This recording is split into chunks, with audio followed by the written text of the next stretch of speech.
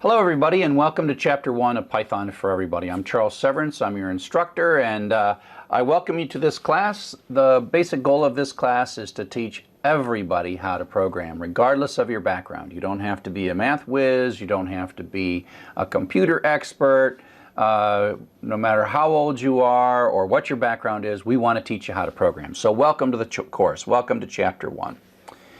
So the first thing to understand is that the purpose to learn to program is because computers want to do things for us. They are built and created and designed, and their hardware is set up so that they basically ask us, what do you want to do next? If you grab your phone sort of does nothing until you tell it what to do. It waits for you. And it's just waiting for you, and all the hardware, computer technology around you is generally waiting for you. And we can use this for useful things. We could play video games. We could have it help navigate for our cars. Someday we might even have self-driving cars. And it's really, in a sense, in my mind, silly if you spend your whole life not really understanding this technology. And I think it's important that we learn to tell these computers what to do rather than just let them increasingly control our lives.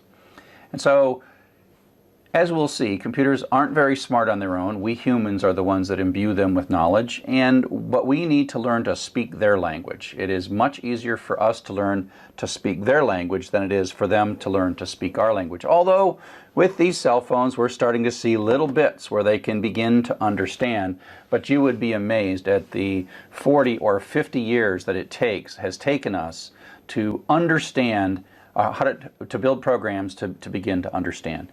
So I'm bringing you into something where you are going to learn the ways of programming and the ways of the computer, because it's easier to teach you how to program than it is to teach this how to work in your world, even though ultimately the goal is to get this to do work for you.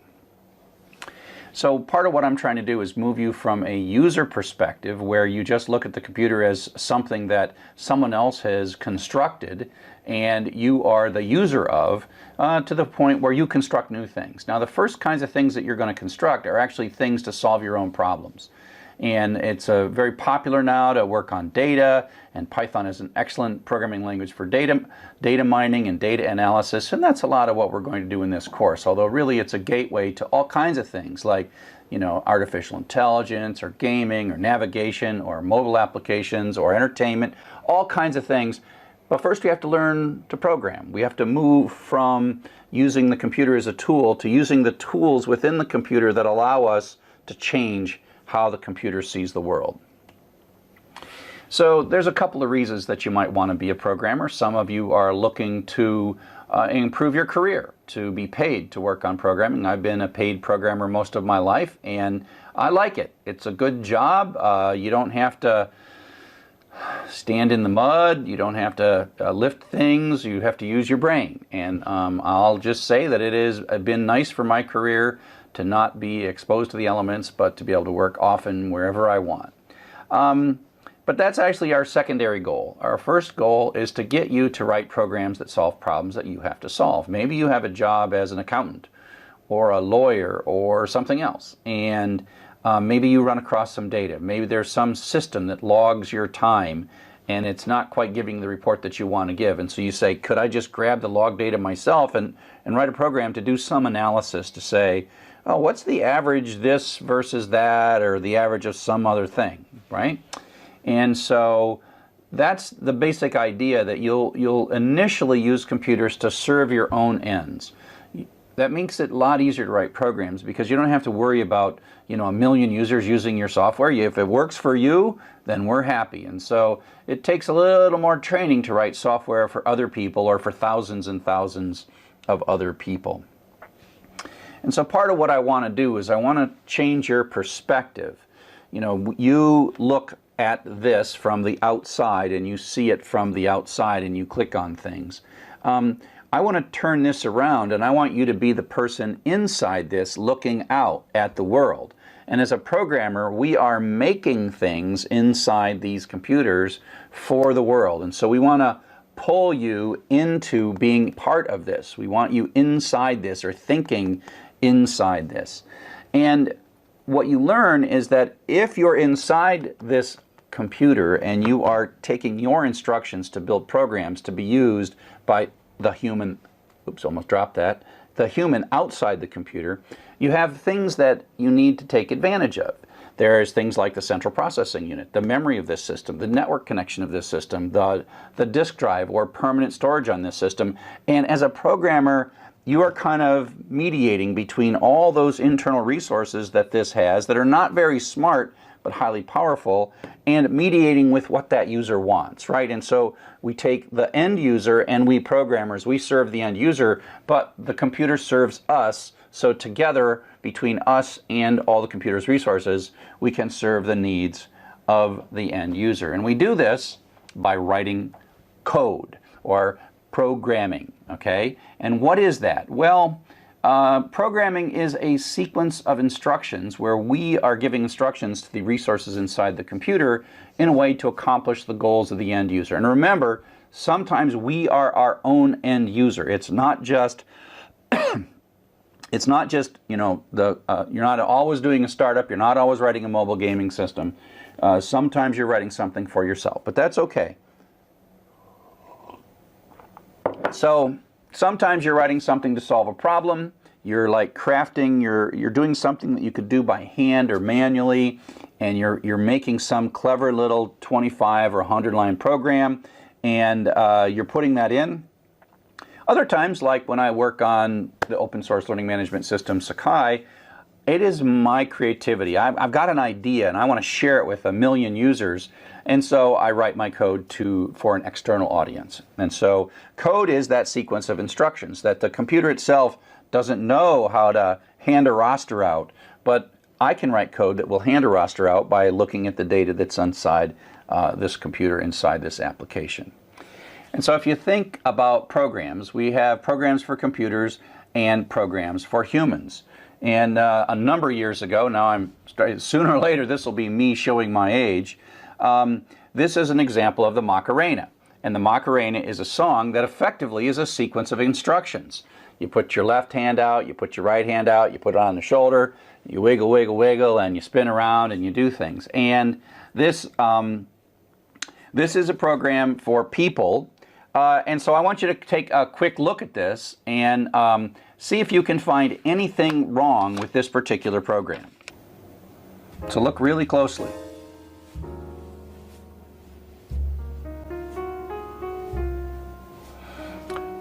So I'll show you. It's got some typographical errors in it, and we as humans are really good at reading or hearing typographical errors and correcting them automatically and instantly. And but computers are not. Computers are extremely literal. If it saw this ham instead of hand, it would think, what's a ham? And why am I going to hit someone in the back of the head with a ham? And why would I take my left hand and hit somebody? That's, you know, these are all bad things. But the computer is going to take us very literally. And so we have to be really precise. And the computer just doesn't know the difference between what we mean and what we say.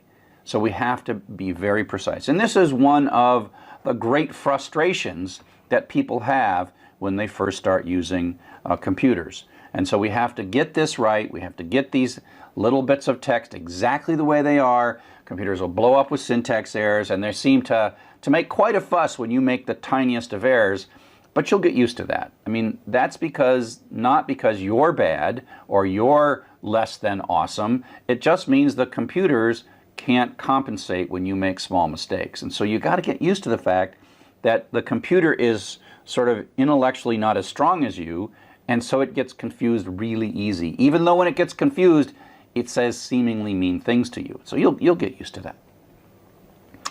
Okay, so the first thing I want to do is I want to throw up some text, and I want you to, while this text is up, I want you to count the number of each word in this text and tell me what the most common word is in this text.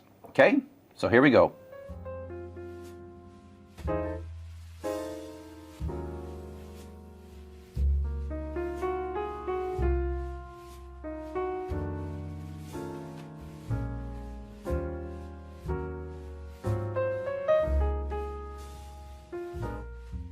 Okay, so I kind of made that hard on you on purpose by moving it around and distracting you and confusing you. But even if it's not moving at all, it's a little bit, tricky to do. You probably stare at it a couple of times. Your brain is going back and forth and back and forth. And so text analysis is one of the great things that computers are very, very good at. And some of the things that, they can translate text, and that's because they've looked at a lot of information. So looking at text is actually something computers are really good at. And so if we take a look at the kind of programs that we're going to write to do this kind of thing, this is something that humans are not naturally good at, but computers are super good at. Now, I'm not going to have you look at this code. This code you will understand in a few weeks, but basically this is a set of instructions to open a file, read that file, read all the words in the file, create a histogram of all the words in the file, and then search through that histogram to find the most common word and tell us what the most common word is in the file. And in this clown file, the word the is the most common. It happens 7 times. And here's another large file called words.txt, and the word to is the most common thing. And our goal is to get to the point where you can write this on your own. So you can say, you know what, I got a problem to solve. That is, what's the most common word in this file? I know how to start, and then I know how to finish. I know how to do the stuff in the middle. And we have to learn this kind of weird language, but when we do, we can count millions of words as easily as you count 20 words. So that's the fun of all of this, is to teach you this language so that you can solve that problem so that you don't have to solve it. Because you could solve it, but it's not something that you're naturally good at, and it's hard work. So up next, we're going to talk a little bit about the hardware architecture that you're going to be experiencing as you write programs.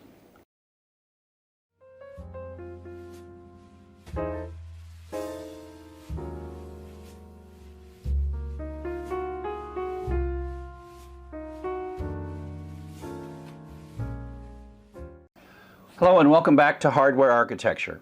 Now you might ask, why do I tell you about hardware architecture? Probably you're not going to build any hardware, although it's fun stuff to do, and if you're going to become a computer scientist, which most of you won't want to be, it's a great thing to study, and those who build our hardware are amazingly talented individuals, and it's a really rewarding job. The reason I like talking to you about hardware is because I want to be able to use words at some point and say, oh, secondary storage, or central processing unit, or random access memory, or peripherals, input devices. And I want to be able to say those words, and I want you to be able to understand them. And so I'll start with a little piece of hardware called the Raspberry Pi. And the Raspberry Pi is a cute little single board computer. As we go forward, these things are smaller and smaller and smaller. And the interesting thing is that the architecture of these stays the same, but the number of components drops. So I'm going to start and give you a block diagram of sort of a generic computer and tell you the major parts of it. Now, I'm going to show you some really old hardware, some really new hardware, and then some hardware that is of medium age. And the medium age hardware is probably the easiest one to see. The architecture is the same, okay? And so the basic block diagram is that the brains, if there are brains in computers, which there really aren't, the software is the closest thing computers have to brains, but in hardware, the closest brain the computer has is this, called a microprocessing unit or a central processor unit. And this is designed 3 billion times a second to ask the question, what do you want me to do next? And these little pins on the back are our instructions, like 32 or 64 of these pins. 3 billion times a second, we send an instruction into these things. Now, we can't sit there and talk to it. We can't. And so the instructions we store in what's called the main memory. And this memory is really fast. and the memory sort of feeds this. And so every time the CPU needs a new instruction, it asks the memory where that instruction is. And so the memory feeds the instruction to the CPU does it, says give me another instruction, CPU does it, gives me another instruction, and that is the basic essence of programming. This asks what's next, and this is where your program is stored, or a program you purchased or came with your hardware, where that's all stored, and those are your places. And so you end up inside, your programs end up inside this memory. So then there's so in software you tend to program the CPU. And if you had bought a desktop computer a number of years back, it would have this thing called the motherboard. And the motherboard is called this because it kind of connects all the components together. And so if you buy memory by itself, it does nothing, but it has a place to plug into the motherboard. And if you buy a microprocessor, it has a place to plug into the motherboard. And if you buy a hard drive, this is a really old hard drive, it has a place to plug in on the motherboard. And so the motherboard sort of connects everything together. The hard drive is secondary storage. Now, the way how secondary storage is different than the main memory, which there it is. I got unpile this stuff. So this main memory is really fast, but as soon as you turn the power off of this memory, it sort of vanishes. And so to store files like word processing files or text files or whatever, you got to store it on something that lasts a little bit longer. And so that's the purpose of the secondary storage. It's permanent. When the power's off, it stores it. Now this one here is in such bad shape that isn't probably storing anything, but it's got these little heads and it spins around and goes in and out. And we'll have a video later that shows you one of these things that's not quite in as bad a shape. If you look, this has 4 different platters that are all spinning around. And so this is just using magnetic material and electronics that sort of magnetize and demagnetize this stuff. And if you look at a disk, they're often rated, physical disks are rated in revolutions per minute, and that's how many times this thing spins around. And if you got an old desktop and you hear it spin up, this is the thing that's spinning. And it's the place that your operating system lives, your files live, your applications live, while they're stored and while the computer's turned off. And then they're loaded into this while they're running, and then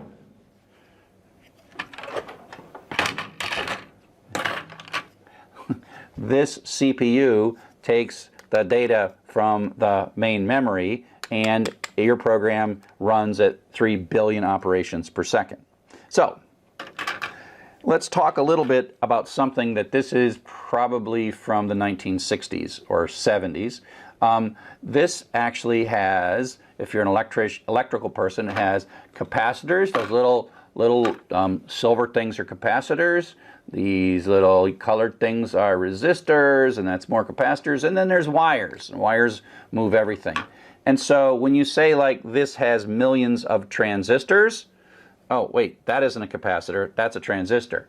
That's a transistor. When you say that this here has etched, and if you look closely at this, go look at a picture of a microprocessor online, you will see that it has millions of these. And so the difference between 1960 and today is this circuitry of capacitors, resistors, and transistors has been microized and put onto this. It's using a photographic process, and they're tinier and tinier and putting more and more on. And if you think going from millions of these to one of these is crazy, the thing that's happening now, and the reason we have whole computers inside our pocket, is that everything, all of this whole thing, CPU, memory, everything, all of it connected, and the storage is being made smaller and smaller. And so this little single board computer called a Raspberry Pi has one thing in it, and it has the main memory,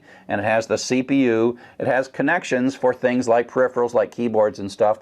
Now it doesn't yet have secondary storage on it. The secondary storage gets plugged in right here via USB.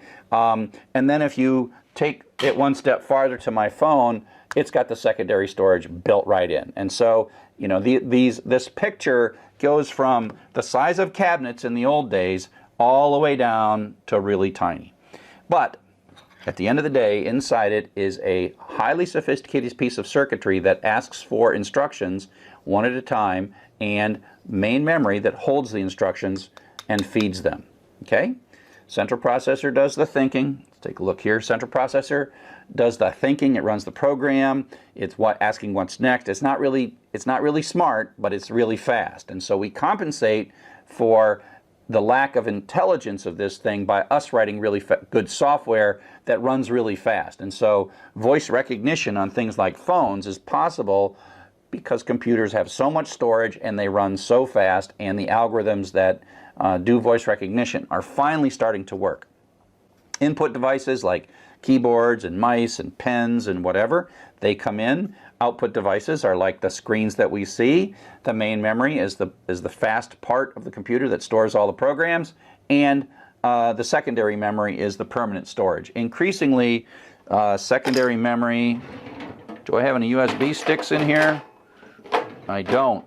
Well, increasingly secondary memory is flash RAM or static RAM with no moving parts. And so you, in a few years, you'll not even be able to see secondary memory with moving parts.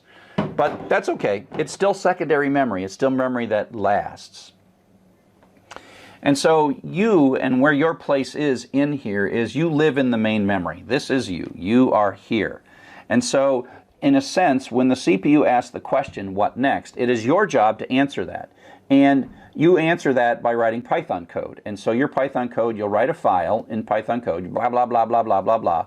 And then that Python code sort of gets loaded into main memory. There's a magic translation process that happens. And then your code is actually answering this question 3 billion times a second. 3 billion times a second, you're sitting there. But this is you. You're really out here, but you then write a file, and the file's loaded in, and then the file runs. And that's how things are at. And that's your place in the world. Now, what's actually running is not Python code. There is, as I said, a translation process. You write a Python file, and then Python itself translates this into the actual language known by the microprocessor, which is a series of zeros and ones called machine language. Someday I would love to teach you a class on machine language, but for now we're going to teach you Python, and we're going to use Python as a crutch. We don't have to talk machine language, but you could, if you really wanted to, you could know how to write machine language. But I assure you, Python is far easier to learn than machine language. So Python acts as a translator, translates what you're doing into machine language, and then the machine language is what's sent back and forth. But still, even though it's translated to machine language, it's you. It is you answering those questions, and that's what a program is you pre-storing your response to the what next question over and over again. So here's a couple of videos that you can look at on YouTube about a CPU. These CPUs, and it looks very much like this CPU that I've got with me, these CPUs have extremely high heat. When you put this thing or your computer on your lap and it starts to heat up, that means it's thinking really, really hard. And so this is a small little old video from a long time ago that shows what happens when you take out the cooling capability of microprocessors and just how hot they can be. And the other video that I have is a hard disk, something like this hard disk that I have, except that it works and they turn the power on. Some of them last for a few seconds, some of them last for a few minutes. It's never I must be allergic to this hard drive. Or maybe it's because there's dust in this hard drive and I keep spinning it and I sneeze. But basically, some of them last for a few seconds, some of them last for a few minutes. It's not a good idea to open them up, but I'm glad somebody opened it up and then did what they did and then recorded it so we can all enjoy what it is that they're capable of doing. Okay? So that's a quick introduction to hardware, mostly so that I can use those words going forward. Now what we're going to talk about next is communicating in the language Python. That is, writing code and putting it into the computer so that that can execute. Okay?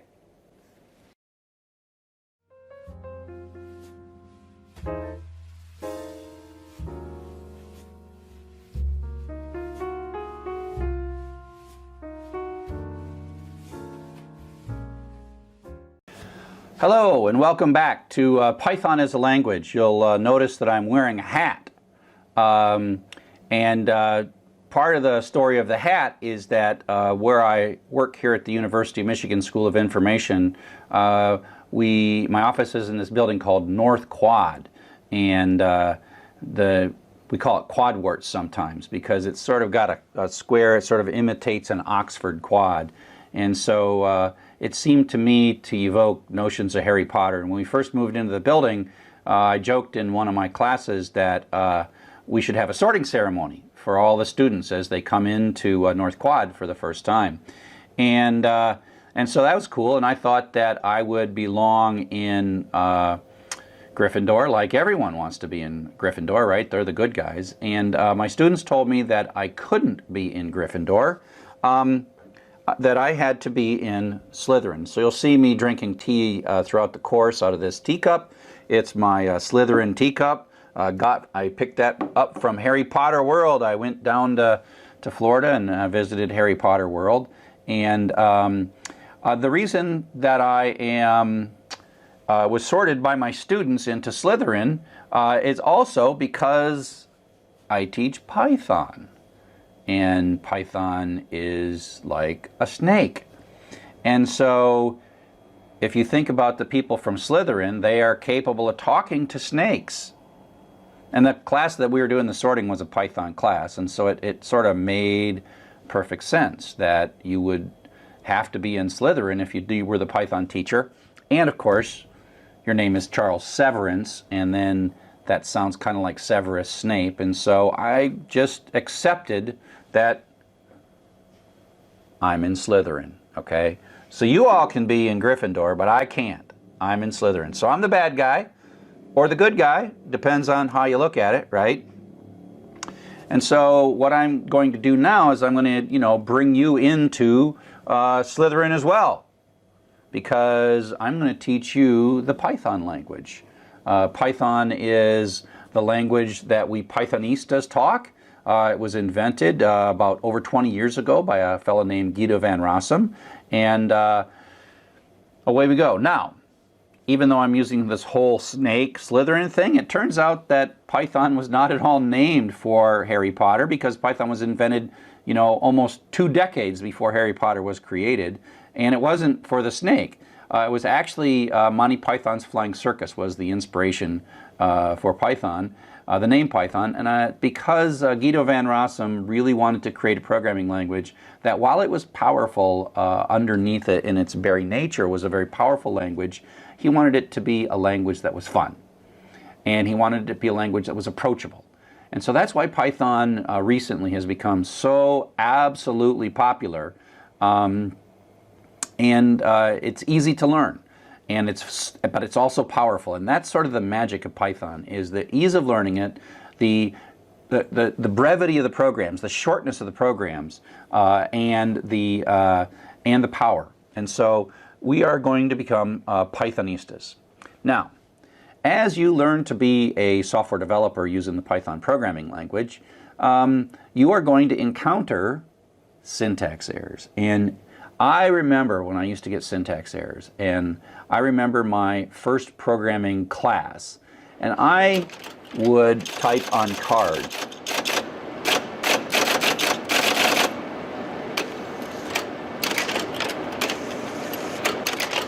And I would upload those cards to the computer, and the computer would say, "You're not worthy." And I'm like, wait a sec, those are pretty good cards. How could you be so critical of me? I'd say syntax error. And I really got sort of a really bad attitude that somehow this computer didn't like me, and that I would make cards, it would complain, and I would make changes to the cards, and it would still complain. And I'd make changes, and it would still complain. I'm like, how can I win in this situation? And you're going to feel the same thing. You're going to absolutely feel the same thing. You're going to be struggling. You're going to be like, how come this computer hates me? Let me assure you right now, the computer doesn't hate you. The computer actually loves you. It just is not very good at showing how it loves you, or telling you how or why it loves you. And so syntax errors are not so much Python telling you that you're bad or that you're an inadequate programmer or you should find something else to do. It's really Python's admission that it doesn't understand what you're trying to say. And so you got to get used to that. And it's frustrating, but you got to get used to the fact that syntax errors are your friend. Python is saying, hey, I got to line 7 and I was doing fine up to line 7, but boy, in line 7 there's some little thing. I don't know what the word else means in this context, or you didn't indent it, and so I'm kind of confused. What did you mean? Please, please, please help me. You know, and so it's so much easier for you to learn Python than it is for Python to figure out what you mean when you're writing code. So we have a number of different ways to sort of encode our instructions when we talk to Python. One is we just run Python interactively on our computer. Hopefully by now you've got it installed, and you just type Python at a command prompt. So either a Windows command prompt or a Linux command prompt or a Macintosh command prompt. And I got some examples of how to sort of get this all started, get Python installed, and away you go. Now you'll notice when you run the Python interpreter, the 3 chevron prompt, Python is asking you what next, right? This is you, it's saying, I want to talk to you, I want you to tell me some Python to do. If you know the Python language, you know what to say right here. Now if you know Python, you can type these languages. You can say, oh, x equals 1, which really means go find a little piece of memory, label it x, and stick 1 in it. Print x is like, go find that thing where you labeled it x and bring me back that number and tell me what I stored in there. Now why you want to do this, that's a different question. And these are very simple things. It's going to take you a while to get the big picture of why we're doing this. So just trust me that you want to learn these statements, and then later we will successfully turn those into a program. So x equals x plus 1, the third line there. X equals x plus 1 is not as it seems in math. It basically says, hey, go grab the old value of x, add 1 to it, and stick it back in x. That's what that means. So an equal sign really has kind of an arrow to it. And then we say, hey, go look up that x thing that we just did and print that out, and then we're going to say quit. So that's us talking to Python. Now, you can type just about any crazy stuff you want in here, and Python will be unhappy and talk to you. So what we're going to do next is we're going to start talking about the actual language of Python and what it is that we have to say to make Python happy when we're talking to it.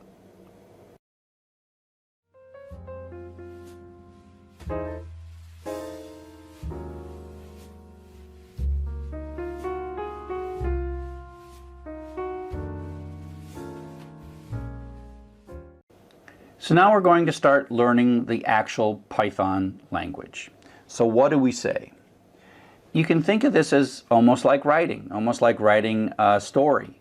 We're going to start with a basic vocabulary. We're going to talk a little bit about lines or sentences, and then we're going to start talking about how to put those sentences together to make a coherent paragraph, as it were. And you just have to accept the fact that when I start teaching you this stuff, it's not going to make sense for about 6 or 7 more chapters. And so just sort of bear with me, except, I mean, I remember when I first learned, it went from me confused, holy mackerel, this is awesome. And so I expect many of you will go through that same thing. So just learn the first parts, accept the fact that it doesn't necessarily make sense in a big picture, and just bear with us, okay? So we'll start with vocabulary, we'll start to make sentences, and then we'll have little short stories and paragraphs, okay? And so this is a short story about how to count the words in Python. It's got a couple of paragraphs, and we are going to look at all of this stuff eventually. So we start with a set of reserved words. And what are reserved words? Well, they're words that Python expects when you use these words that they're going to mean exactly what Python expects to mean. And what it really means is you're not allowed to use them for any other purpose than the purpose that Python wants. It's sort of part of the contract. It's like when you have a dog and you go, what did you think of that television program? And the dog has no idea what you're saying, and then you say, do you want to wait until Saturday to go to the veterinarian? And the dog still doesn't know what you say, and then you go like, how would you like to take a walk? And then the dog goes, walk. I know what that means, and then hits the door, right? And so the way the dog sees you is blah, blah, blah, blah, walk, blah, blah, blah, blah, food, blah, blah, blah, blah, treat, blah, blah, blah, blah, walk. That's kind of how Python looks at these reserved words. When you say class, it goes class. Oh, I know what that means. Now, if I say zap, it's like, oh, zap something that you get to decide, or it's maybe a variable name. So reserved words are simply words that when you use these words in Python, and there's only a few of them, like and or del, or if maybe, pass maybe, in. A lot of these, you won't end up using them. It's just these are reserved for Python and part of the Python vocabulary. This is Python vocabulary. Now, when we move from words to sentences, you see that Python is a series of lines. A Python program is a series of statements. They have an order because the computer wants to know what next, what next, what next. So what next is start at the beginning.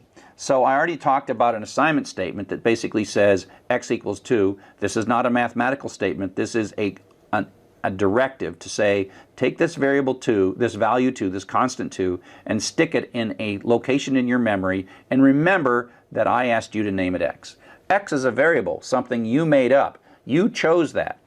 And so, but it's Python's job to remember it. So this says, go to whatever that x is, there's a 2 in there. Now pull that x back out, add 2 to it, which makes it 4, and stick it back in x. And so that makes this a 4. So x is a 4. And print x says, go look up that thing that was an x and print it out. And so these are like, each line has something to it. I'm using a reserved word. Well, actually, that's a function, but it's a reserved word too. And so there's reserved words and all these things, and you combine these. There are operators. Plus is an operator, equals is an operator. These things do things, and we'll learn all this stuff in time. So the basic building blocks of lines of Python. Now, as we take these lines of Python and build them up, we end up making paragraphs, programming in paragraphs. And so one of the things that it's important is I showed you how to do interactive Python. So you just type Python and you type a statement and a statement and a statement. Those get really tiring after about 3 or 4 lines of Python because you start making mistakes and you have to start over. So the better thing to do is to, as your program gets a little larger, to write a script. Put your Python instructions in a file and then tell Python to read from the file and then run the script as it's entered in that file. We tend to name these files with .py, and I've got a series of videos that you can watch to figure out how this all works. Like I said, you can type interactively to Python, and it's a great way to experiment with Python, check to see if a statement does what you think it does, but script is the way. After we are past 1 or 2 lines of code, we write it in files and then run it separately. So there are a couple of basic patterns, and it's really important to understand each of these patterns. And like I said, we'll teach you these patterns separately, and then we'll combine them together. And when you combine them together is when you say, oh, that's what a program is. So you have to suspend disbelief. We have a couple of different patterns. One is a sequence of steps. Do this, then do this, then do this. Conditional is like skipping something. Repeated does it over and over and over again. Computers are really good at repeating stuff, much better than people. People get tired going over and over doing the same thing. And then we have store and repeated steps as well. And so if we take a look at this, and we take a look at a Python program, this is a piece of code. This is a little script. If you type this into the code, take this code, Python code, into a file and ran it, it starts at the beginning, and then it goes to the next line, and the next line, and the next line. And Python executes the scripts as you write them. So it says stick a variable to find a place called in your memory called x, stick 2 into that. Okay, then go to the next one, print that out. So the program is producing output. Now go read x and add 2 to it and stick it back in x. So x is 4. Then print that. This side over here, this is called a flowchart. I'm not going to draw flowcharts. I'm only going to draw them a few times in ways that I think will help you. But you can think of it as Python, when it finishes something, it goes on to the next one, unless you tell it otherwise. Finishes this, goes on to the next one. Finishes this, goes on to the next one. Finishes this, and now the program is all done. And so that's sequential steps. You just type them in, Python runs it. They're important, but sort of uninteresting because you can only get so far. And you can't really make them intelligent because it's always going to do the next one. So the next thing we do is what are called conditional steps. And this is where it starts to get intelligent. I mean, where you are able to encode your brain into the computer. Like, oh, wait a sec, let's only do this step if something is true. And the syntax that we tend to use here is the reserved word if. Okay? And so the if is like a little fork in the road. You can go one way or you can go another way, and you're asking a question. So inside the if statement, right here, there is a question saying, is x less than 10? That resolves to a true or false. If it's less than 10, that's true. If it's greater than 10, it's false. And so then what we do is, if it's less than 10, we have this indented block of code. There's also this colon that tells us we're in the beginning of an indented block of code. And so what it basically says is, if this is true, run that code. If it's false, skip that code. So it can either run it or skip it, depending on this question that's being asked. Now, if you look at this code, it's pretty obvious what's going on. It comes down, x is 5. If x is less than 10, that's true. So it runs this code and prints out smaller. And then it comes back here, it de-indents the next basic sequential. This ends up being kind of a block. If x is greater than 20, if x is greater than 20, oh, come back. If x is greater than 20, this turns out to be false because x is 5, and so it skips this. So the bigger never comes out, and then it continues on and prints fini. Oops, that's a typographical error. Make that a lowercase print, and then prints fini. So it comes in, runs this, skips this, and then finishes. Okay? So here is the last one we'll talk about, the repeated steps. We'll get back to store and retrieve later, but for now we're just going to talk about 3 of the 4. This is another program, and the key is that we're going to use this same choice where we're going to go in, but then we're going to run for a while, and then we'll have an exit condition where we get out. So this is a repeated over and over and over and over again, and this is the essence of how we make computers do things that are seemingly difficult, well, that are more naturally difficult for people.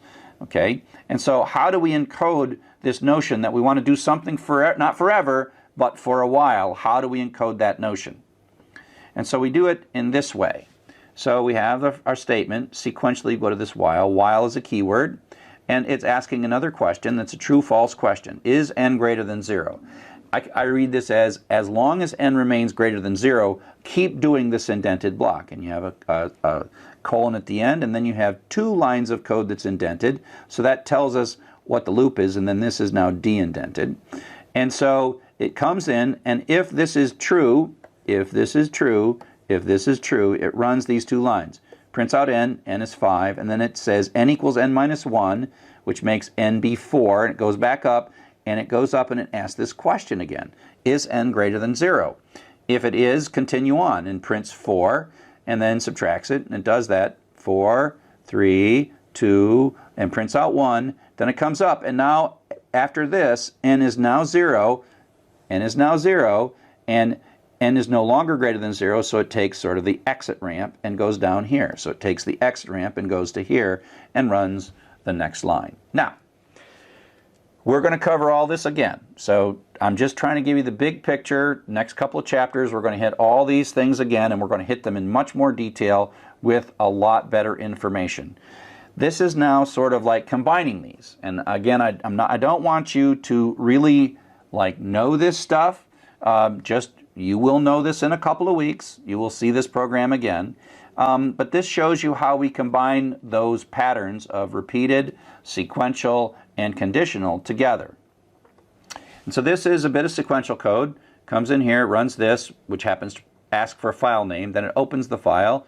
It creates a data structure called a dictionary. This is all sequential. Now the for is another form of loops. So this is going to loop for a while.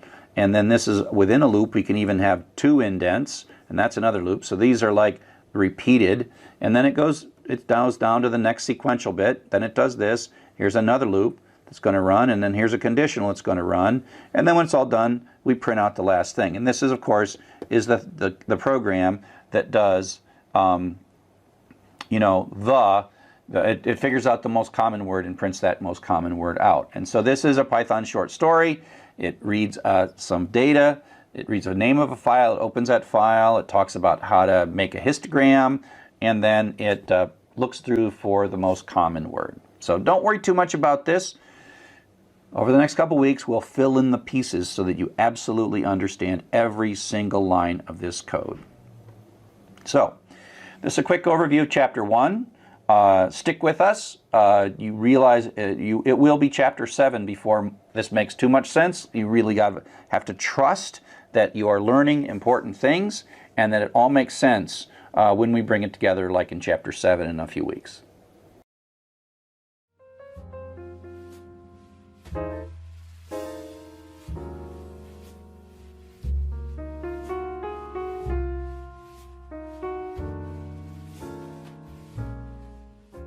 Hello, and welcome to Chapter 2.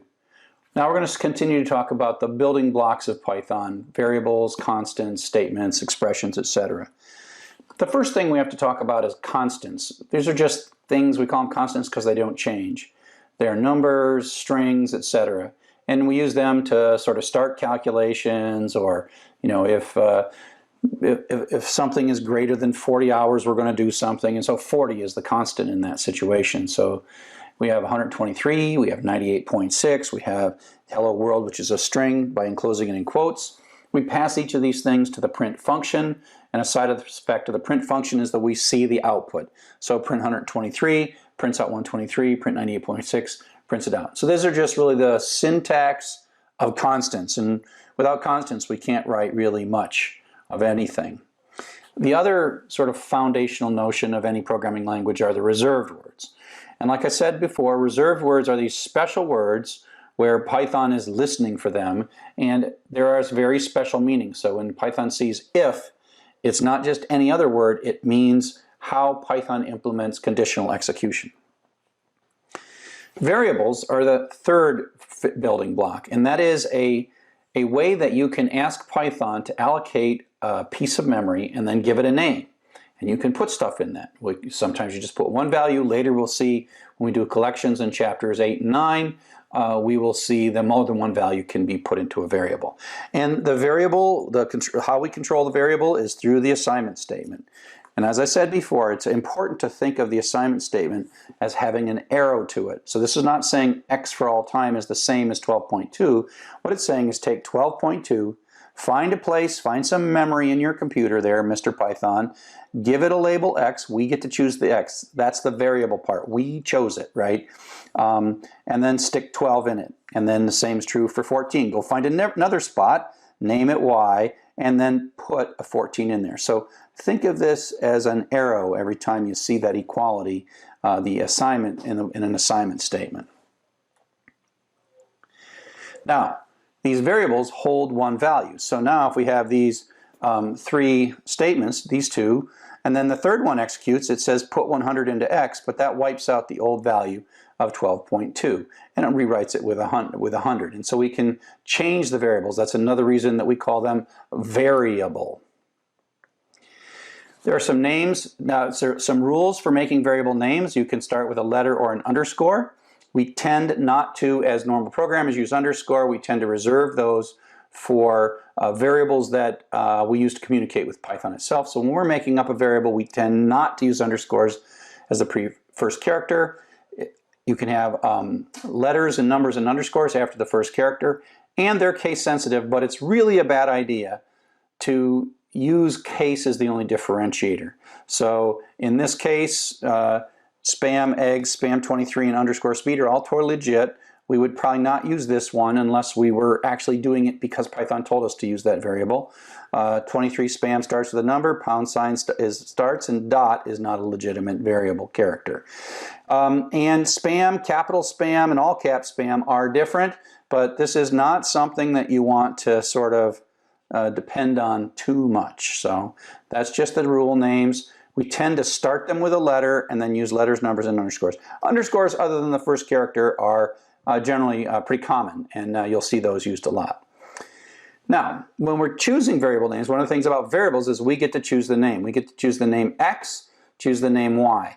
And so sometimes we like them short, but sometimes we want them descriptive. And the notion that of making variables descriptive is often confusing to beginning students. Sometimes it's really helpful to, if you're going to have a line of text and you name the variable line, that's great, because the next person reading your program says, oh, that must be the line of text.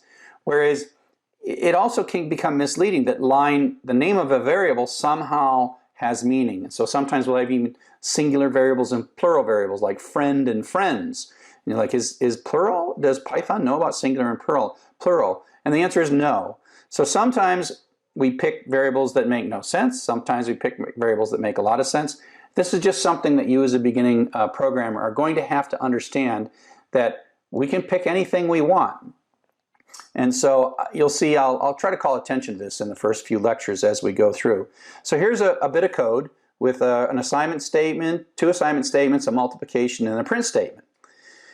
And you can say, what is this doing? Now, Python is perfectly happy with this code because it assigns it in there. You have said, please go give me this as a label. And then we assign 2 variables, and then we're carefully pulling these 2 variables back out, multiplying them together and sticking them into yet another variable, and then printing that variable out. That seems like, you know, we can figure out what it is. You just have to look really carefully. And a single character mistake in Python is going to be, you know, pretty unhappy. Okay? So that's one way to write this program. It's hard though, because any of those characters are long variables and they're random stuff. It's not very friendly to anyone who might read your program. Now this looks a little friendlier. It's the same program because Python just wants a correspondence. You picked A, you picked B, and you picked C, and it's really much easier for us to see what's going on. And so this is, in a way, going from here to here is much friendlier, but we can be even friendlier if we pick mnemonic variable names. So this is not mnemonic, this is short and convenient. This is long and inconvenient. Python is happy with any of these. Here, on the other hand, is another version of the exact same program. And now you think to yourself, oh yeah, now I get it. 35 is the number of hours, $12.50 is the rate, and then we're going to multiply the hours and the rate and come up with the pay, and we're printing out the pay. Now whoever wrote this program is helping us greatly understand what's going on. And that's good. Choosing variable names. Python, again, all 3 of these are the same to Python. Choosing variable names in a way that help your reader understand what's going on is a great thing. The problem is, the danger is, if you read this and you think that somehow Python understands payroll, that if you name a variable hours, that Python knows what hours means. The answer is, Python really doesn't care what you name the variable as long as what you name it, you use it, right? And so you got to be careful. And so you'll see, when I write my code in these first few weeks, first few lectures, I will sometimes write it with gibberish. I'll sometimes write it with extremely short but meaningless variable names. And sometimes I'll use meaningful variable names. And I'll call your attention to it, and it will get you. You'll start, when you look at this third kind, it has meaningful variables or mnemonic variable names. You'll just instinctively want to give Python more intelligence than it sort of deserves. I guess that's probably the best way to say that. So we've talked about constants, we've talked about reserved words, we talked about variables. And so here we have a sentence, like we've already done some of these things, where we set x equals 2, we retrieve the old value of x and add 2 to it, so that becomes 4, and then we print 4 out. Print is a function that's built in, and we pass in whatever we want to print out. So this parentheses is part of a function call. Okay, so an assignment statement, you have to really get your head around the notion that it has this arrow nature and that it evaluates this entire right-hand side before we change the left-hand side. And so you can think of this sort of as at time step 1 it does this, and then at time step 2 it does the copy. And that's how you can have something like x on both sides of an assignment statement. And so if, for example, we have x and x has 0.6 in it, what happens is that it sort of ignores this part right here and evaluates the expression. So it pulls the 0.6, everywhere x appears, it pulls 0.6 out, then it starts running these calculations, and then it has the new value. After all the calculations are done, then and only then is it going to put that back into x. And so it sort of takes that and puts it back into x, and then wipes out the old value, at this point, this has all been taken care of and it's been reduced down to this 0.93, and so that is what's put in as the new value. So up next, we'll talk a little bit more about making more complex expressions.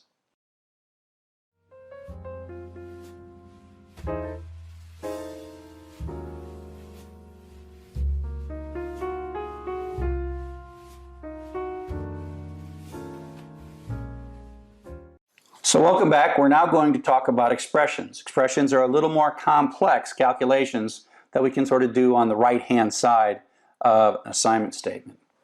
So one of the things about expressions is operators. And the operators in computer programming are often very much the same as the mathematical operators, but we don't have all the fancy characters that we have in mathematics, and so we have to choose what's on the keyboard. And then we really go back to the 1960s and 1970s, and we used what was on the keyboard in the 1960s and the 1970s to make these operators. So plus is addition, minus is subtraction. We don't have a times sign or a dot in the middle, so we use the asterisk as multiplication. Division, we can't put two things over top of each other, so we use slash for division.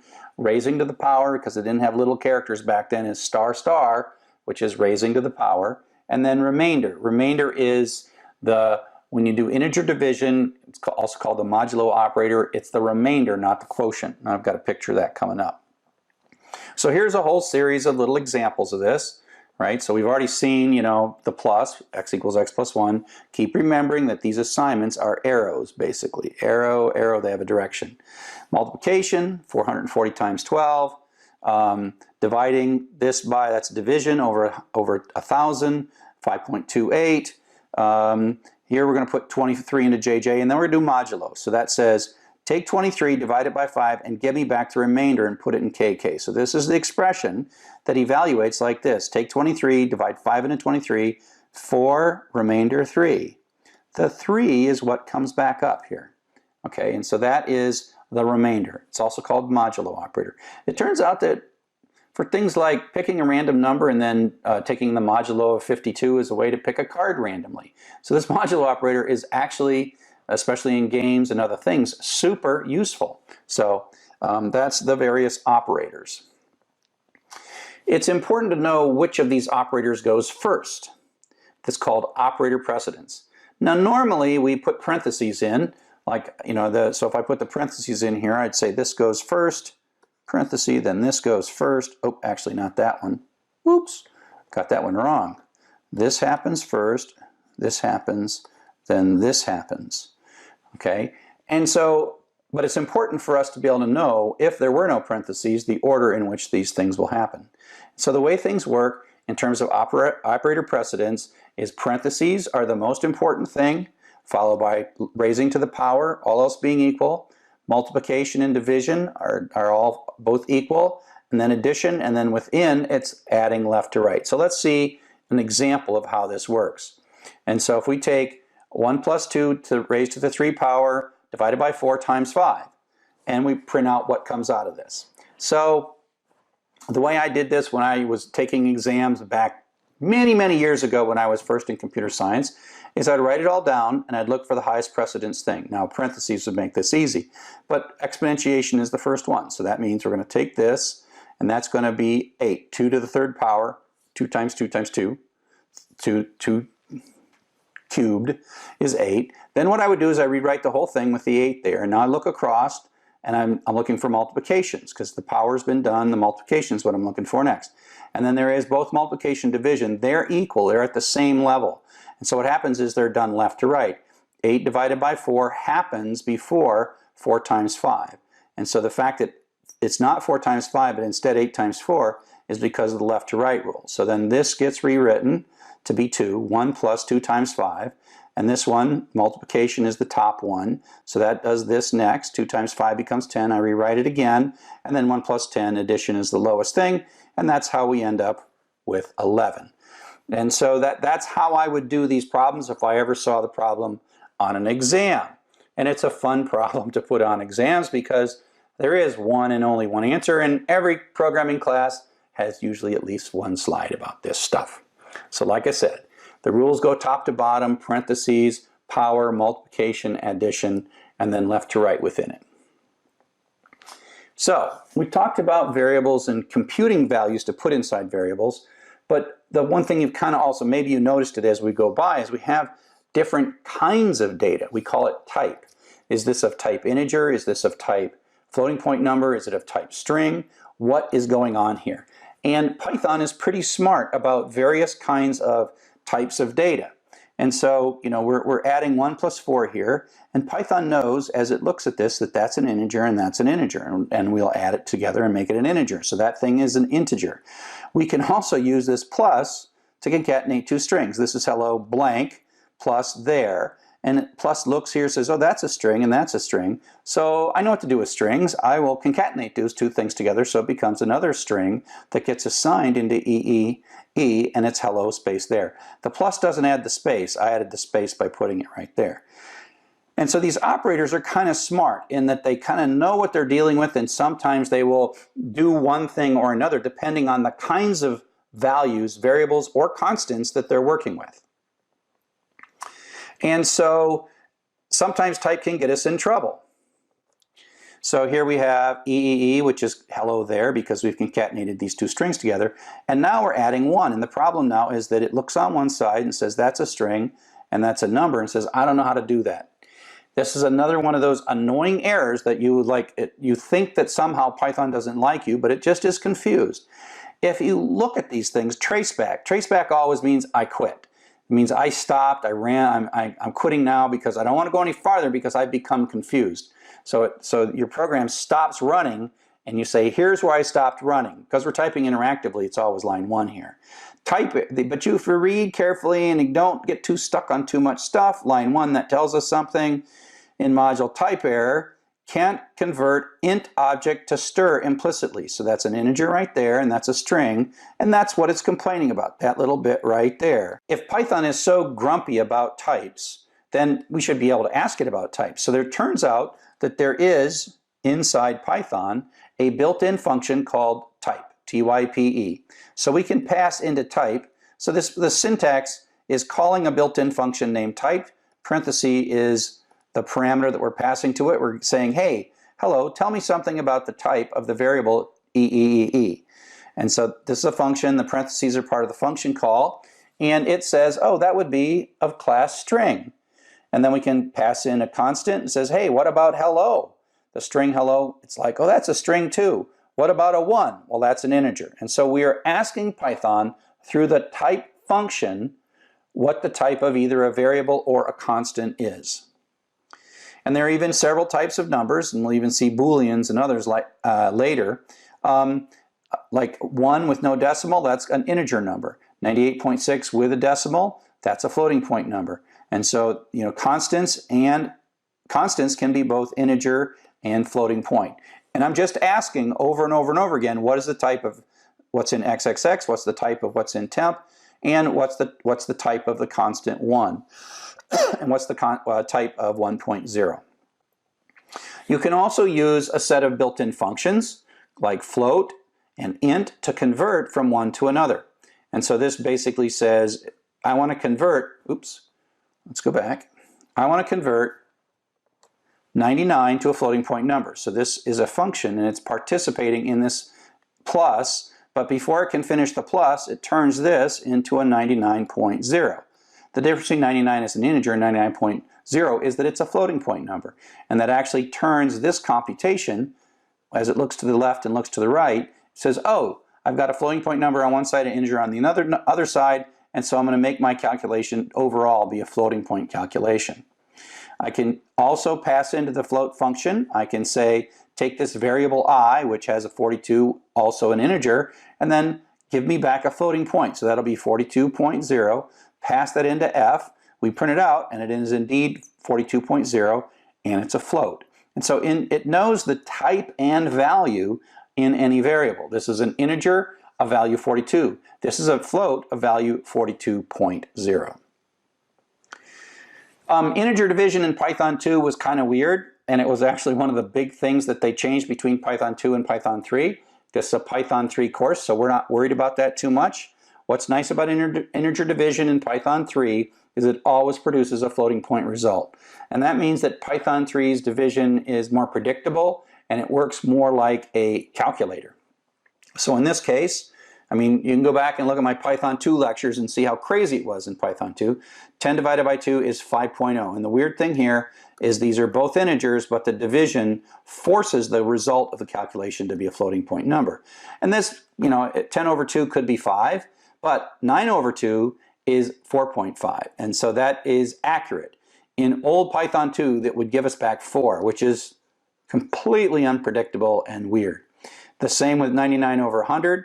As you would expect, if this were a calculator, you get 0.99. Actually, what you get in Python 2 is 0 because it would round it down. It doesn't round at all, it truncates it. So 99 over 100 is 0.99, and then it truncates it to 0. That's Python 2. We're not talking about Python 2. There's a good reason we're not talking about Python 2. Welcome to Python 3. Of course, if there are a floating point on either side, the result is still a floating point, and the result is still a floating point. So integer division produces a floating result in Python 3.0, not in Python 2.0. That is an improvement in Python 3.0. And that's why we're recording these lectures. I have a whole great set of lectures about Python 2, and now I'm going to have a great set of lectures about Python 3. Welcome to Python 3. Okay, so we've been talking about converting from integer to floating point, but you can also convert from string to integer or string to floating point. And so here we start out with a little string value. Now it only works for strings that are made of digits. So quote 1, 2, 3 quote is not an integer. It is a 3-character string that has 1, 2, 3 as the characters in that string, which is very different than 123. We say, what is the type of this? It's a string. We say, let's add 1 to it. And it says can't convert into string, so that blows up, right? Because this is a string. It looks to both sides. String plus an integer, not good, okay? But we can convert this. We can call the int function, which is like the float function, and pass a string in. So it says, hey, take this and turn it into an integer. So take the input of sval, which is the string 1, 2, 3, and give me back an integer representation of that, which is going to be 123. So we say, what kind of thing do we get back? Well, we got back an integer. We can now add 1 to it and get 124. And so you have to manage the type of things, and you can convert from one type to another. Now, int is not magic. If you send something into it, a string that doesn't consist of digits, then you're going to end up with another error. Invalid literal for integer with base 10, blah, blah, blah, blah, blah. So it's really complaining. It says, I want these to be numbers here, and you just gave me letters, so that's going to cause this to fail. Another thing that we're going to do with variables is, just like the print function takes something, a list of things, in this case, a string, comma, a variable, and then prints some output in the program, the opposite of that is input. Actually, input generally happens before output.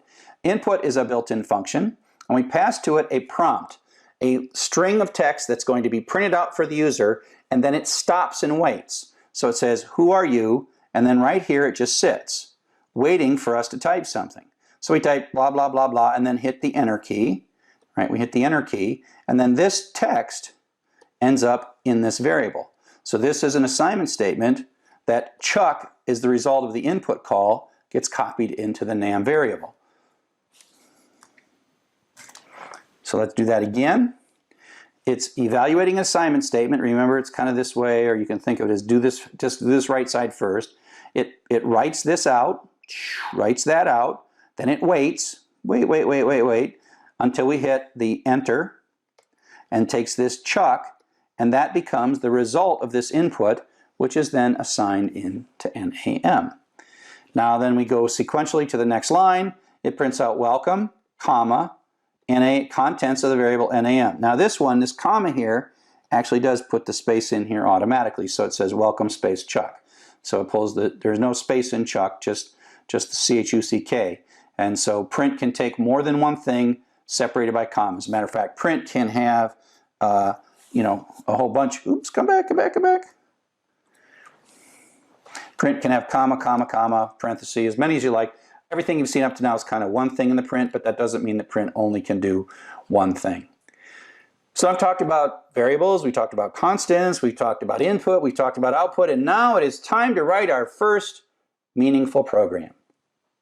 And so this program has to do with those of you who have traveled internationally. If you traveled to the United States and you traveled outside the United States, you notice that there is an elevator convention that is different inside the United States. In the United States, the walk in the ground floor in the elevator, that's 1. And if you walk in the ground floor in Europe or many other places in the world, in the elevator is 0. So we have written a small app that we're going to put on the App Store and get wealthy with called Elevator Floor Conversion App. And it's going to ask us, we're in Europe and we're lost, and you say, well, what floor would this be if I was in the United States of America? And so we have to read the floor that we are at in Europe, and then we're going to convert it to a US floor, and then we're going to print it out. This is very silly, but it is a pure essential program that has input, does some kind of task on that input, and then produces some output, which is useful for some value of useful, okay? So let's take a look at how we combine everything that we've learned in this lecture, input, processing, and output. It's a 3-line program, but it's sort of the beginning of something that programs do. Okay, you're going to do lots of programs that do this. So here we go. Program starts, we do the input, side effect, it prints out this and then waits. We type in 0, that comes back here, and the 0, which is a string. Input gives you back a string. It doesn't give you back a number. It was a little different in Python 2, but in Python 3, input gives you a string. So quote 0 quote, which is what we typed here. We didn't type the quotes, it's a string, gets stored in the imp variable. Then we move to the next statement, and on this right-hand side, we convert that string variable to an integer, so that becomes the integer 0. We add 1 to it, and then that becomes 1, and then we assign that into USF. I've named this variable United States floor, right? So imp is the input and USF, that's mnemonic. It doesn't know anything about elevators, it's just I picked a variable that was quite friendly. And so at this point, USF has the United States floor that's equivalent to the European floor, and then I just fall down and I do a print statement. Print out US floor, comma, that's this space right here, and then whatever the contents of the US floor variable is. And you could see that I could write this on 4, and it would say 3. I could write this and say 7, and it would say 6. This is an amazing program. It converts floors in a European numbering scheme. Wait, actually no, I got that wrong. Hang on, let me clear this. I wasn't thinking clearly. I could type in 4 and it would give me back 5. I could type in 6 and it would give me back 7. See, I'm confused. Haven't been in Europe in a couple of months, and so I forgot all about the floors. But that's the idea. Now, this is a super simple program, not super useful, but you get the idea that we're going to pull some data in, we're going to do some intelligent thing. Soon this will be hundreds of lines of code instead of 1 line of code, and then we're going to present the results to our user. Now, another element of most any programming language is what's called a comment. A comment is a way for you to put in a program file some text that's to be ignored by Python or C or whatever language we happen to be using. In Python, comments start with a pound sign. So what you can do is put a pound sign anywhere in a line, and then after the pound sign, Python ignores everything after that pound sign. It can be the first character. So here's our recurring concept that we talk a lot about. We're not going to cover this. Remember what this does. This is counting how many letters. There's 16 thes, and there's in that file there was 6 2s or whatever it was. This is that code. We'll get back to this code. But what we've done here is I've added some comments that are really for human consumption. So this first paragraph is get the name of the file and open it. The second paragraph is count the word frequency. You know, maybe I should have said histogram here. Count the word frequency and assemble a histogram. And then here I'm putting this pound sign in, find the most common word, and then I'm all done, I print the stuff out, right? And so all I'm saying is comments are for people to read. Your next programmer or the person who's going to change your program after you're done with it, and they're nice. And you don't have to use any particularly weird syntax or variable naming conventions. You put a pound sign in and you can write anything you want from that point forward. Okay, so We've talked a little bit about variables and types and mnemonics and how we would choose variable names and how expressions work and the various operators, converting between different types, printing, input, output, and comments. So that just kind of gets us sentences. And coming up next, we'll talk about conditional execution, where we're really starting to move up to paragraphs. So see you in a bit.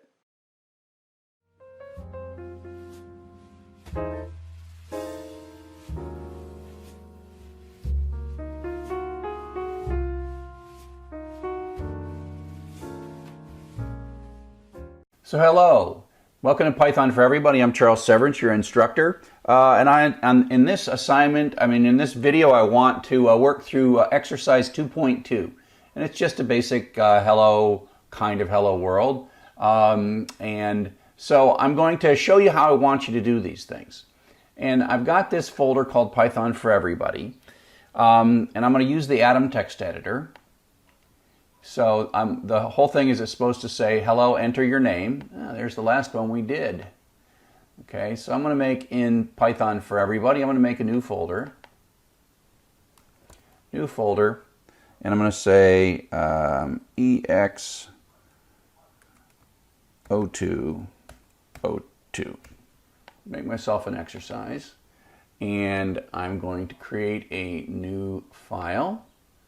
And I'm going to say print hello, and I'm going to say file, save as, and it's important to get these in the right folder. And so I'm going to call this ex02.py. Always end these in Python because then you get the syntax highlighting. Okay, so now, again, you're not going to like this, but I want you to learn to execute these things using the real tools that we're going to really use. Because when you're applying this, I want you to know how to actually do real work. So I need to get to the point where this terminal program, and I could say start run terminal. That's another way to get the terminal program started, but I've got her down here in my docs, so that saves me some time. And of course, if you're on Windows, this is the command prompt. And so in Windows you'd type CD, but in Mac I type PWD, and that shows where I am at in the directory structure. And I can go into my desktop. This would work the same. And I can do an ls. In Windows I would say dir. And I see this desktop folder. And I'm going to go into py4e. And if I keep doing PWD, you see I'm navigating deeper and deeper into this directory structure. And then I do an ls here. And I'm going to cd one more time and to a folder. Oh, I did that really quick and didn't tell you what I was doing. cd ex tab. So that's because if the name of the file or folder is unique, you can hit the tab in the command line. And away we go. And so now we're in this folder. In the users folder, py4e, desktop, py4e, ex0202. And then if I say ls, and that's what you want to get to. You want to get to where you know where you're at in the folder structure and you know the file that you're going to run. And I've saved this, and so if I say python3 ex02.py, it runs. And now I know that what I'm doing in this screen can be run in this screen. And oh, I did that again. I hit the up arrow and I can run it again. So you'll find that the way you write these programs is you write them here and then write them here and run them here. And again, there are shortcuts and those are crutches and you might like them, but I just want you to learn how to use your computer like a real person uses the computer, because that's when we start dealing with databases and files, and you're going to want to know where you're at on your computer. And so if there's some fancy clicky button thing that says automatically run Python, that's convenient, but I want you to know all this stuff. Okay, enough about, well, probably I'll just keep talking about that all the time. So, now that we've got our problem, write a program that uses input to prompt for their username and welcomes them. So this is pretty simple. Go back to Atom. Come on, Atom. Okay, so we have to have a variable, nzt. Later we'll talk about choosing variable names. Right now I'm going to choose a crazy variable name. Input is a function, and then you put a prompt. And that's supposed to be enter your name, colon. And I'm going to put a space in there. So I'm going to save that and just run it for yucks. And there you go. That's one thing you'll get used to, is just typing gibberish really quick. And then we're going to say print, what do we got to say here? Print hello.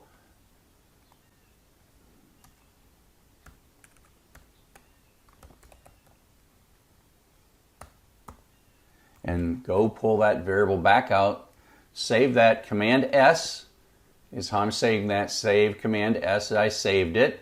So I didn't make file save, but I could have said file save, but Command S saves it. And now I can run it again. Zap. Hello, Zap. So now I can run my thing. Oh, and Command K clears it. I don't remember what it is on Windows, but there's a way to clear your screen. I like to keep my screens clean. Hello, Chuck. And so we have completed exercise 2.2 with a little program. Oh, and by the way, I'm using Alt-Tab. That's what when you see this, I'm using the Alt Command Tab, and the same thing works on Windows as Alt-Tab. Okay? Okay, so I hope that was helpful to you, just to kind of walk through one of the assignments, assignment 2.2 in Python for Everybody. Hello and welcome to Python for Everybody. My name is Charles Severance. In this short video, I will be explaining how to run exercise 2.3, where we prompt for some hours, prompt for some rate, and multiply them together and print them out with a little pay message. And so this is 2.3. Some of you will immediately want to go to the autograder and sort of do your homework on the autograder. I really would rather you didn't do that. Unless, of course, you're doing this on an iPad or an Android or something where you can't install Python. But you have to realize that the autograder isn't forever. You can only go so far with the autograder, and eventually you have to write a real Python program. So I'll eventually show you how to run this autograder, but I'm going to instead show you how to run it in the terminal. So I'm first going to go into my Python for Everybody folder, and I'm going to make a new folder. Command-Shift-N is what I just did there, EX0203 for exercise 3. And so there's exercise 3. And I'm also going to go into Atom, which is my text editor. And see, I have that folder. And so I'm going to make a new file. And I always say print, I'll just say PY for E. Oops. PY for E, and then I'll say file, save as, and I want to make sure it's in here, and it's going to be EX_02. I don't like putting spaces in file names. Some operating systems can handle them, but that's why I'm using underscores here, so I would avoid using spaces in file names. So as soon as I give that a PY4E, as soon as I give it a Python suffix, I'm there. And so it shows up there in my desktop. And now I'm going to run the terminal program so that I can get there. So CD desktop, CD Python for Everybody. That's the folder on my desktop. And if I do an ls, I see a couple folders and a file. I can say ls-l and see a little more detail that these are folder. These two are folders, and this one's a file. So change directory, CD EX0203, and so now I'm in that folder. And if I do an ls-l, I see that file. I can also do an ls without the -l and see the file. And now I say Python 3 EX0203.py, and it runs. And you'll see me, no matter how many times you watch me, you'll see the first thing that I do is get to the point where I know I'm in the right directory and I can run a little hello program. Before I start coding, I just don't like being crazy, right? So now I'm going to go back and take a look at my assignment, enter hours. You got a prompt for hours, ask for a number, enter rate, prompt for rate, and then calculate pay. So there's a couple of input statements here. XH is my variable I'm going to choose. Later I'll choose more effective variables, but for now I'm going to make them silly. Enter hours, colon, space. And then I'm going to copy and paste and call this XR for rate. When you're doing this, you need to be very careful to, and so now I'm going to calculate XP time, which is XH times XR, and then I'm going to say print pay, oops. I don't need to put a space because this comma effectively creates a space, XP. And then I'm going to save that, and I'm going to switch to my terminal program, clear my screen in my terminal program, and I'm going to type up arrow, because I already typed Python 3x203.py. So my hours, I'll just start with something really simple that I can calculate in my head, 10 and 5. Whoops. Can't multiply sequence of non-int of by sequence of non-int of type stir. Here we have a traceback. And again, I encourage you to realize that these tracebacks are not personal attacks by Python on you, even though they might be frustrating. And so the way to parse this is start by saying line 3. Something's wrong at line 3. It's pretty good at knowing what line it is, or it's either that line or the line above it. And it's something about multiplying. You know, what it's really saying is I'm confused. I have to stop because I cannot understand your instructions. So the problem here, of course, is that this is of type string. And so you can't multiply a string times a string. Okay, and so we can convert this using a float. So that's a function call now. We're passing the string xh in, and the value we get back is the floating point version of that. And then we call float for this as well. And so now I'll save that. Always remember to save. So I'm going to run it, and so I'm going to run my hours of 10 and my rate of 10. And it's 100. And so that looks pretty good. Okay? So let's go ahead and try to run this in the autograder. And this is my idea is you'll take this and you'll copy it, and you'll go back to the autograder now and just paste this in. Okay? And so it says use 35 hours and a rate of 275. So let's check the code. 35 hours, okay, 75. Oh, no, 275, 2.75. And so it's running, and it's running, and it's running, and it works. And of course, now I've got my grade. So this idea where you work here to get your assignment done correctly, and then you run it in the autograder is the way I intend for you to do it. But again, if you can't do it that way, it's a great way to get started to just write your code in the autograder. And, you know, you can change your code in the autograder and then run it again. Of course, this is going to fail. 35 and 2.75. And of course, you get a mismatch, and now it's angry at you. And the mismatch here, of course, is because I print howdy pay and pay. And it's real picky about it. And you think, oh, I got the 96.25 right. Well, it doesn't really care so much about that. So let me go ahead and fix this and run it so we leave on a successful note. 35 hours and 2.75 as the rate per hour. It's kind of a low rate per hour. And we're getting successful. And of course, that means that you now have a grade on assignment 2.3. Look at that. I got a grade on assignment 2.3. Unless, of course, you're running this in some other environment. Okay?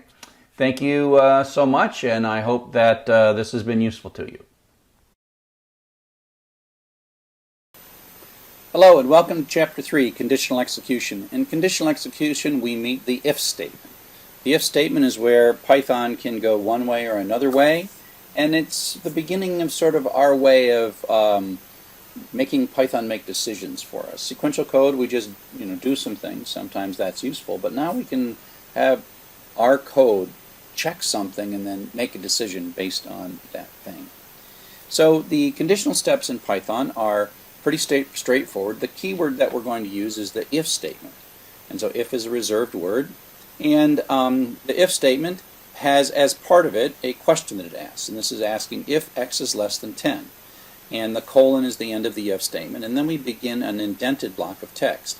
And the way this works in this particular thing is this line is the conditional line. If the question is true, the line executes, and if the question is false, the line is skipped. And you can think of it the way this is, right? X is 5, ask a question, is it 10 or not? These questions do not harm the value of x. If it is, then we run this code, and then we sort of rejoin here, and then we test this next if, and if that's true, we do this code, and then we do there. But in this case, it's going to be false because x is not less than 20, and so it just continues down here. So if we look at how this works, it runs this line, then it sees this question, it skips that line. So this line does not run, and so smaller prints out and fini prints out.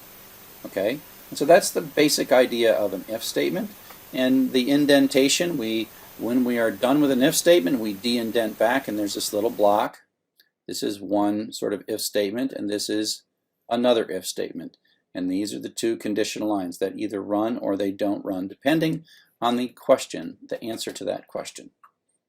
So we have a number of different comparison operators that we can use to ask these true-false questions that say, is this true? So again, we're kind of limited to the keys that were on computer keyboards in 1940s and 1950s, less than or equal to. So we didn't have fancy math characters, so we just concatenated less than and equal to be less than or equal to. This double equals is the asking, is this equal to? And so that's a little tricky. The equal sign is that assignment operator.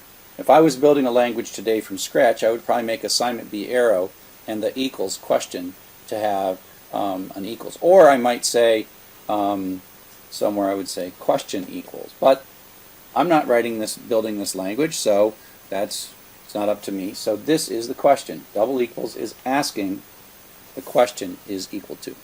Greater than or equal, greater than, and not equal. So this is the exclamation point is sort of like not equal. So that's sort of not equal. So that's how we do not equal. So if we take a look at some of these in some examples, all of these are going to be true because of the way x is set. If x is equal to 5, that's the question version. That's true or false. It'll execute that. If x is greater than 4, it's going to execute that. If x is greater than or equal to 5, it's going to execute that. Here's kind of a shorthand where if there's only one line in this block, you can kind of pull it up right on the same line after the equals. If x is less than 6, which it is, true, execute that. Then if x is less than or equal to 5, do that. And if x is not equal to 6, do that. Now, like I said, all these questions have been carefully constructed so that they're true, just to kind of show you the syntax of those comparison operators. Now, you don't just have to have a single line of text in the indented block, and this will be something you're going to get used to.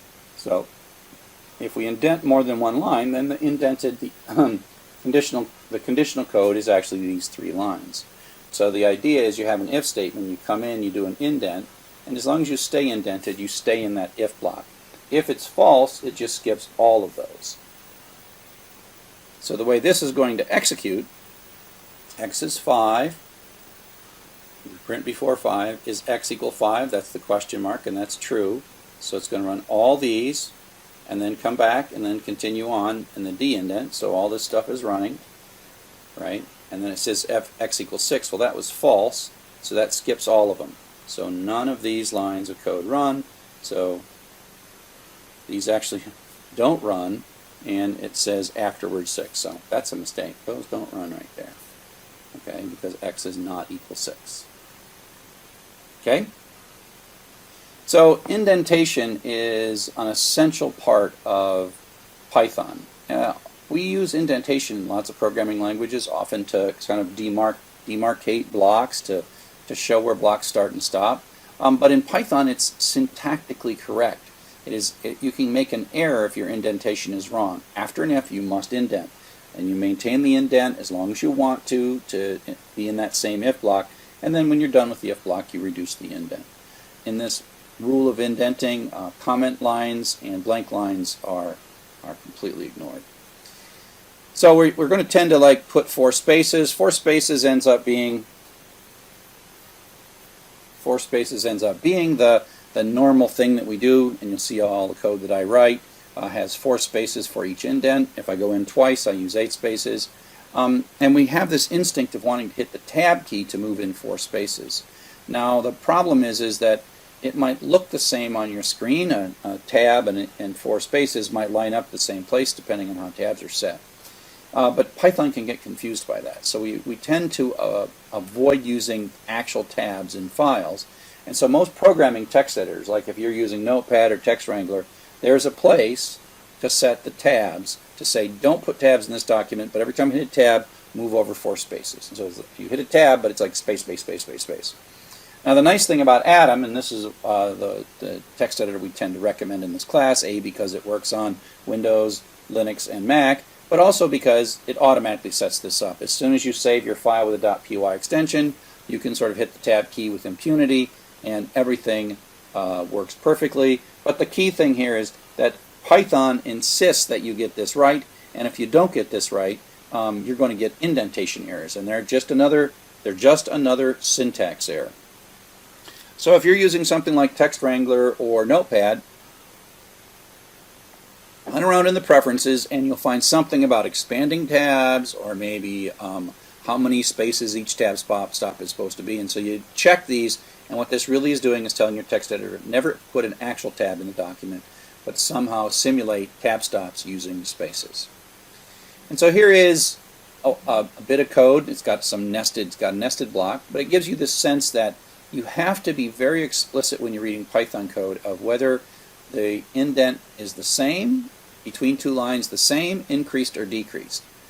And so you've got, and when every time you increase it, you mean something, and every time you decrease it, you mean something, and literally if it stays the same, you mean something as well. And so if we take a look at this, here we have a line, and the next line has the same indent. This is an if with a colon at the end, so we have to increase the indent, and now we're maintaining it. Okay, so these 2 lines are part of that if, but now we have de-indented. So whether you choose to de-indent this word or whatever, where you do this de-indent affects the scope of how far this if statement lasts, right? It lasts up to, but not including, the line that's de-indented to the same level as the if. Okay, so this is a de-indent. Now we have a blank line, which doesn't matter, and we maintain it. And we have a for, which we'll learn about in the next chapter, which is a looping structure. Let's do a for runs this 5 times. It has a colon, and it also expects an indented block. Now we have what's called a nested block, where we have an if and a colon, and we go into some more. So this is like 2 indents, right? So these are 1 indent, and these are 2 indents. And so this is a block within a block. And then we de-indent, so that means this print is not part of the if statement, but is still part of the for statement. And then we de-indent again, and then that means this print is sort of on the same level as that for statement. So if you start thinking about this, you want to be able to start thinking that these blocks are the start of the block with the colon line up to but not including this line that's been de-indented. So the for goes this far, right? The for goes up to but not including the line that's de-indented. The if goes up to but not including the line that's de-indented. So as you do this, you'll sort of mentally start drawing these blocks, and pretty soon you will start constructing them as blocks. And it takes a while, but doesn't take forever. But in Python, unlike other languages,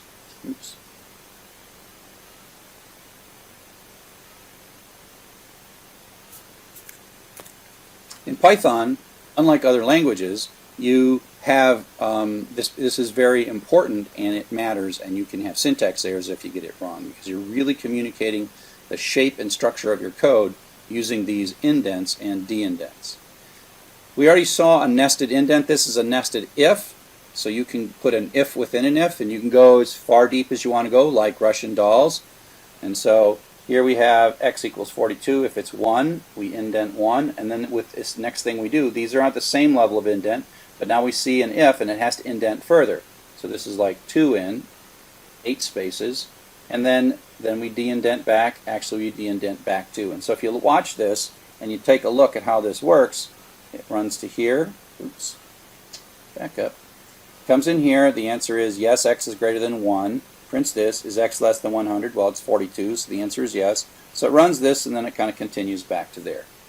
And you can also think of drawing boxes around this. This is one if box, and then within that if box there is another if box.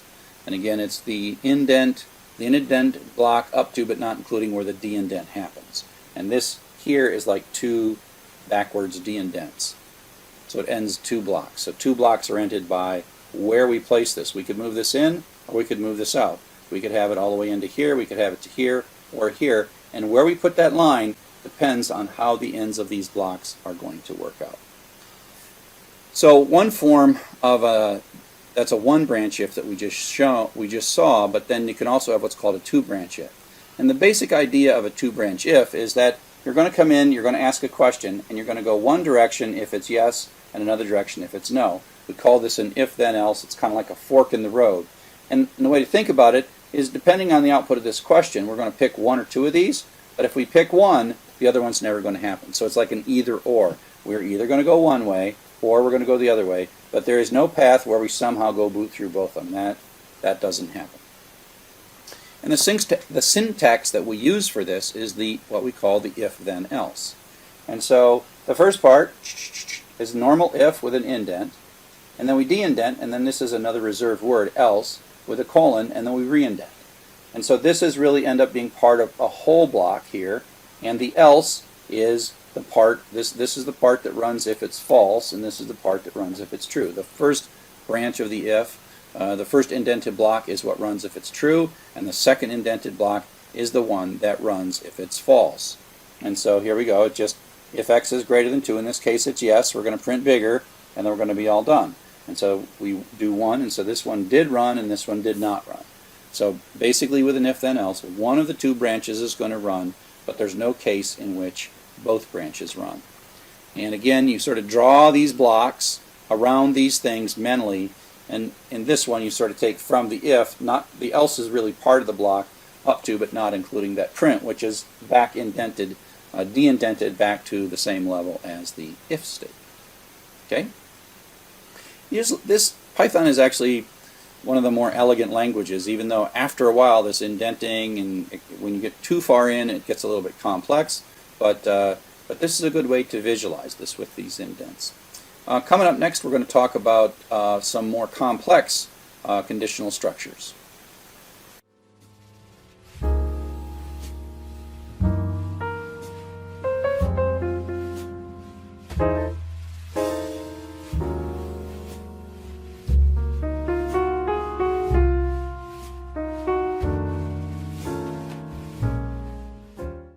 So welcome back. Let's talk a little bit more about some more complex conditional statements that sort of build on this concept of if and if then else.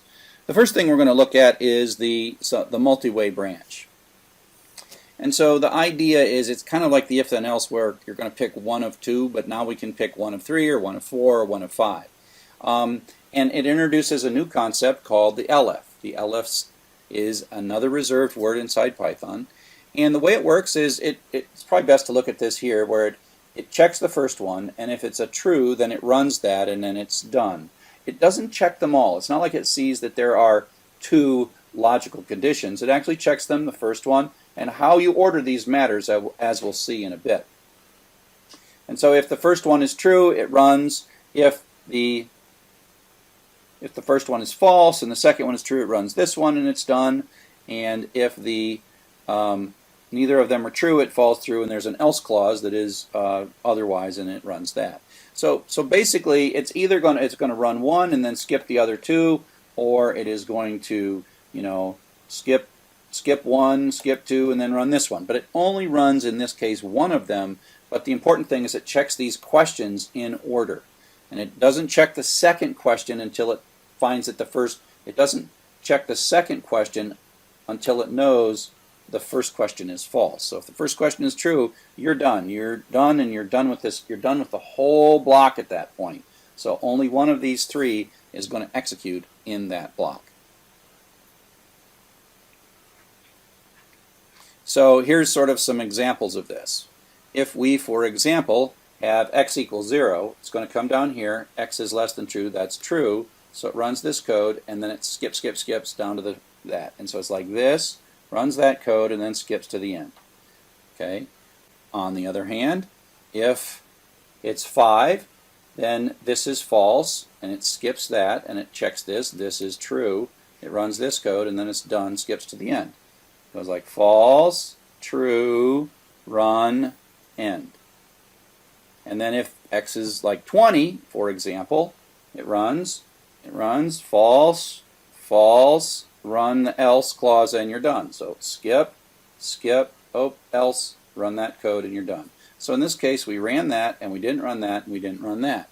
Again, one of them's going to run. They're checked in order. These questions are checked in order, not out of order. It doesn't look ahead. It just checks in the order that you wrote it. You're the one that wrote that order. And so there's a couple of variations on this multi-way. You can have no else. You can have no else, as in this case. And this just means that it might not run any of them. In this case, x is 5, so it's not less than 2, but then it runs this one.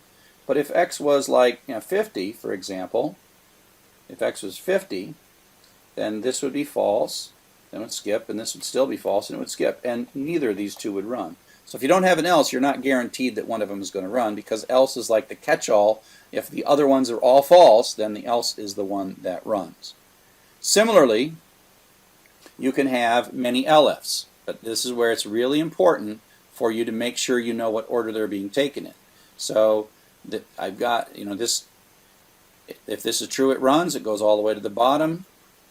If, this was, if it's false, false, false, true, it runs this one and it's done. If, on the other hand, it looks at it as false, oops, go back. If it runs false, false, false, false, they're all false, then it runs the else. Right? This one has an else, this one didn't have an else. They don't have to have them. The key is you can have more than one of these elifs. Okay? So I got a couple little things. I'll let you pause right now and look at, the question is, are there, looking at the 3 lines or 4 lines of code, x equals something. Are there lines of code that will never execute regardless of the value for x? And I'll let you pause and think about it, and then I'll explain it to you. Okay, hopefully you paused and thought about it as long as you like, so let me now explain it to you. So we come in here, and if x is less than or equal to 2, it's going to run this first thing, and if x is greater than or equal to 2, it's going to run this, and if neither of those are true, then it's going to run this. Well, the weird thing is, all numbers are either less than 2 or greater than or equal to 2. I carefully constructed this to the point where it would never run this line of code. It is either going to run this one or run that one, but it's not going to ever run this one. So that was kind of like a weird dysfunctional one that I constructed. This other one is a little different. If x is less than 2, we do this. If x is less than 20, we do that. If x is less than 10, we do that. And if none of those are true, we do that. Well, the problem here is between these two lines. The problem is if something's less than 10, like 6 for example, it's also less than 20. So even though there might be values for which this is true, those also are going to have this true. So for something like 6, it's going to run here, and it's not even going to look at this. That's the point. It doesn't even look at this. And so that's, I could have made this more sensible if I'd have moved this little block of code up to there. So this is where the order in which you choose your questions, the way you put these elifs together matters, because it doesn't look at all of them. It only looks as long as it can. As long as it sees falses, then it keeps on going to the next one. But as soon as it doesn't see a false, it doesn't continue. So the last conditional structure we'll talk about is the try and except structure. And if you know any other languages like C++ or Java or JavaScript, you're like, whoa, that's kind of an advanced concept.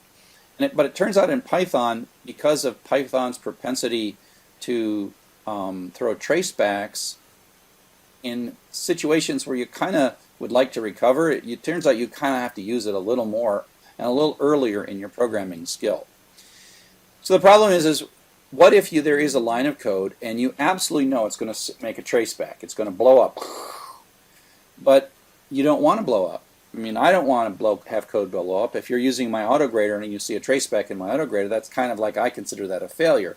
I could put an error like, hey, you entered blank data, or you didn't enter a number, but a traceback, that just seems like I'm too lazy as a programmer. So we as programmers are supposed to anticipate parts of our code that are going to blow up potentially based on perhaps the user's input, and then do something about it. And that's what the try and accept are for. It's you take this little dangerous piece of code that might break and might blow up, and you surround it with a try and says this might blow up, and if it fails, run this code down here.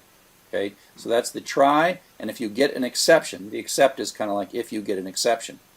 And the problem is if you are running code, here's a little bit of code, we put hello Bob in, and then we convert it to an integer, and we know from past experience that this blows up. Right? You can't take hello Bob and convert it to an integer. It's just going to blow up. The problem is, and you know, here we are. It says, oh, you blew up on line 2. That's great. And I'm not very happy with hello Bob and whatever. But the important thing is your program stops. These other lines, they don't, oops, these other lines, they don't exist. Right? It doesn't go any further. Remember the traceback is Python is really confused and I don't know what to do next. So Python is just going to be conservative and stop. So Python stops and your program stops. No matter how much error checking you put down here, it doesn't matter because it's gone. It's all gone. And like I said, we take this kind of personally because the code that you write is like you being put into the computer, giving it instructions. And if the code blows up, well, that sort of wipes you out. You're not in the game anymore. You're not able to do anything. So we want to be able to, especially in these situations where we can anticipate that an error that might happen in the normal course of your program's execution might be something that you want to compensate for. And that's what the try and accept does. So here's a bit of code for the try and accept. And we just have 2 little bits of straight line code. And so we put a string in here that's hello Bob, and then we're going to convert it to an integer. This is the dangerous code. This code in this case with hello Bob is going to do a traceback. And so we say try, and then we indent the dangerous code, and then we add this little accept bit. If it works, the accept is ignored. If this blows up, it runs the accept. So in this code, it's going to come in, it's going to try this. This is going to blow up, but instead of giving a traceback, it's going to say, "Ooh, I've got an available accept. I'm going to run this accept code, and then I'm going to continue on." And so that prints out first -1. So because we set this variable ister to -1, like a little flag telling us that something went wrong. And then we keep on going, and now we have put in 1, 2, 3, the digits 123, the digits 1, 2, 3, and now it's going to work, but we still have it in a try block, and then this one works, it does not blow up, and then it ignores the accept block. So the accept block is only triggered when something goes wrong in the code. It is ignored if something doesn't go wrong. So it's like you bought an insurance policy on this line of code, and when things go wrong, your accept block springs into action and does whatever it is that you want it to do in the case of an error. Okay, so that's a pretty useful thing. You got to be a little bit careful that you don't overuse it, because if you put more than one line inside the try part and one of the lines blows up, it doesn't come back to the try block. And so in this one here, we have kind of a simple, silly one where we set the string. We're worried about some stuff. Well, the print statement's never going to blow up, so it's a bad idea to put it in try except anyways. Then we do this conversion, and that's the dangerous part. And in this one, it's going to blow up. And so then it's going to go to the accept block, and then run the accept block, and then continue. What it doesn't do is somehow go back and finish this. So these lines are gone. So if you look at it like this works. The try starts. Hello. This blows up. It goes to the accept. It runs the accept, and it continues on. Never runs that code.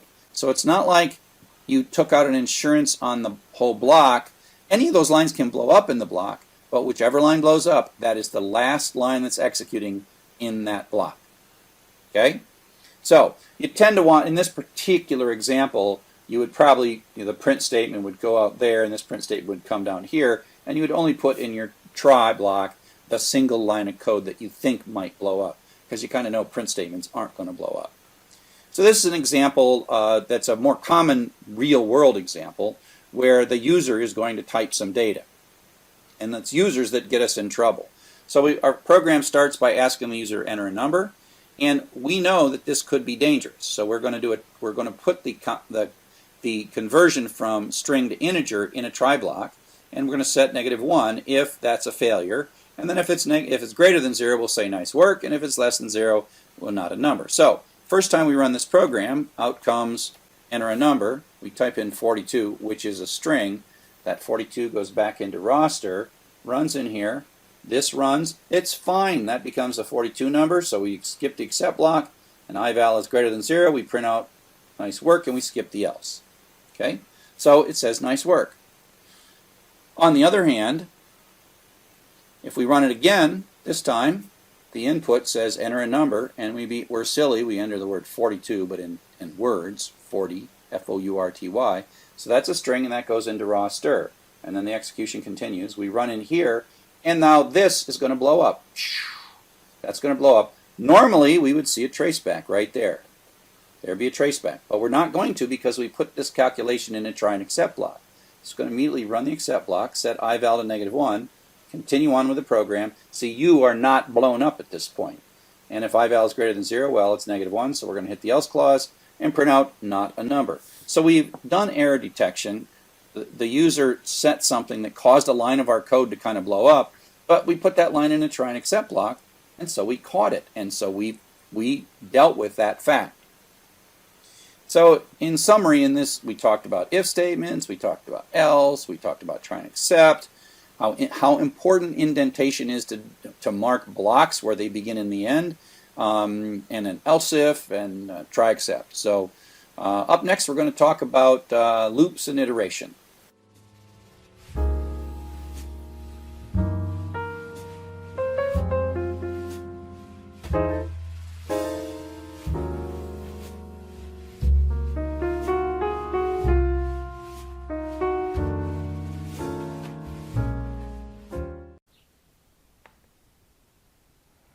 Hello everyone, and welcome to Python for Everybody. I'm Charles Severance. I'm the instructor for the class, and right now I want to go do exercise 3.1. Rewrite the pay computation that we did earlier in the previous chapter and give the employee 1.5 times the hourly rate. This is rather simple. It's a very classic computer problem because it gives us our if then else, and there's a lot of different ways to write it. So we're just going to do enter the hours, enter the rate, and do the pay. And so I'm going to start by going into my terminal, cd into my desktop, cd Python for Everybody. And so here we go. Let me go into Atom and get things started. I've already got this folder, this file from the last one, assignment 2.3, and I'm just going to save as. So I'm going to duplicate this file, and I am going to go up to py4e, and then I'm going to make a new folder. I'm going to call that folder ex0301 for exercise 3.1, and then I'm going to call this ex0301.py.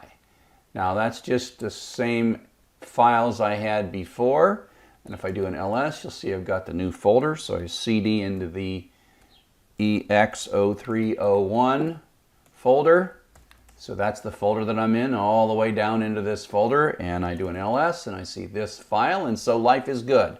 And I can say Python 3, ex0301py. I'll just put in 1010, so it's 100. Now, the thing is that we're supposed to give time and a half for overtime, and so that means if there's more than 40 hours, 10 and 50, it's not supposed to be 500, it's supposed to be 500 plus half of 10 extra hours, because the 10 extra hours are the 10 above 50, so that should be, I don't know, we'll figure it out. It's easier to run a computer. Okay, so this is the code we've got. So what I'm going to do is change this. I'm going to make a new variable called AR, I'll call it FR, stands for floating point rate, and floating point rate is going to be the float of the string rate. Let me just call this SH for string hours and SR for string rate and SR. So this stands for, my variable is FR for floating point rate, just so I can keep them straight in my head. SH is string hours, and so now I'm going to say floating point hours is equal to float of string hours. And now I can change this, so I just am saying FH times FR. So I split this out.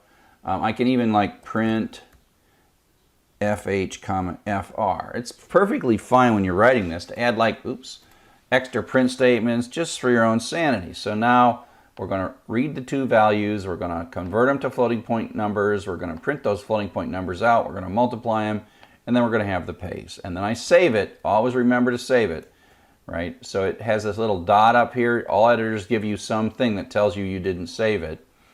And so I always keep saving it, because if you come down here and you run it and it's like it didn't change. Well, that's because you forgot.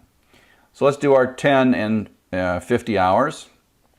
So we see this extra print statement that came out. That's that extra print statement right there. Let me make this a little smaller, and let's move this over here so we can see it a little better. Yeah, make it a little bigger so we can see a little better. So that print statement's there. And, you know, just for yucks, I'm going to comment that out. And so commenting things out is a good way to keep stuff in that you might want to kind of turn back on. It's a way of thinking about, I don't want this line to run, but I'm just keeping it here. Comments are usually for users to read, but they're also a way to tell the computer to ignore what we're doing. So, okay, so the problem here is this calculation. That is not time and a half for overtime. So, so the way we're going to solve this is with an if statement. If the floating point hours, FR, is greater than 40, we should, I'll say print overtime, and then else, colon, the if and the else have to line up, print regular. So I'm not going to do anything different. I'm just going to print the words regular and overtime. Okay? And I just save that. I'll do it so fast you'll watch the little blue dot happen and then go away. That's because I hit Command S to save it, because I've done this way too many times. So I'm going to run it. I'm going to say, hours is 10 hours, $10 an hour. It's regular pay. If I do it this way, I can do 50 hours at $10 an hour. That's not good. What did I do wrong? FR is greater than 40. What did I do wrong? It's still saying for 50 hours. Something's wrong here. It's saying it's regular. If FR is greater than... Oh!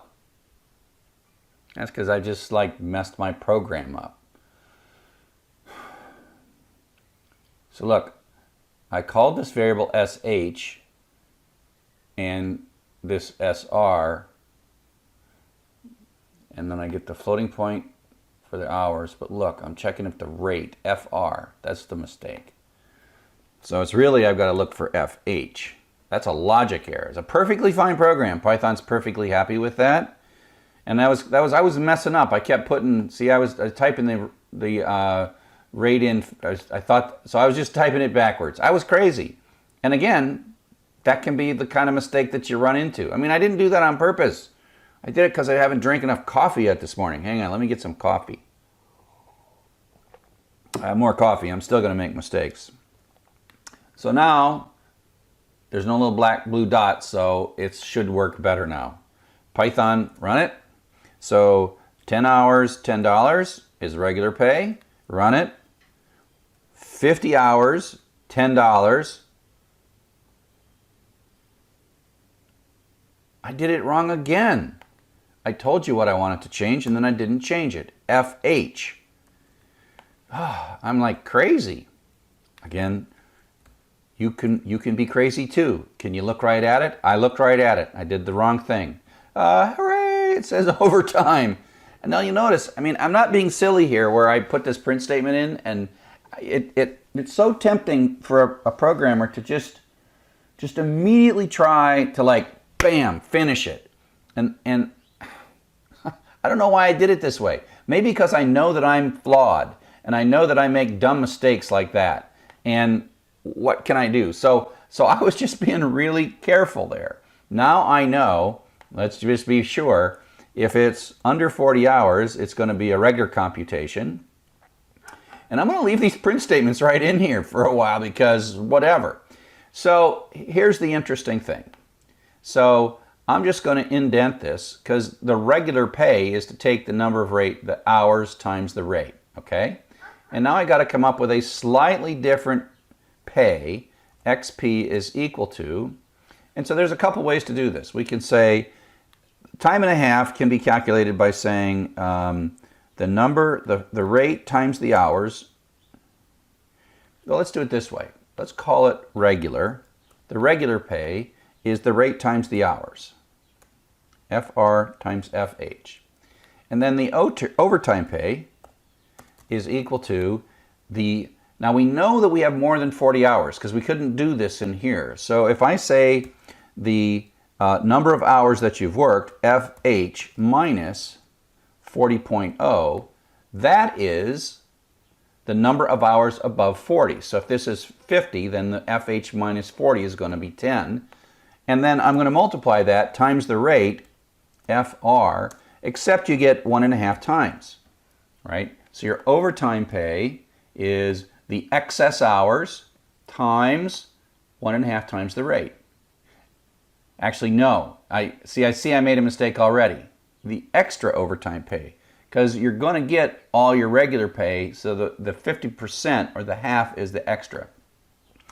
And see, I'm confused, so I'm just going to print out reg, comma, OTP. And if those numbers are right, I can do XP, which is the pay, is equal to reg plus OTP. See, my program is always, I have to make it a little smaller. Let's make it so you can see the whole thing, right? So I think I got this right. Right? I figured out the regular hours, which is giving you the base rate for all 50 hours or 45 hours or whatever, figuring out the excess hours, and this is the bonus amount. There's lots of different ways that you can calculate this, but in general we have an if statement on this side, and this else is the easy one, and that's 40 hours or less. So if we're doing greater than 40. So I just hit Command S to save it, and so let me clear my screen with Command K. So I'm going to do 10 hours at $10 an hour, and that's a regular calculation, and it's $100.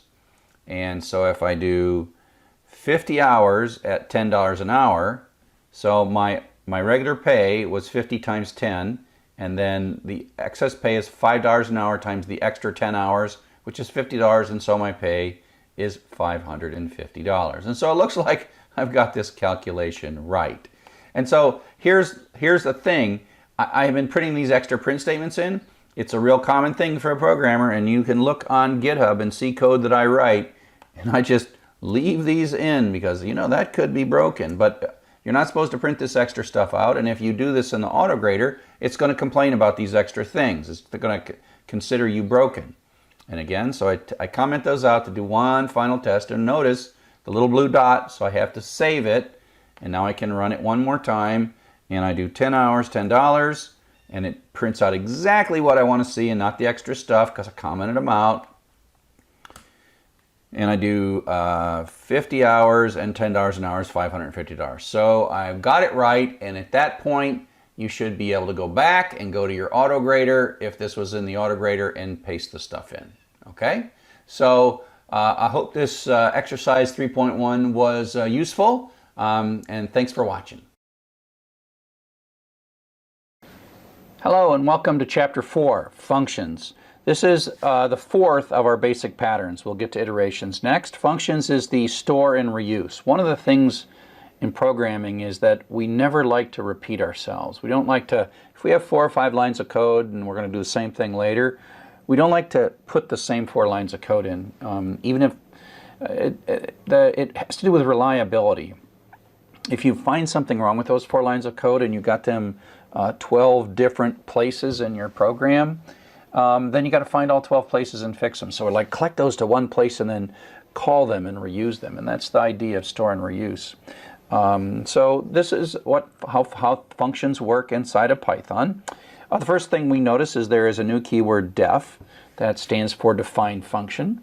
And the def is like an if statement, or we'll see fors and whiles, that they end in a colon, and then they have an indented block, and then the indented block de-indents, and that's the end of the function. And so there's two statements make up this function. The key thing that you have to understand and get used to is this def part is actually not running any code whatsoever. It's actually remembering the code, and that's what I call the store phase. The def creates a bit of code and records it like a macro, although it's much more complex than a macro, and it names it whatever you chose. You gave it a name. We named this one thing. And so it, as a side effect of Python reading or parsing these three lines, it doesn't do anything, but it remembers. These two lines are what you would like to run when you invoke thing. So this is the definition of a function, and this is the invoking of the function. But so this doesn't do anything. So there's no output here from that stuff right there. But then what happens is you invoke it. And this thing looks like it's part of Python, but you in effect have extended Python with your def statement. And so when it sees thing, it goes up and runs your code. And so out comes hello fun.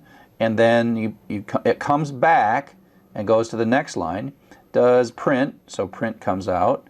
And then it goes back and like, oh, this is the reuse part, but we get to reuse it. We define it once and we use it twice. Then it runs this code again and then goes to the next line and it's all done. So this little bit came out twice. And of course this is really simple so that I can fit it on a page, but you get the idea that I don't want to repeat. This might be, 15 to 100 lines of code, and I don't want to type those over and over again. So I say, hey, store these in a name that I choose, and then when I invoke them, bring them back and then run them again. Okay? So that's the basic idea. We actually have already been using functions from the beginning. The print is a function, right? Print is a function.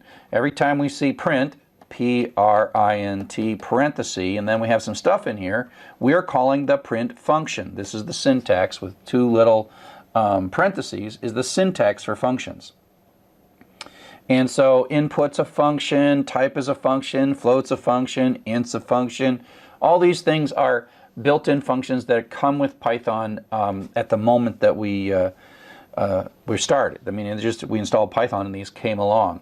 And then there's other functions that we define and use, and that's what the def is for.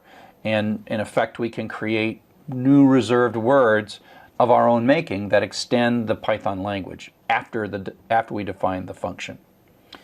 So it's just this bit of reusable code that takes some arguments. We haven't seen any with arguments. There's a little parenthesis, and we'll see how that works in a bit. We define using the def keyword, and then we invoke it. There's the defining phase, which actually doesn't run the code, it just remembers the code, and then there's the invoking phase. You define it once and then invoke it one or more times. Calling the function or invoking the function, we think of those two things as the same thing. Call, invoke are just the terms we use. Most people just say call the function, but invoking it is a perhaps more descriptive way to think about it. So here's an example of a function. It is built into Python. It's called the max function. And we can pass some parameters into the max function. So we pass the hello world string. Now, like much of Python, max knows what kind of thing is being passed into it, and it knows that it's looking for the largest character, the lexicographically largest character, and in this case it scans this little, that's inside the max code, it scans through and finds the largest character. So apparently lowercase letters are higher than uppercase letters because in English we get back a W, and so this is what's called the return value. So this is an assignment statement. Let me clear this and start over. So this is an assignment statement, so it has to evaluate this right hand side. And a function call is nothing more than like x plus 1. It's something to evaluate. It runs the function code, passes in this argument, and then this residual value, this is called return value, we'll look at this in more detail, becomes the result of this little bit in the expression, and there's nothing else. We could have, w plus 1 or something, and then the w is what's stored into big. Okay, so we print big, and big is a variable that has the letter W inside of it.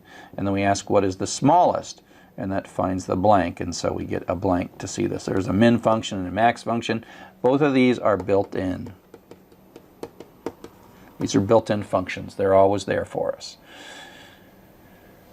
Okay, so here is another example of the max function, and so we can think of this as invoking or calling this function as this right-hand side is being evaluated. We are passing this variable in, and there's some code in here, and it's going to do some stuff, yada, yada, yada, and then it's going to give us back a bit of stuff, and that's its return value, and then that goes up into the big, right? And so that's how this works. And so this is actually built in or burnt in, I guess I can't draw. And so you can think of this as sometime a long time ago when Python was being first formed, somebody wrote some code. And it's got some stuff in it. It's got a little loop that reads through all the letters. It has to figure out if it's a string or a list, etc., etc., etc. But this is store, except you didn't do the storing because it's already built in. And then this is the reuse, store and reuse. So we build these things into Python. They're already pre-built, as if before the first line of your code executes, way up here, someone put all this code in for you into Python and created a thing called max for you. Now we've been using this already, built-in functions, we've got type conversions, we've got like the float that takes a integer and returns a floating point version of that. And again, this is kind of like an expression. So it's like I want to divide this by 100, but before I do that, I've got to convert it to a float. So it has to sort of do these function calls as it's evaluating the expression. Okay? Sometimes, like here, we just have a prints out the return value. That's what this is. This is the return value. If you just type a function in a parameter, it can be in a constant or it can be a variable. And as we'll see in a second, we'll give you many of these if you like. So you can either just run it or take the result of this. This passes an integer in, converts it to a float, and then puts the float into that. Type tells us what kind of thing that is, and you can use this inside of an expression.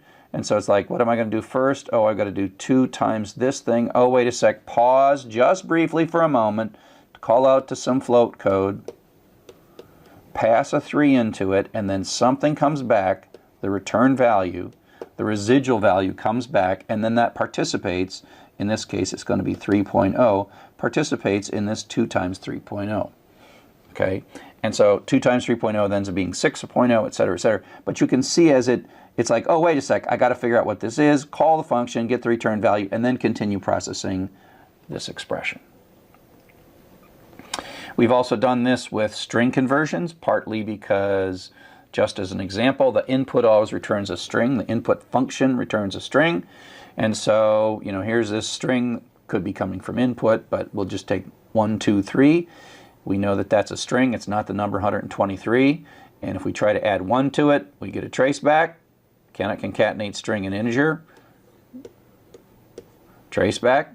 But we can't convert that string to an integer. And so int can take like a floating point number or an integer or even a string, and it says, oh, I know what I'm supposed to do with a string. I'm supposed to look at this, interpret these as numbers, and multiply by 10 and figure out what the hundreds place is and all that stuff. There's a little bit of work to that, and it does it. But then it gives us back an integer, and we say, oh, what is that? That's now the 123, but it is of type int. And now we can add 1 to it and get 124. And as before from this example that we're kind of reusing from a previous chapter, you don't want to try to convert, oops, sad face, sad face, sad face.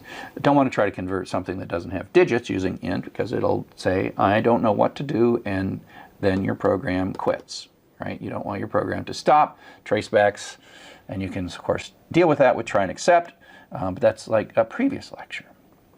Okay, so up next we're going to talk about building our own functions, not just using the predefined ones.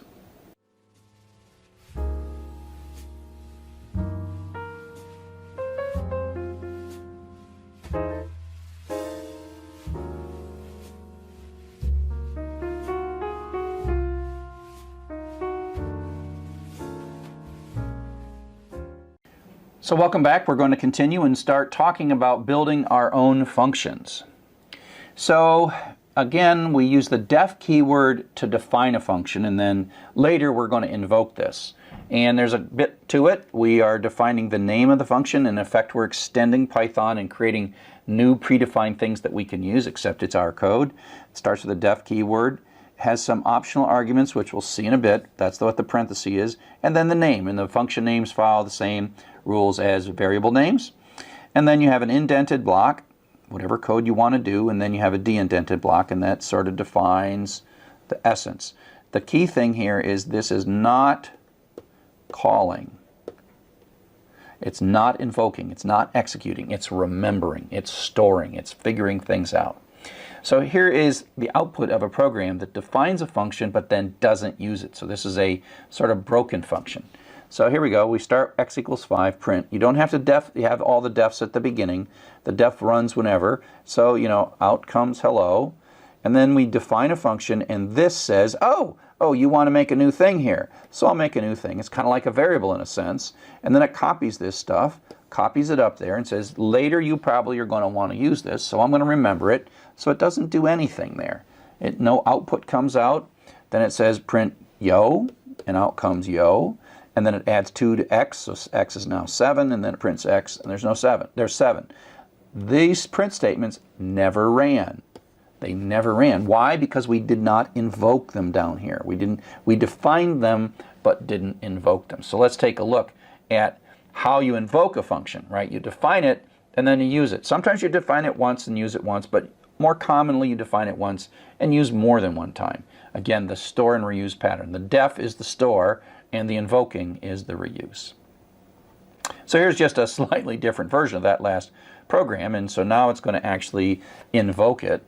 So x equals 5, print hello, def, so out comes hello. This produces, the def produces no output, right? But because there's a de-indent here, that is the entire blob of the code that is part of print lyrics. So it prints out yo, and now we're going to invoke. This is the call. We're going to call the function. Now the function goes up. Let's clear this. So we're down to here. Now this like suspends at this place. It's like remember to come back to here when we're done. Go up, run this code, and then come back, and then continue on. So it like leaves like a breadcrumb of where it's supposed to come back to, and then it runs, and then the print lyrics, of course, produces the 2 lines of output, and yeah, that should probably not have. That they should be up there, and then x equals x plus 2, which makes it 7, and then prints out 7. Okay, so this is the invoke or call the function. Okay, you defined it, and then later you called it. Now, in addition to just call and return and invoking, we can pass parameters in. And the example of the parameter is in the max function, we have to say, this is the thing I want you to find the maximum of, the largest thing. And part of it is in the whole store and reuse pattern, we have a few lines of code, but sometimes we want to do ever so slightly different things in the different invocations. And so we use the arguments to subtly adjust, like finding the maximum is a general thing, but what thing to find the maximum of, that makes a function that's much more useful and reusable in a lot more situations. So arguments are the thing we passed in, and we define for our functions that we're going to build, we, on the def statement, so we say def, greet, name a function, and then this is the arguments, the things that are coming in. Now this lang variable, in a sense, only exists during the life of the function, and it represents sort of a placeholder. It's not a real variable in the same sense. It's a placeholder that refers to how you touch that first parameter that's sitting in there. Okay, and so lang is our first parameter, whatever it is. We don't need to see this part down here right now. All we know is we're going to make a function, and we're going to take a parameter, and this lang is the placeholder that tells us what that parameter is. Okay, so within the function, we're going to check to see if the language is Spanish. If we are, print hello. Else, if the language is French, print bonjour. Otherwise, print hello. We have a very highly simplified language translation system here. So the def, of course, does nothing except remembers that and defines the concept greet.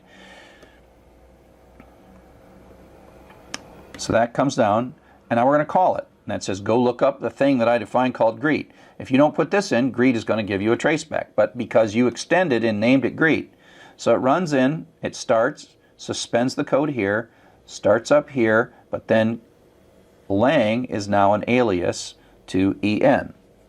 So now we can run if that is es, else if, I'm getting it all wrong now. Right, so en comes in as lang, we're coming in the code. If it's not es, it's not fr, else it prints hello, and then it comes back to the next line. And then we call it again, and this time es is lang, and so it runs this code and prints hola, and then next time it calls with this, and then it prints bonjour. You get the idea. So this is a placeholder so that on the successive calls or invocation of the function, we can get at whatever the programmer put in as that first parameter. And so we are saying in this definition, we are ready to receive a first parameter. Please call us with a parameter, and then we will be able to do something slightly different for the different values. So this is a reusable bit of function that prints hello in 3 different languages, and then we tell it what language at the moment that we're actually invoking it. So that's putting stuff into the function. Now getting stuff back out is the concept of returning. In the return statement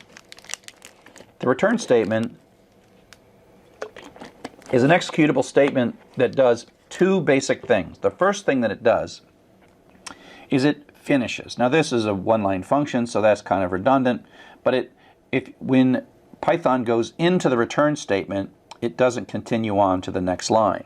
It just returns. That is the end of the invocation of that particular function. But even more importantly, it takes as its parameter. You can say return without a parameter, and it will stop the execution of the function, kind of like a break does for a loop. It's kind of a break for a loop. Get out, we're done. Don't run that next line. Get out. But it also allows the specification of what you want as the residual value in an expression. So we're doing a print, and then we're saying greet, and what's going to show up here is whatever this function does in its return statement. And so that prints hello.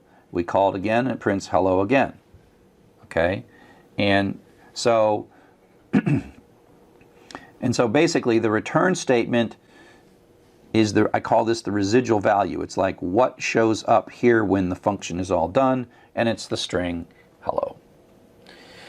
We call the functions that return values fruitful because they produce something, but you don't have to. You can just say return, or you don't even have to have a return statement. It goes to the last line of the function, and it does a return automatically at the last line of the function. So here's a little bit of a rewrite of our little language program. We are going to create a greeting program. We're going to take the language as the first parameter.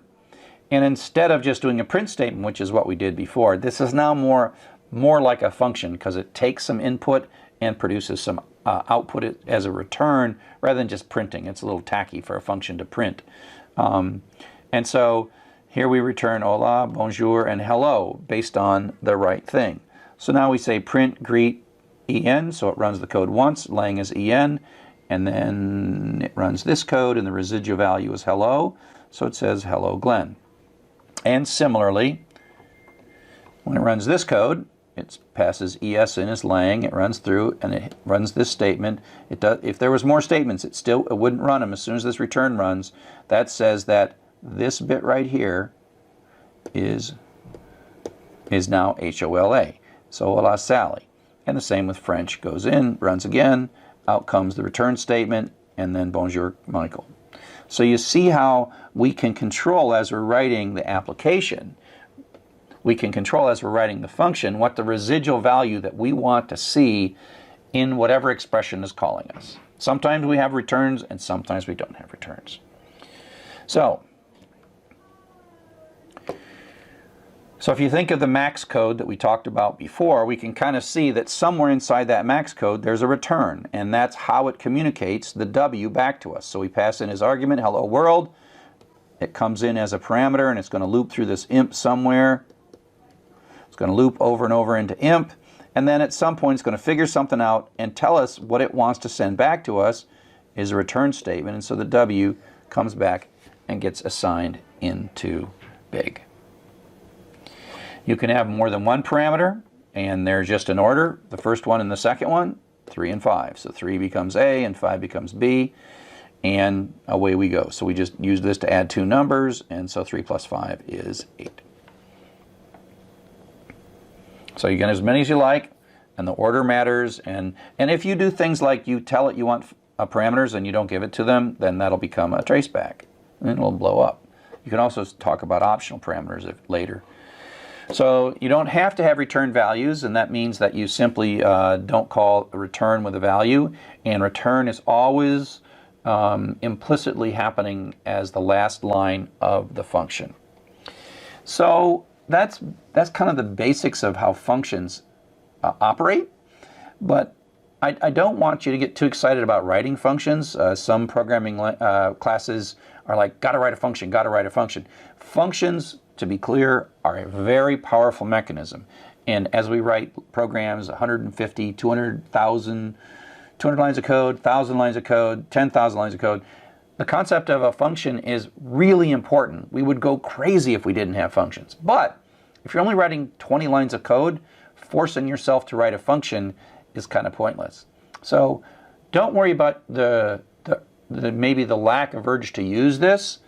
We are calling lots of predefined functions, and we will for the next couple of lectures. There will be a time when you go like, oh, I'm sick and tired of repeating myself. Oh yeah, time to write a function. So that's why we don't push functions prematurely. We just want you to know what they are, use them, and at some moment you'll be like, oh, I want to define one. But don't worry about, it might take a while before you really want to define a function. So that kind of summarizes our lecture on functions, and up next we're going to do iterations.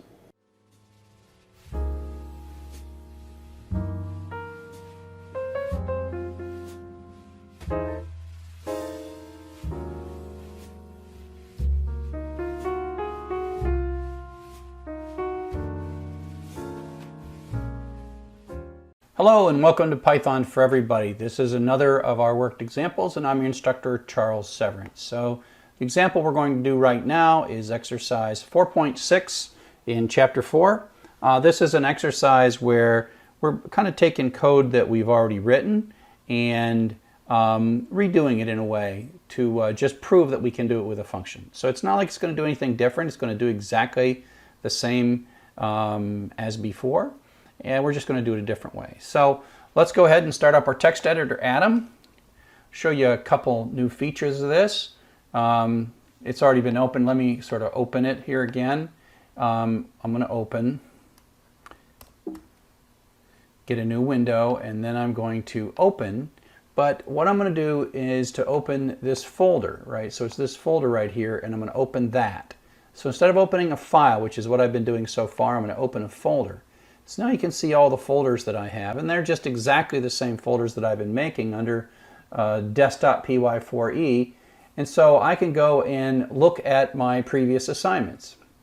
The other thing I can do is I can control-click on this and say New Folder, and I can say EX Exercise 04, 06. Again, I like the 04 and the 06 just so things line up when we get to chapters 10 and 11. That's why I'm naming my files this way. And I'm going to adapt the code from exercise 3.1. We could do exercise 3.2, but it's longer. The difference between 3.1 and 3.2 was one uses try except and the other one does not. So I'm going to try to start with this one. I always clean up and get rid of that. So here is our time and a half for overtime logic. And I am going to say file save as. So I'm making a copy of it. And I am going to put this in this folder exercise 4.6, and I'm going to make sure to rename my file 0406. Okay, so now I've got exercise 0406, which is this one right here. That's the file we've got, and it's there. And so let me pop up my terminal window, cd desktop, cd py4e, cd ex04 hit the tab for 06 because there was only one in 04. And so I can see where I'm at, and I have one file here, ls, minus L gives extended information, and I can say Python 3 ex04 py 10 10, and away we go. Okay, so this is this code. I'm gonna get rid of some of this logic here. These print statements, which I commented out, just to make it a little more dense. Okay, so let me start by just putting a function in here. And of course, def is the keyword for function, and compute pay is the name of the function, and it's supposed to take two parameters, hours and rate.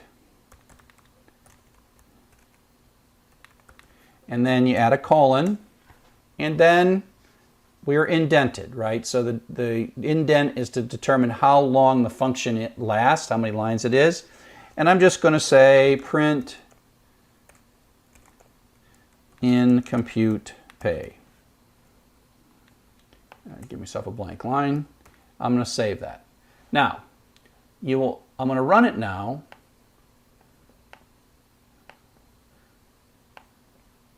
I'm going to run it now, and you'll notice something real quick.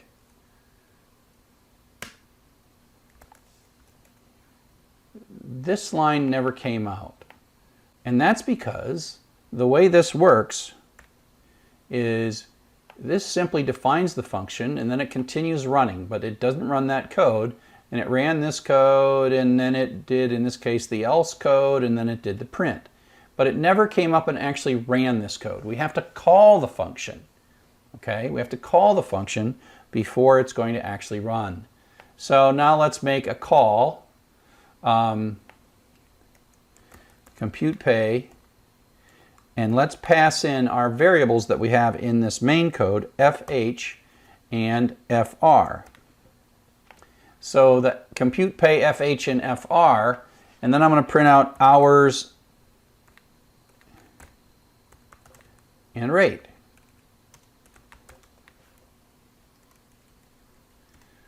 So now you'll see it's going to do the input, convert to floating, call the function, which is going to run this one line, and then continue down here. Right?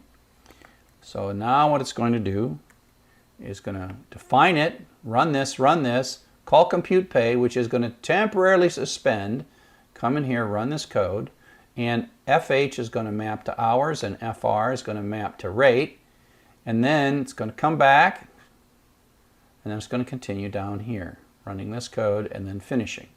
Okay, so that's what's going to run. So this time we will see compute pay, and we will see the number for hours and rate. So I'll run it again. 40 hours, $10 an hour. Ah, we see a mistake. I'm like, and then you're going to see the word compute pay here. And I'm like, okay, that didn't happen. Well, what's going wrong? Let's take a look at what's going wrong. I don't plan to make these mistakes, I just make them. Let me show you what's wrong here. See this little blue dot? That's what's wrong with my code. And if you don't catch that, then you'll say, oh, I'm crazy. Well, I'm not crazy. I just made a mistake. I forgot to save it. File save or Command S. So now I saved it. I didn't change a single line of code. It was right. I forgot to save it. So I'm going to run it again now. 40 hours, $10. And look, now I see this line. So it came into compute pay and then came back and then finished this part and did compute pay. Okay? Now, this isn't enough. What I need to do is I need to move this code, the actual pay computation. So I'm going to cut that and I'm going to put it in here. But now this variable fh belongs to the main program. It doesn't belong to this code. Now I don't want to use that. So I want to say hours. So I'm taking whatever hours are being passed in and then using rate. And I'm just kind of changing all of these to match the parameters inside the function.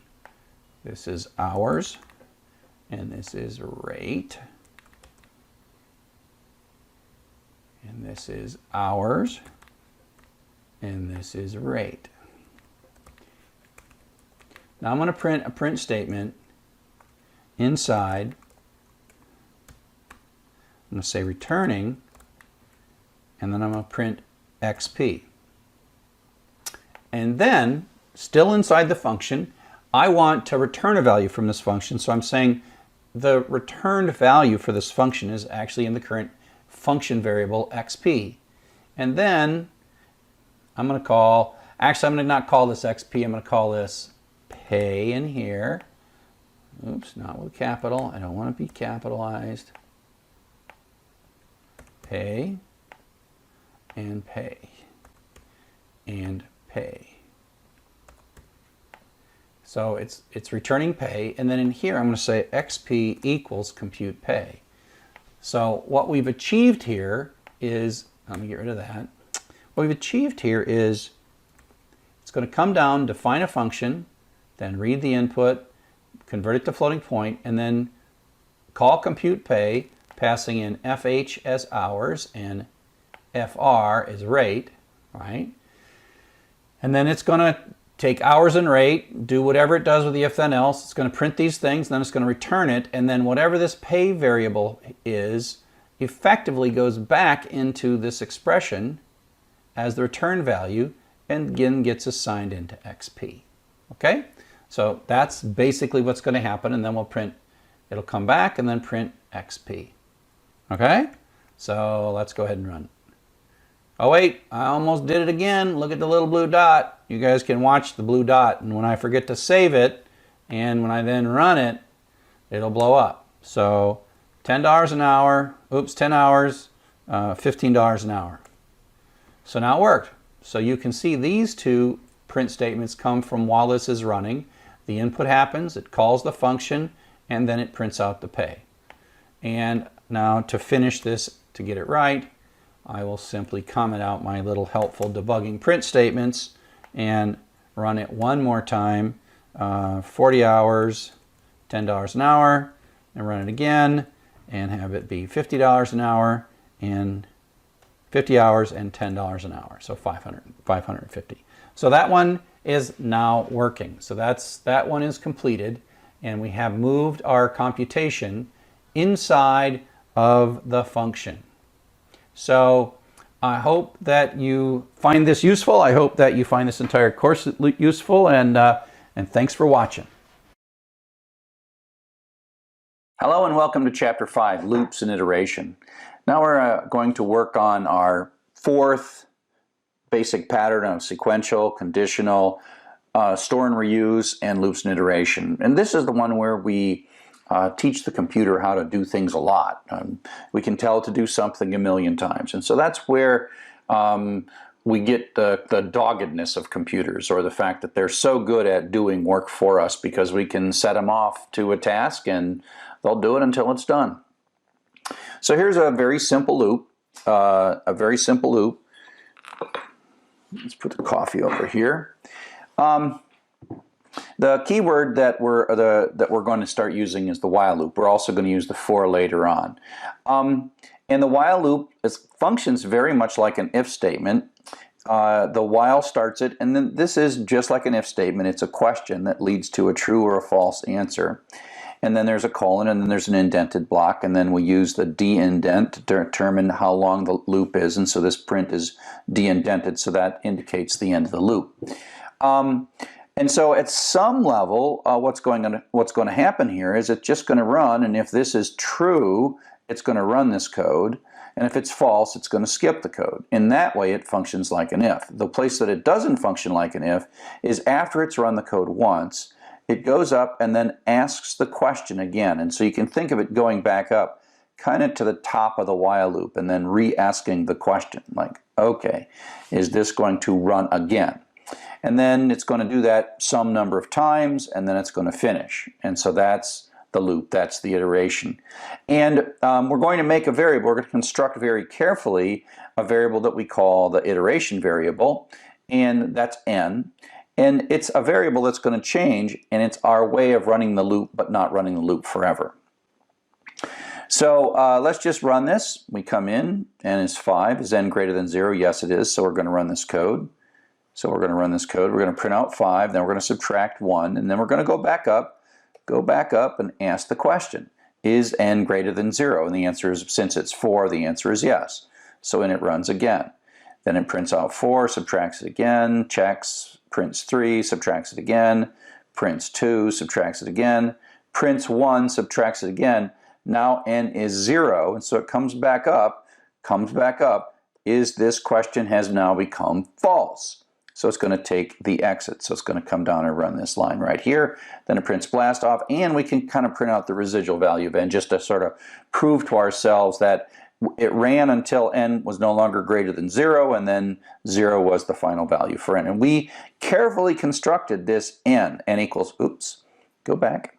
We carefully constructed n. We set it to 5, then we carefully subtracted 1 each time through the loop, and then we're using that to control when to exit the loop.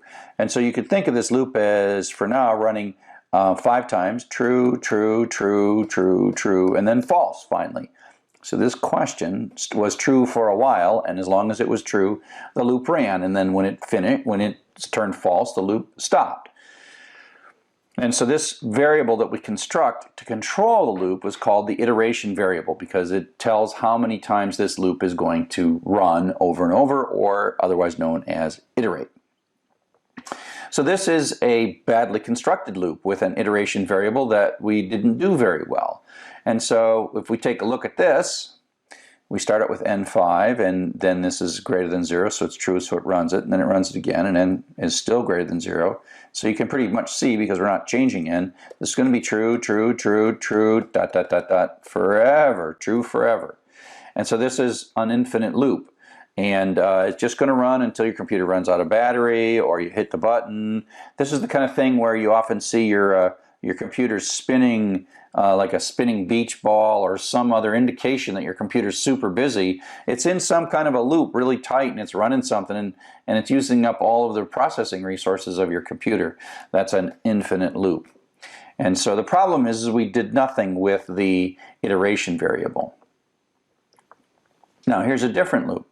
And so this one demonstrates a different idea. So in this case, we start out with n is 0, and it comes in here, and is n greater than 0? Question mark, and the answer is false. So it skips it. It doesn't run these lines of code at all. And so this loop doesn't run at all, because it comes in, asks the question, it says no, and then it skips right around it. So never run, never run. And so this actually is, sometimes you write a while loop on purpose like this, not quite as simple as this one, but the idea is this emphasizes that these loops are what we call zero trip. They are not even guaranteed to run once. They're going to run maybe 0 times. And in this respect, it functions exactly like an if statement, right? Meaning the first time through the loop, if it's not true, it's just going to skip right by it. So there's a couple of ways of getting out of loops. In this case, I'm constructing an infinite loop, because remember the kind of definition of an infinite loop is if this is going to stay true. Well, true is the constant true. So this is going to run forever. And what it's going to do is it's going to prompt with a little arrow, and then let us type and read whatever we type into the variable line. And then if the line is done, we're going to break. Now break is an executable statement, and if you hit the break, it exits the innermost loop out to the place beyond the end of the loop. So when this runs the first time, and we say hello there, line is not done, so it prints it. So it prints out hello there, and then goes up. And then we type in again, we type finished, and so it's not done, so it prints it. So now comes that print statement. And then we type in done, and now this becomes true. And it comes out and runs the code beyond the end of the loop. The key is it doesn't go back. It's like once you've done a break, that loop is done. And so you look at basically, the block that is the loop. So here's kind of the loop block, and then the break goes to the line after the end of the loop block.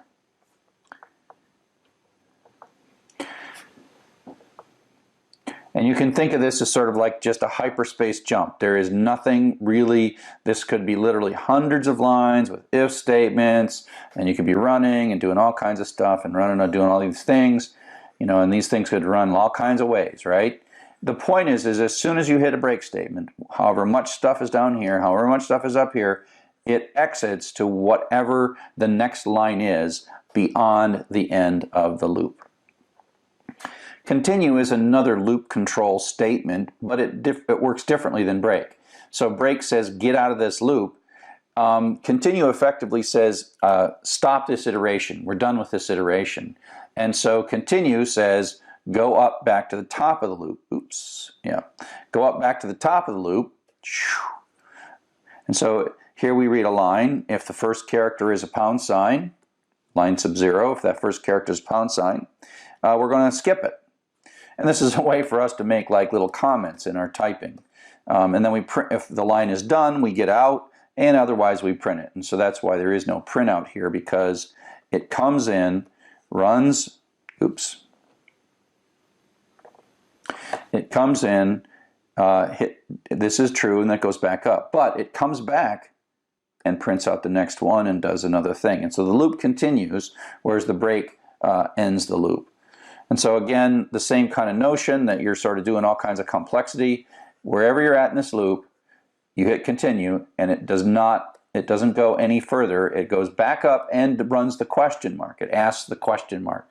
And so, asks the question, and it might exit the loop in that particular case. But this one here is this is an infinite loop that I've constructed. This is not an infinite loop because at some point the break gets us out of the loop. And so it's an infinite loop with break to escape it. And that's another common way to construct a loop.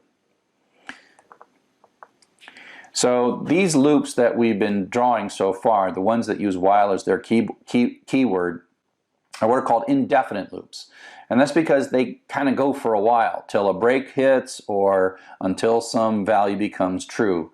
As long as that value remains true. So all the ones we've done so far are easy to look at and know that they look pretty good and they're probably going to finish. But there are sometimes, if they're long and complex and their exit or termination conditions are a little more complex, it's not clear that they're really going to terminate. And so we can use while loops for a lot of things, but for most of our looping, we're going to use what are called definite loops, and that's what we're going to talk about next.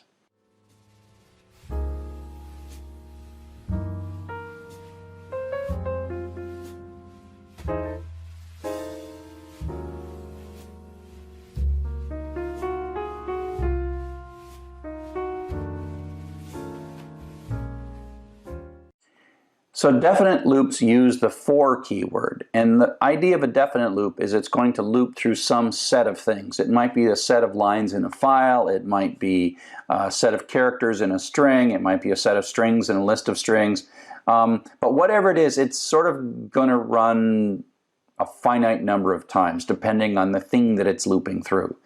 And we like this, and it's an easier way to construct it, and we actually don't have to deal with the iteration variable. The for loop includes a mechanism to construct the iteration variable for us. So it's definite loops iterate through the members of a set. So here's a very simple for loop. And so you see the for keyword, and in is also a keyword. And the iteration variable is something we put right here. This I is declared. This I is like an assignment statement. And I is going to take on successive values. So I is going to be 5 the first time through the loop. Then I is going to be 4 the second time through the loop.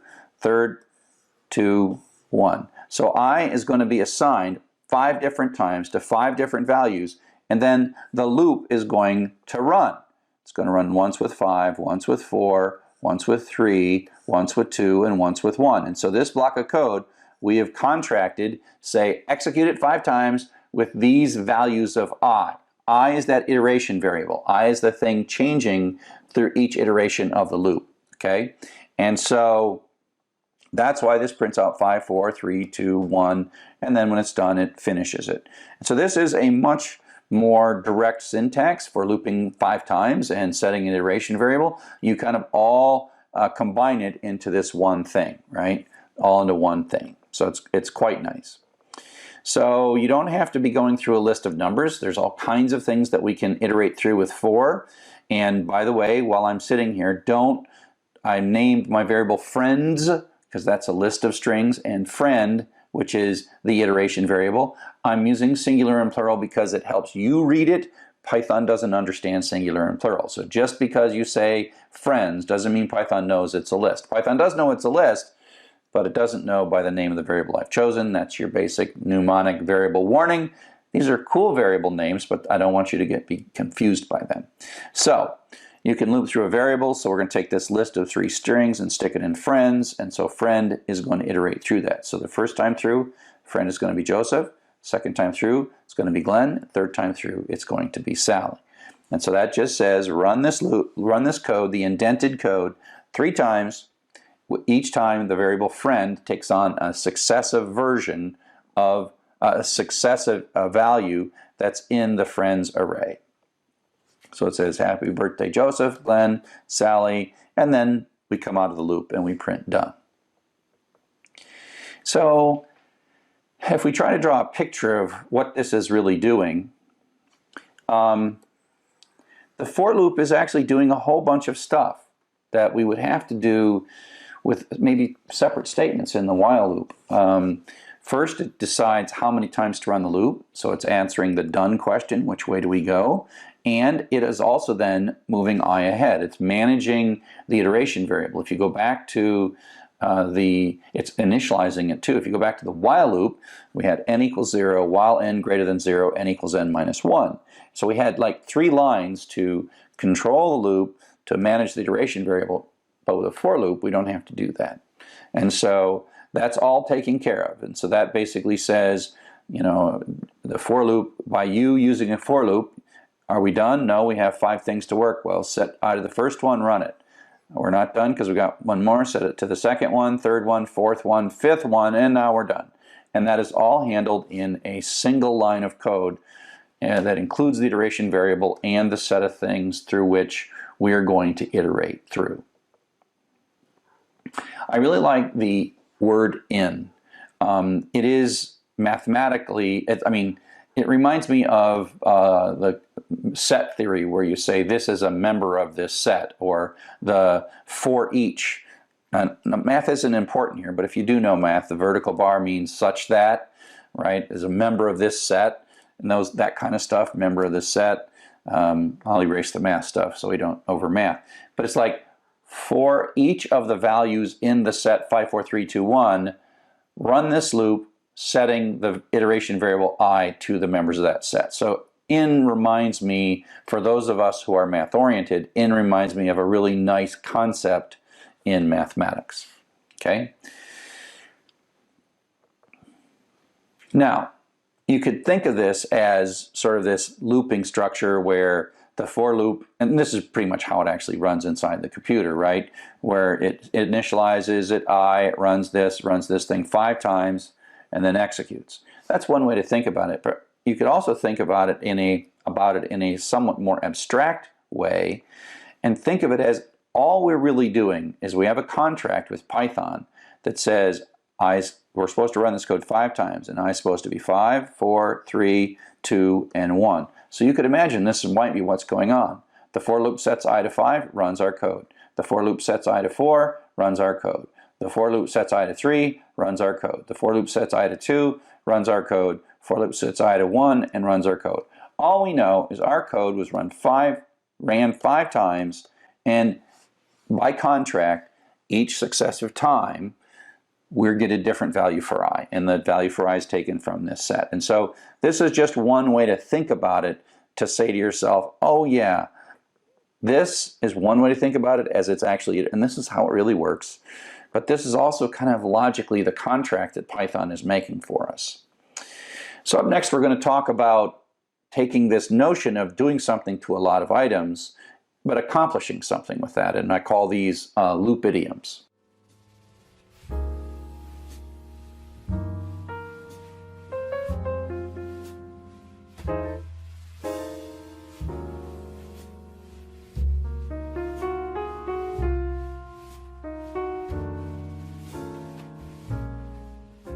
So now we're going to talk about loop idioms, and loop idioms are patterns that have to do with how we construct loops. We have the mechanics of fors and whiles, but ultimately we want to get something done. We want to solve a problem with a loop.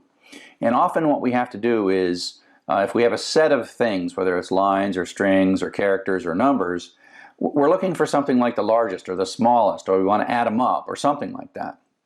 And so we can't just say add them up. We have to say go through each one and do something to each one and somehow achieve adding them up. And the pattern that we're going to follow is we're going to have this loop that's going to do run once for each thing, right, in some chunk of data. And then, but we're going to set something at the beginning, and then we're going to do something to each one. And at the end, we're going to kind of get the payoff. We're going to get the result. So if we're doing sort of summing things, we're going to have a running total. And so this will be like t equals 0. And then this will be t equals t plus the thing value. And then, but this is not the real total. It's the running total during the loop. But at the end, it is the real total. And so we're gonna look at what you do at before the loop starts, during the loop, and then what you get after the loop and how you can use that. So we're going to use this loop. It's just going to loop through a set of 6 numbers over and over and over again, right? So we're going to do something before the loop, we're going to do something after the loop, and then we're going to run the loop some number of times. And in this case, thing is our iteration variable because I'm using unmnemonic variables now. So this is going to run 9, 41, 12, 3, 74, and 15. So it's going to run and print these things out. So it runs this loop 6 times, and away we go. Now this loop does nothing except print stuff out. Of course, I like to do that first, is always print things out to make sure that sort of my brain is functioning. So to kind of understand how these loops work, I'm going to ask you to function as a program. And I'm going to show you some numbers in succession. And I want you to mentally figure out what the largest number is, but more importantly, think about how your brain is solving this problem of what is the largest number, given that I'm only going to show them to you one at a time for a little while, and your brain has to do something. And imagine I was going to show you thousands of numbers. I'm not, but imagine I was. How would you organize yourself in a way so that for like an hour and a half, you could sit here as I showed you numbers and you keep track of the largest number that you've seen of all the numbers. Okay, so here we go. Here's your first number. Second number. Third number. Fourth number. Fifth number. Sixth and last number. What was the largest number? What was it? Well, it wasn't too hard. It was 74. But that's not the question. How did your brain arrive at 74? So here's all the numbers. If I'd shown you all the numbers and asked you what's the largest number, your eyes would have sort of gone, and then you got to 74. And you wouldn't do it in any particular order. Your eyes would just like see the 74 and it would just throw smaller numbers away, and it would move really quickly to what the answer is. Even if there was several hundred numbers on the screen, your mind would sort of move fluidly wherever it felt like moving and then arrive at it. And probably what it would do is it would do something like, kind of move like this, find this, and then sort of check to make sure that it's okay, and then say like, okay, I got 74, I'm done. That's not how computers do it. That is not how computers do it. They do not move fluidly.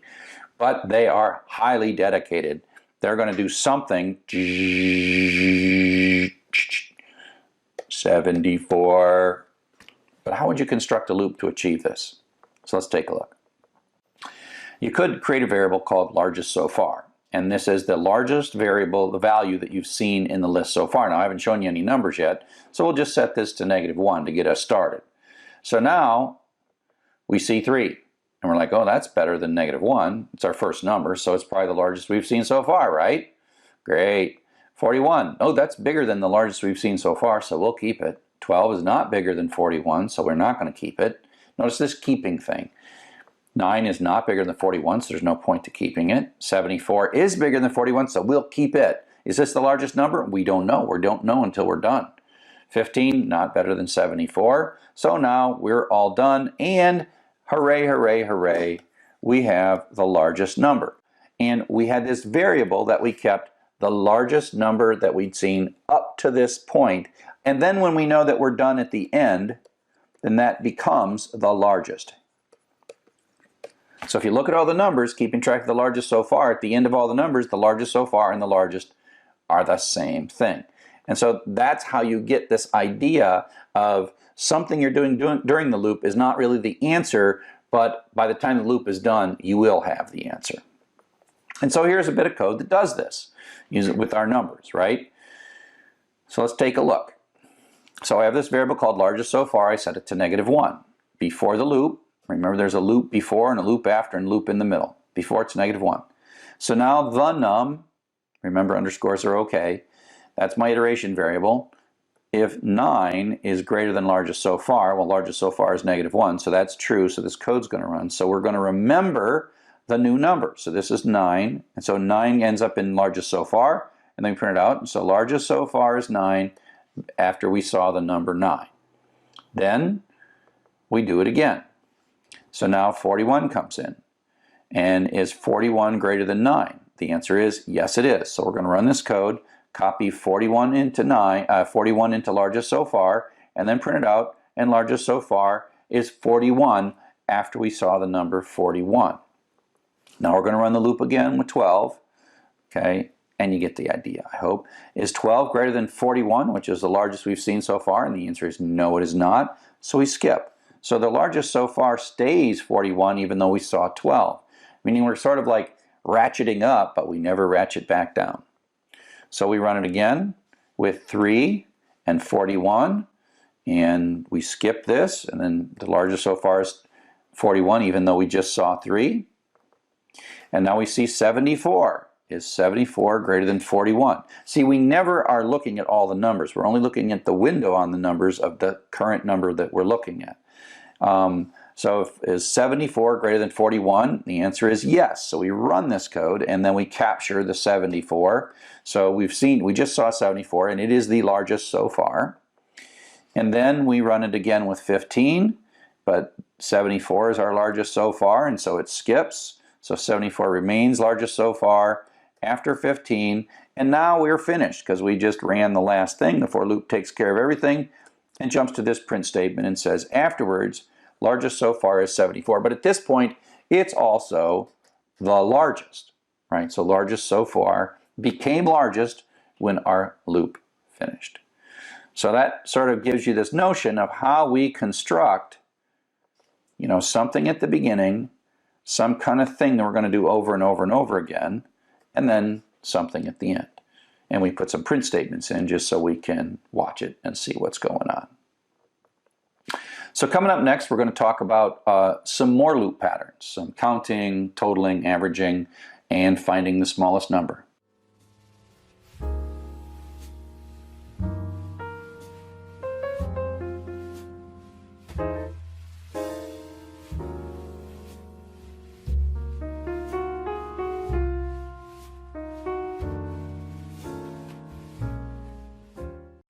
So now we're going to look at some more patterns of the different things we can do at the top of the loop, in the middle of the loop, and at the bottom of the loop. And the first one we're going to do is counting.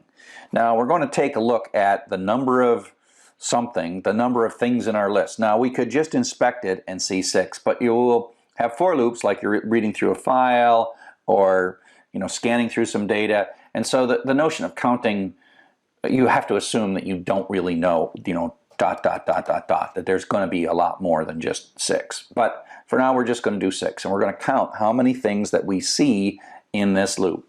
And the pattern is simple. You set a variable, Zork, to 0 at the beginning. We often call this variable count in mnemonic. And now we're going to run this loop 6 times, 1, 2, 3, 4, 5, 6. And each time through, we're just going to add 1 to Zork. So Zork starts at 0, then it goes 1, 2, 3, 4, 5, 6.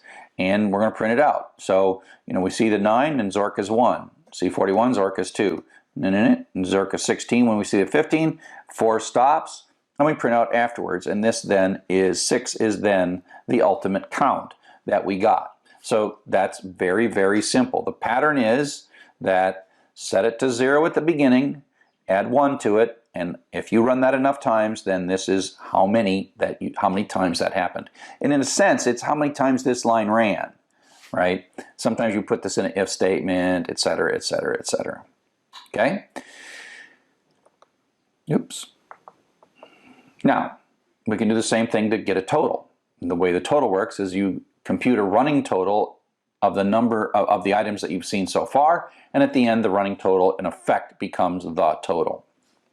A better variable name for this would be like sum or total or something, but Zork, I'll use Zork again. So you set Zork to 0, and it starts out the total we've seen so far is indeed 0. And then we're going to run this 1, 2, 3, 4, 5, 6 times, and thing is going to be the iteration variable. It's going to take on the successive values. And each time through, we're just going to take our running total and add to it the thing we've seen. So we see 9, and the running total is 9. We see 41, and the running total becomes 50. We see 12, the running total becomes 62. We get a 3, it becomes 65. We get 74, running total is 139. How many more are we going to see? We don't know. Could be a million. Could be 1. Oh, it's only 1. We get a 15. Our running total is 154. And what's true at any moment here is the running total is right of what we've seen so far.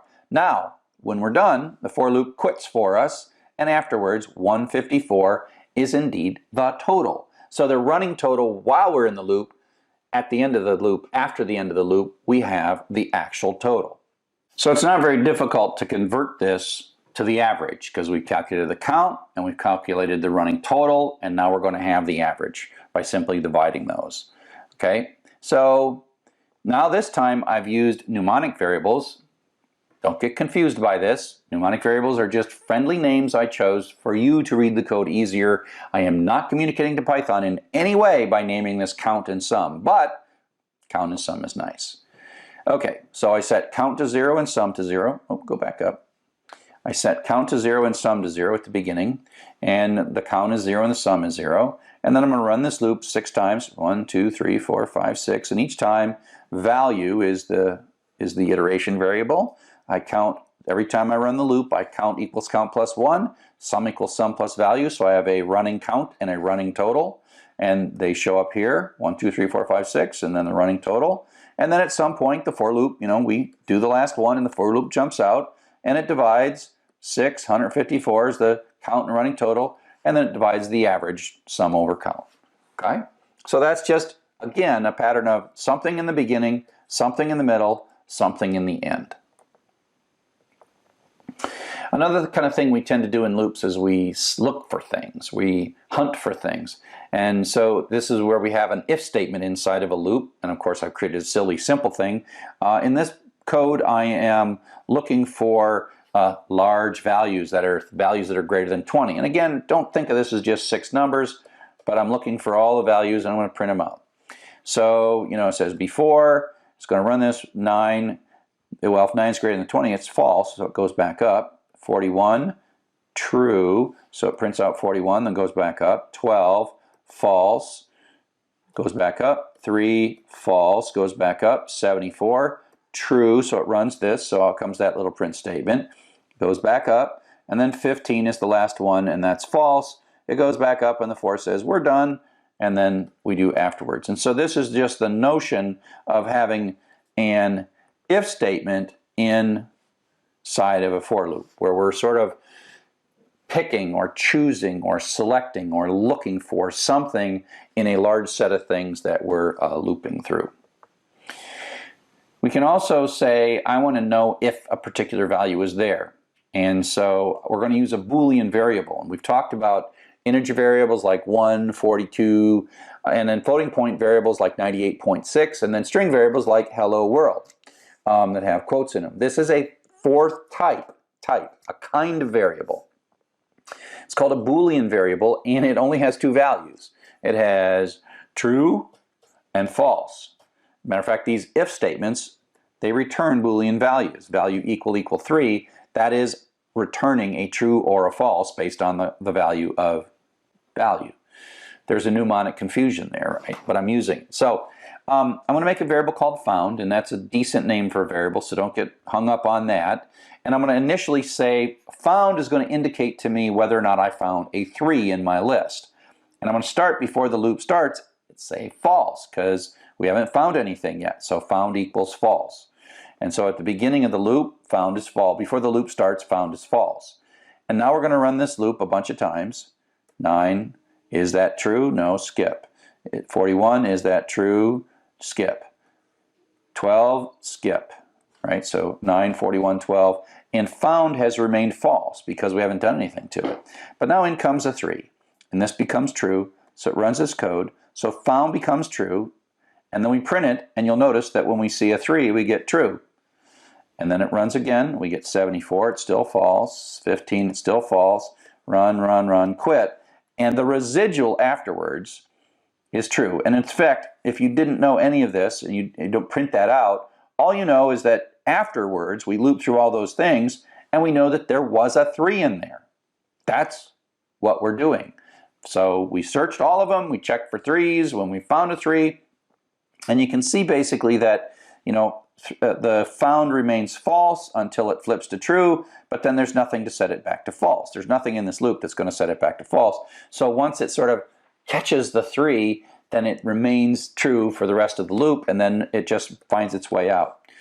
Now, if you want to think about it for a moment, ask yourself, how might we make this loop more efficient by putting a statement right in here? Think about a way to, once you found it and it's true, there is sort of no reason to keep on going. So what would you put there to perhaps make this loop to look for 3s, just to tell you whether or not there was at least one 3 in there, how to make that more efficient? Just think about that. Okay, so now let's look back at the largest value that we started out with, right? And so if you think about this, let's kind of give it a sort of a rough look here. Largest so far is our kind of like a running total, but it's our hypothesis is the best large number. And we have this if statement that says if the number we just see right now is greater than the largest so far, then capture it, right? Take whatever number we saw and capture it. So when we see 9, it's better, we capture it. We see a 41, it's better, we capture it. We don't capture this, we don't capture this, but we capture the 74, and we don't capture the 15, and that's how we do it. So you could think of this as better. When the number we're looking at is greater than our working hypothesis of the largest, we grab it because it's better. So this line right here is the grab line. Grab it. Okay? So then the question is, how would you modify this code to teach it to find the smallest value in this list of numbers? Think of it as you have a starting number, you have a sort of what's better in this grabbing notion. How could you do that? Take a look.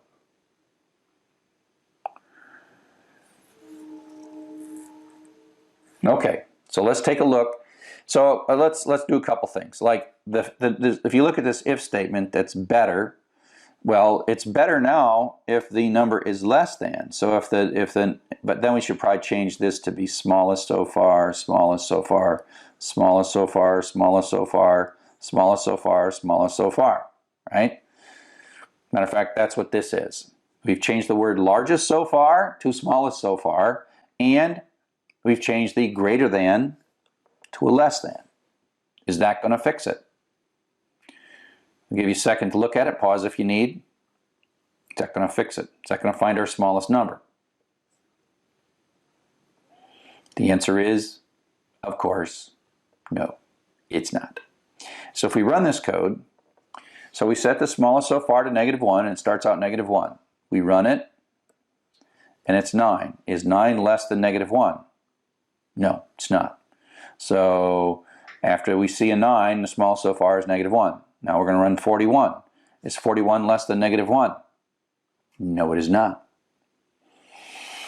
So the smallest so far is still -1. As a matter of fact, it isn't the smallest so far anymore. Just because we named it smallest so far doesn't mean it is the smallest so far. It didn't work out so well. And so you see that none of these, because they're never less than -1, do anything. And we claim that afterwards the smallest we've seen so far is -1. And that is because, of course, -1 is smaller than any of the numbers that we saw. So how could we fix this? Well, if we started the smallest so far with some like arbitrary big number, then it'd be better. So if we made this 100, whoops, come back. If we made this be like 100, that'd be good, because the first time through, the 9 would be less than 100, so we would capture the 9, and then the rest of the loop would work just fine. But then what if we didn't know that how big these numbers were. As a matter of fact, the largest so far wouldn't have worked if all the numbers were negative. Think about that. We just assumed they were positive, and so we kind of wrote lazy code that assumed all numbers were positive. That might not be a good assumption depending on the numbers that you're dealing with, right? So maybe 100 is a good number to start with, or maybe like 1,000 or 10,000, or like some number with lots of zeros in it. How big should we make this? And the answer is we're kind of solving this problem the wrong way. And the thing we really want to do to solve the problem is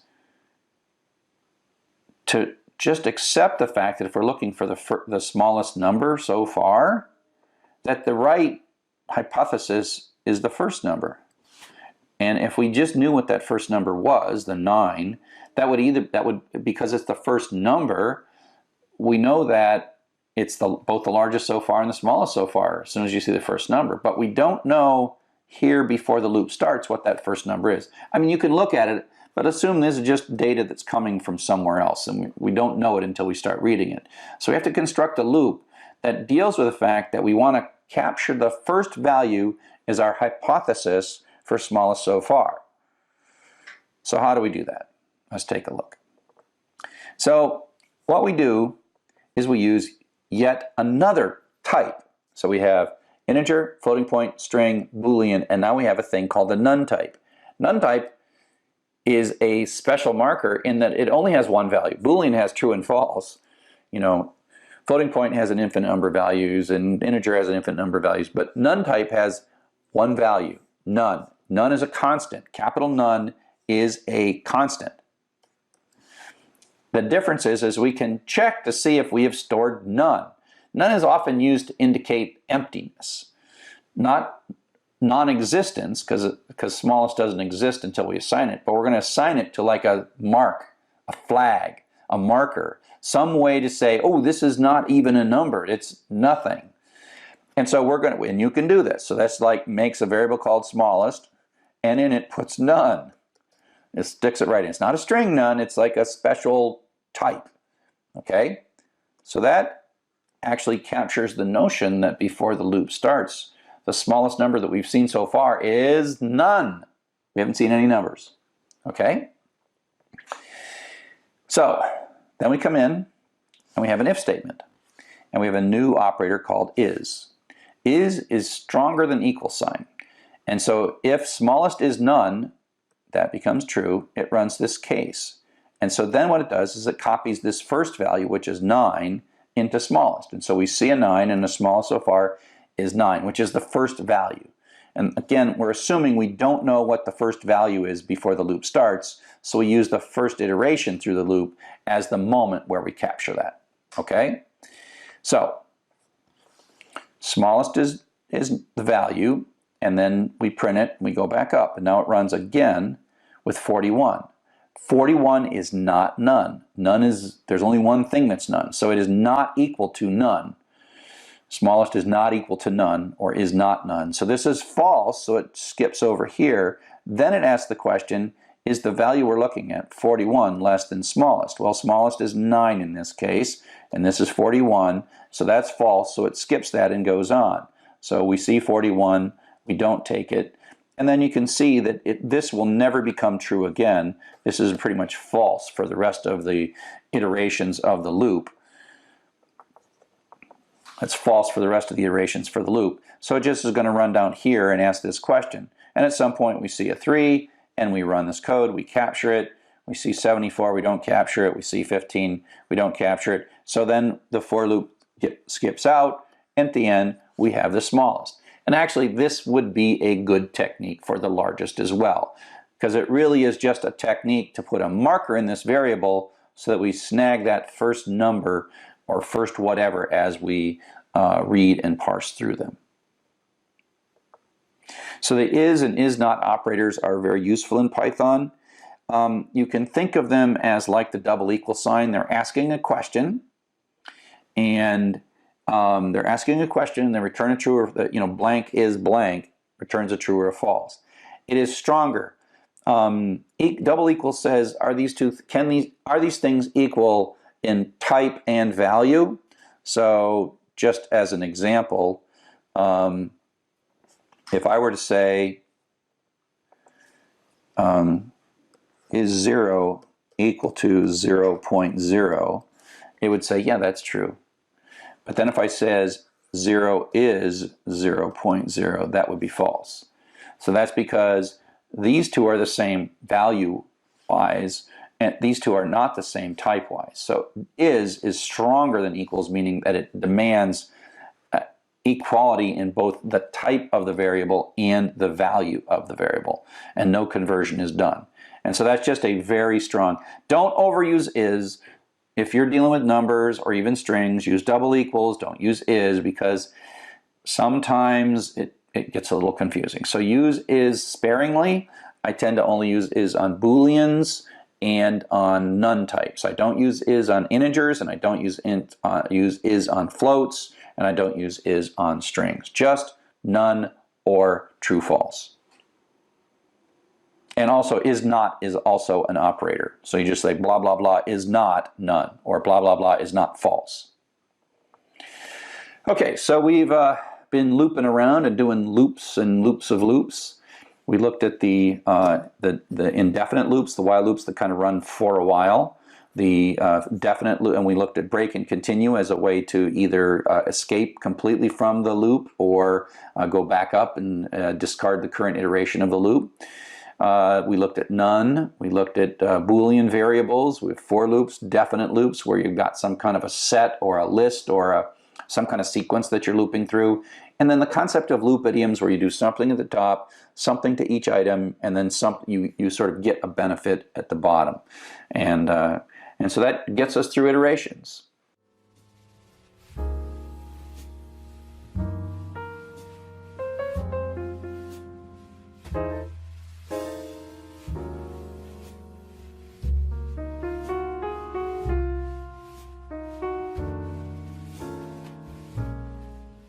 Hello and welcome to Python for Everybody. I'm doing a worked example. My name is Charles Severance and I'm the instructor for the class. And the worked example that we're going to work on right now is in Chapter 5, and it is Exercise 1.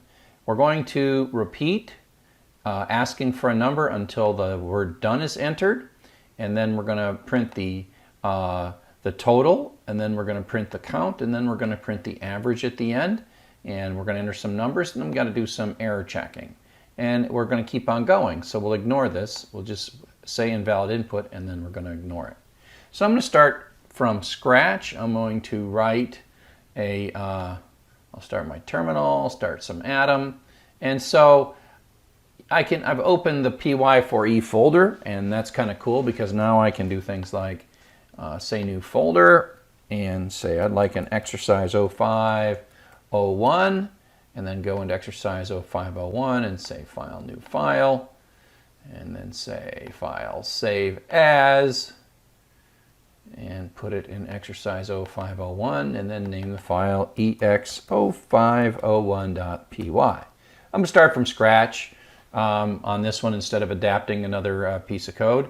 I'll say print 5, and I'm going to do this because now I need to get to the point where I'm in the same folder in this terminal window. CD desktop, py4e, ex. I can string these together. And there I am, and I say Python 3, ex, and there I go. Okay, so I'm in good shape. So there's a couple things right now, and we're going to do the total, count, and average. And so this is just a basic pattern where we're going to have, we're going to need a iteration variable for the count. I'll call that num. We start that at 0. And then tot, and I'll start that at 0.0. So that's the running count and the running total. Now we need to write a loop. And I'm going to write this as an infinite loop, while true, with colon, and then I'll indent, and I'll prompt for a string. And remember, input gives us a string, so I'm going to call this sval equals input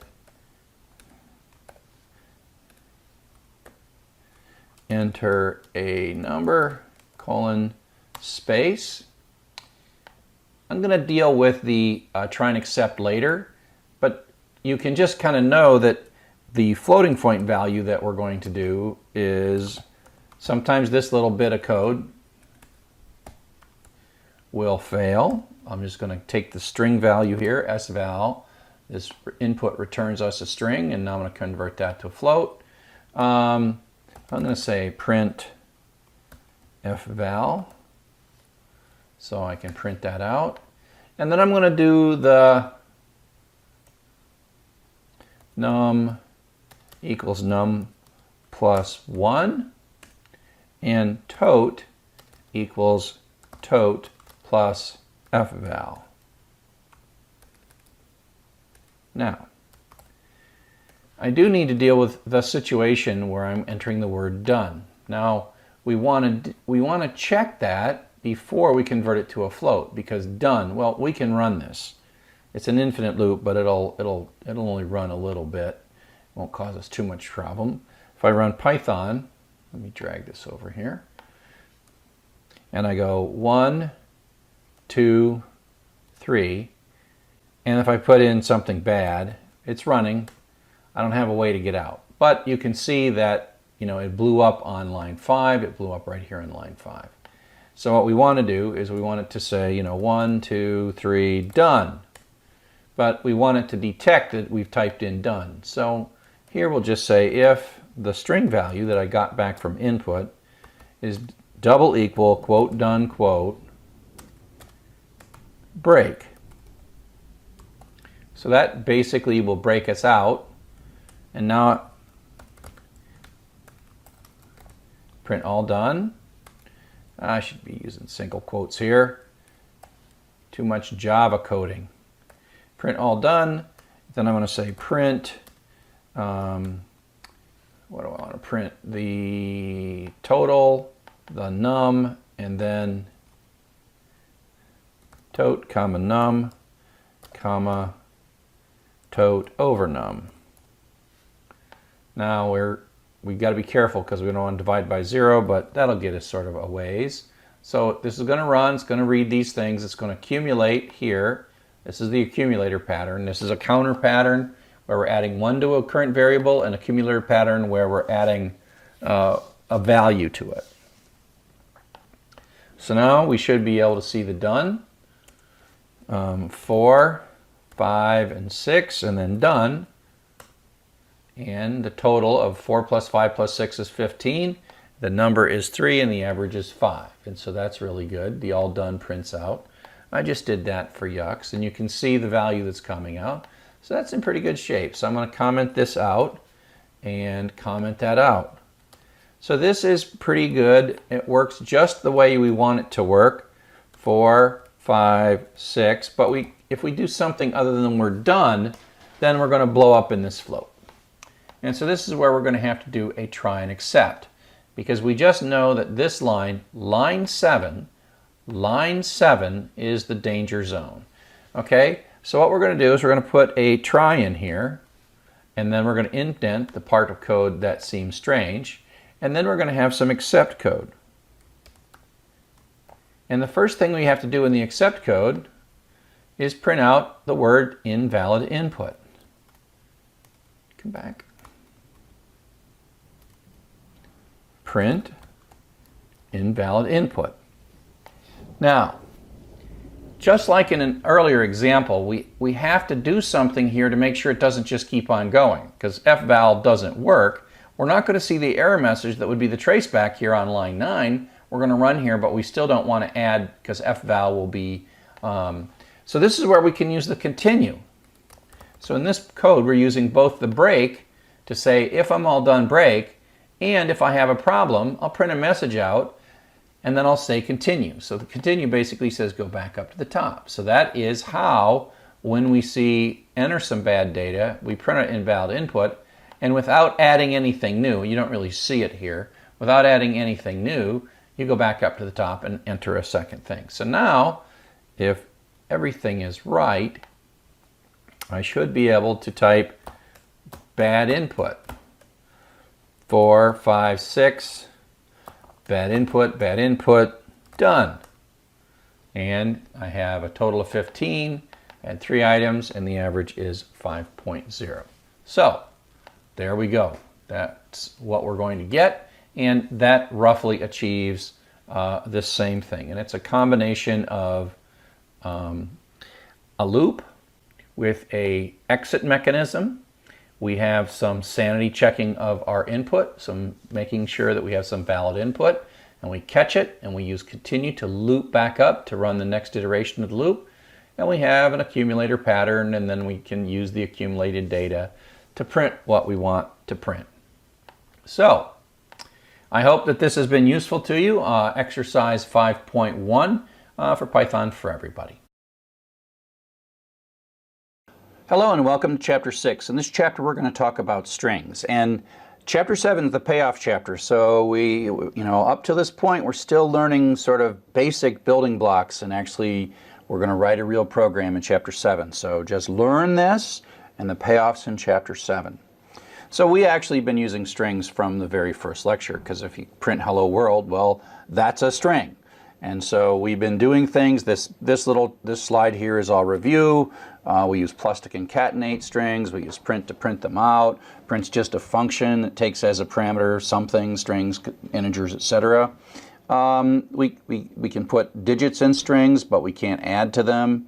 By now you figured this out, but you can use things like ints to convert the strings to integers and then print things out. So, we've been doing this for a while. We've been talking about strings all along. Now today, what we're going to do is going to just get into strings in more detail. We input data with the input function. Input returns us a string. And if we want to input a number, we have to run some kind of conversion, like we have to do an int before we take this data that we read from input, And so there's things that we've got to do, and we've been doing all these things in programs so far. But if we look in a little more detail inside strings, we can index within strings each character. So each character has a separate position and a separate index, and they basically, the letters have positions, and the positions start at 0, and the best way I explain this to remember this is it's the elevators, as we used in one of our examples a long time ago. Elevators in Europe start at 0, and so strings start at 0 as well. Turns out in the old days there's some efficiency with the notion of lists of things starting with 0. These days the efficiency isn't the issue, but there's a certain elegance starting at 0, even though intellectually you might think 1 would be the first character in the string. Might make most sense to be sub 1, but it's not, it's sub 0. But just remember that. And so we have this operator called the index operator, and it's square brackets. So fruit is a variable that contains the string banana, and then fruit sub 1 is the character that's in position 1. Now that actually is the second character. I'll keep reminding you until I get tired of reminding you. And so that assigns A, the letter A, into the letter A into the variable letter. Of course, that's a badly chosen. It's either a well-chosen variable name or a badly chosen variable name.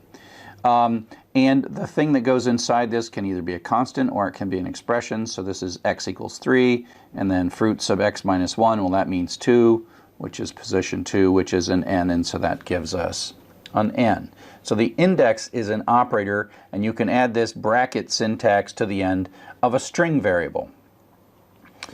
You can't index beyond the length of the string, so if I say zot sub 5, well, there's only 3 characters, which means 0, 1, 2, but sub 5 doesn't work, and of course we get a happy little trace back.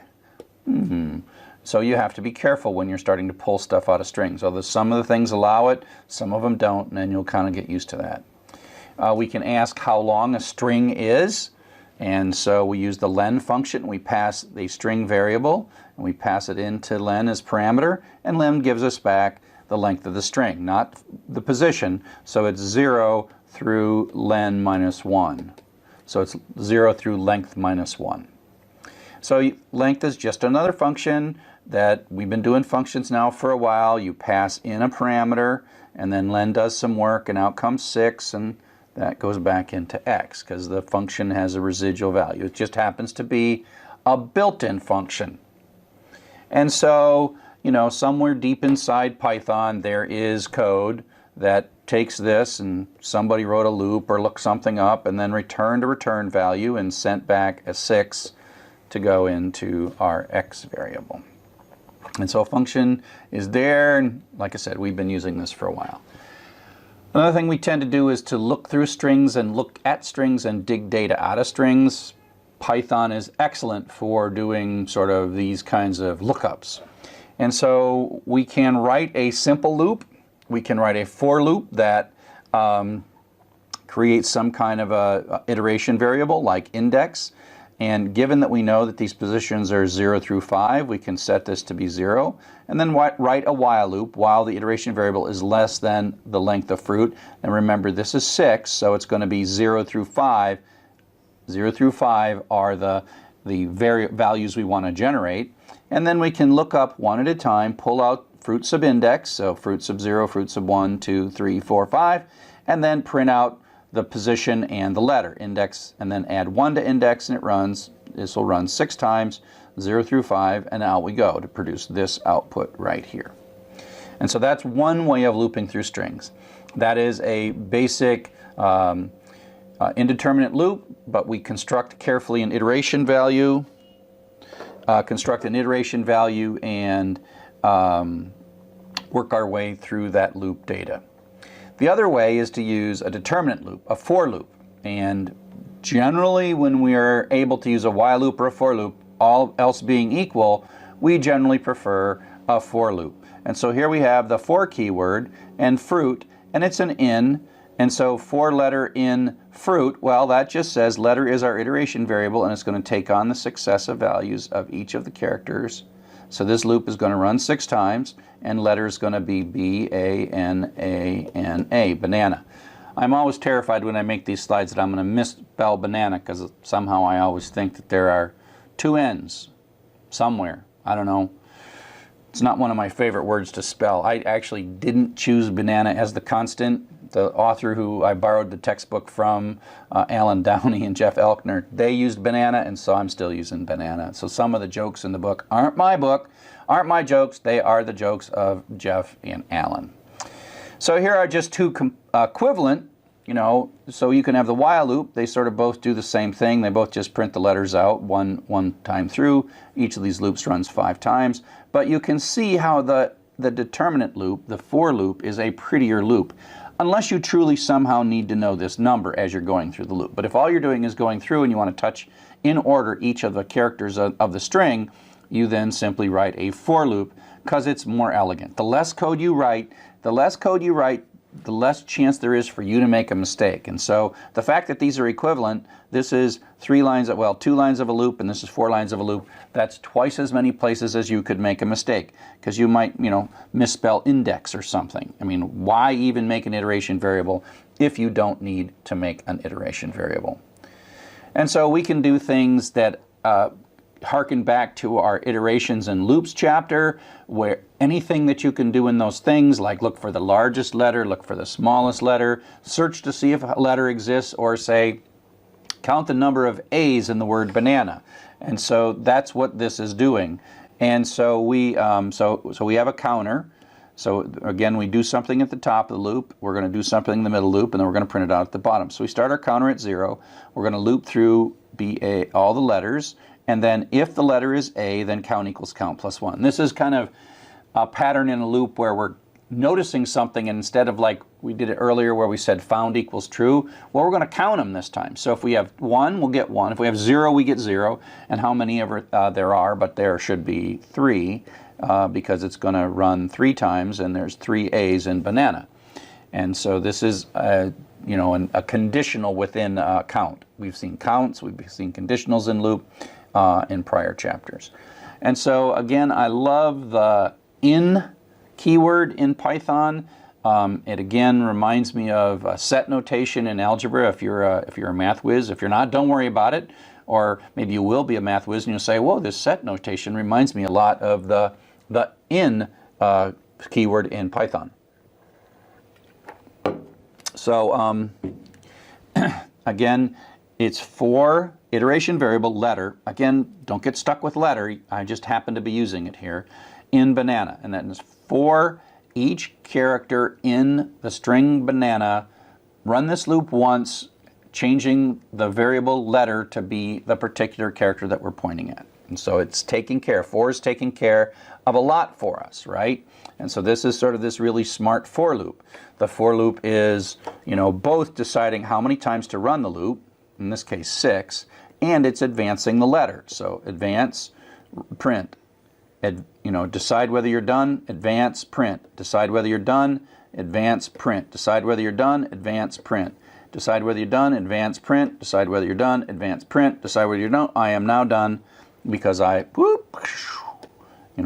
done with that particular string. And so you can think of the for as, magically doing all of this for you, of both deciding how long to run the loop, when you're done or not, and moving down through all the successive letters in the loop. So up next we'll talk a little bit about additional things that we can do with strings.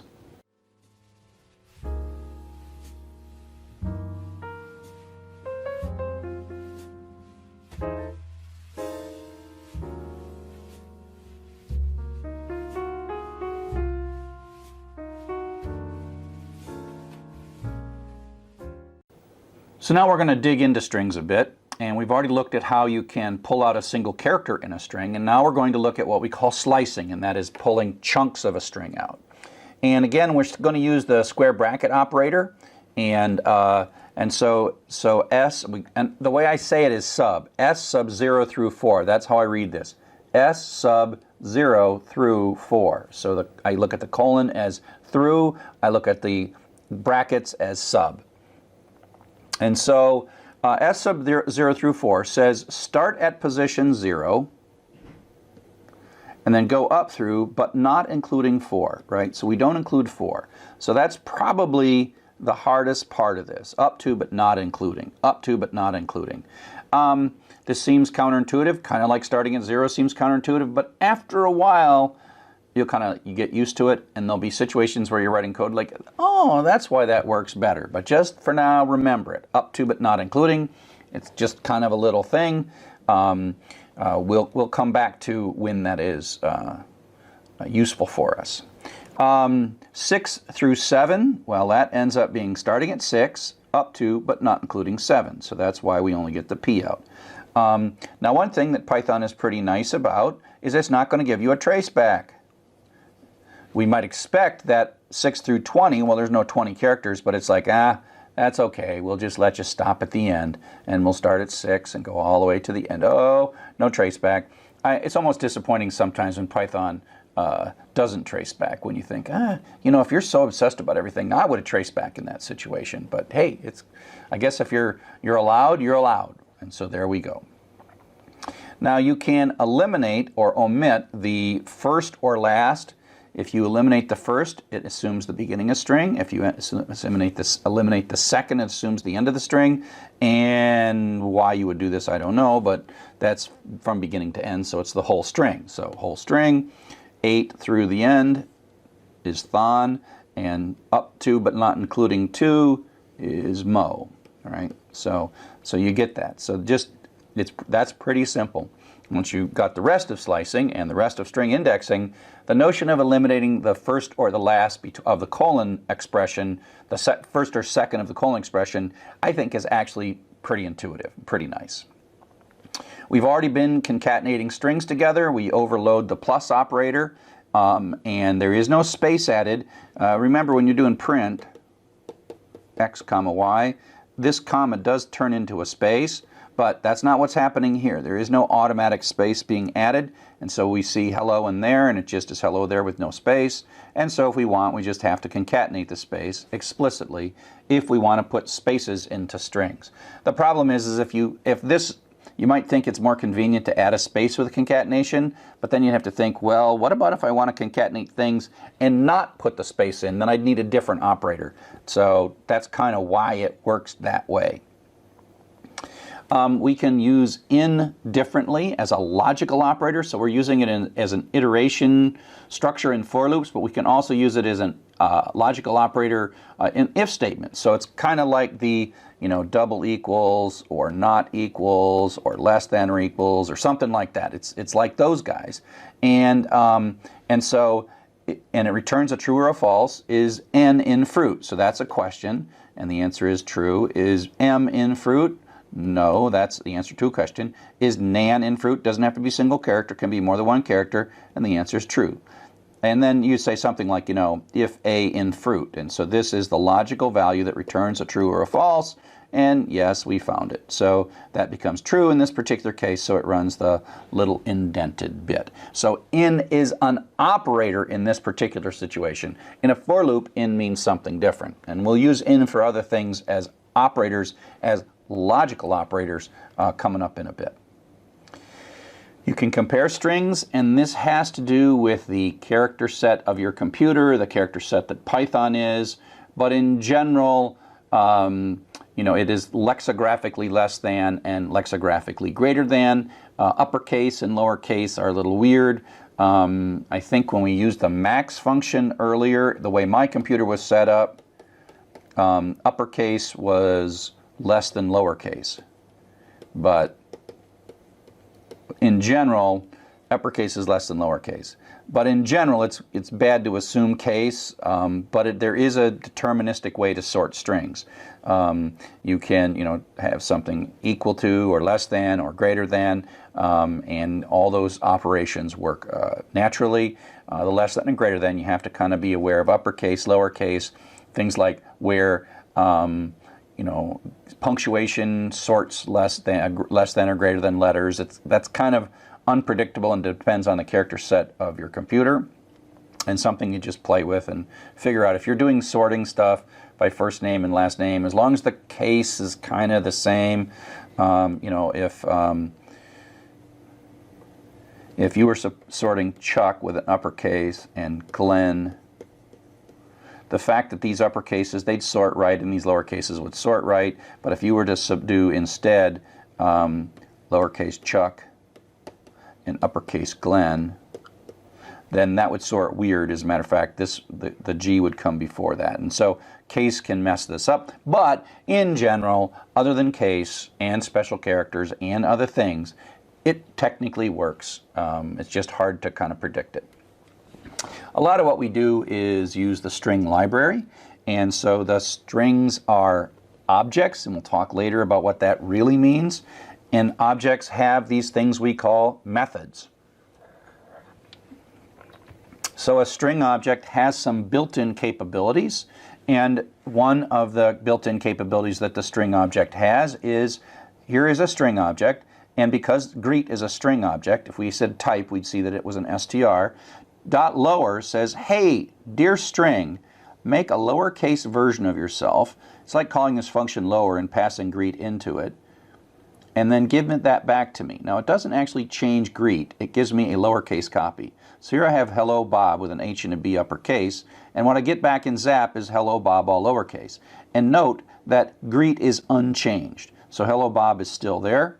And you can even call these methods on constants. So this is a string object, quote, hi there, quote, dot lower. That says, call lower on this bit of string and give me back a lowercase version of it. And so it prints out as the residual return value. This is like a function call. A method call is a kind of special form of a function call. It's a function call where you say the thing dot the function name rather than function name passed in as a parameter. Like len, for example, is non-object oriented. Len of x, that's non-object oriented. Object oriented would be x dot something, parenthesis.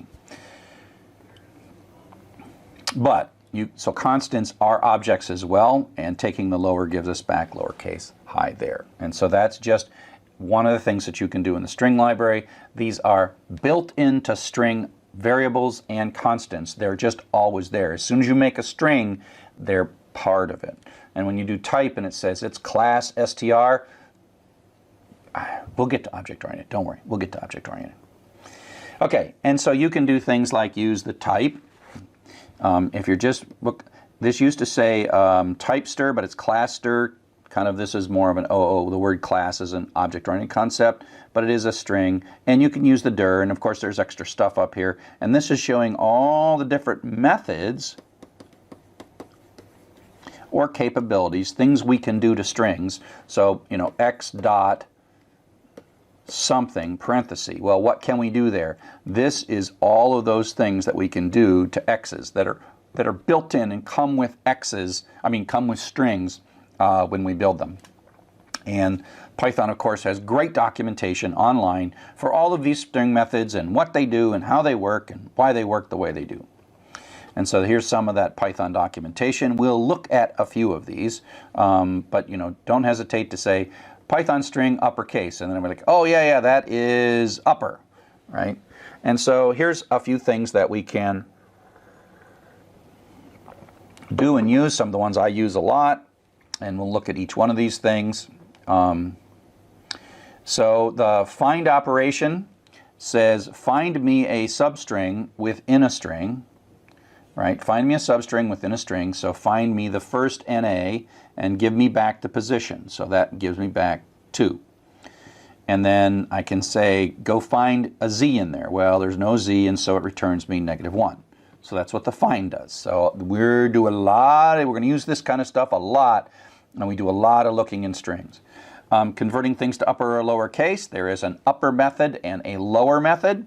So greet.upper, and that means the uppercase NNN is hello Bob. Greet.lower, that means that www is the lowercase hello world. And greet is unchanged. Greet is still hello Bob with upper and lower, because each of these methods basically say I'm going to give you back a uppercase copy or a lowercase copy of the original thing without changing the original thing.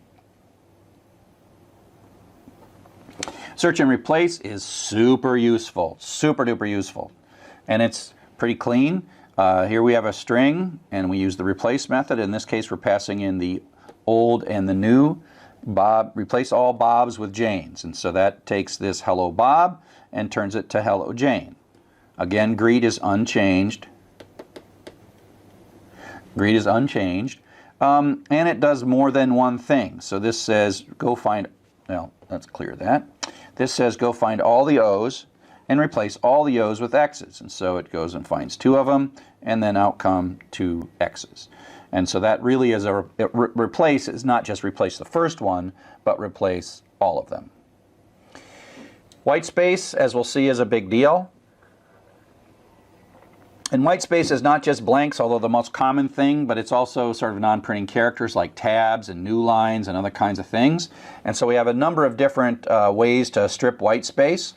So here we've got some spaces at the beginning and spaces at the end. And we do an L strip, and that throws away the spaces at the beginning. That's the left, so that's a left strip. It all takes any, if there's nothing there, it doesn't harm it. R strip means throw away all the blanks on the far end. And then strip says go take both sides for strip, and so that pulls out all the spaces on both sides. This will be useful because sometimes when you're tearing stuff apart, you'll find yourself getting extra spaces, sometimes at the beginning, sometimes at the end. And it can be tab or new line. It's sort of white space that is kind of not visible, clear. That's what white space is. It's like if you were on a piece of paper, it's the white space. It's like X. Well, that's not white space, but right here, oh, that's white space. It's any character that doesn't cause printing to happen, if that makes any sense. It's any character where nothing would be printed. And there are characters like that. There's like even bell characters, but we don't use them very much. We can ask very conveniently, we can say, hey, does this line start with a particular string? And so, you know, line, does this is a question, going to return a true or a false. Does this line start with please? And the answer is true, it does start with please. Does this line start with a lowercase p? No, it does not. And so again, you use this in the context of if something, colon, some block of text, some block of code.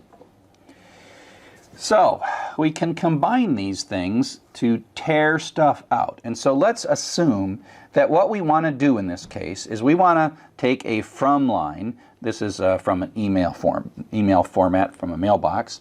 And this has got the from with a space and the person's email, and then @ sign in the school they're from, and a space, and then the rest of the stuff like when this mail was sent.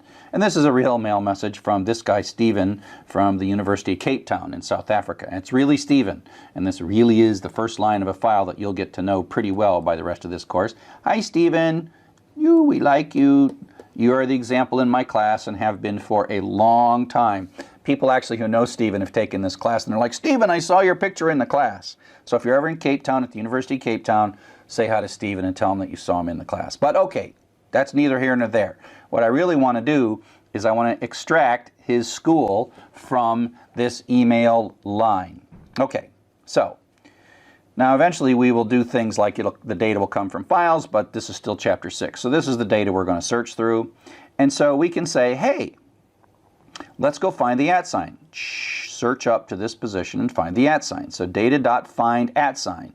And give me back where that's at. That's in position 21. This is position 0. Then what we're going to do is we're going to look for the next space after the @ sign. So we're going to start at the @ sign and tell find to start here and look forward until it finds a space.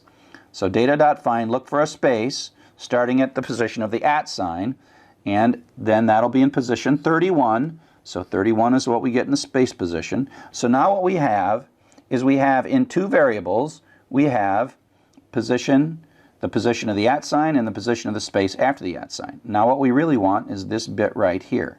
So we have to go one beyond the @ sign, and we don't want the space.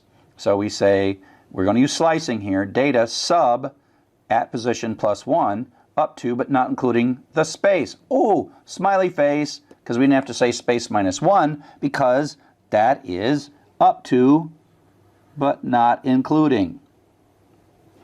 And so we get that little bit right there. So we don't have to say -1 there because this is not actually included. The thing that's at the position of the space is not included. So that's already a little benefit for the up to but not including. And so when we print this variable out, host, we get exactly just the school that Stephen works at and probably went to, as a matter of fact.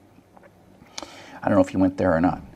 So this is just kind of a note for non-Latin character sets. All programming languages from the 60s on tended to work in what we call the Latin character set, which is the United States and England and Europe, and lots of places use this ABC character set and the special characters.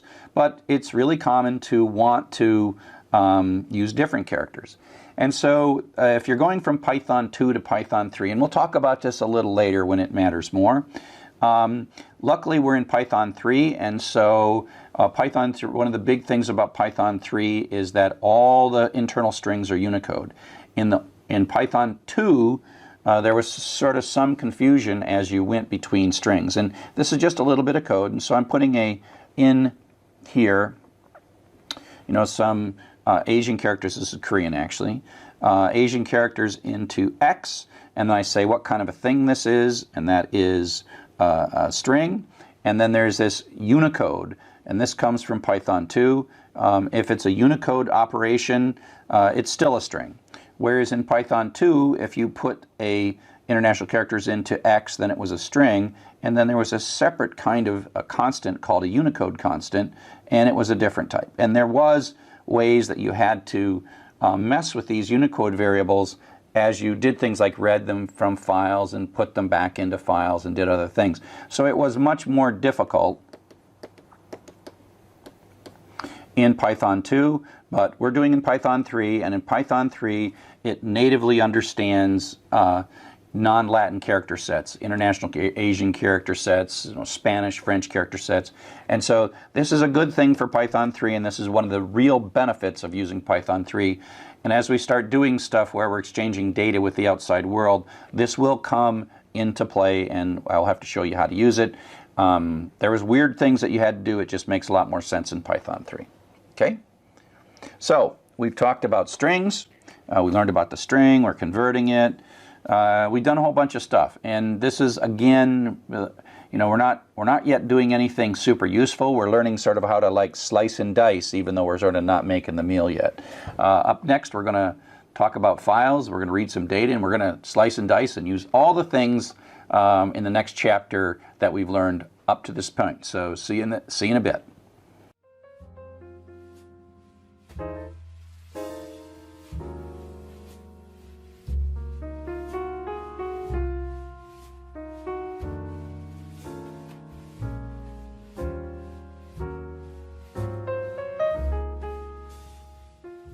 Hello and welcome to Python for Everybody. My name is Charles Severance and I'm the author of the book and the teacher of this class.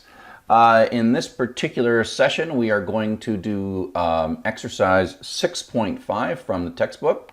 It's an exercise in parsing text strings.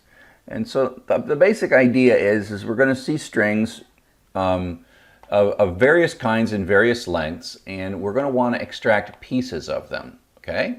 And so the idea is to somehow get this part out and then convert it to a floating point number. This is a proxy for later things where we're actually reading files or reading stuff off the internet, but parsing strings is an important thing for us to do. Okay? And so let's take a look at a couple of different ways to do this. So let's go ahead and get started. Let's go bring up our atom, and I've got it open nicely to the right spot here, and I'm going to make a new folder. Hopefully by now you're finding Atom EX0605. Atom, or whatever your programmer editor is sort of a powerful tool. I'll close this one. File, new file. A powerful tool that lets you sort of save a lot of keystrokes, etc., etc.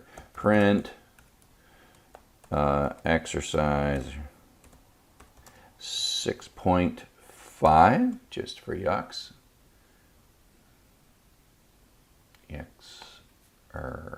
Size, and then file save as. And again, until I save it, it's not going to have the pretty colors.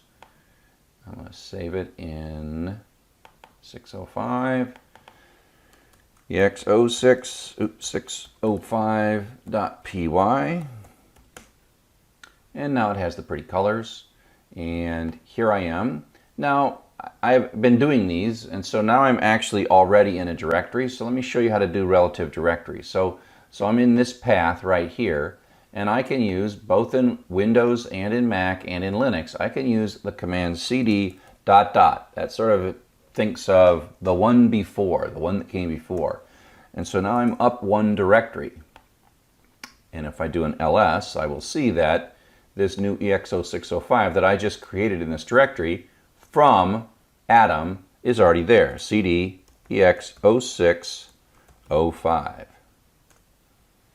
In the next chapter, we'll be talking about files, and this is where you really need to know this concept of folders and files. So ls, and I'm going to run Python 3 ex0605.py. There we go, exercise 6.5. So we're sort of in the right spot. We've got this going and we've got this going. Pretty soon we'll be putting stuff in these directories that need to be there, and you'll see how all that'll work in a second. Well, in the next chapter, where we've got to know all this stuff. Okay, so we'll just grab this first line here and paste that in.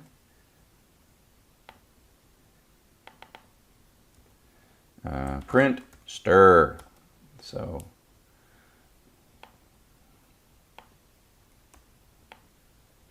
let's run it. And there we go.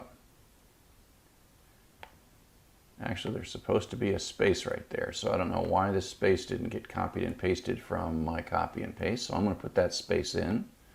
There's supposed to be a space right there, I think, but we'll see.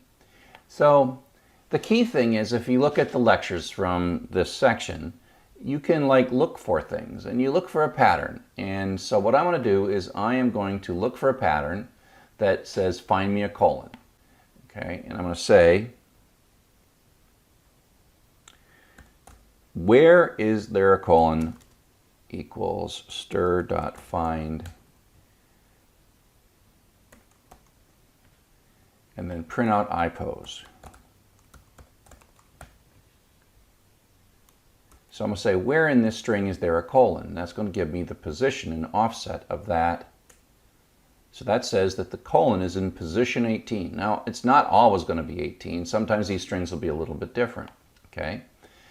So the next thing I can do is I can say a small piece of this string is do stir, and then starting from that position, IPOS through the end of the string. And then we're going to print that out, print out the piece. And when I'm doing string parsing, tearing strings apart, I tend to have a lot of situations where I print over and over and over again. So now let's see if that piece is the right piece. And the answer is it doesn't quite look right, because see, I've got that colon there. And that's because it says start at 18, position 18, wherever that is, and then keep on going. And so I need to do IPOS +1. So let's see, I'll just sort of advance past this little colon character and get into that space. Okay. So let's run it. So now I've got space 08475. And now I can just see it, value equals float of piece, because piece is a string. It's a string, and then I'm going to say print value to see if I got the value right. And let's remember that there's a space here. This might mess up float. I don't think it's going to mess up float, because float's trying to find a floating point number, and it kind of, but let's just see if it works. Let's just see if it works. Okay, so the key is it's in position, the colon is in position 18, the string we pulled out is blank 08475, and the floating point number is 0.8475. So we've sort of solved this. Now, I can clean this up a little bit by making that +2, so I'll just change that to +2, and you'll see how that changes what I'm doing. And so now this here is the string, that one there is the string, this is the actual floating point number. They're the same thing, other than the fact that it's a floating point number and you can add something to it. So I could do something like print, value plus 42.0, and that would actually work, right? So 42 point, and if I did print piece plus 42.0, that will blow up, right? Because piece is a string and 42 is a float, and says can't convert float object to string implicitly. Okay, and so other than sort of taking out this extra stuff,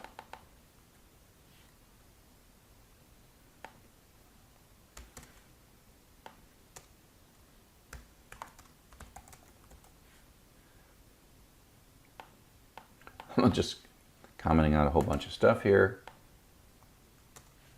Oops.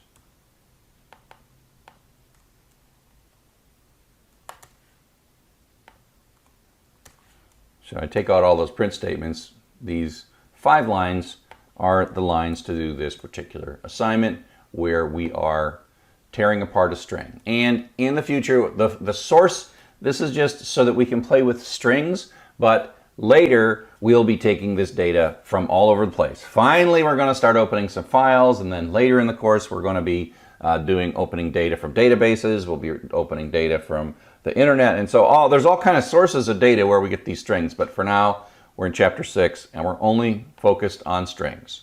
So I hope you found this useful, and coming up soon we'll be opening files.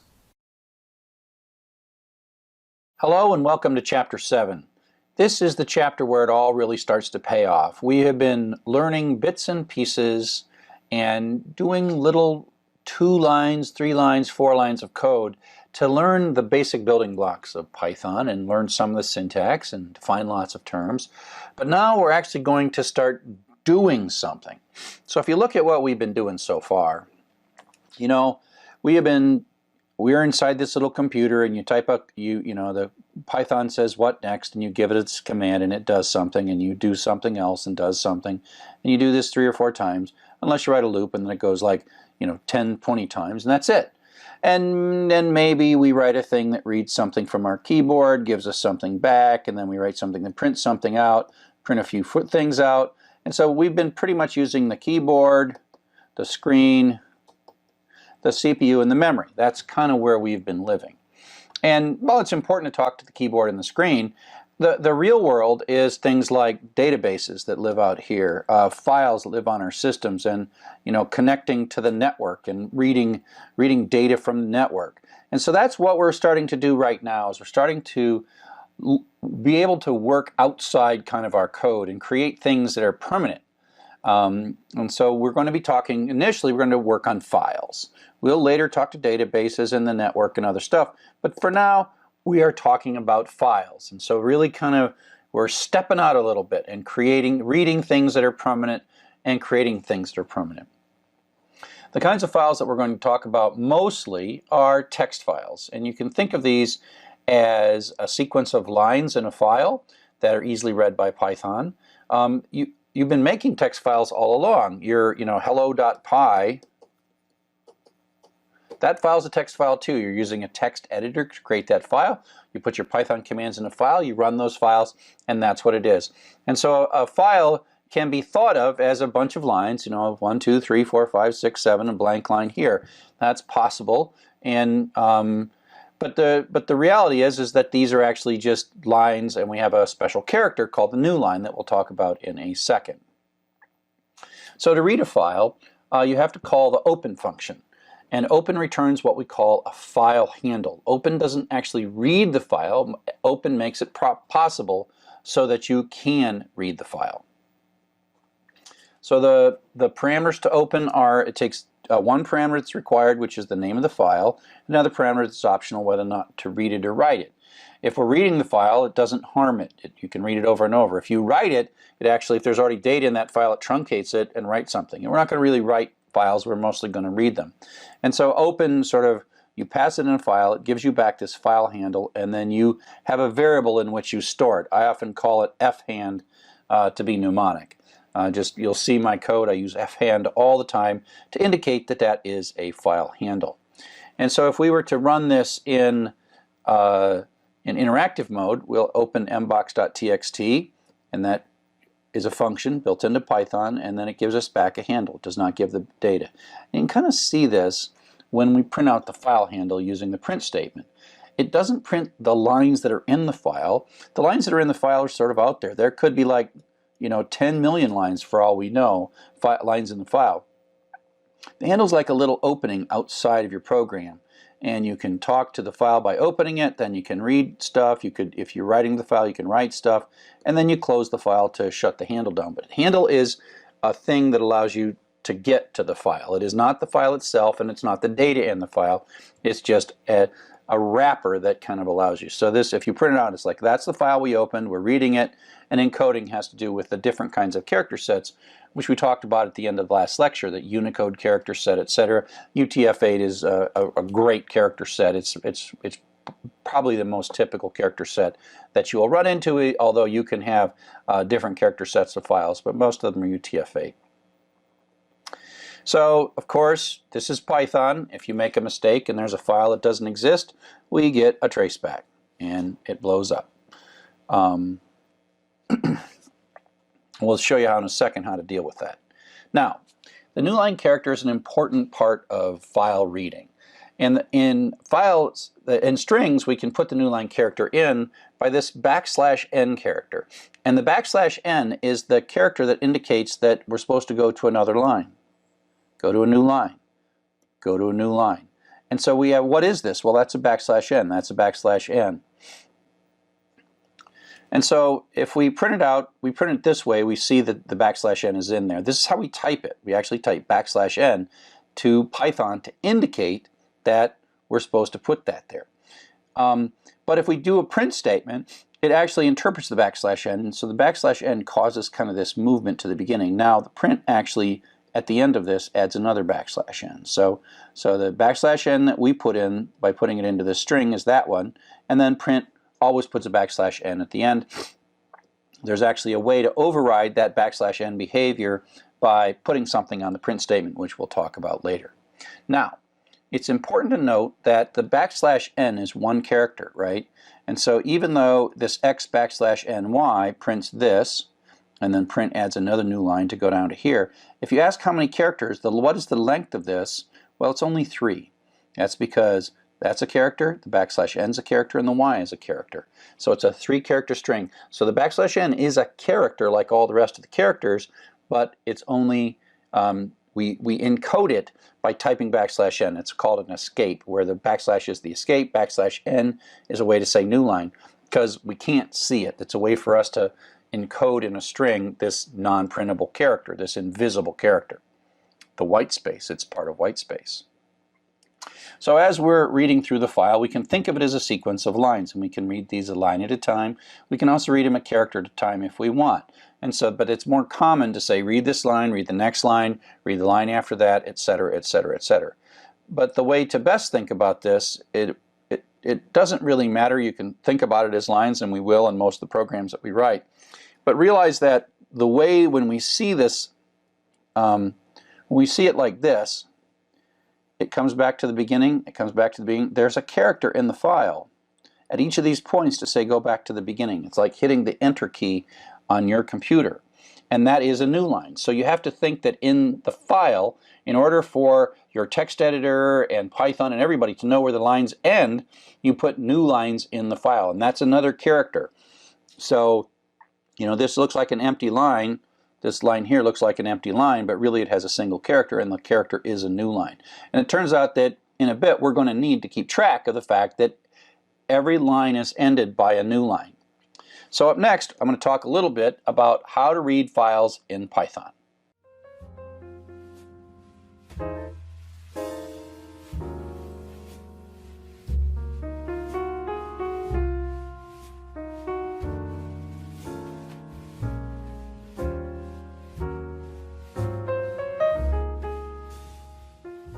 So we're going to find that there's a number of different ways that we can read through the file, but the most common way that we're going to read through the file is to treat it as a sequence of lines, and we're going to use the determinant loop, the for loop, to do this. And so what happens here is we get back this handle that opens the file and gives us back the handle. That handle x file is the variable I just named it x file. That's not the data, but it is a sequence. It is that file handle represents to Python a sequence that we can potentially walk through and then get all the lines. And it's the simplest, most beautiful, elegant way to read all the lines in a file. We use the for loop, and we have an iteration variable. This is going to take, when we talk about the file, cheese is going to be the first line, then the second line, then the third line, then the fourth line. So it's like going through a string, but you're going through a file now, and you're getting it line by line. So that's each line. I just picked a variable named cheese so you didn't get confused. Later I'll call this line, but Python doesn't know anything special by naming that variable line. Okay, and so this is, it's the for and the in, and so for, I read this as for each line in the file x, the file handle x file. So run this loop one time for every line and then print it out. So it's actually really quite simple. Okay, other languages like C or C++ or other languages, they have to write while loops with end of file conditions and all kinds of things that make this very difficult. But this is one of the prettiest things that Python has. It's a very, very pretty thing. Okay, so let's talk about what we might do. And we're going kind of back to iterations now. What if we wanted to count the number of lines in a file? Well, this is a basic loop counting pattern. So we open the file, and then like in all these loops, we do something to sort of prime the loop to get it started, set a variable count to 0. And I'm going to use the variable line that's going to go through each of the lines in the file, for line in fhand, down the file. And it's going to run this loop once for each line in the file, and the variable line is going to change. But all I'm going to do is add count equals count plus 1. And so that's just like from counters, that's just how you detect. So every time we see a line, we're just going to add 1 to the counter. We're not printing the line, we're not even looking at its data at this point. And then when the line is done, however many times it has to go, out it comes, and we print out line count equals count. And so if we open inbox.txt, this is going to do all this work and then print this line out and say line count is 132,045. So this is a little 5-line program that shows you how to count the lines in a text file using Python. Again, simple and elegant and not too much syntax for you to have to learn. Now it's also possible to read the file as a series of characters all in one go. read the whole file in. Now you got to be careful depending on the size of the file. This is going to lead to a string variable with a lot of data in it. Now if it's 100,000 characters, that's actually kind of a small thing. But if it was 10 million lines, that would probably not be good. You'd want to read it one line at a time and process each line and then do something. But mboxshort.txt is a small little file. So we open it and we get back a file handle object, and we call the read method, and that says go through and read all the text and give it back in one big blob, one big string, and I'll put it in imp. And so that's where you have a line, a new line, a line, a new line, a line, a new line. It's not really lines, it's just a sequence of characters with new lines in there to punctuate them. And now you can split that, later we'll see how to split that into separate lines if you want. Now I picked a file that was short, and so this imp variable now has a string in it, and I can use the len function, pass a string into the len function. It says, oh, 94,626 characters. That's kind of a small little file, and perfectly okay to read it all in one go. And so now I say just print the first 20 characters. That's beginning to up to but not including 20, and so it shows the first 20 characters of that little file is a from line, because this is a mailbox file. Now, let's say we're going to do a searching, and we did this loop where you're looking for something. And so we're going to search for lines that have a prefix of from. Okay, that's what we're going to do, and we're going to print those lines out. So there's lots of lines in this file. Line, line, line, line, from. Line, line, line, line, from, right? On and on and on. And we only want to show these lines, the ones that match, right? That's what we want to do. And so we are going to write an open statement, and then we're going to loop through, and we're going to ask the question, if the line starts with from, print it. So sometimes it's going to skip, skip, skip, skip, and then it's going to run it, and then skip, skip, skip, skip, skip, and it's going to run it, skip, skip, skip, and then it's going to run it. Okay, so that's the basic idea, and then it'll finish when it's all said and done. And so this is like a criteria. This is like a search. We're looking for lines that match the string, that have the string from as their prefix. Now, when we look at the output of this, it's kind of weird. We see kind of these little blank lines that show up. Blank, blank, blank, blank, blank, blank, blank. What's going on here? What's going on? So let's take a quick look. The problem is new lines. Well, I mentioned that the file has new lines in them. And so when you do the for loop, it doesn't throw the new lines away. As you might expect, it would be kind of nice if it did, but it doesn't. It actually shows you when you read, it reads that first line up to and including the new line and gives you that back as the variable. So that is the first new line, so that means it's going to go down. And then the print statement actually adds another new line. So that's the second line of the file has a new line at the end of it, and the print statement adds another new line. So if we take a look at the code, there is a new line. Oops, come back. If we take a look at the code, this variable line has a new line in it. Oops, where am I at? I'm in the wrong slide. There we go. Yeah, this is the one I want to do. If we look at the code, there's a new line in here, and then the print adds another new line. So the print adds a separate new line. And that's how we get two new lines. The print statement's new line and the new line from the file. Here's how we fix it, and you're going to write this code a lot because when you're reading text files, you end up with a new line, and often you don't want the new line. But thankfully, as we saw in the previous chapter, there is a nice little function in Python for strings called strip that allows you to throw away white space.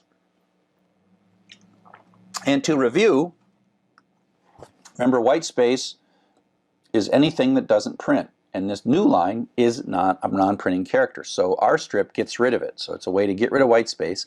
And our strip does it from the right end. So it's the right end of the string.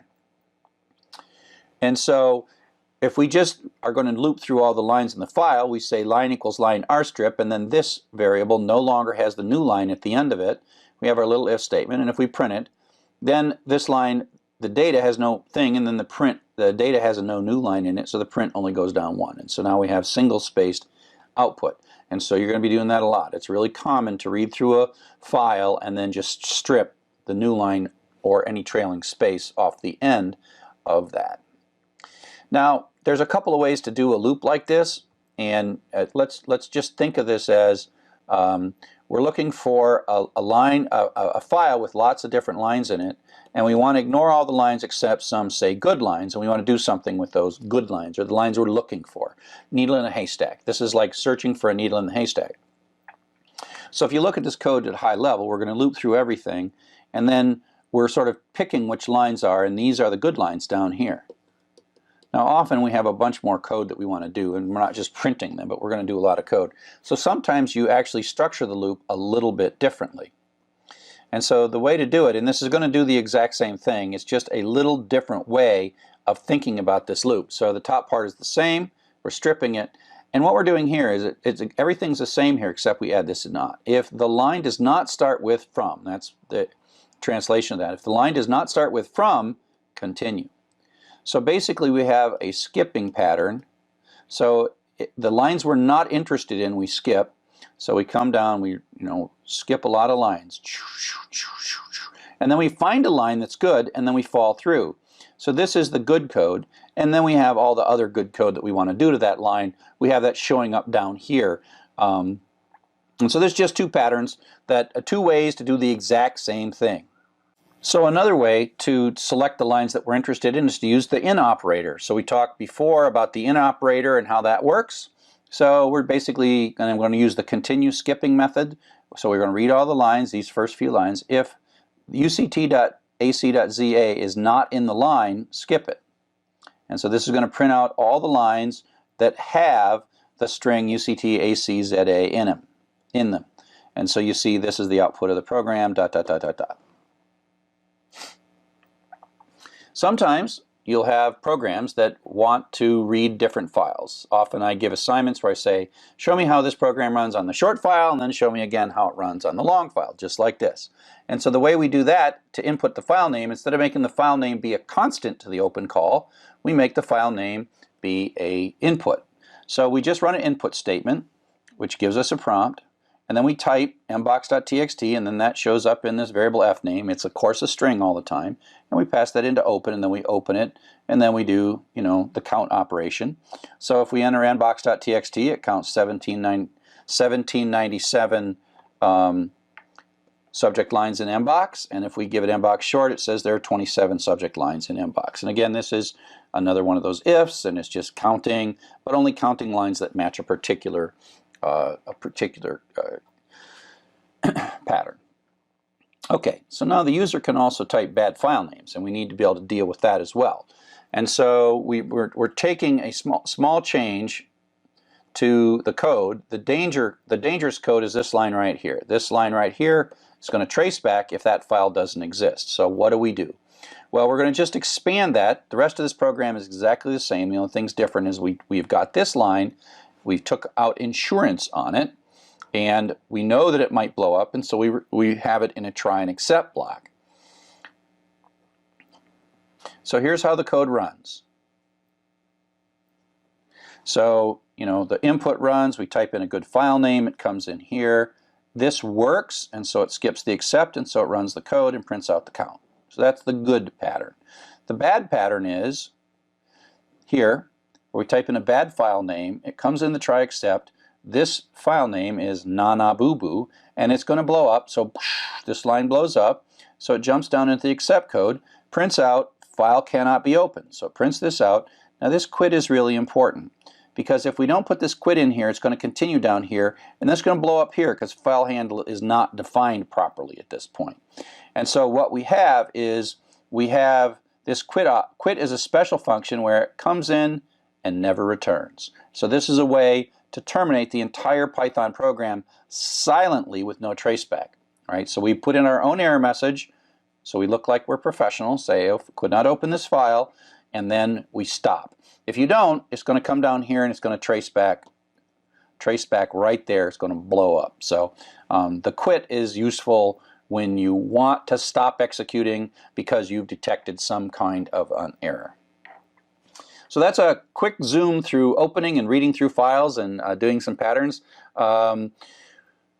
Most of the rest of the programs in this course are going to say open for rstrip look for, and then do something interesting. That's going to be our loop that we're going to do over and over and over again. And now we see how this looping and if and iteration and variables are starting to come together, and you can actually sort of do a program that does something useful.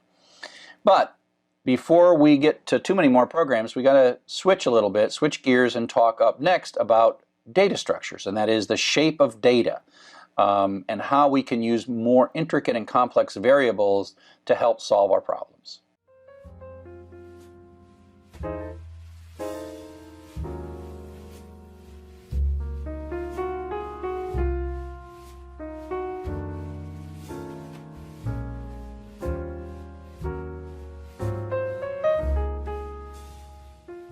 Hello and welcome to Python for Everybody. My name is Charles Severance. I'm your instructor. And in this particular video, we are going to do exercise 7.1. And this, honestly, even though it's a really simple exercise, is one of my favorite exercises in the book, because in chapters 1 through 6, we've been just kind of learning the basic mechanics. It's like we just, it says bonjour, and we say bonjour, and we're learning, but it's not very fun because we're not really solving it. So this is our first program that's going to read a file and do something with it. And the only thing we're going to do is we're going to convert it to uppercase. So it's just a really simple file, okay? So here we go. But the nice thing is, so this is important though, I keep it simple because you got to figure out how to manage files. And that's the payoff for everything that we've done up till now. So let's close that one and say File, New Folder, EX0701. Welcome to Files. Here we are in Files. File, New File. And I'm going to say File, Save As, and put it in EX0701. And I'm going to call it, I could probably come up with a better naming convention than these things, but it works for me, and I'm a programmer. So here we have this file. Let's start up a shell, a terminal program, command line in Windows, shell in Unix, CD desktop, CD Python for everybody, folder in the desktop, Py4E, CD EX07 tab to get me to that. I'm in this working directory and I have these files in there, and so I say Python 3, Python 3 EX07. I saved this, so it's an empty file. Python's perfectly happy running absolutely nothing because I guess you've made no mistakes. Okay, now here's the key thing. We have, in this situation, we've got to have this file. And this version of the website has pythonlearn.com. This could also be py4e.com. But what I'm going to do is I'm going to control click on this, control click, open link in new tab. Okay, so now I have this new tab, and this is the file. Okay, and this is the file that we're going to read. We're going to read this file. Okay, lots of stuff in this file. You're going to get to know this file really well. The key is that we've got to put this file in this directory, because this program is running in this directory, and this program needs to open the file. And this is where if you got some magic little button in, whatever, click run Python, it doesn't know what directory it's running in. And so we've got to get this file in the directory so the program runs in the same directory so it can open the file we're looking at, right? So here's the directory we want to go to.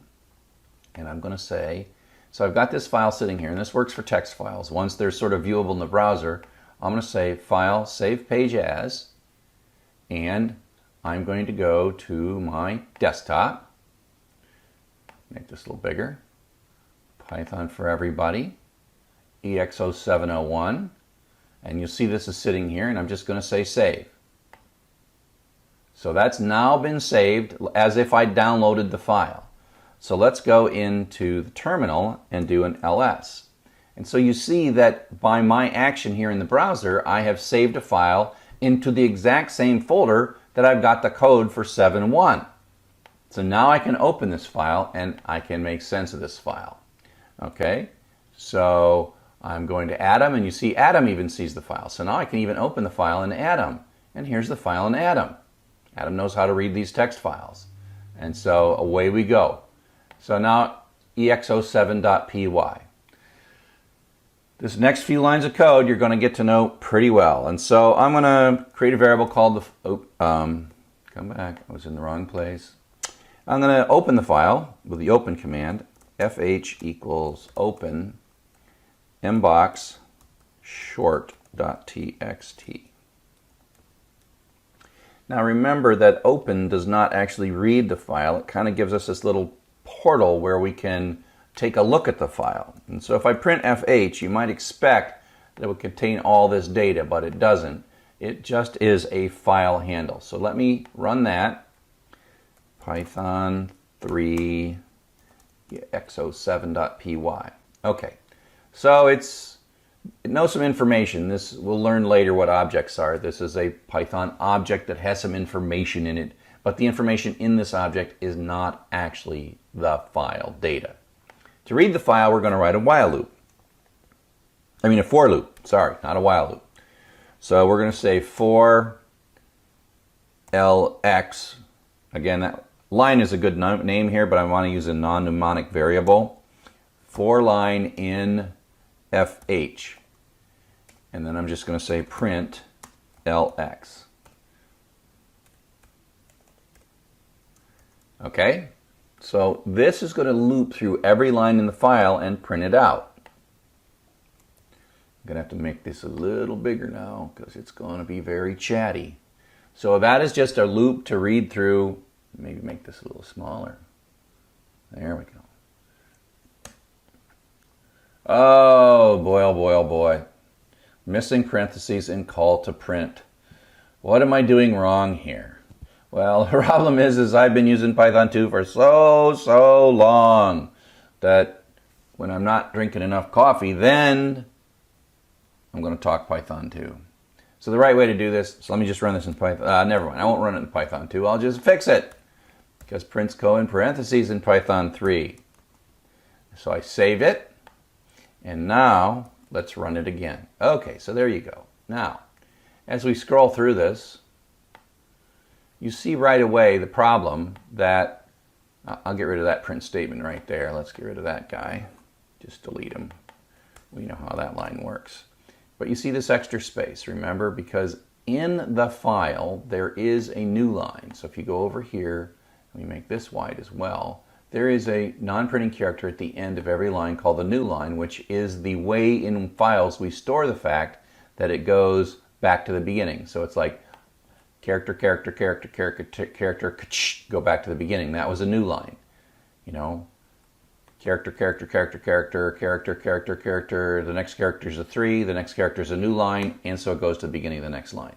So that's the new line. And print, the print statement automatically adds a new line. And so in this case, we have one new line from the file, and then we have another new line that print's adding. Okay? But that's okay. We can say ly equals lx.strip. Actually, rstrip. To strip the characters from the right-hand side, the non-printing characters from the right-hand side, and then we'll print out ly. So I'll clear my screen and run that again. So it is exactly the same thing, but you don't see all these blank lines. And so ly is a different variable. I made a strip of it, and then I printed ly instead of lx. If I had printed lx, I'd get these extra blank lines. And so this is a very common thing. You open a file, you loop through it, through all the lines in the file, and then you throw away the non-printing characters at the end of the line, and then you do something with it.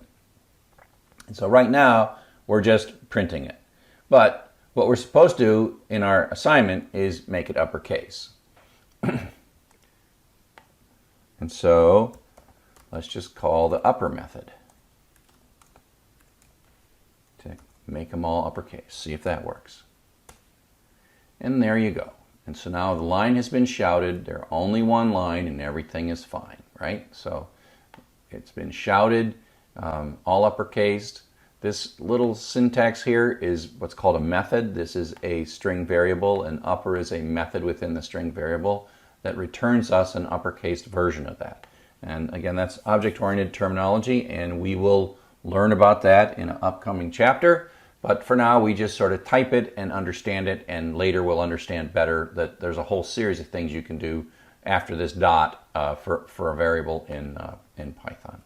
And so there you have the exercise 7.1 for the book Python for Everybody.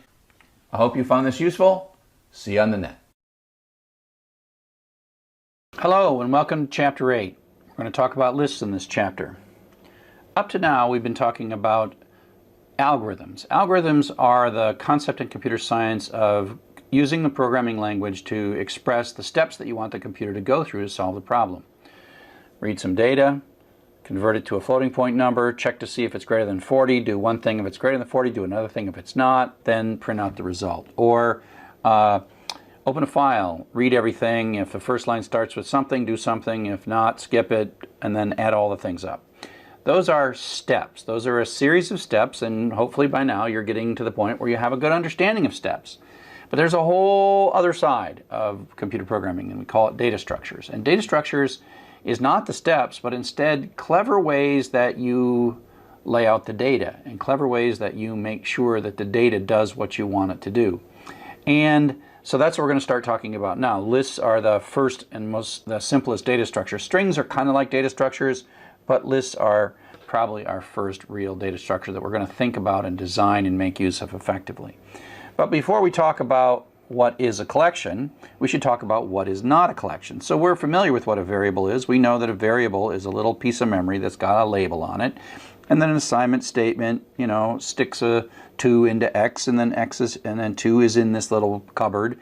And then it goes to the next line, and then 4 goes into X, and so the 2 goes away and the 4 is there.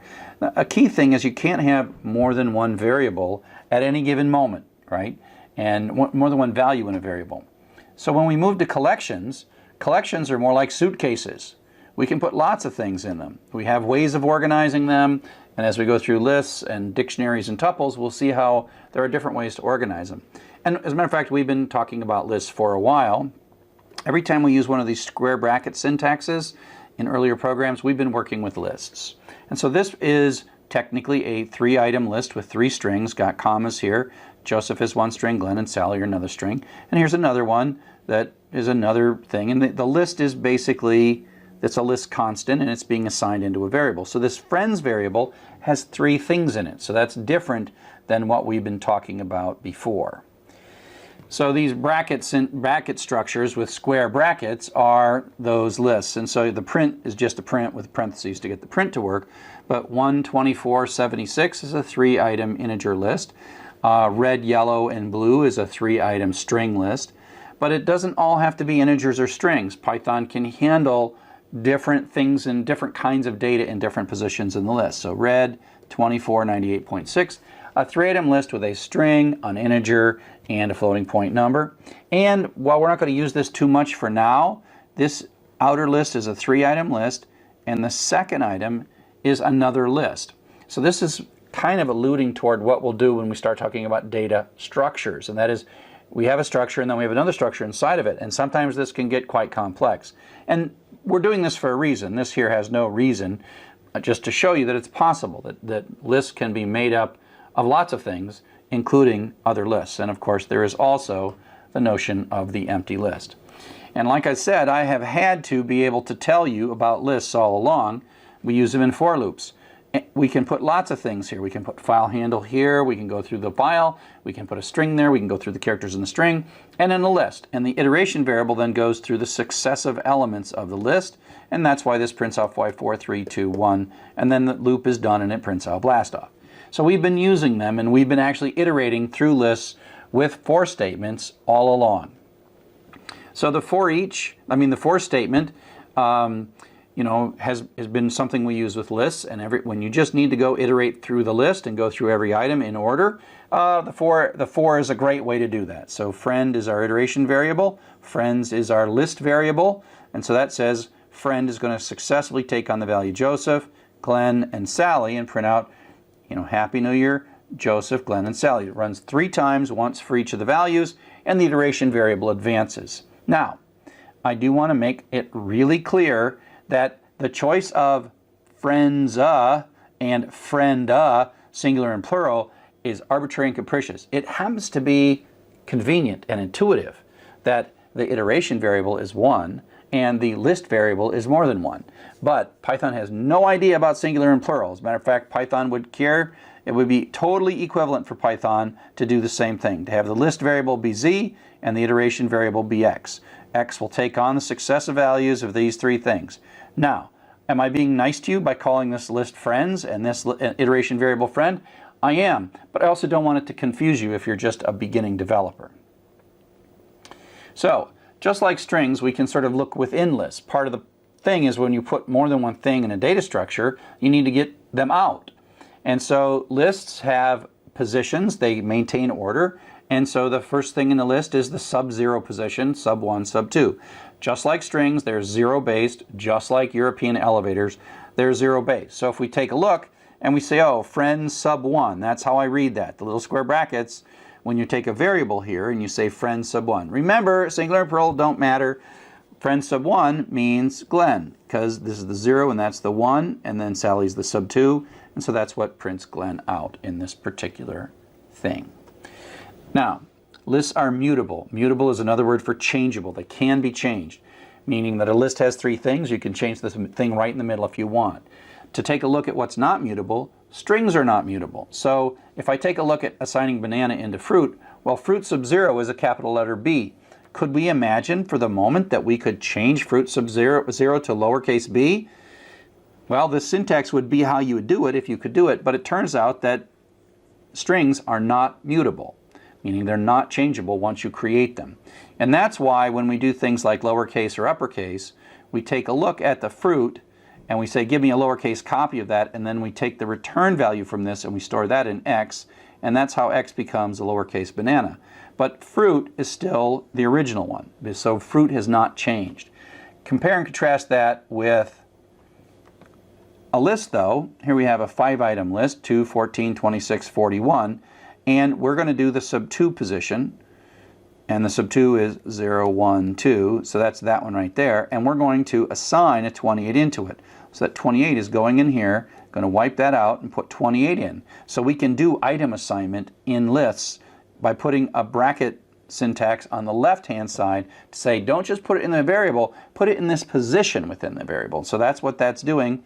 And when you print that out, the 28. Everything else is unchanged, meaning the whole list is there. There could be 1,000 items in the list, and then you're changing the second one.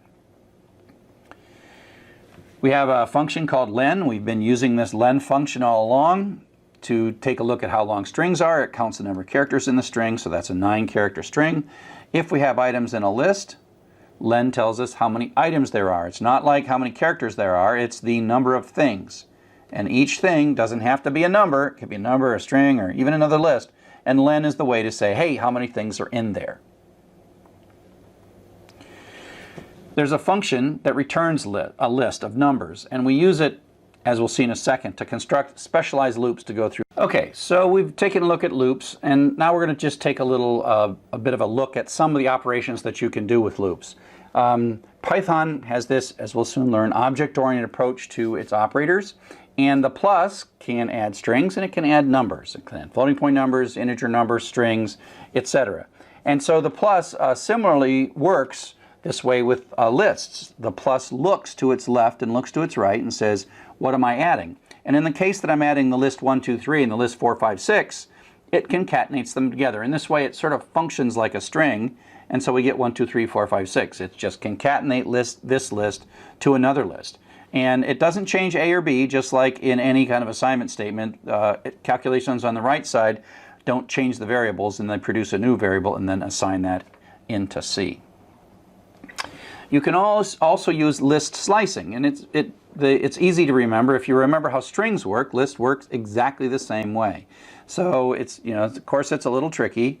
The first number is the starting position. They start at 0, so 1 is right there. So it's the 0 position, the 1 position. Start at 1, right? But go up to, but not including 3. There's 1, 2, 3. So this goes up to, but not including 3.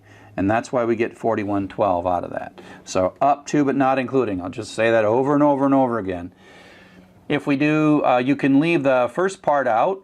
You can leave the first part out here, and you can say, oh, up to, but not including 4. So that starts at the beginning, goes up to, but not including 4. And so that's how we get that piece right there. We can say,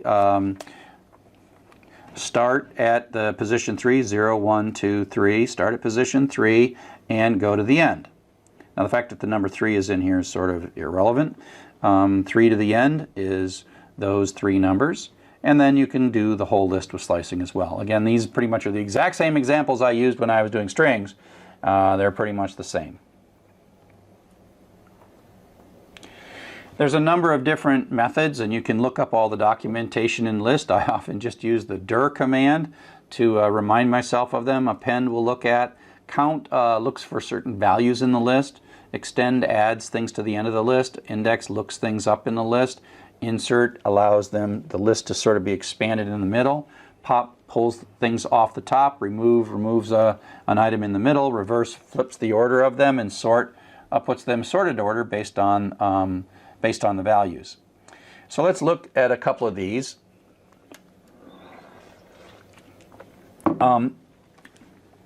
So if we build a list from scratch, we have a way to ask for an empty list. There are a couple of different ways to ask for an empty list.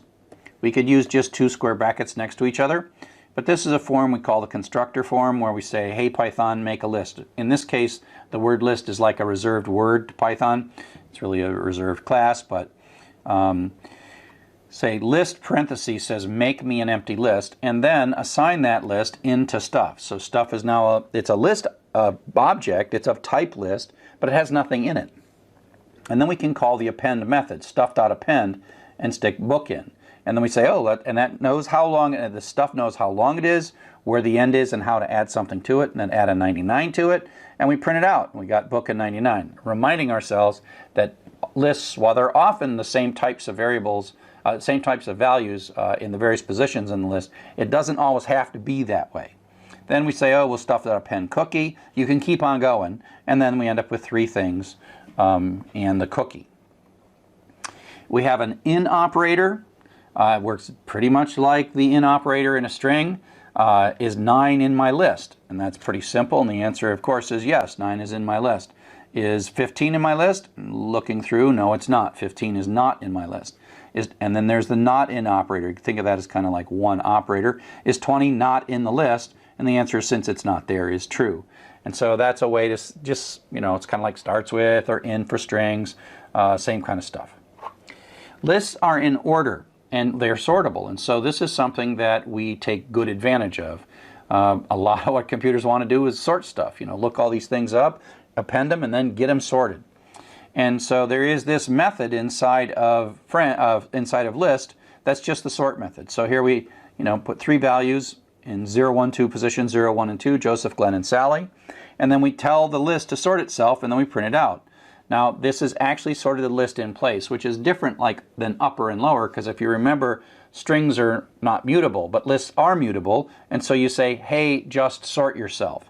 Okay, and so just sort yourself, and then it sorts it, and then it's in alphabetical order, Glenn, Joseph, and Sally. I happen to be clever. I only put strings in there, and I put my uppercase and lowercase in a very consistent pattern, but the list is changed. And if I look at list sub 1, that is the second item, which is Joseph, that prints out right down there. There's a whole bunch of built-in functions to help manipulate lists. The other things I was showing was sort is a method that's part of lists, but there are other functions that take lists as their arguments. We already talked about the len function, tells you how many items there are. There is, pretty obvious, max. It says go through and find the largest. Min, go through and find the smallest. Sum goes through, adds them all up. And we can say let's do average by taking the sum of all of them and dividing it by the length. And you might think to yourself, oh wow, I wish we'd have known this a few chapters back when we were having to write all those loops to do max, min, sum, largest, smallest, etc.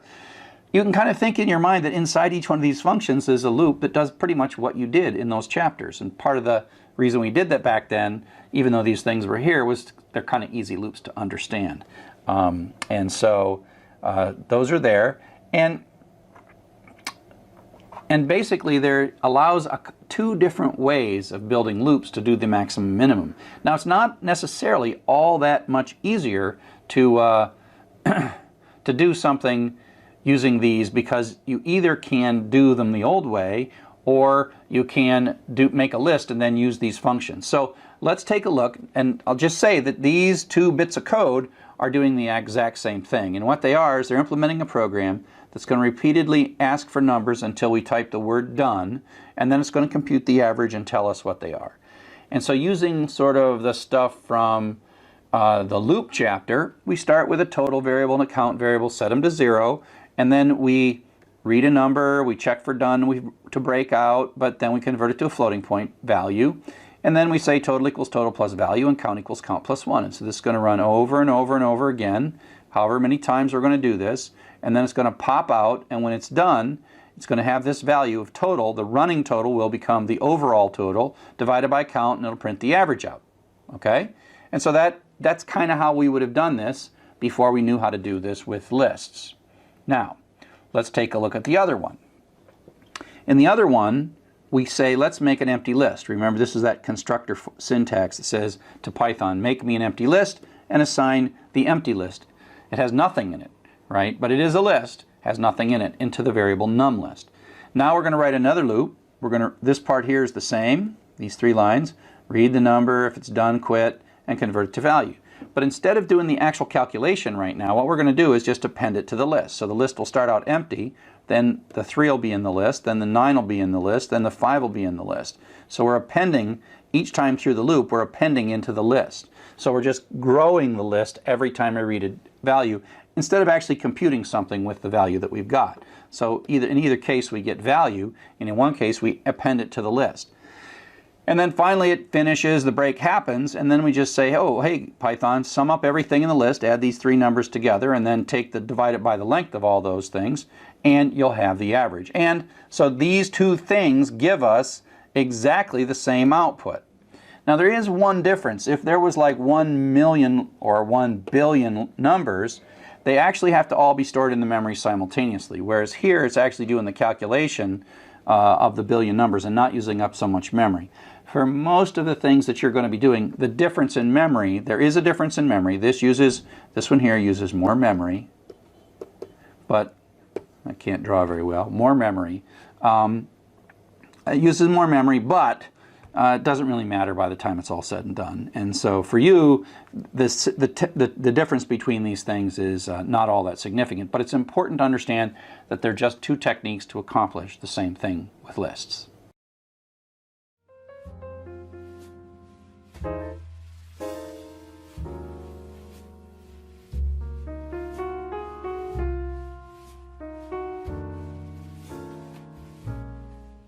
So now we're going to wrap up and talk a little bit about how strings and lists are related.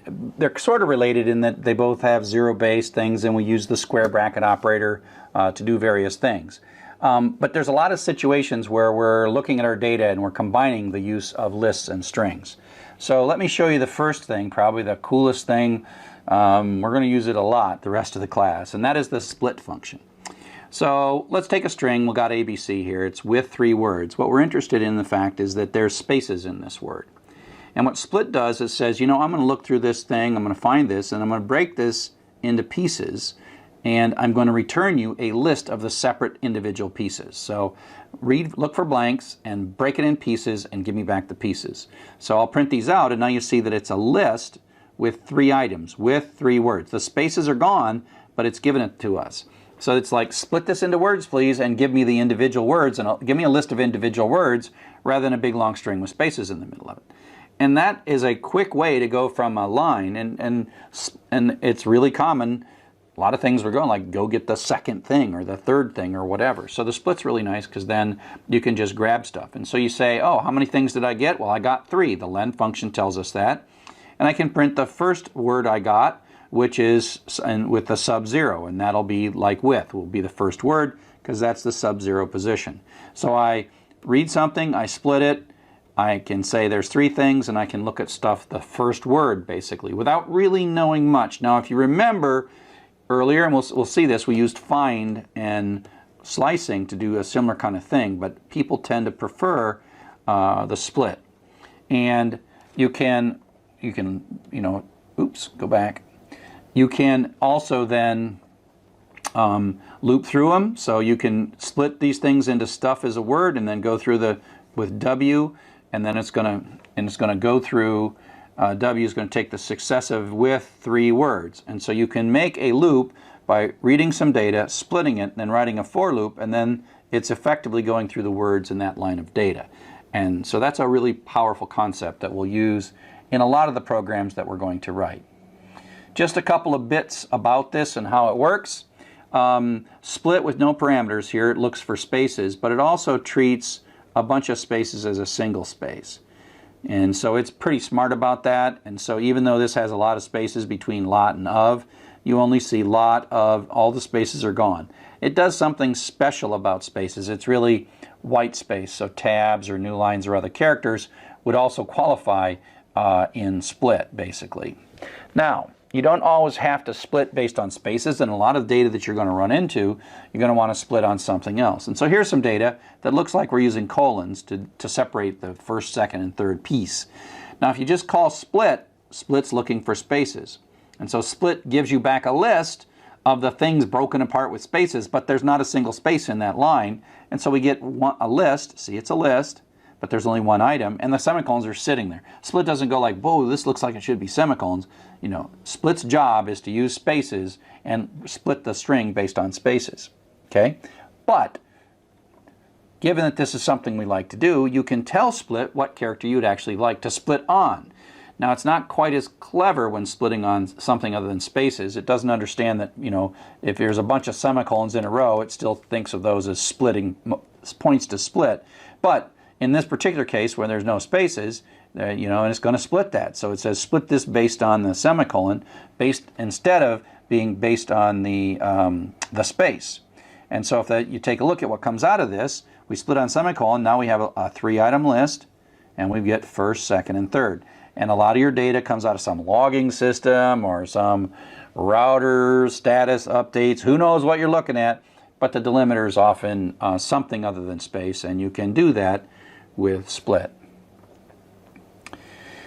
So this is a useful thing when parsing things like our email address, right? We wanted to get things like the email address, this second piece, off of the line. And so we can use split to take advantage of this. And so here's a little loop that's just going to print out not the email addresses, but instead the day of the week. We're going to print the day of the week out for all these things. How do we do that? Well, we can observe really quickly that if we split based on spaces, it's the 0, 1, 2. It's the 2 position. So we can quickly write a bit of code that, you know, opens the file, then loops through the lines. We do this all the time now. Strip takes off the end of the new lines. We can check to see if it starts with from space, right? From space is our key, so we're ignoring all of the lines that don't start with from space. But then we find a line that starts with from space, and we split it, and then we just print out the second word. And so we get the second word of the lines that start with from, and that's how this thing works.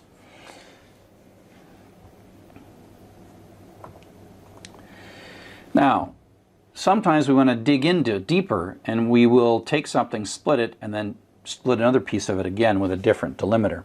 And so let's just say that the thing that we want to achieve is getting the part after the @ sign for email addresses. And we did this with, again, find and pose and stuff like that, but you can use split to do this as well. So the first thing we're going to do is we're going to take this line, we're going to split it based on spaces, right? Chop, chop, chop, chop, chop. And the fact that there's an extra space there doesn't matter. Split happily just like zooms through that. And then words sub 1, 0, 1, 2. Word sub 1 is this email address. So we'll put that in a variable called email. And so email will be a string that's just this. So in 2 lines, we've pulled out this second address into a variable. Then what we're going to do is we're going to re-split that. We're going to take this string we've got and split it based on @ sign because we know it's an email address. So we get a new set of pieces. The first part is the person's name, and the second part is the host name that their email is hosted on. And then what we can do then is we just happen to know that this is the 0 item and this is the 1 item, so we can get at that. So the interesting thing of going here, if you think back to how we did this before with find and pose and all that stuff, it's really a lot cleaner. And we don't, for me, I can look at this after you understand it, and it's easy for me to understand that it's correct. Whereas that pose stuff, you got to add one and start the second find after. Just remember that. And this is a lot cleaner way. And this is a more typical way of pulling this kind of information out of a line. So in this chapter we've talked about lists, we've talked about the concept of collections. That's our first data structure. We're not just doing algorithms. We kind of know algorithms now, but now we're going to do data structures. And this chapter and the next 2 chapters are our foundational data structures. And then we'll, like everything, we'll make more complex data structures by composing those data structures together. We've looked at how strings and lists connect together and how split works, and these are all really powerful tools that we're going to use going forward.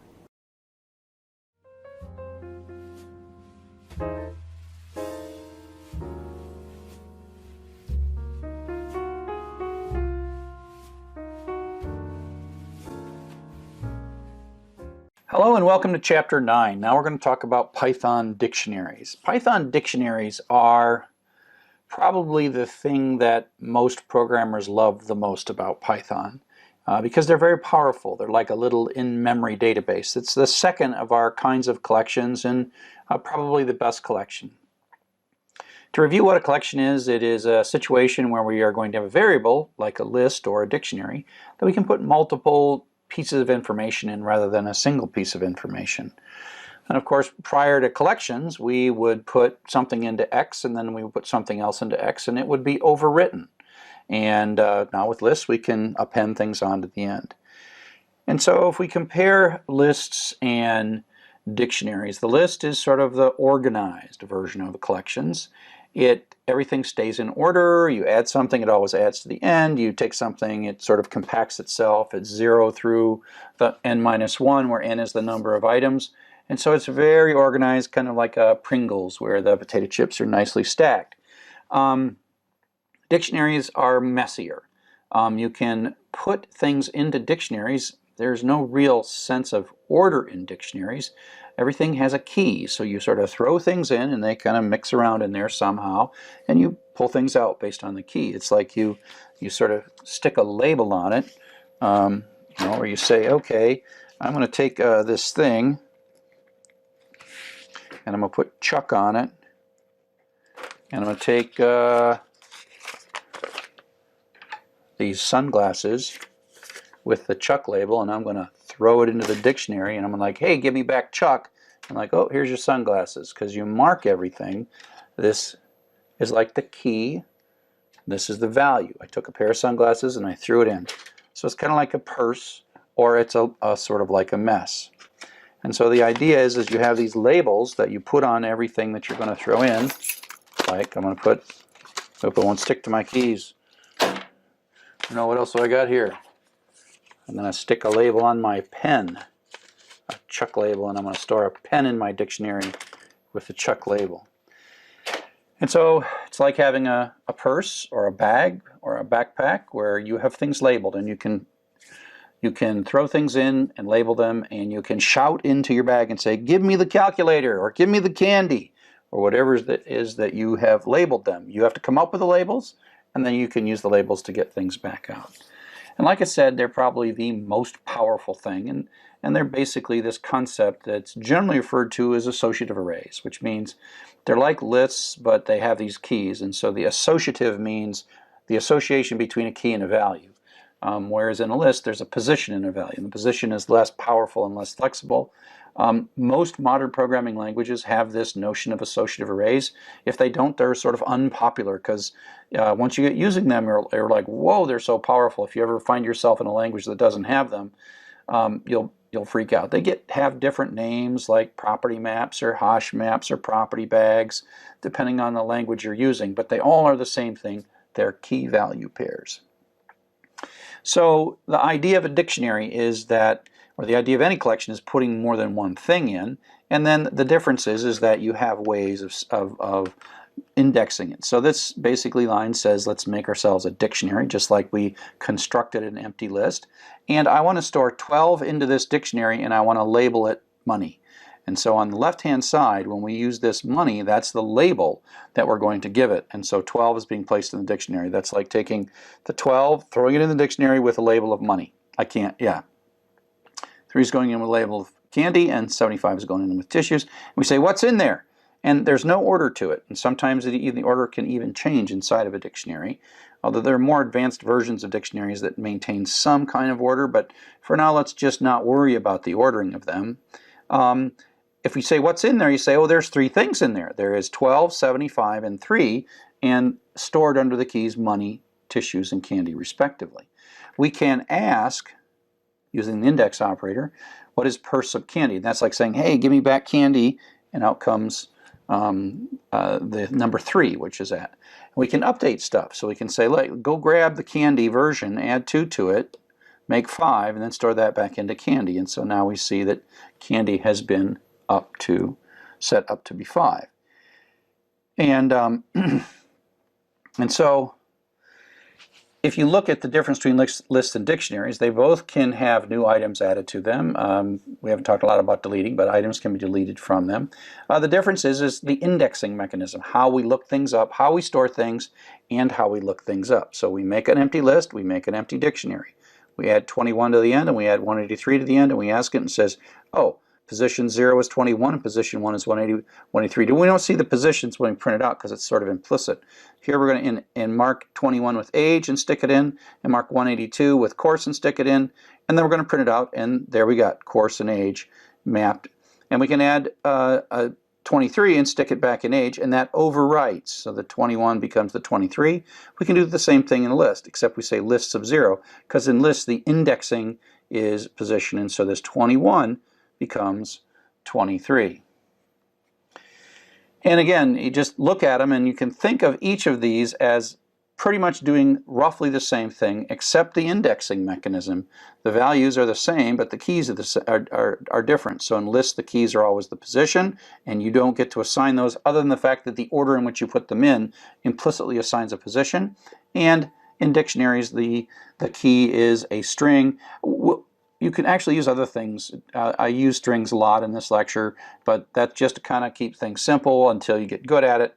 You can actually use numbers as the dictionary index, the dictionary keys if you want. But the values are things you put in and manage in those dictionaries. So we can, just like lists, we have dictionary literals. And what's nice about dictionary literals is that they use the exact same syntax as the printout. And so it starts with a curly brace, ends with a curly brace, and then has a series of key colon value, key colon value, key colon value. And this is sort of the associative array bit. We are associating 1 with the key Chuck. We are associating 42 with the key Fred. We're associating Jan and 100. Then we print it out, it kind of looks exactly the same. And so the print statements in Python are nice in that you ask what's in a thing, you show the stuff, and it shows you in the syntax that if you type that into Python, that would be how you do a constant. And if you just say empty array, you see me also do DICT. This is constructor where you say make a new empty dictionary. This is an empty dictionary constant. These two things are pretty much the exact same thing. This is a shortcut to doing this. The empty curly braces is a shortcut to do the construction. So up next we're going to talk about sort of one of the really common applications of dictionaries, and that is counting.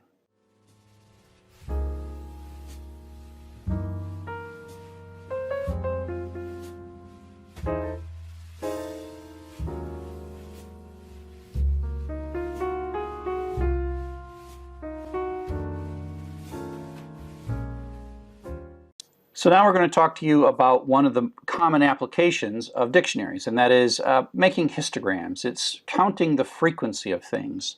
And so if you think of a histogram as, it's a little graph, and there is you know, how many A's, how many B's, and how many C's, and there's a histogram that says, oh, there's this many of that and this many of that, and these are like buckets, these are frequencies, and this is how many times it happens. So a histogram. But we're going to do this thing where we're going to count people's names, and we're going to kind of count how many that we see. But the interesting thing that we're going to solve, just like many of the things in the computer, is we can't just sort of look at the data. We got to look at the data iteratively, one piece of data at a time. So I'm going to give you a little problem. Okay, I'm going to show you a series of names one at a time, and I want you to count for each name, make a little bucket, and then keep counting how many things for each of the different names. Okay, you'll notice that you have to start with one and then you move across. So just watch this and tell me what's the most common name of the set of names I'm about to show you, and how many do we see?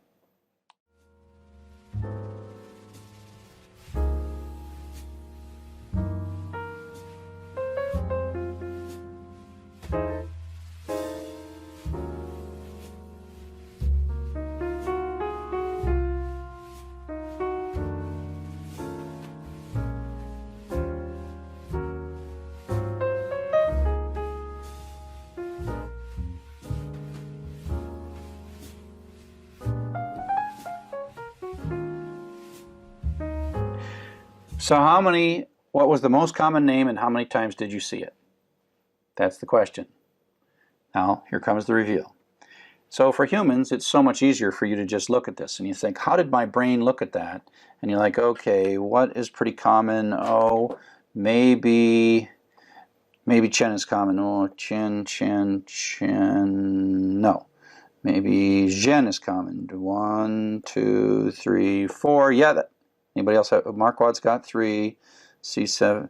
And so you'll notice how our minds, without computers, we just sort of like bounce, branch and bound. We have hypotheses, and then we decide, yeah, it's Zhen. That's it, and there's 4 of them. Now, how did your brain think about this as we were going through them one at a time? Well, my guess is if you really had to do this a lot, you would make a little picture like this. And then what you would do is if you saw a new name, you know, XYZ, you'd add it to the list and give it a tick mark of 1. And then if you saw like C7 again, you'd give that a tick mark. And if you saw XYZ again, you'd make a tick mark. And then you'd keep adding to these tick marks, right? And that's how you would do it. And you wouldn't, like many of the things we do in a loop, you wouldn't really know what the most common was until the end. And then you'd sort of take a look at these numbers and you say, okay, that's the most common number, and then you'd be done. But you have to watch them one at a time. You can't just bounce around. And so that's how we're going to use dictionaries to achieve that. Again, instinctively as humans, we just look at the stuff. But if you had a million things, you probably want to write a Python program and use dictionaries. And so this is the idea, and there's 2 basic things that happen. One is the first time you see a name, you got to say, is this name there already? If it's there already, you really just want to add 1 to it, right? That's the adding of a tick. Or you want to see for the first time, you know, blah, blah, blah, blah, blah, and give it a 1. And so you can use the name as the key. And then 1 is the value. And then first time you see Chen, you stick 1 in there. And so at this point, inside the dictionary, sort of dynamically adding, as soon as it sees a new name, it adds another slot in here. But then if you see the same name again, like Chen again, then you end up with a 1, add 1 to it, and so it's 2. And so at that point, Chen is 2. And so you can see how you can both extend the dictionary by encountering a new name, or adding when you see a name that you've already seen before. The problem with dictionaries is, like everything in Python, there are rules about what you can and can't do. And one of the, I think, kind of frustrating things about dictionaries is that you can't just look for a key that doesn't exist. So this is a fresh, brand new dictionary. We do a constructor there, and we print out sub C7, and boom, it blows up. And that's bad. But we can solve this by the in operator. The in operator we've used in the for loops. We've used it in lists. We've used it in strings. So that is a question. It's saying, is C7 in CCC? Well, this is this empty one, and so it is, no, it is not. C7 is not in CCC. And so using this in operator, we can avoid the traceback. We can say, if it's not there, put it in. If it is there, add 1 to it. And that leads us to this bit of code. Okay, and that is the kind of code that we're going to build a histogram. This is going to histogram code. Okay, And so this is going to have name as our iterator, names. Sorry, I made them singular and plural. That's nice, but so name is going to be csev, chen, csev, gen. Now normally we'll be reading this from a file, but for now we'll keep it easy. We're going to go through this. And we're going to have counts as our dictionary. So that starts out empty, and we're going to do a simple if-then else every time through the loop. If the name we're looking at is not in the dictionary already, is the key, then set it to be 1. If it's not, go get the old value, count sub name, and then add 1 to it and stick it back in. So this line right here is new, adding a new thing, and this line right here is adding some things to existing things.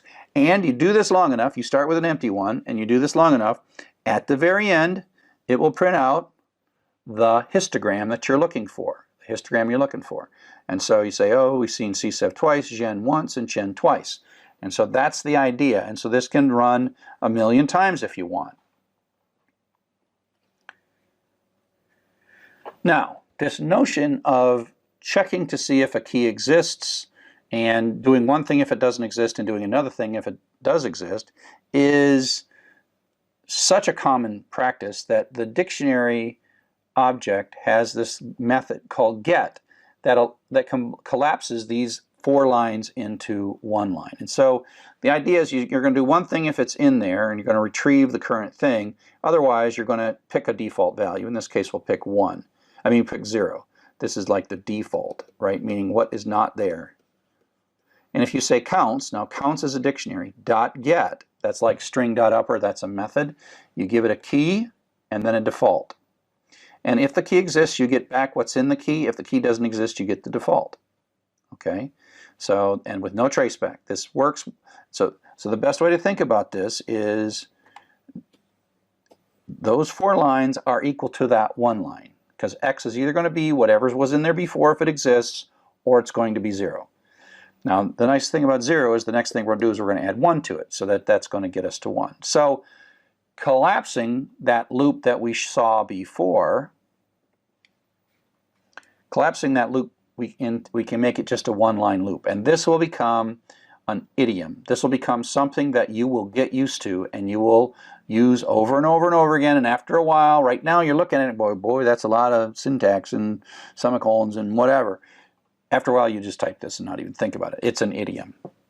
It's basically included in this idiom is how to both create new entries in dictionaries and update existing entries by adding 1 to them. So everything else in this is the same. Name is going to go through these 5 values, and we're going to say count sub name equals counts.get name, comma 0 plus 1. And so if, for example, this already has a 1 in it, then this is going to be 1 plus 1 becomes 2. If it's not, it's going to be 0 plus 1 equals 2. And so this is the idea of if new, set it to 1, not 0, set it to 1. Because the first time you see something, the count should be 1, not 0. So that's why we make this default. Now the get can be used for anything. It just so happens that 0 is a common default because it's really common that we're using this to basically make a histogram, right? Little histogram of A, B, C, right? And so we need to make a D, but then the histogram has to start at 1. So that's basically the simplified counting with get. And you know, there's a lot of things that we're going to do inside of Python that do have to do with frequencies and how many times certain things happened. And this pattern is a really good pattern to absolutely know.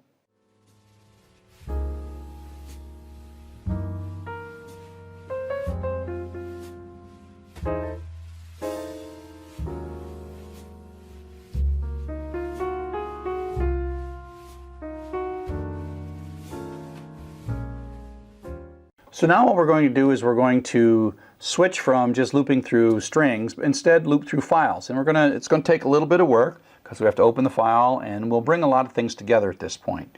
So here would be another task, and that is here's a bunch of text from the book, and you can just split this into words and count and find out what the most common word is and how many times it occurs. So go ahead and try to do this for a second. Feel free to pause.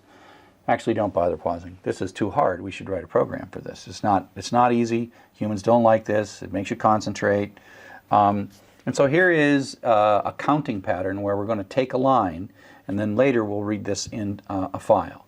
And so this is just an adaptation improvement of the previous thing. So we're going to start with an empty dictionary. We're going to ask for a line of text and read it in. And then we're going to use split. So remember the list of words? Well, what we're going to get here is a list of words. We'll print it out and we'll run this counting. This is the little loop. For every word in whatever this was, we're going to do this idiom of either adding a new entry or adding one to an existing entry and then printing that out. So let's take a look at what we get there. So if we run this, we can give it some text, and I've got this will be all one line, and then it splits it into words, and you see that these words here are split, split, split, split. I mean, that's strings and splits. Remember, strings and lists and split. And so now the counting is going to go through this list. The clown ran after the, and it's going to build a histogram. The clown, one clown, the up, these things are going to go up, right? That's this histogram. And then when it's all said and done, we end up with the histogram. And so counts is the dictionary that ends up with a histogram. And we can, by inspection, see, oh, the is the most common word. And there are 7 of those, right? So if we sort of take a look at this, we start out, we make a dictionary, we read in a line of text, the text goes in, and then we split that and we print the words out. So these are the words, right? Then we have a for loop that's going to loop through all those things and then produce a dictionary. And when we print the dictionary out, that's what we're going to get. And the is 7, okay? So that's one line of text. That's how you walk across the words in a line of text after you've split the line into separate words. So now we're going to look at ways that you can loop through dictionaries. We just produced a loop that can build a dictionary, but now we're going to look at a dictionary. And so we'll start with a very, very simple example, and then we'll work to a slightly more complex example. So here's a dictionary, just the constant. Chuck is 1, Fred's 42, and Jan's 100. And so we're going to use a definite loop with the for key and counts. Now it doesn't have to mean key, but key is a good name because these are keys and values. K, V, keys and values. I just mentally think of this as keys and values and keys and values. So this iteration variable is going to walk the keys. It's not going to walk the values. It's going to walk the keys.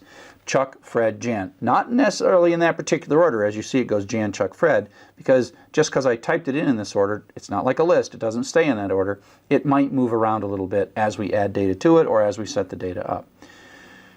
And so you can, in the loop, you can get the key, and so that's what prints out the Chuck, Jan, Chuck, Fred, but then you can also get the corresponding count for each one of these by just pulling it out of the array. Pulling it out of the dictionary, right? And so we can pull out the corresponding value, and so we print out Jan 100, Chuck 1, Fred 2, and that runs this loop 3 times. So if you just use the in and you give a dictionary here, remember all the different things we've been able to put there on the end of a for loop, and dictionary is another thing we can put on, and we get a list of keys. Now there's a couple of methods that allow us to get the keys, and so we have, we can say turn this into a list, and we get a list of the keys. So this is a dictionary, the same dictionary. We get a list of the keys. You can also get a list of the keys by using the keys method. So that's take this dictionary JJJ and give me all the keys, which gives me a list, which is kind of the same thing. And then we can ask for the values, and they give me just then the values extracted out of this dictionary. So that's nice. Now the one thing is that while I said you can't predict the order, if in 2 statements you ask for the keys and then the values, they at least come out in the same order, even though you can't necessarily predict the order that they come out. They come out in the same order. And then there is a third thing that we can do, and that is ask for the items. And we can say, give me the items. And that gives us a list. This is our first really kind of composite combined data structure where it is a list, a 3-item list, 0, 1, 2, and inside that there is what are called 2 tuples. Jan maps to 100, Chuck maps to 1, Fred maps to 42. Coming up next, we're going to have a whole chapter on that, and so just take a look at that for the moment, and we will come back to that in some detail later. This whole items idea that gives us back a list of key value pairs, because it's not just a list of keys or a list of values, it's actually a list of key value pairs, allows us to write in Python a very clever and elegant loop.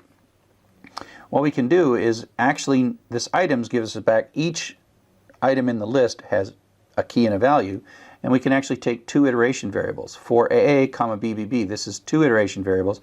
And if you're coming from another programming language, this is super cool, and it's a Python-only feature. I never have seen another language that's capable of doing something this simple and that elegantly. So what this basically does is says we're going to simultaneously advance these two iteration variables. So this is going to be the key and the value, the K and the V.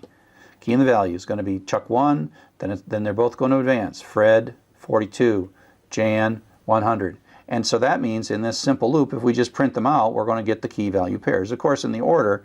And so it's sort of AAA and BBB simultaneously walk down these key value pairs. And so that's really pretty, and it makes for a very succinct loop. The syntax is a little sort of disquieting when you first see it, but it's a super elegant thing, and you just have to say items.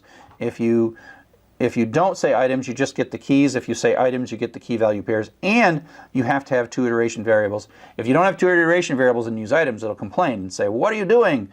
I'm giving you two things, and you don't have two variables to receive them. So two iteration variables and items are basically related. Now, we're going to take a look, and this is code that I showed you perhaps many weeks ago about, I said this is a little story about how to read a file and count all the words in the file. And now we're back to it. And at this point, you should understand every single character of this program, every single concept of the program. You should literally stare at this and look at it, code it, play with it until you absolutely understand it. So let's take a look. Again, I showed you this weeks ago. So we're going to ask for a file name. Then we're going to open the file name. Then we're going to make an empty dictionary. Again, this is all stuff you've done before. And then we're going to have an iteration variable that's going to go through the lines in the file. Right? So line is going to go line, line, line. Then we are going to split that line, each line into words. Chop, chop, chop, chop. So that's words is the list of the words in one line. We're inside of a loop that's going to go through all the lines. And then what we're going to do is we're going to have the word iteration iterate through each word in the line. And then what we're going to do is take each word in the line, and we're going to do this histogram. Right? So this is going to run not only just for every line, but for every word in every line. So we have a nested loop for every line, then we split it, and then we go across the line. So it's almost like a typewriter where we go ding, ding, and that's what we're doing. Ding, ding, ding. So it's like the outer loop is going down, down, down the lines, and the inner loop is going across, across, across the words. And eventually we are going to see in this last line, every single word in the file. And we're going to do the counts get word plus one, which is our magic histogram making line that if you don't remember what that is, go back a couple of slides. I just talked about it. At this point in the code, and it's important to be able to draw these lines, at this point in the code, you have the histogram, and it's in the variable counts. Now, we want to find the largest one. Now, we have written loops that can find the largest in a list, but now we want to find the largest value in the key value pairs of a dictionary. So we're going to start with we're going to know what the largest count is, and the largest word has that count, and we're going to set them both to none, because we're going to prime our loop. We have to prime our loop, and we're going to say to none. And so then we're going to write one of these cool things that says for word, comma, count. So word and count are going to go through the key value pairs, because we've got items here. So it's going to go through the key value pairs, loop through each key value, whatever it was. There could be a million words in here. We're going to go through every one. And what we're going to do is we're going to make sure that big count is the current largest count we've seen so far. And if it's none, well, then we haven't seen anything. Or the count we just read is greater than the big count so far, we are going to jump in. And this is sort of like, oh, this is a new personal best count for this particular data set. And so we're going to remember the word in big word, and we're going to remember the count in big count. So this is just a max loop. It's a maximum loop with the extra thing that we're recording in addition to what count is the largest, what the word that was associated with that count, recording it. So again, this is a starting part of the loop. We're going to do some work, and then when we exit the bottom of this, big word is going to be the word that is the most common, and big count is the number of times. And so if we run a file, we say, oh, in that file, 2 is the most common word, and it's 16 times. If we run the clown file, well, the is the most common word in 7. And so this now is and this could have a very large file and give you the most common word. And so that is sort of a really good application of dictionaries.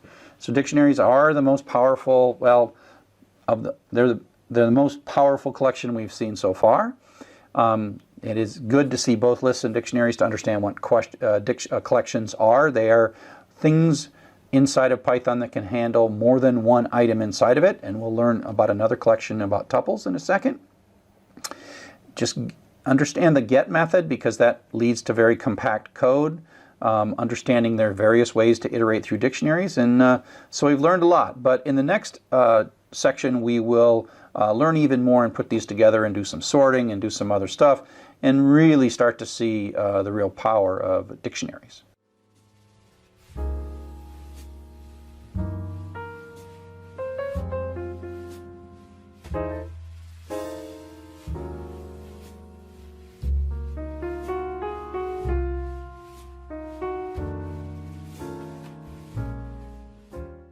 Hello and welcome to Python for Everyone.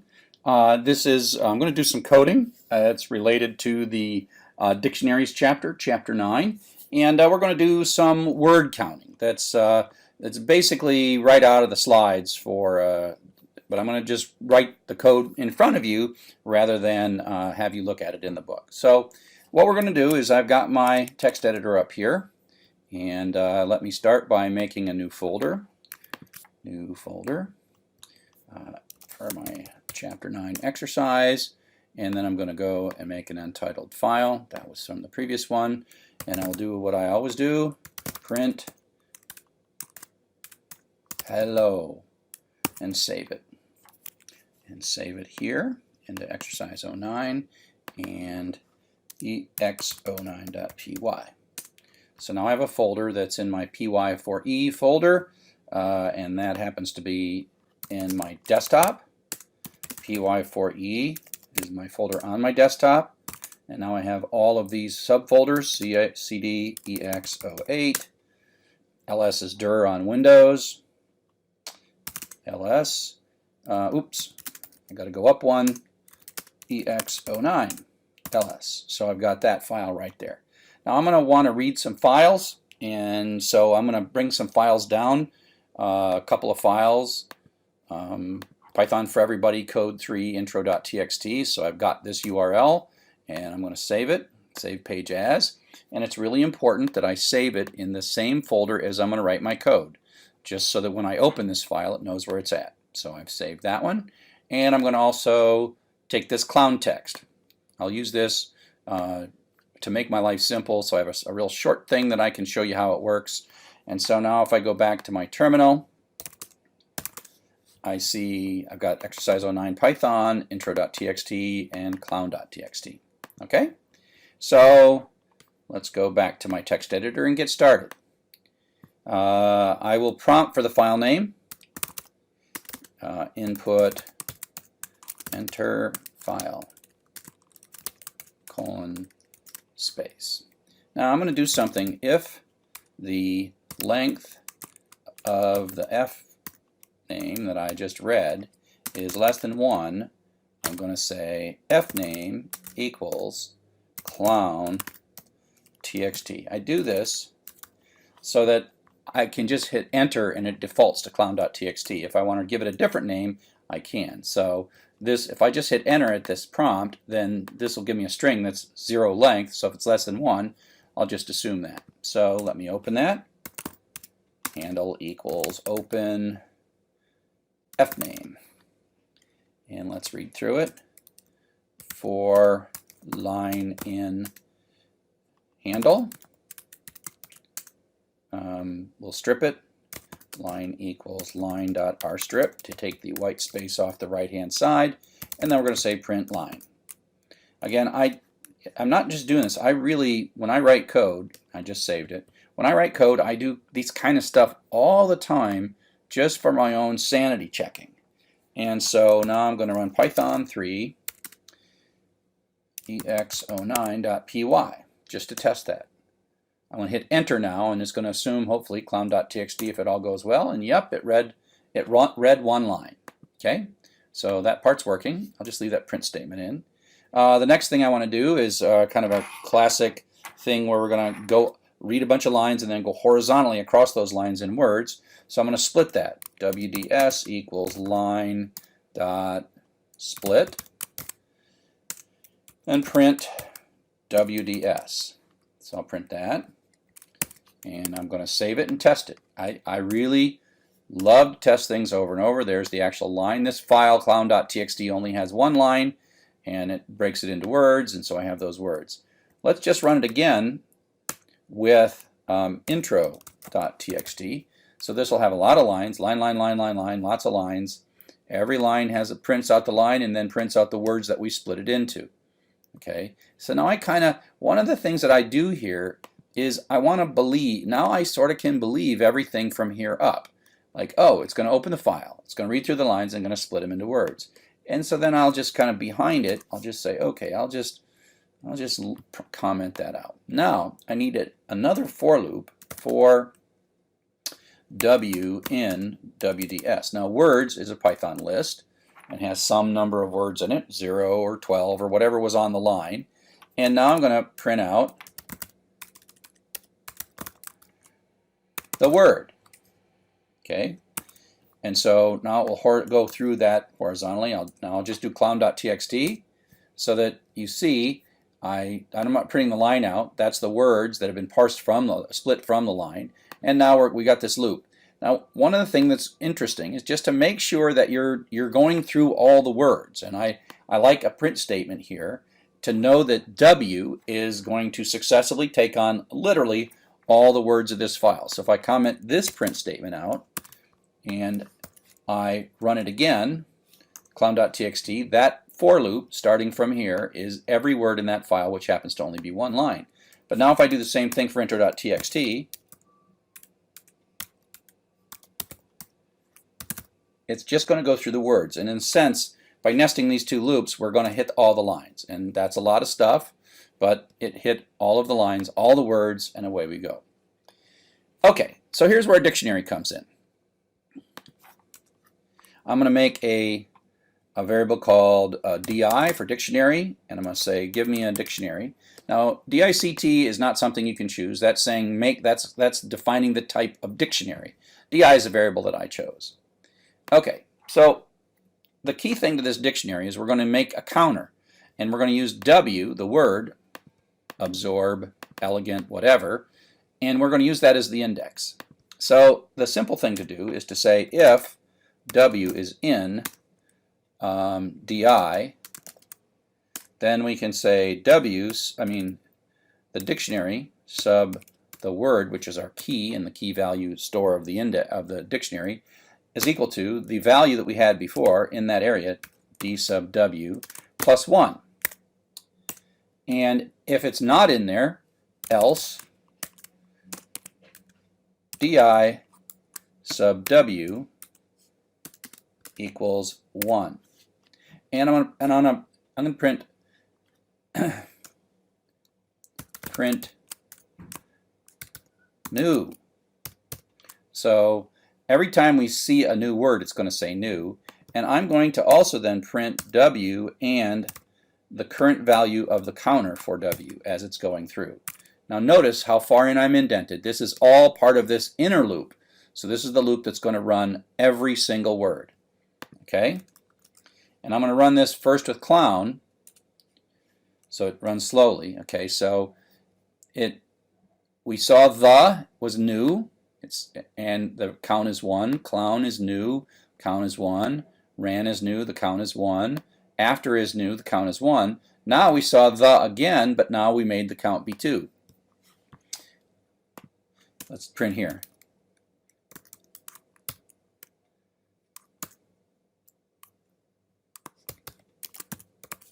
I'll say existing. So you can kind of see it. Now in the print, I'm printing this. Let's make it even a little more verbose. Print W.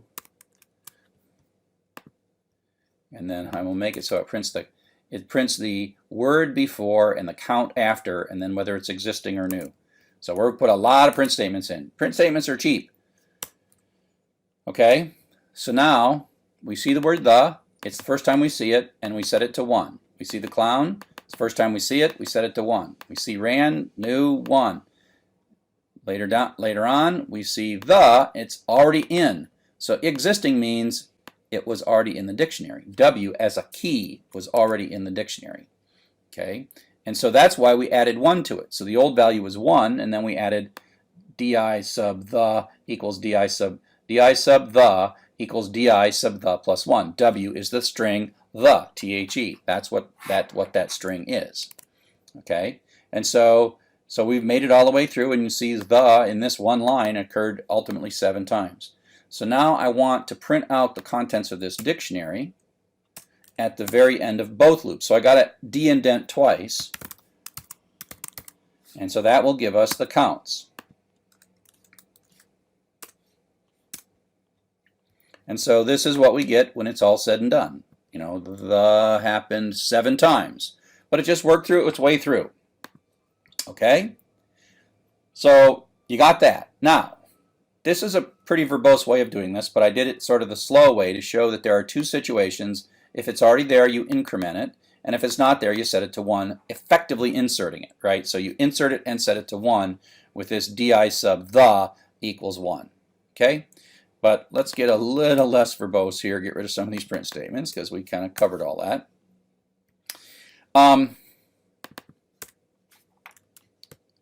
Get rid of this line and go back to printing W and DIW at the end. We'll leave that one in. So what I want to do is I want to look at this bit of code right here, this if W in DI else.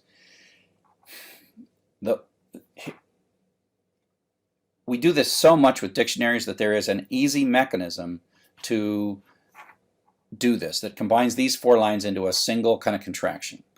And so I'm going to do this. I'm going to print, let's put 2 stars out, then the word and di.get of the word, comma, negative 99. Okay, and so this di.get of the word is the important part.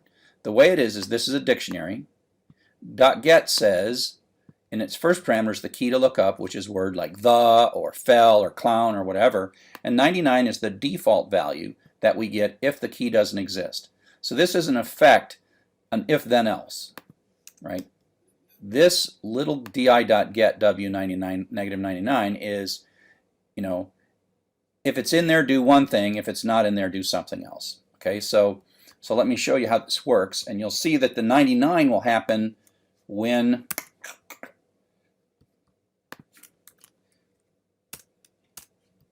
okay, so the first time we see the, get returns 99. Right, so let's move it over here.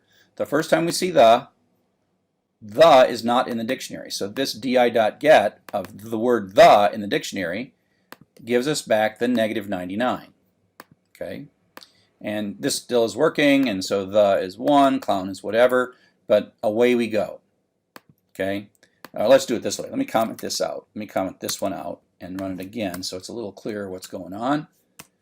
Okay, so the first time we see the is not in the dictionary. The first time we see clown, and we know it's negative 99.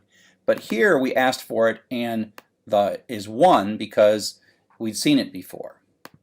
And so that's just this get mechanism allows us to get the new value, or get a value out if the key exists and specify a default if it's not there. So I'm going to go old count equals di.get w comma 90 comma 0. So instead of using 99 here, I'm going to just get rid of all this. Is what I'm saying is look up in this dictionary. Get is a function that's part of all dictionaries. Look up using the key w, which is the, and if I don't get it, give me back 0. And so I'm going to say print word, comma, old, comma, old count. And now what I can say, whatever the old count is, it's either the value that was in there or 0. And now I can say new count equals old count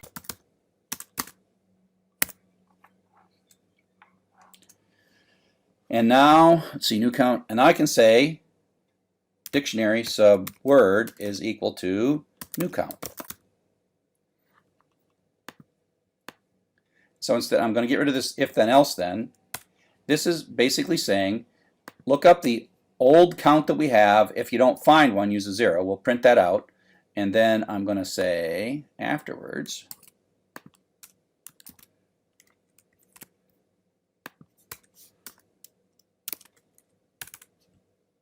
I'll print the new count. Now, and so we'll print the old count. Here are some of these blanks. Print the old count.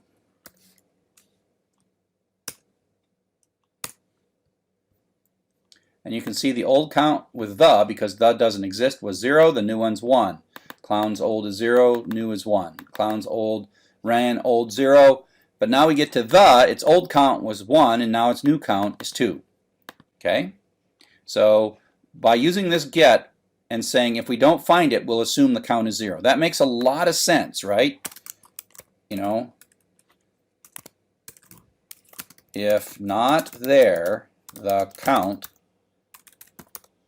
is 0. If the key is not there, the count is 0. Okay? So that's what this line does.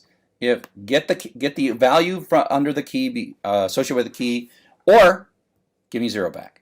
And then I can take that old number and just add 1 to it and then stick it back in. Now this is ultimately not how we tend to do it. Okay? We tend to blend this all into one big long statement. di sub w equals this part plus 1. Okay, so that says get the old value from this key or 0 and then add 1 to it, because that really combines all of these lines into a single line. Okay, so I'm going to delete them now.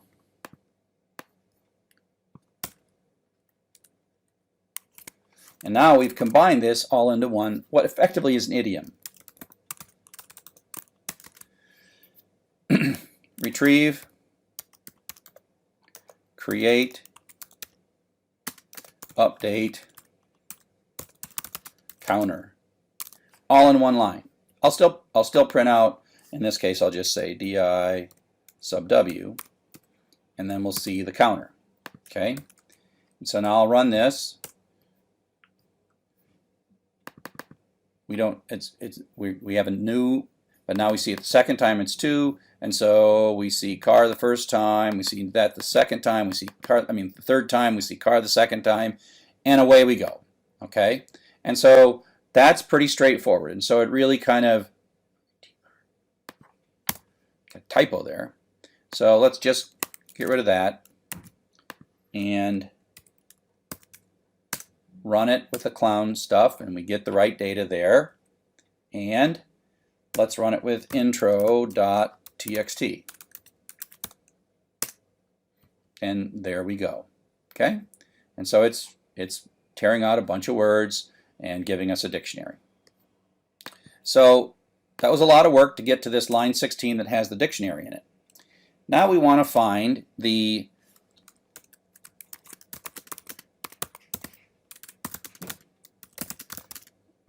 most common word.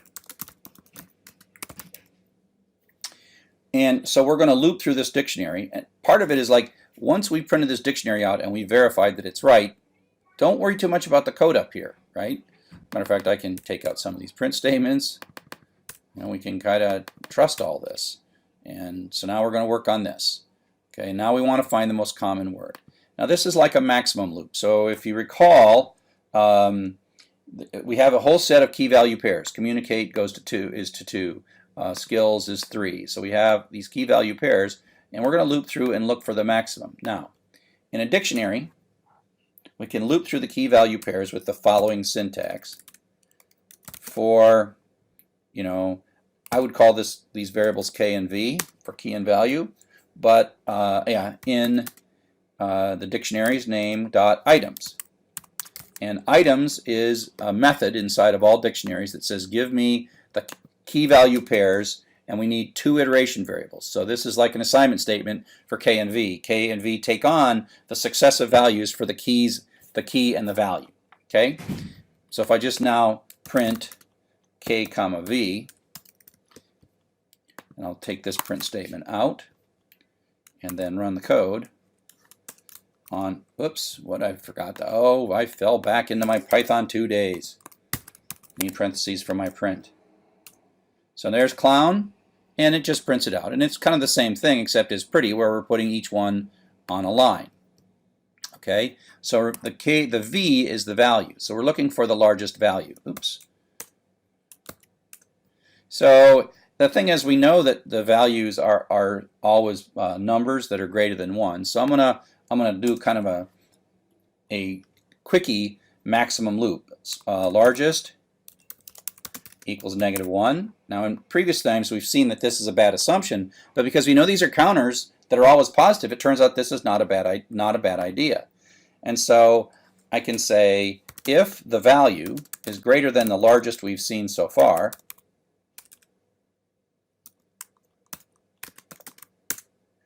largest equals the value.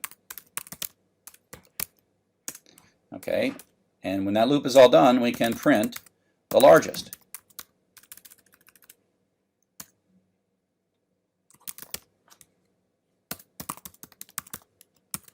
Okay, and so this is just a max loop, and we're using this value. That's the number. The value is the second thing. Oops.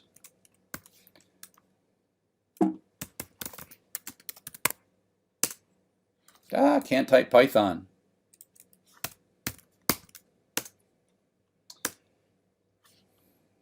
Oh, it's a typo. Yeah, I'm not using value, I'm using V. So largest equals V. Let's try it again. Okay, so we're all done with 7. So these were the things that we were looking for, and it was looking for the maximum, and it just dutifully found 7 was the largest. But we also want to know what the word is.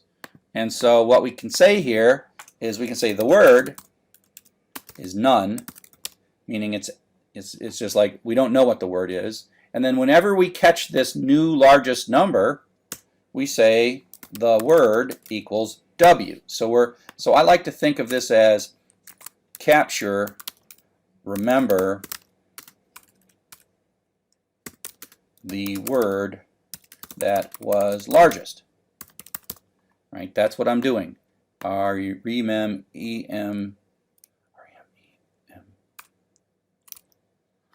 Remember. Right, that's tough. R-E-M-E-M-B-E-R. There we go.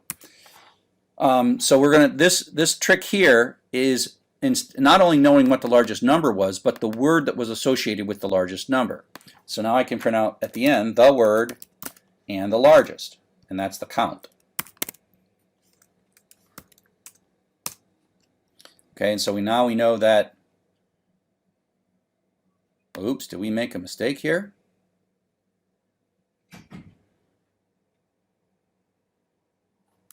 Okay, that does not look good because it says car and 7. If V is greater than the largest, oh, it's not W. I used a really bad variable. See, that's the whole value there. There we go. It's K, which is the key. Key. I was going to say, that was quite the bug. See what happened there? I had this as W, and it just happened to be, it was the last word on the file. Car, the last word in the file, because I used a wrong variable. Right? No, little mistakes, little mistakes. The and 7. Okay, so let's get rid of this print statement because we kind of know what's going on here. And away we go, and this should now work if we run it.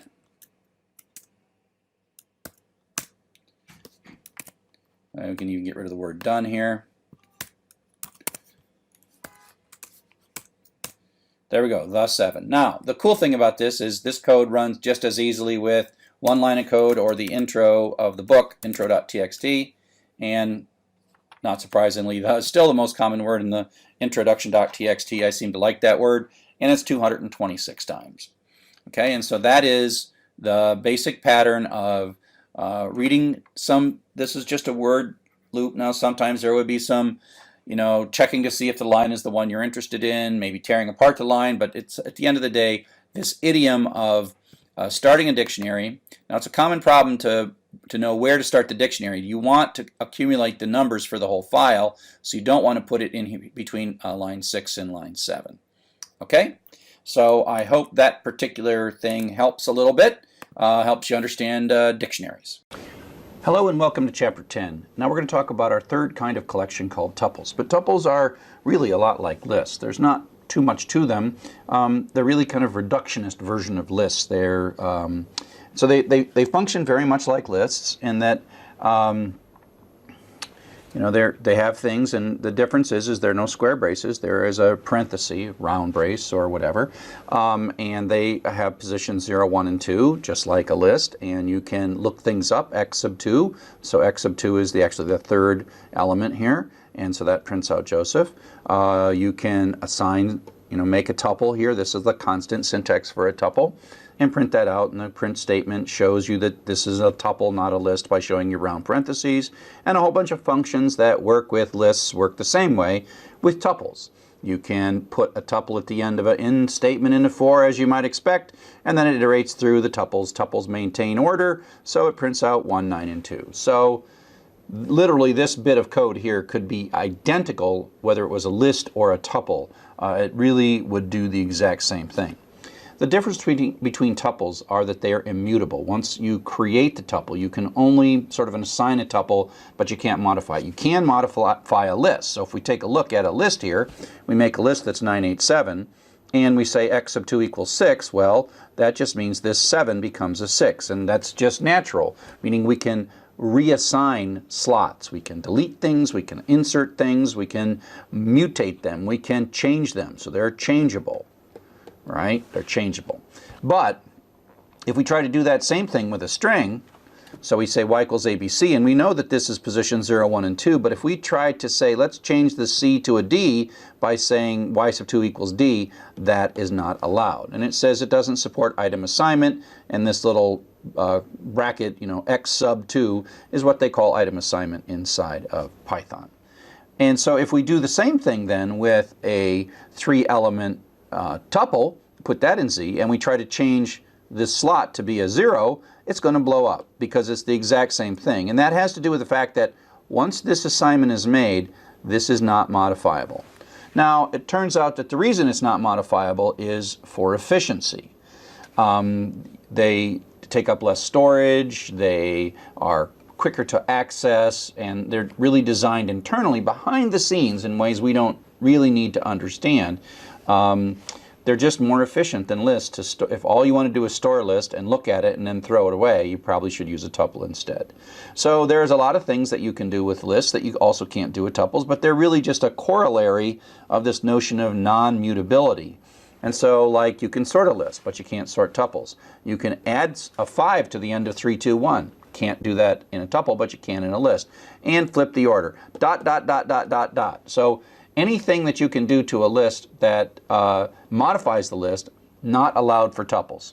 And so you can take a look at the kinds of things that are inside, the methods that are part of each list: append, count, extend, index, insert, pop. Many of these are modifying, and then count and index are the only ones that work for tuples. And so tuples are limited lists. Now, at some point, there's going to be a but here to say, why do we like them? And the reason that we like them is that they're just more efficient. They don't have to build Python in its own internal organization of these objects. It knows that they'll never be modified, because when you make a tuple, you as the programmer are saying, I'm never going to modify this, and Python won't let you do it. So it's higher performance, better memory use, and to a beginning programmer that doesn't really matter, but that's the reason. And so we tend to use tuples when in situations where we're going to make a temporary variable and then temporarily use it just a little bit and then throw it away without really messing with it. And we tend to use lists to build things up, etc., etc., etc. So The other thing that's interesting about tuples, and we've actually sort of seen this, is that you can put a tuple that includes variables on the left side of the assignment. And this takes a little getting used to, but it's really cool, and no other language that I know of does this. So if we say x comma y, that's a two-tuple. Both have to be variables. You can't put constants on this side. You know, it's like saying x equals 4, y equals Fred. Right? So what happens is you can put a tuple on the far side of an assignment statement, and the 4 goes to x, and the Fred goes to y. And you say, what's in y? Well, y is indeed Fred. And so this is like two assignment statements. Now, the way I've got this syntax, I would probably do, you know, two separate statements, just not to show off that I know how to do tuples. You know, and so you can, here's another one, and they just move correspondingly. If you don't have 2 here, and you do have 2 here, well, if you have 3 here, or 2 here and 3 here, and you don't match the number there, you get in some trouble. Now, if you just say x equals tuple, then that is the tuple in the list. But this is just a simple, straight 99 value going into A. So you can put tuples as the left-hand side, and you can even do things like return a tuple from functions. That's a real nice Python feature that I like a lot. Tuples are also related to dictionaries, as we've seen in the previous chapter. So here we make a little dictionary. We make an empty dictionary by constructing an empty dictionary, stick it in D. So D is sort of like this place that can hold key value pairs. And we put csev, and there's a 2 in there, and chen wen, and there's a 4 in there. So we have this, you know, associative mapping between csev and 2 and chen wen and 4, all stuff we know. And now we say, hey, we're going to loop through the key value pairs here, and we've seen this syntax before, k comma v. So this is a tuple. So you can think of this as each one of these things is going to get assigned into this tuple, which means the key ends up in, and the first one's the key and the second one's the value. I use the variable key kv all the time in code that I write, just for my own sanity. So kv are going to iterate successively through the successive keys and values in that. So this is going to run twice, and k is going to be csev 2 and chen wen 4. The order just happened to stay the same. And so if you say what is in one of these things, you can actually take d items, the items method within that dictionary, and say, hey, give me back, give that to me back, and then print tups. And this is, it's a special kind of a class, but really ultimately it is a list of tuples. You know, this is 2. This is the 0, and this is the 2, the 1, the first and the second. And then within each thing you get, you have a 2-tuple. And so, in a sense, this k and v are iterating through those things when we're putting d items here and d items there. One nice thing about tuples is that they're comparable. They're comparable in the same way that strings are comparable, meaning that they're compared from left to right, with the leftmost or 0 tuple being the most significant. And it doesn't compare any further than it has to if it's asking less than. So if it's looking at, say, this first tuple, it starts at the left and says, okay, ask the question, tell me true or false. Is 0 less than 5? The answer is true. And so the answer to this overall expression is true, and it doesn't even compare those two numbers, those second and third number. They don't compare them. If, on the other hand, we're asking is this less than that, it only looks at the first one and asks if it can answer the question. And the answer is, well, they're both 0. And so I can't answer the question, so I have to go to the second one, second pair, and 1 is less than 3, and so that means this is true. And it does not check this. Even though 20 million is bigger than 4, it doesn't matter, because these are the numbers that cause the true to happen. And the same is true if you do this with strings. Again, we start the first one, so Jones, Sally, well, that's the same, so we don't know the answer yet. And so Sally, Sam, well, okay, S, oh, they're the same. A, they're the same. O, L, and M. L is less than M, so the actual letter that makes the difference here is the L and the M, and leads to us being true. And so it goes left to right, but then even when it's doing strings, it's going left to right. That's just how string comparison works. And if we say is Jones Sally greater than Adam Sam, well, we check the first one and we check the J and the A. Well, J is greater than A, and so we don't have to look at anything else. We don't have to look at any more of these characters. We don't have to look at the second thing in the tuple. We have to look at that is enough to be true. So it only scans until it has a definitive answer. It doesn't scan any further. So now what we're going to do is use this comparable capability to sort these lists of tuples and then bring this all back and connect it more to dictionaries.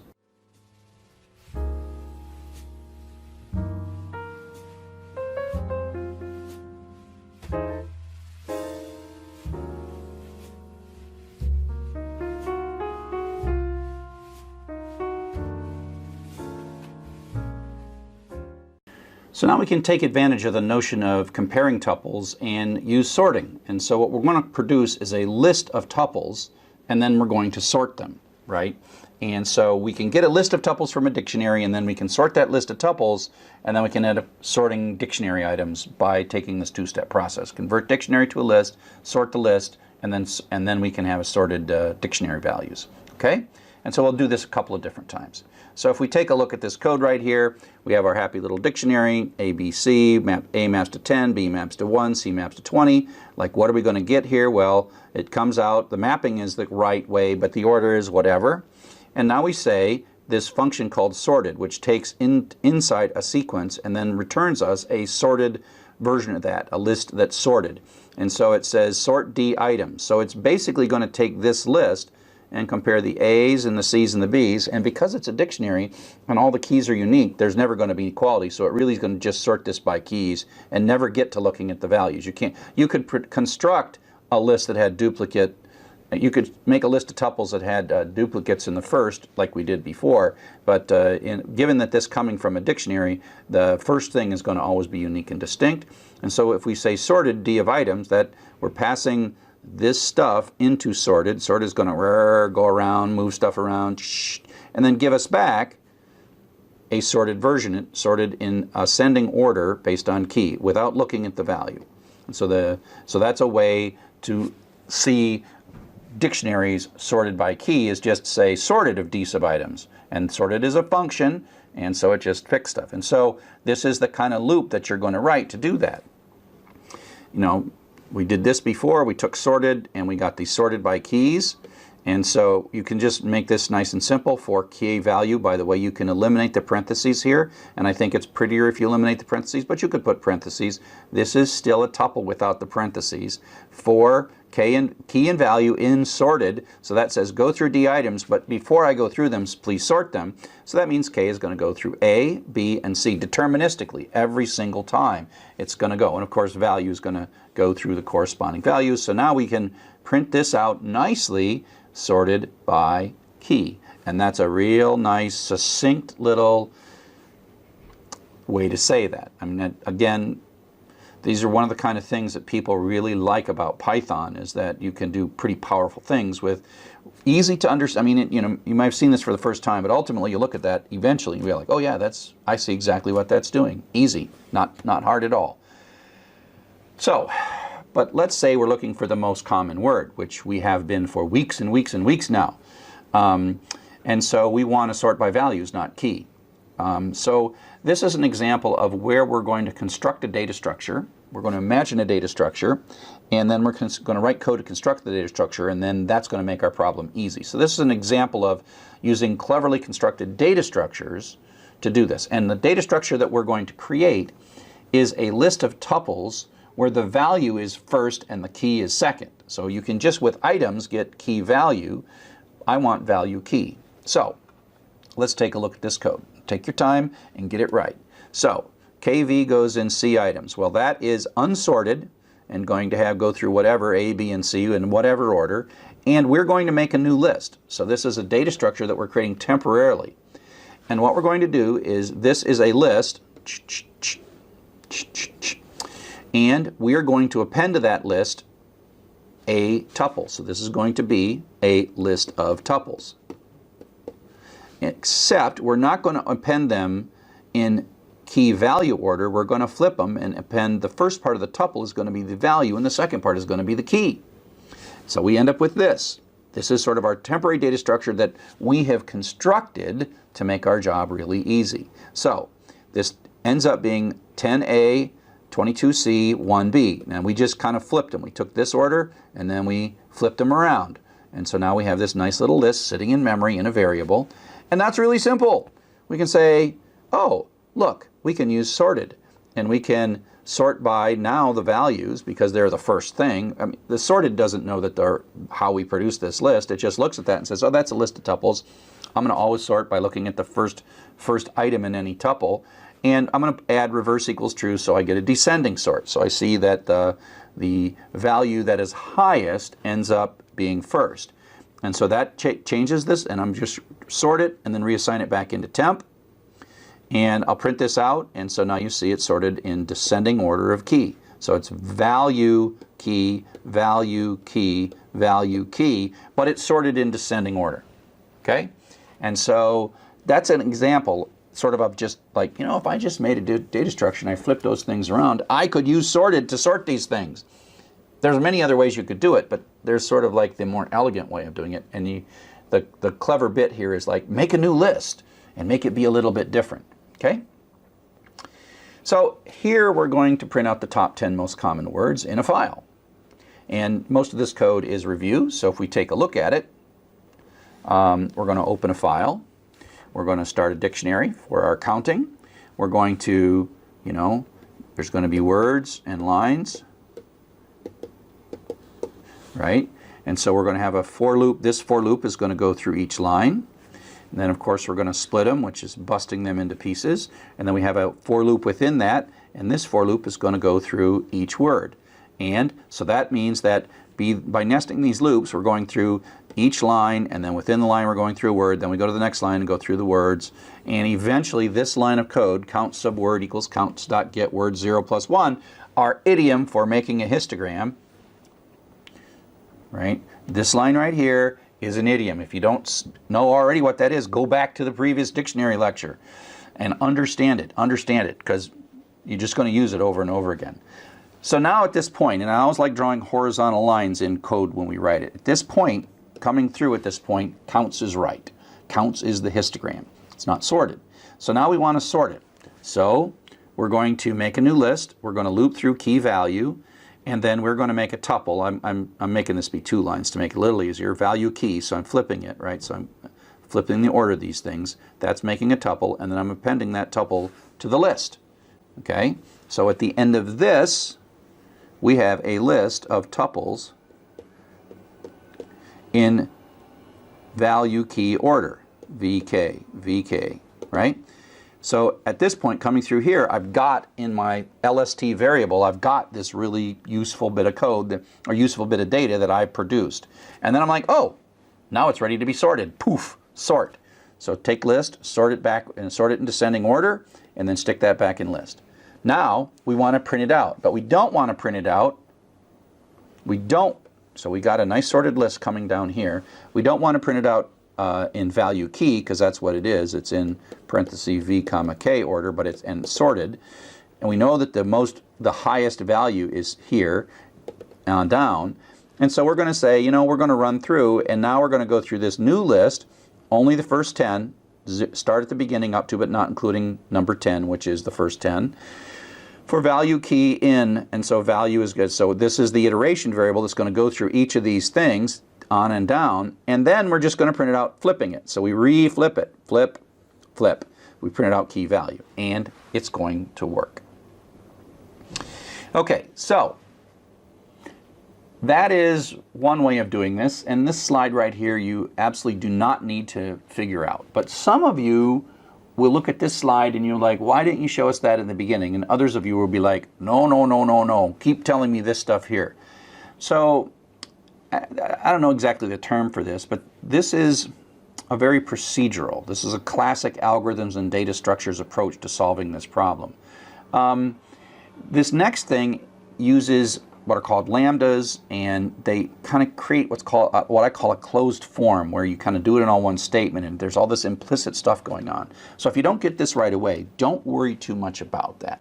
But roughly, this single line does everything that bottom half of that program does. I mean, if we go back to here, it's pretty much this line does everything, does that in one line.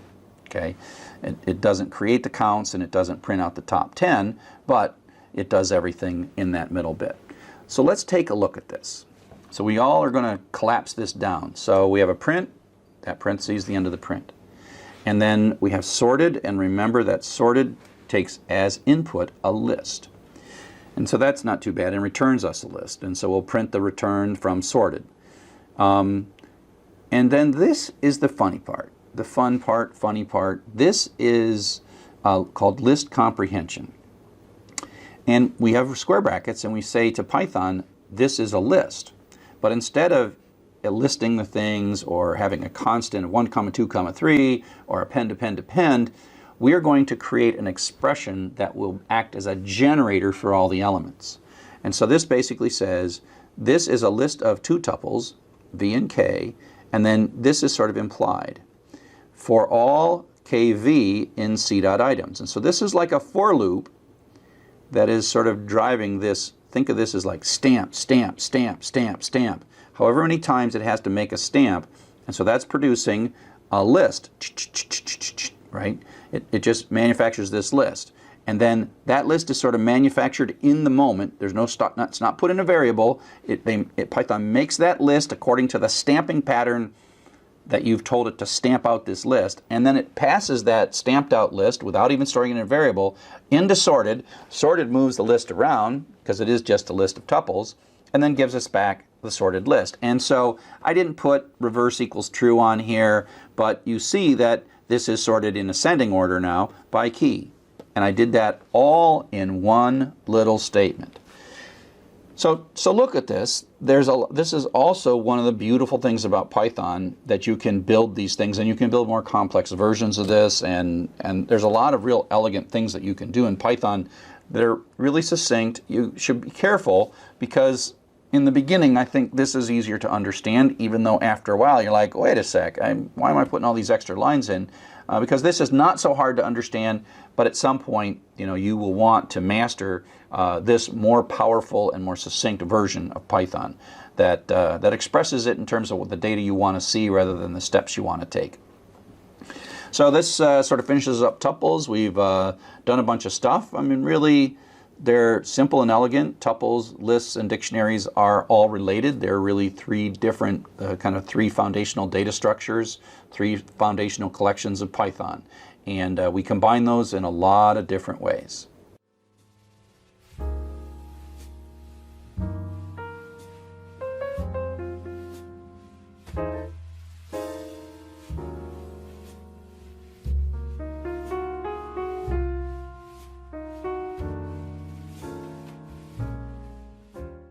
Hello and welcome to Python for Everybody. I'm Charles Severance, and now in this little bit of lesson we're going to talk about some tuples, and we're going to create a list of the most common words and find out how to sort a dictionary by the values instead of by the key.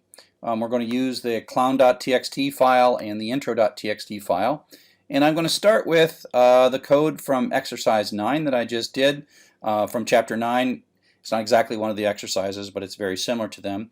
And I'm going to make a copy, and I'm going to keep it in the same folder. I'm going to keep it in the EX09 folder and just call it EX10, because this code is going to do much of the same stuff, and it's going to read these same files. And so I've got myself exercise 10. Exercise 9 is still here. Exercise 10 is now what I'm editing, exercise 10.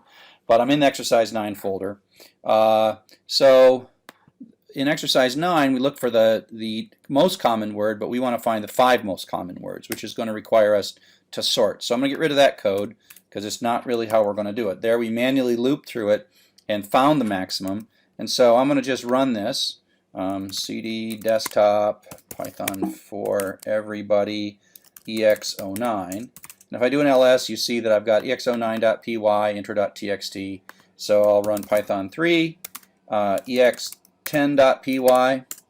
and run the clown data, and we see the dictionary, and it's properly making it in this code right here. That doesn't change. It reads the file, reads all the lines, goes through and splits it into words, and then goes through the words and does the idiom of using dictionary get to maintain the counters, and we print it out at the very end. So the new code we're going to write is down here. Okay? So let's first do a few things. If I can say x is equal to the dictionary.items. And this gives us basically a list, print X. This gives us a list of the key value pairs. This prints out the dictionary, but if we do it this way and use items, it gives us the key value pairs. Okay, and so that's what we got. Key value pairs. Now, we can sort this based on the value, because tuples can be compared. This can be compared with this, and because D is lower than R, then this one is lower. This ran tuple comes after the down tuple. So we can sort this whole thing. And I'll do this by just putting the word sorted here and say, give me a sorted version of that. Now it's going to do it based on the order of the tuples. This is going to be higher precedence than this. So if I print it this way, run it again, you'll see that it's sorted. And now is after and car, it's in alphabetical order by key. And so we could actually print the first 5 up to but not including 5 by adding a list on the slice of this list slice here, and so that will show you only the first 5, right? Except that that's not what we're trying to do. We really want to sort by this. Okay? So we have this mechanism that can take a list and sort it based on the tuple values. If we could create a list where it was 1 comma after instead of after comma 1 and make it the exact same thing, then we could actually then sort it and it would be fine. Okay? So let me show you a couple of ways, at least one way to do that. Okay? Get rid of this. We're going to hand construct a list, and just call it temp equals, give me a new list, temp equals new list, and then for k comma v in the dictionary.items, and I'll just start by printing k comma v, so we see, and this is where it's really nice to do these with the clown code first and then only do your test on the bigger file later. And so it's pretty much the same thing. We are going through in key value order, which is dictionary order, which is not sorted at all. Okay. Now, instead of printing this out, we are going to, let me do this in a couple of steps. Make a new tuple, and we'll just call it newt equals parenthesis v comma k. Okay, so this is, I'm saying make a new tuple. This is like a new tuple with 2 items in it, and I'm going to make the value for and the key. Okay, so then I'm going to say temp dot append newt, new tuple. So I'm going to end up with a list of tuples. Let me comment this one out, and I'm going to then, when I'm done here, I'm going to print temp.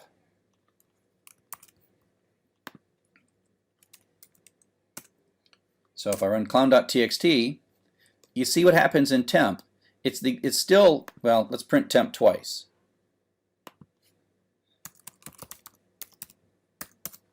I mean, it's not sorted, it's flipped. Let's print it. Well, that's okay. We'll just, that's the flipped one. Okay, so it's flipped. And all we did is we made it, instead of car comma 3, it's 3 comma car. But now we have a list. Okay? So now it's flipped, and now we can sort that. We can say temp equals sorted temp. So it says takes temp and sort it and give it back to me. And now I'm going to say print sorted comma temp.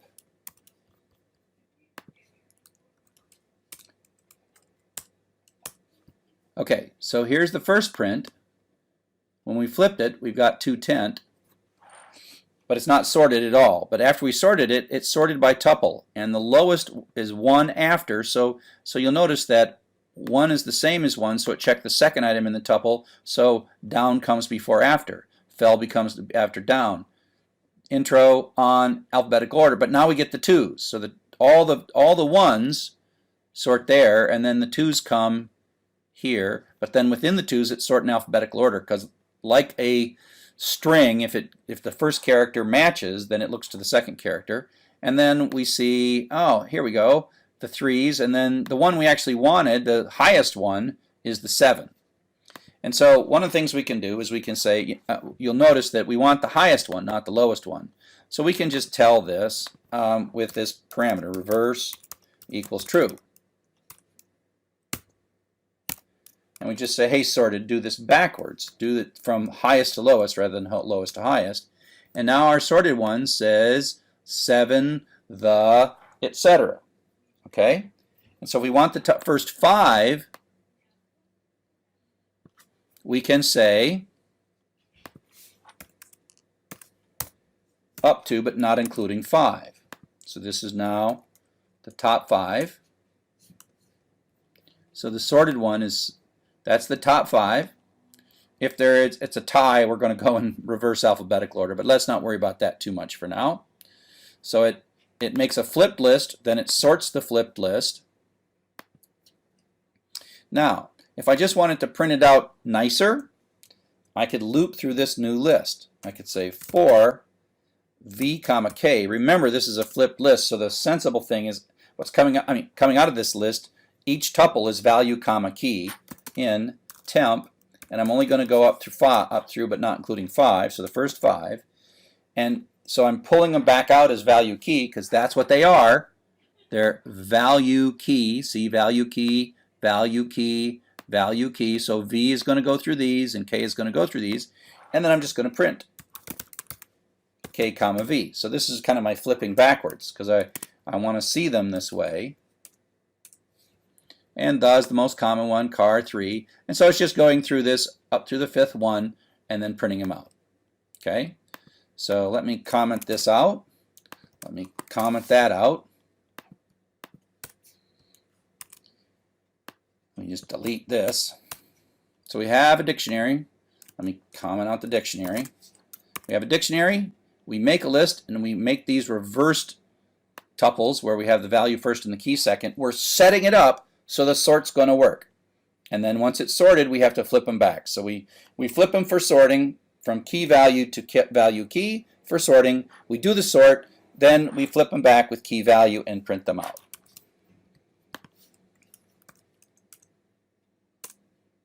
And it works fine. So let's try our big file, intro.txt, and there you go. Those are the 5 most common words in intro.txt.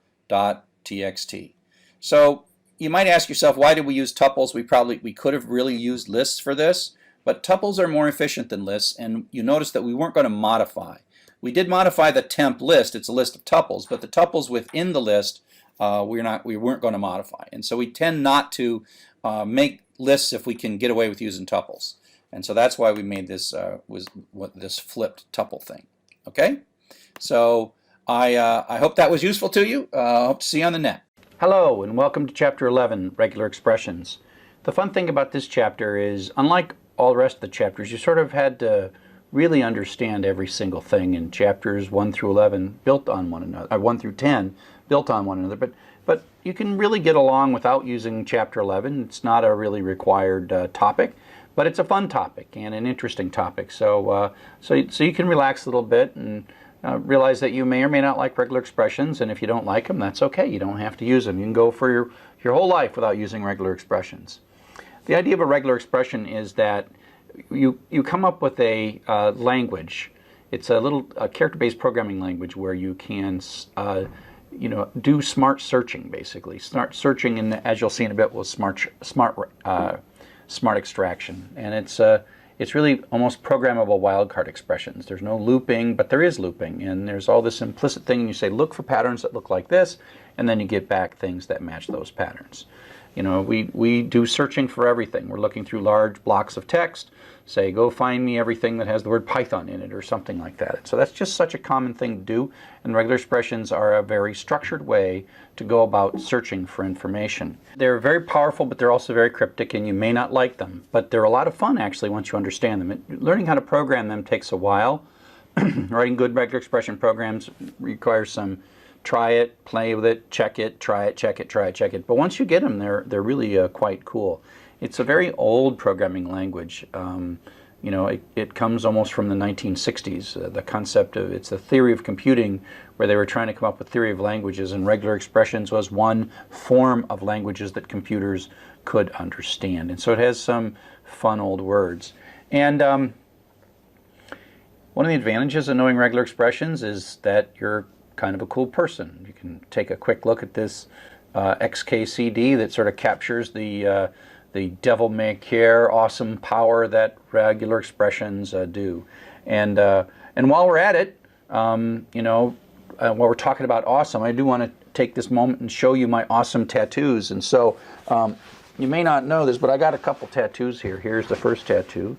This is where I went to got my PhD, and this is my University of Michigan faculty member position. I got a PhD in engineering, and I teach in a school of information and library science. And then I have this other tattoo, and this tattoo is what I call the Ring of Compliance. I work on learning management systems and educational technology and standards, and there's this standard called Learning Tools Interoperability, which if you're using this course and doing the autograder, it uses Learning Tools Interoperability to integrate into whatever learning management system you happen to be using. And one of those learning management systems is the open source learning management system that I helped write called Sakai, and these are the rest of the major vendors. And the idea of that tattoo was that I would put the tattoo of every vendor that would comply with Learning Tools Interoperability. And so you'll notice Coursera. I helped Coursera put Learning Tools Interoperability in, and so the autograders integrate into Coursera or Blackboard or Canvas or Sakai or Moodle or half a dozen other things. So it's just like a cool techno thing, just like regular expressions.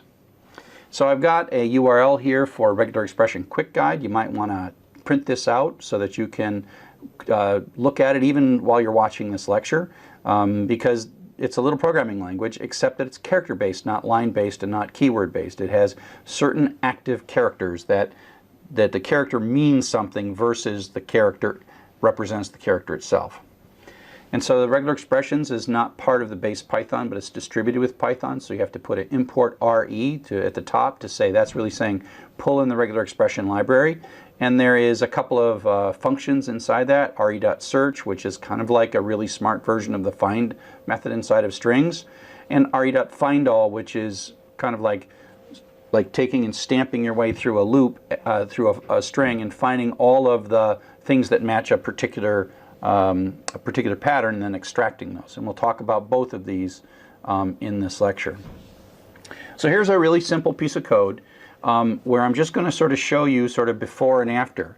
So here's a thing where we're looking for lines that begin with from : and so we open a file, we loop through the whole file, we strip off the lines text, and then we say if line.find from is greater than or equal to 0, then we print it. It gives you -1 if it's not found, and so reads all the lines, and once in a while it'll print it out, reads all the lines, once in a while print it out. So that's kind of like a needle in a haystack. To use regular expressions to do that, we have to import the regular expression library. These lines are the same. We're going to loop through, we're going to strip. And now we're going to say if re.search. The way to say this is within the library regular expressions, go find the search function and search for the string from in the string line. Okay, so this is the line to search, whereas here it was more object-oriented where we say line.find. Here we say re.search and we pass in line as parameter. These two things are equivalent, which means most of the time it's going to run, and once in a while it'll hit a line and it'll print that out, and then it'll finish the whole thing. So that is taking and doing what we would do with the find operation with regular expressions. Now, searching with regular expressions has these special characters, and so here we have the same basic code, except now we're saying if line starts with from. So we're not using find anymore. And that way we're only going to get that thing in the first position, not like blah, blah, blah, blah from : We don't want that to match. We only want it to match here at the beginning of the line. And so that's what we use line starts with. So it's going to do the same thing and find lines that have the prefix and print those out and then be done. Now in regular expression search, we don't, in a sense, change the method. We have a certain number of things we can do with strings based on what they've built in. But in regular expression, we actually can turn this first parameter into code. And so what's happening here is the caret, if you go back to the little cheat sheet, caret means this is the beginning of line. It's a virtual character that matches the beginning line. It's like from that starts at the beginning. So from at the beginning does match and from in the middle does not match by putting that little caret there. Same thing, line is what we're searching, and then from is what we're, caret from, line at the, from at the beginning is what we're looking for. And so again, it does the exact same thing. It only prints lines that have from colon as the first character in the line. So the difference is we look for a method, and the other one is we program the regular expression. So we're going to run out of methods in the string class long before we run out of things that we can do with regular expressions. And so a couple other special characters, that caret matches the beginning of the line, so caret matches the beginning of the line. This capital X matches itself. Dot is a wild card that matches any character, and then some of the characters in regular expressions modify the immediately preceding character. And so that says look for a line that starts with X and then has many characters, that's with these two things, 0 or more characters followed by a colon. And so you can see that it's this sort of like expanding stamp. It's like, oh, there's an X at the beginning of the line, that line, it looks good. I got some characters here and then I got a colon, that's good. So this is an X, some characters, and a colon, check.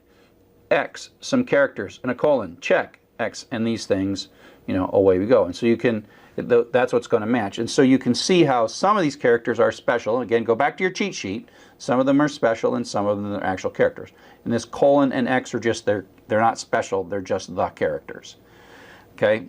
Now, sometimes you want to be a little more clear on your match. So let's take a look at these lines that match that particular thing that we just did. So we have these two, X dash civ colon, X dash D stam dash result, like these are from mail messages. And then one of the mail messages has a line in it that says X dash plane is behind schedule. And this matches. Is that what you really wanted? And so what we can basically say is, because this is an X, this is some number of characters, and that's a colon, it matches. It has to match. That's this rule applied to this line results in a yes. It does. And so how can you be a little more clear as to what you want to match and what you don't want to match? So we can write code. So now what we're going to say is we want to match the beginning of the line, and we want a capital X, and we want a dash. So now we're going to match those first two characters, X dash, at the beginning of the line. Caret X dash says first two characters of the line must be X dash. Now we have another special character. Again, refer to your cheat sheet. Backslash capital S means a non-white space character, right? Any character other than white space. And then plus means one or more times, one or more non-white space characters. That's what this whole thing says. One or more non-white space characters, and followed by a colon, which is just a character. So now we have X dash followed by one or more non-white space characters followed by a colon. X dash followed by one or more non-white space characters followed by a colon. Here we have X dash followed by one or more, whoops, there's a space there. And so this doesn't match. Even though there's a colon there, it means that between the dash and the colon, you can only have some number of non-white space characters. So this is a no, it does not match. And so you just can, if you didn't want to match this, you then sort of create a more precise, you know, we could even have a thing that said, I want X dash with an uppercase character, uppercase letter, if you wanted to. And so there's all kind of fine-tuning if you sort of learn the structure that you've got to do.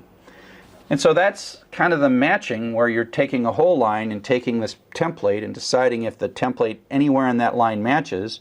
And now what we're going to do is use this to actually pull data out of strings using the regular expression library.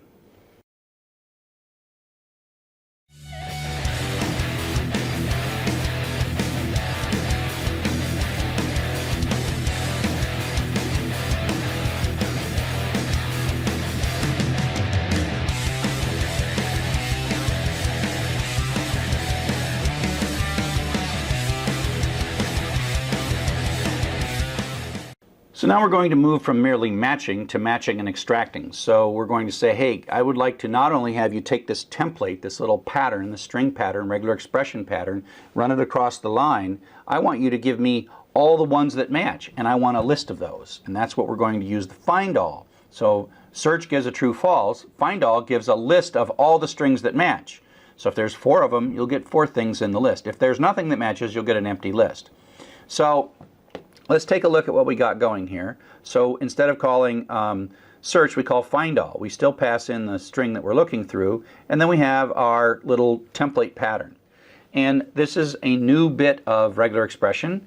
Any little bracket operation, square bracket, is one character. That's just a character, but then there in between here is a set of allowed characters. So 0-9 means a single digit, 0, 1, 2, 3, 4, 5, 6, 7, 8, or 9. But that's really one character. And then we have, so that's one character, and then when the plus applies to that, which means if we look at this whole thing says one or more digits. That's the code we write in a regular expression that says one or more digits. And we're just going to use that in our regular expression by itself. So we're going to look for any string that's one or more digits and pull it out and give it back to me. So we look, it's going to look. So that's my little template. Stamp, stamp, stamp, stamp. Oh, got it. Stamp, stamp, stamp, stamp, stamp, stamp, stamp, stamp, stamp, stamp. Oh, got it. Stamp, stamp, stamp, stamp. Got it. So what we get back after we ask find all to find all of the one or more digit strings is 2, 9, and 42. So it actually parsed it, it split it, it found all these things and said, I found them all for you, and here they are, 2, 19, and 42. So it's a list of 3 strings because that's how many it found. Now it might have found none, and we would have got an empty list at that point, but it found some. Okay, so just as an example, you know, we did this thing, we get 2, 19, and 42, but if I said this, that basically is an uppercase vowel, A, E, I, O, or U, so that's one letter, and that's one or more.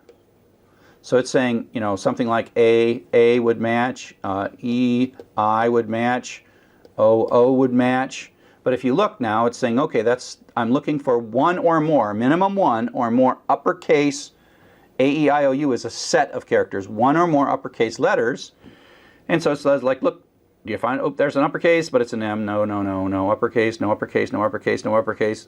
Found nothing, did not find anything, and so it gives us back an empty list. And so it's like, find all the things that match this, and the answer is none matched. Here's your list of nothing. Okay, and so you have to check. That's how you have to check even if you got something, because it's not going to return you false. It returns you a list with no items in it.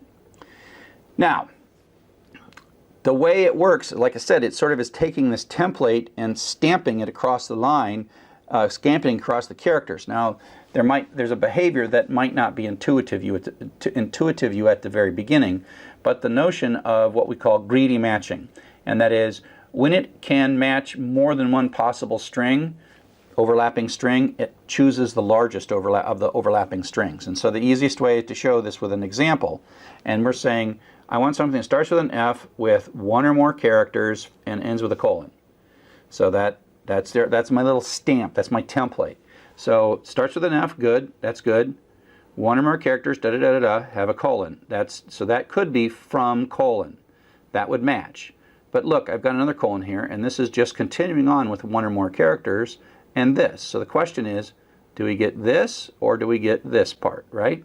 And the answer is, with greedy matching, is we get the larger of the two. Okay? And so what you get back is somewhat counterintuitive. You get the whole thing as the match, from colon using the. We could have got from colon, but the reason it picks this is this one's longer. So anytime it has a choice, it picks the longer one. And that's what greedy is, meaning it'd probably be better described as larger or tending toward the longest string or something like that. So you can, of course, suppress this behavior. Like everything in programming regular expressions, you simply add another character. And so now it's going to say, I would like to start with letter F, any character, one or more times, and then this question mark, this is still one little thing, non-greedy. Okay? And so that just says do it not greedy, which just means that it prefers the shorter of the strings. And so now it could still match this string or this string, but because it's been told to not be greedy, it chooses this string instead, and that's the string that we get. And so that's the not greedy, and you just add the question mark after the asterisk. So it's usually an asterisk question mark or a plus question mark, though that's a two thing. That's 0 or more characters non-greedy, and that's 1 or more characters non-greedy. Actually, most of the time, it seems to me that the non-greedy would be the more reasonable default, but that's not how it is. Greedy is the default and non-greedy is optional. Now, we can play some more with this stuff, okay? And so let's take a look at this little example where we have a non-blank characters, \S, one or more of those non-blank characters, followed by an @ sign, and then again one or more non-blank characters. So this is looking for strings that have an @ sign with non-blank characters on both sides. This is an example of where it sort of comes to this @ and it goes this way, and it does it in a greedy manner. If you told it to not be greedy, it would give you these 3 characters. But we're telling it to go greedy, so it goes all the way to here and stops at this blank, and then stops at this blank. And so that's a nice little thing. Find the @ signs, go to the first blank, and pull that stuff out. And so that, with one little match, you've pulled this thing out. Now, of course, we've done that before with other techniques. So that's just another way to pull stuff out. Now, if we get this whole thing, but what if that's not exactly what we wanted? We can tell, we can give it a matching string that's different than the extracting string by adding parentheses. And so here's another example where we basically say, this is our string. We want to match from at the beginning, followed by a space, followed by, ignore the parentheses for the minute, one or more non-blank characters, followed by an @ sign, followed by one or more non-blank characters. So this is also going to, if there's no from, it's not going to be looking for that, right? So it demands the from is here, so it matches that, and the space is demanded as well.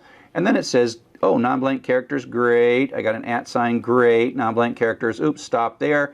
And so this is what's going to match. Now the key is that we don't actually want that back in our extraction. What we really want back in our extraction is this part right here. So what we do is we put parentheses in. Parentheses are code, they're code in the regular expression world. Parentheses say start your extraction and end your extraction. And so when you do this with a parenthesis, when you do it, without a parenthesis, you get the whole from, right? Without a parenthesis.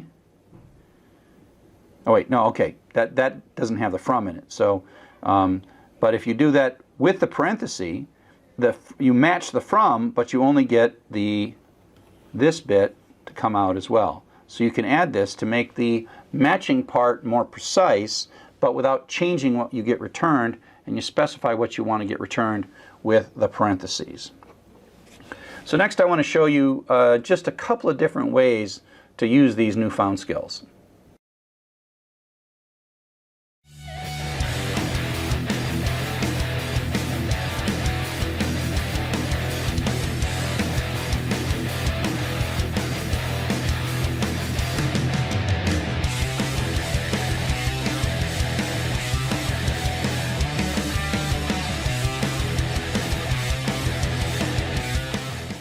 So now what we want to do is use some of these newfound skills in some more practical applications of regular expressions.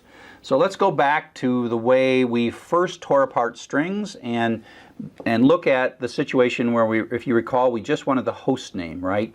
This is an email address and we're interested in the host name. So we have this string and we go find the @ right? The find looks up and tells us the @ is at position 21. And then what we do is we say, okay, let's look beyond there to the space. And that tells us the space is in position 31. And then we're saying we can extract starting at beyond the @ sign up to but not including the space by saying @pose +1 : space position. And when we get that, now we have to have a thing that decides to only look at this on from lines, but then it can print out the host that is extracting of this information. So that was one way that we did that, right? One way we did it. The next way we did this was the double split pattern, right? So we said, okay, let's take this line, let's break it into words based on spaces. That's what words is. So that's 0, 1, 2, 3, 4, 5, 6. And then we know that the email address on lines that start with from, space, is the second one. So we pull out email address, which pulls this bit out into email. And then we're going to split that again based on the @ sign. So we're going to split this part again based on the @ sign. So it splits right there, and then this becomes the 0 and 1 in pieces. And then pieces sub 1 is that host. And if we print that out, we get the host. So that's the double split pattern. Nice thing about that is you don't have to keep track. The little +1 is kind of annoying to use the space position. That previous one, that's just hard to remember. It's just, I've written this code way too many times in my career, and I've made mistakes, and I have to debug it every single time, and I print all these numbers out. I'm like, did I get it right? Oh, I did it in Python, I did it in Java, I did it in C. Wait a sec, I did it differently. And so this is a lot cleaner. I mean, I can write this every time, and I know it's going to work every time. I barely even need to test this code because it's so obvious. So double split is another way of extracting stuff. But if we look at this thing with the regular expression, we can say, oh, okay, let's use a regular expression to do this. So we'll start looking through the string. We'll start by saying, hey, let's look until we find an @ sign. Then let's start extracting with the parentheses. And then once we have found the @ sign, let's look for non-blank characters. This is a set of characters. This caret as the first one means not a blank. So that's another way to do non-blank. Not a set of characters which are everything but blank. That's what this little bit is saying. Star means 0 more times, which means it's going to run until it finds a blank, which is going to stop it. The greediness is what keeps pushing it, right? This is a greedy match. That asterisk is greedy because there's no question mark after it.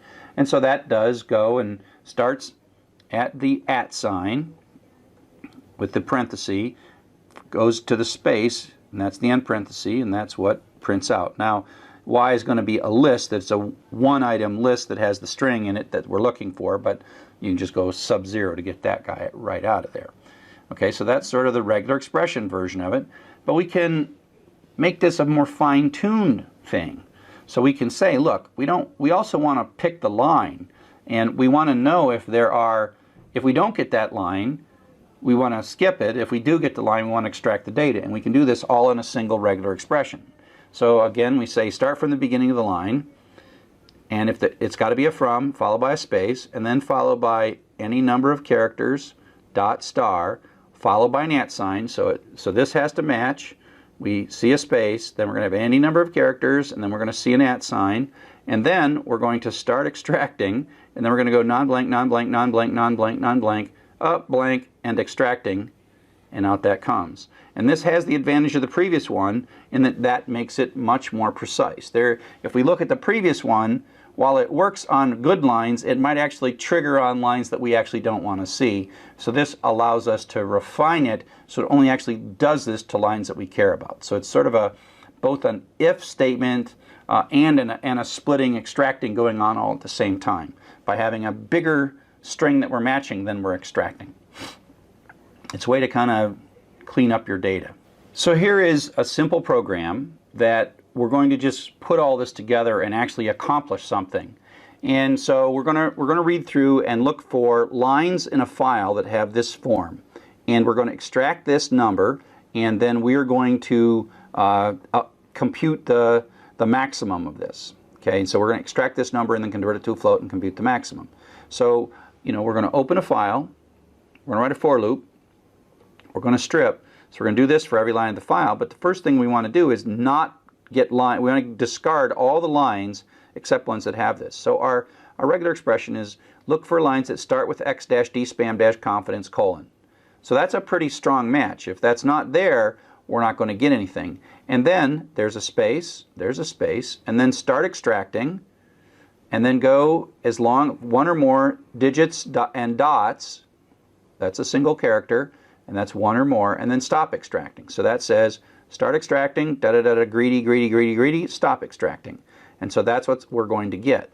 Now, if the line doesn't have this, it means missing in some way, whether it's this prefix or this number. If the number's missing, it's going to fail too.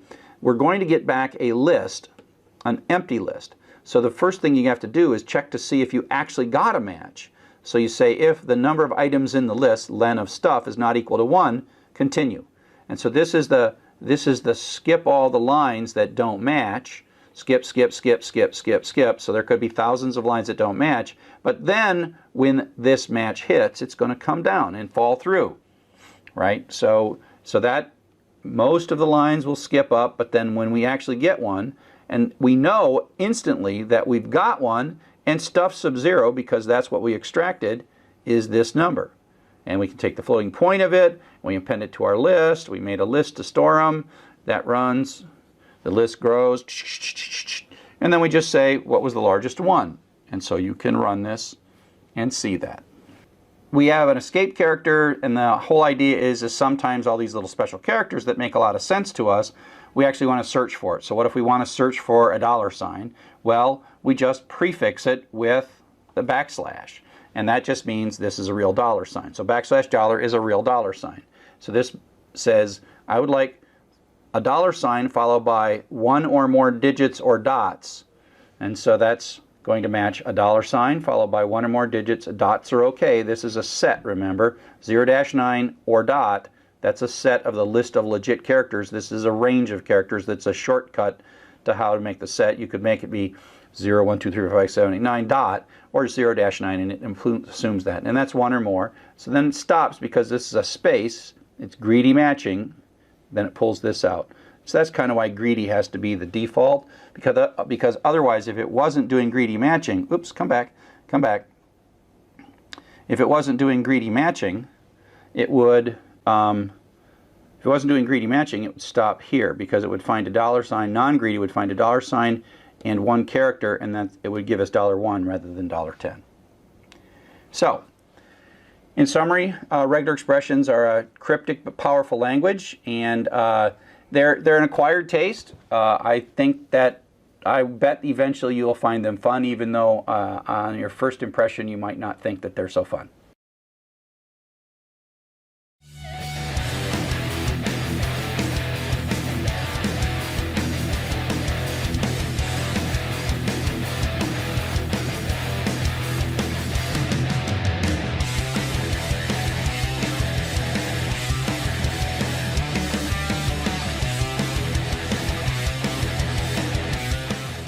Welcome to Networked Programs. This is Chapter 12. Now we're going to learn a little bit about how we talk to resources on the network using Python. Now, this is a really quick introduction to how the network really works. I have a whole book that I wrote. It's also translated into Spanish on how the network works, starting at the very lowest layer, packets and everything, right on up. And it's actually really easy to read. I wrote it for a high school audience. It's a short book and pretty easy to read. So if you read that book, you will understand that there is this layered architecture, the TCP architecture that sort of runs our network. At the lowest layer, that on one side here, this is your computer and this is a server computer. And if you sort of want a web page, it goes across the network, does this like 15 or 20 times, then it goes up into the server, reads the data, and then the data comes back, 15, 20 hops for the packets, and then it's shown to you as what you see. And so that's how it works, and there's these layers that we're not going to talk about in this section, but I talk about in that book. The layers of the link layer, which talk about how to get over one hop, the internet layer, which talks about how to construct, say, 15 or so hops to get packets back and forth. That's the sort of lower level bits. We're going to start at what we call the transport layer, and that's the layer where your computer sort of assumes that it can make a phone call to another computer, another process running on a program on this computer, talks to a program on this computer, and then it kind of comes back.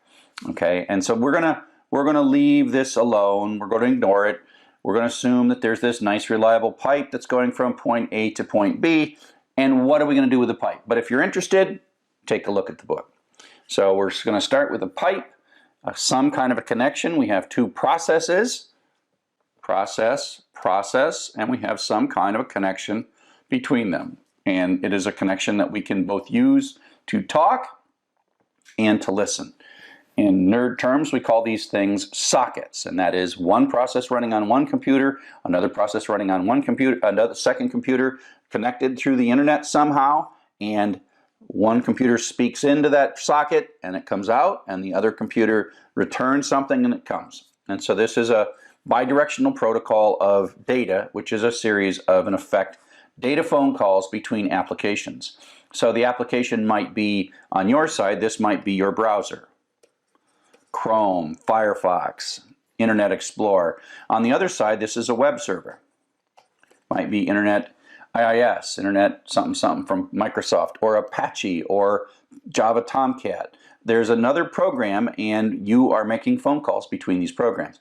Now, in general, these servers here stay up all the time, and you sort of just can make a request when you feel like it on in your program. But that's what we're going to do, and this is what we call a socket. So that little connection, that phone call, that data phone call, is what we call a socket. Now, you have to decide which of the systems you're going to talk to, and then which of the services on those systems, or which process.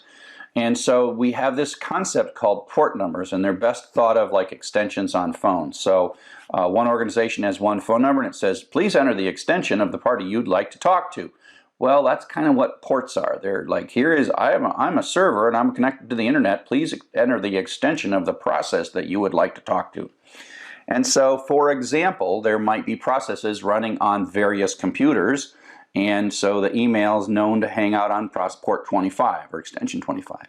Insecure login lives on port 23. Insecure web lives on 80, and secure web lives on 443. And there's a couple of different protocols. Say if you have your mail stored on Gmail and you have a local mail client, say like Thunderbird or Apple Mail, that talks a protocol to pull that mail across, and those live on various ports. So these ports are those extensions, and by convention, we have standards that tell us what to roughly expect at those ports. So when you're talking to port 80, you expect to talk to a web server or an HTTP server. If you're talking on port 23, you expect to talk to a telnet server, and on and on and on and on. And so these are the extensions, the typical, commonly used default extensions for various network application processes that are serving us data. Now, sometimes you'll go to a URL and you'll see in that URL there's a colon and a number. That means it's a web server that's running on a port other than the official 80 or 443 port. Now, in Python, we can talk to these sockets, right? We can just talk to them, and it's really easy, surprisingly easy. We have to import socket because that's a library. It comes with Python, but until you can use it, you can't use it in your program until you say it. And then you basically in the socket library you call socket function. That's what that syntax is saying. You're making a socket. Now the key to a socket, it's sort of like an unopened file handle. It's half of a file handle. It's an outward looking thing that's not yet connected. These parameters, you're just going to type them in. This says we're going to make a socket that goes across the internet, and it's a stream socket, which means that it's a series of characters that come one after another rather than a series of blocks of text. There's another kind that's harder to deal with, but we're going to do this. So this, don't worry about this line. Just know that this creates a socket but does not associate it. The very next line, we get back a socket object in this variable that I'm storing in the variable mysock. And then when you want to make a connection across the internet to the far end, you say, oh, hey, dear socket, extend yourself across the internet. Make the phone call to this host, data.pr4e.org, and on that port 80. So that's making the phone call. This is like the phone number, and this is like the phone extension. So we haven't sent any data yet. We have simply rung the phone of a process, hopefully living on port 80. If it's there, great. This might blow up. This one here won't blow up, but this line here could blow up. If there's nothing sitting on that process, it would come back and say, oh, you tried to call, you got no answer. That's a legitimate thing to happen. Maybe you don't have a network connection, or maybe that service is down on that server, or the whole server's down. But so it's kind of amazing that we're sitting here in Python, and in 3 lines we have probably 500,000 engineers have built this thing called the internet, all these protocols and all this software, and we just made use of it in 3 lines of Python. And I guess this is one of the reasons that people absolutely love Python. Absolutely love Python. So now that we have a socket, we have to ask ourselves, what kind of data are we going to send, and then what kind of data are we going to expect to receive across that socket?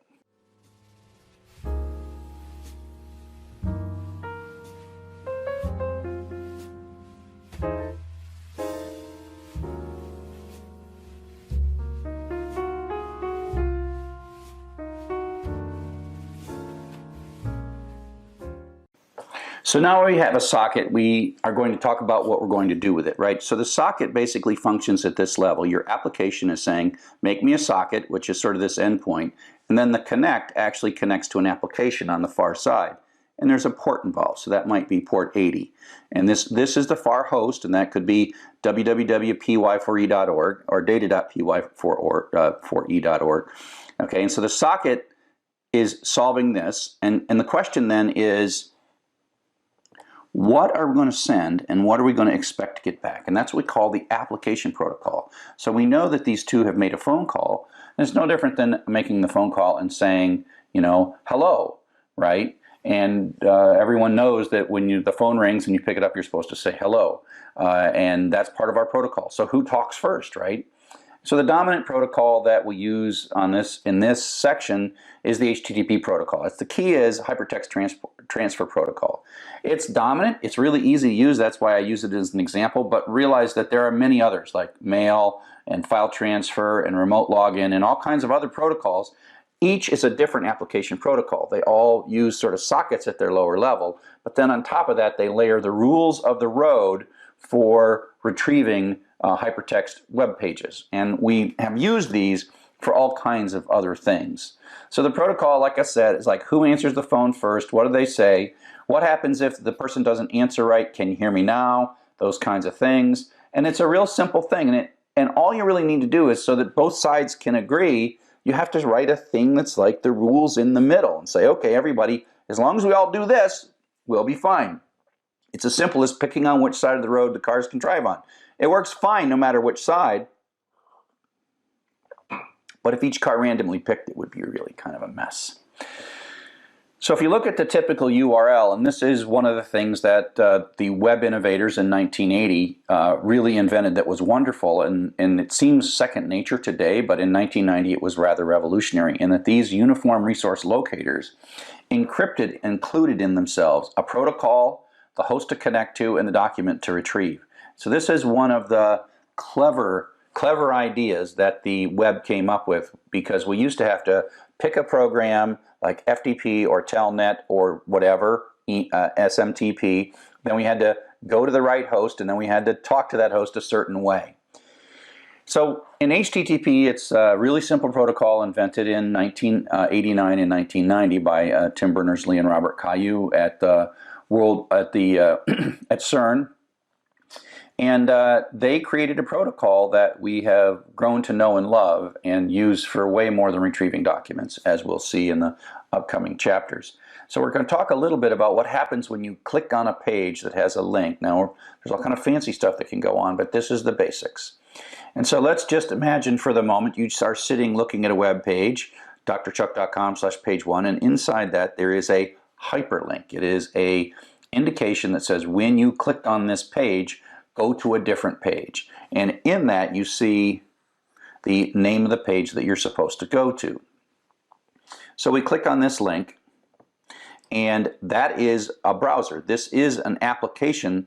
This is a process or an app that's running on your computer. This is the browser, okay? And when the browser sees the click inside your computer, then the browser makes a connection to port 80 on the web server, drchuck.com, and sends the request. This request that it sends is precisely specified by a standard, which we will see in a second. Then the web server does some magic work. Oops, let's go back. Then the web server does some magic work in here, reads some files, runs some code, does whatever, constructs an answer to our phone call, and sends it back. And it sends, in this case, back a web page in the format of HTML, the hypertext markup language, which is different than HTTP, which is the protocol that we're exchanging. HTML is the format of the document we're getting back. And in this has an anchor tag, href, and the end of anchor tag, and some highlighted text. And now your browser gets this back and then renders it according to the rules of HTML and CSS and JavaScript, etc., parses it, and then makes a pretty web page. And this web page happens to have a link back to the first page, and if you click there, it will do this over and over and over again. And that is the request response cycle. And that's governed by a series of internet standards. These are standards that were built from the 60s, 70s, 80s, and 90s and continue to this day by a group called the Internet Engineering Task Force, or IETF. The documents they produce are called RFCs, which stands for Request for Comments. The RFC, the word RFC is kind of like a sort of joke, as it were. They're trying to be kind of funny in that. Funny is not the right word. It's ironic in that they're trying to say even some of the protocols of the internet that we've used for several decades, they're always interested in improvements, and that's what the RFC stands for, and they're all named RFC-whatever. And if we were going to cruise around, we could find some various RFCs, and this is RFC 2616. It might have been revised since then, but this is like a document, and this is what they look like. Hypertext Transfer Protocol version 1. And so you're reading this document, you're going to write a browser, and you want to talk to the application protocol that is HTTP. This is one of many documents that helps define what HTTP is. So if you look down and said, oh, here's what a request looks like. This is how I'm going to get a document from the server. And you keep reading and you keep reading, and it says you're supposed to have the request method with a space, with the request URI, the request method with a space, with the URI with a space, the HTTP version, and the carriage return the line feed. That's what it's saying. And so it looks kind of like this, right? We say get the document followed by a space. There's got to be one space. You do two spaces, and it's going to be quite frustrating, okay? And so this is an example that you can run on a number of on Linux operating systems and Macintosh operating systems with no changes. If you install Telnet on your Windows box, you should be able to run something like this as well. So Telnet is a program that we used in the old days. It used to be how we logged into servers, but because it doesn't encrypt your data back and forth, we don't use it anymore. But it basically is a program that can open a socket to a host on a port. And I'm saying Telnet to this host on port 80. And at this point, I am connected, and whatever I type on my keyboard is going to be sent to that server. Now, if you're doing this, you probably want to cut and paste this really fast, because if you take too long, most web servers will be like, you're a human. I don't want to talk to humans. I want to talk to programs. So remember to type this fast enough, and then you have to hit Enter twice. So you have to have a blank line here. Just type this exactly as it's shown, and then you will get back the server. If you do it right, the server, and the server is properly configured, the server will give you back some headers. And this is metadata about the document you're going to get. For example, it's saying it's got text/HTML, which means that the remaining stuff is going to be in HTML, hypertext markup language. It has a blank line, and then the actual document, and then the connection is closed. And so if you do this, you can set this up in a way that you can run this on your own computer and in effect hack through the back door a web server. Now, you can't hack the secure web servers, and mail servers used to be easy to hack, but they're harder to hack now because they challenge you for information. But part of the reason I'm so obsessed with the command line is this is how real hackers work, and they know how to talk some of these protocols more directly. And so we think of this beautiful, sophisticated application talking to some other thing, and it's all pretty, and we got wonderful clicky buttons and nice usability. But the reality is, like in the Matrix Reloaded here, the kinds of things that really talented hackers are doing use command lines, and they really know what's going on, and that's how they do it. They understand what's going on better than the developers of the computers that are trying to be resistant to the hacking. So I come from a long line of using the command line, and that's why I encourage you to use the command line in this course. So the next thing we're going to do is we're going to go up into the application layer, and instead of typing those commands by hand, we're going to actually send them from Python and write a very simple Python web browser.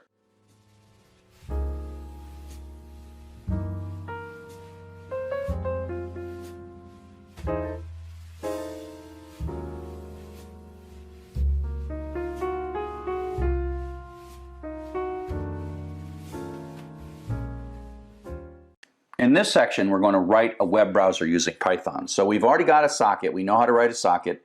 In the previous section, we played with the protocol and used Telnet to do it by hand, and now we're going to do it in Python. And what you're going to find is it's not that hard. So here we go. So the first three lines of this program, import socket, make the socket. Remember, the socket isn't really got the connection. So when you make the socket, again, we're going to make a stream-based socket, and it's suitable for going across the internet. The connection, it's like ring, phone call, connect to data.pr4e.org and port 80. And so that basically says extend the socket across and connect to a web server. And so there's got to be a piece of software running, and this will blow up if the software is not running. Okay? So then, now we've got a phone. We've made a phone call. Now, whether or not the remote side says hello or not is up to the application protocol. And in this case, the web servers say nothing, and they wait for you to talk first. So we're the web browser in this case, and so we're going to talk first. And we know what, because we read the documentation, we know that we're going to send get blah, blah, blah, blah, blah, blah, blah, blah, blah, blah, space, blah, blah, blah, blah, blah, ht1, and then 2 new lines. Return, return. Remember, you had to have a blank line. We'll talk a little bit about this encode. It's preparing the data to go across the internet. And then we say send it. And so this basically takes that little string and sends it across the network. And then this piece of software is waiting for it. And then the software goes and reads a file or does some other stuff. And then it starts sending us data back, which we can then choose to receive. So now I write a real simple loop. We're going to receive these things 512 characters at a time. So we're going to loop through, receiving 512 each time. And if we get 0 characters, that means it's end of the stream. The stream is closed. And if you look at the little example from the previous one, you saw connection closed. When the connection is closed, we get an indication that it is because we ask for some data and we get 0 data. Otherwise, if there might be more data, this will wait. If the network is slow, you'll see, if you do a print statement in here, you will see that this will pause from time to time on a really slow network. If your network is fast, it'll just go blank and it'll be so fast it won't matter. But this is how we go. So this is basically until the entire socket, until the socket is closed, we're going to read this data. And because this data is coming from the outside world, we have to decode it before we print it. And then when we're all done, we break out of here and we close the socket. So literally, that is an entire web browser written in 10 lines of Python. And again, this is why everybody loves Python. So this is what this program will show if you run. The get is sent. It looks exactly like doing it by hand. You get some headers. Again, this is metadata that tells you something about the file. In this case, one of the important things is what kind of thing is coming next. There's always a blank line as a break between the headers and the actual data, the metadata and the data. And then here is the actual text of that romeo.txt file. And then it's going to run this, going to print data.decode. All this is coming from the print statement. If you were going to parse this, you have to know that you're going to read the headers up to a little blank line. The blank line is your indication as a software developer that the headers have stopped and the actual text begins, and you know the syntax. This actually could be a JPEG or a PNG or some kind of image, right? And this data would here look like blah. So if you type this and you change that code to actually go retrieve a JPEG URL, gibberish will come out, okay? And so that's exactly what you will see. And so now you have built a very simple web browser. Next, I want to talk a little bit about what happens when characters transition from outside your computer, from inside the computer in strings, out across these sockets to servers and then back.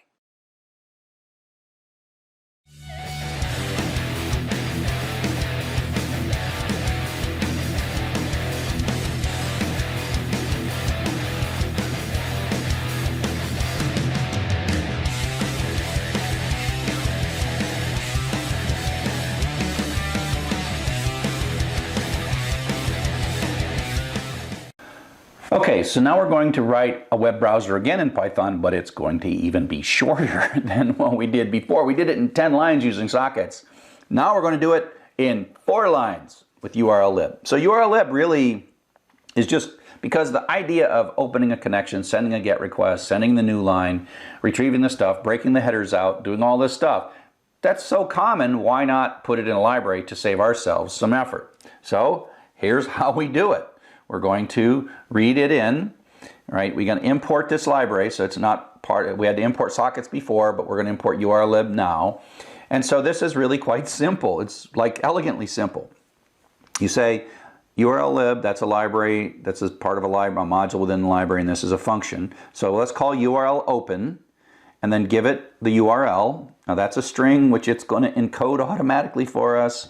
So it's taking care of all kind of pretty things for us. It does the get, it does the encode. Look back at that previous code. That's kind of what URLlib is doing for us. Okay. Now what URLlib also does is it makes the connection, encodes the get request, and then it actually retrieves, at this moment, it retrieves all the headers and keeps them for you for later. You can get the headers, but we're not going to see the headers. And it returns to you an object that looks pretty much like a file handle, because you can put this in the for clause after the in. Now it's going to run that loop one time for every line of this file. And so the lines we're going to get back are bytes, and so we have to say decode. It doesn't do that for us automatically. We are going to have to decode them, and that's because we might need to decode them with a particular character set here. And then we're going to do our strip, and we're going to just print this out. So that's like open a file, read through it, and print it. This is open a URL, read through, and print it. And that's as simple as it is. And so that's what happens. This is romeo.txt, and it prints out. Now the thing to notice is that there are no headers here. The headers have been sort of consumed in the URL open. Again, there is a way to say, hey, give me my headers, but for now, this is just going to eat the headers and keep them, and then you get to read all the data, and the loop runs, and this loop runs 4 times, and out come the 4 lines. You can go ahead and run this one. It's super easy. I mean, literally super easy. And if you can do anything you want, I mean, treat it like a file. You just have to remember to do the decode bit when you treat it like a file. And so that code import it. We're going to open it. We're going to make a dictionary. We're going to loop through. We're going to split it. We have to add the decode just to make sure, because that line is bytes, not string. And then we're going to go, our words. We're going to go through the line, and then each line we're going to bounce through the words. The inner for loop is bouncing through the words, and then we're going to go to the next line, and then we make ourselves a dictionary, and we print that dictionary out. Now this in effect, other than importing this, opening it differently, and doing the decode, this is exactly how we would process a file. And so by using URLlib, you really sort of reduce the complexity of retrieving and reading network resources to the same complexity of reading and dealing with a file locally on your hard drive, which is kind of pretty. So one of the things then we can do is read web pages. That was a text file, but you can get HTML, and so here's how you read a web page. And it's the same kind of code. We open a URL. This one happens to have HTML in it, and we read through it, and out comes the HTML. Remember that the headers are there, but they've been eaten by URL open for us. And now we could write a browser that would parse these less thans and greater thans and make links, etc., etc., etc. So if you can come up with ways to find these links, you could actually write a bit of code that would then have a loop that would go up and open a new one. Pull out the links, open a new one. Pull out the links, open a new one. And so you could make a thing that would retrieve you could write a program that would retrieve a page, find the links in the page, and then retrieve those links. And we'll actually do that before the end of the class. And so Python is a very popular language at Google, and I wonder if I think it's a pretty safe bet that the first crawler that they wrote to crawl the web, to build the index, was Python, because literally that's all it takes to read web pages and pull those web pages into your web crawler database. So I don't know, are those the first 4 lines ever written to Google? Who knows? So the next thing that we'll talk about is how you handle that HTML. HTML is kind of yucky and nasty, and so it's not as simple as regular expressions. Regular expressions might help, string parsing and split might help, but it's just too crazy. So we'll talk a little bit about how to use a library to make HTML parsing a lot easier.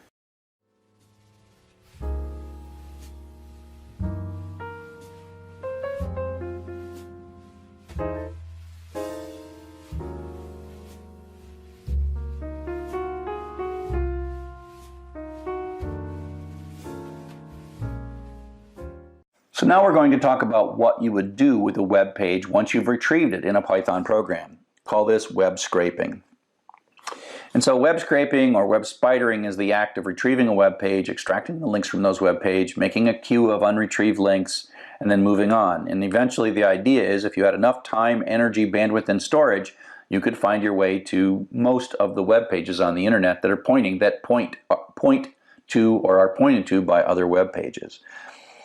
And so you might have all kinds of reasons to scrape data. You might have a blog that you posted. You might have, who knows, maybe you put some data in a system. Maybe the system's being shut down because it's being retired. You can do all kinds of things. You could write a little thing. I was talking to somebody who wrote a thing to retrieve something and check, and then send a text when something changed. All kinds of stuff. Or you might make yourself a search engine. But be careful. Not all websites are happy about you using a robot to retrieve their content. Some of the websites, as we'll see, demand that you log in and they track what you do, and if they think you're doing something bad, they will shut your account off. Other websites will track what you're doing without you logging in, but then shut your address off. And so you have to be careful. You should read up. You should figure out what sites allow you to scrape them. Now I have some sites that I've set up that you can play with to make it so that it's legit.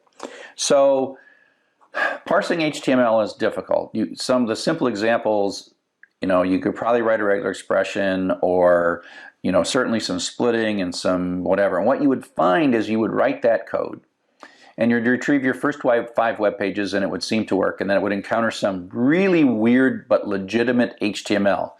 Or maybe even sort of slightly broken HTML. So the web is full of broken HTML, and your browsers just look at it and go like, oh wow, more broken HTML. But they don't put up error messages, and so people just leave broken pages up. But your Python program is going to see those broken pages.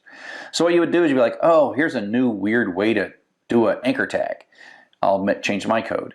Oh, and then run for another 100 pages and like, oh no, here's a new weird way to do an anchor tag. And the problem is that you're going to find a lot of different ways to mess up an anchor tag. And someone has already done that. There's a software called Beautiful Soup, and we have installation instructions on how to use it. And really what it is it's somebody just spent months figuring out all the nasty things that could happen and compensated for it and gave you a nice wrapped interface that just says, look, you give me the HTML and I'll give you back the tags, okay? And so it's called Beautiful Soup. And so you have to install this. There's a couple of ways that you can install this. If you're good at extending your Python, you can just, extend and install Beautiful Soup for all Python programs.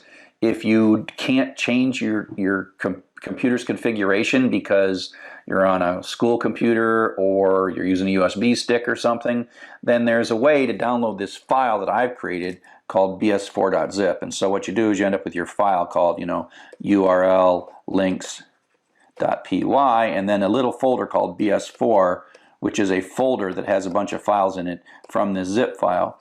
And then you can run it. And so it'll pull it in and you'll import from BS4 Beautiful Soup, and that's either going to pull it in from the folder you do, or if you have installed it using the Python installer, it will also you don't have to put this file in. So it's up to you. You can either do it one of 2 ways.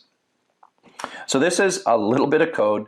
Now Beautiful Soup is a complex library, and so just because this looks easy, doing things in Beautiful Soup, you might have to actually read a bit more to figure it out. But we're going to just read this. We're going to import Beautiful Soup. We're going to ask for a URL right here.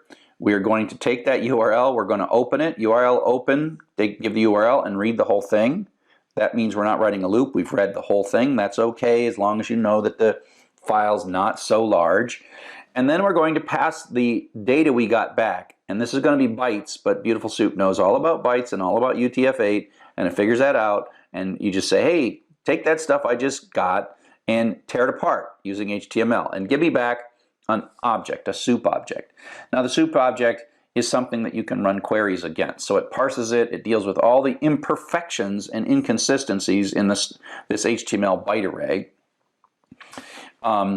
And it fixes that and gives that back. And so there's various things you can do, and you got to go look at the Beautiful Soup documentation. It could be a whole class on Beautiful Soup. So here's a thing you can do is this object, you can sort of call it like a function and say, hey, give me back the anchor tags. And anchor tags, of course, are the tags that say href equals blah, blah, blah /a. So all of this is an anchor tag. And then we're going to loop through the tags because there could be more than one of those anchor tags in the file. And then we're going to pull out that href. And that's what this does. We're going to loop through all the tags and print out the href. So if you tell it to go to drchuck.com, it will show you the one external link in drchuck.com. And so I've got an assignment that sort of goes into that in some more detail.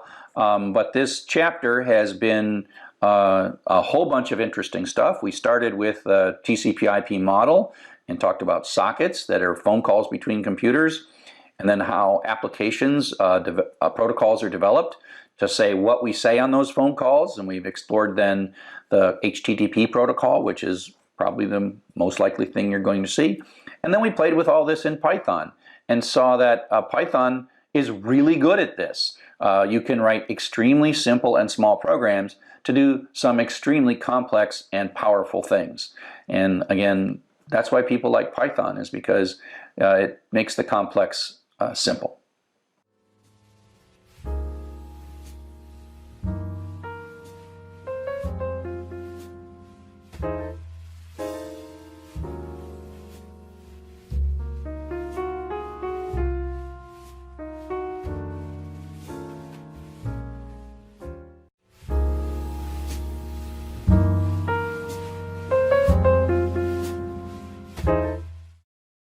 Welcome to Python for Everybody. We are going to be talking about some code. If you want to download all the code, it's right here. It's all single big zip file. And all this sample code, the one I'm going to talk about is urllib1.py. It is not very exciting. It's short. That's what's kind of nice about Python code. And it's really, if we go and take a look at the code we played with just previously, which is socket, the idea here is urllib is something that Python has produced for us to make socket communications and HTTP communications a lot better.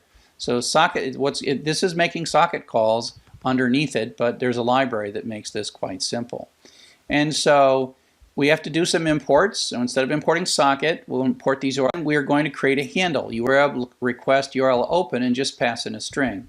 So we're not encoding this, we're not sending get command. All the stuff we did in the previous sockets example is gone. And then we can just put this as a for loop. And so we're not using this lower level read and write code, we're just using a for loop. And so that literally is going to read the text line by line.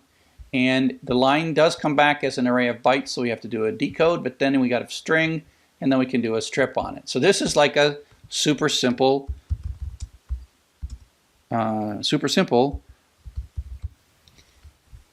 So there we go. Now the interesting thing is you also don't see the headers. We just read the contents. Now it turns out in urllib, and we'll see this in later more complex application, you can get the headers if you want. You can get various other things. So that's urllib, a simple urllib tool.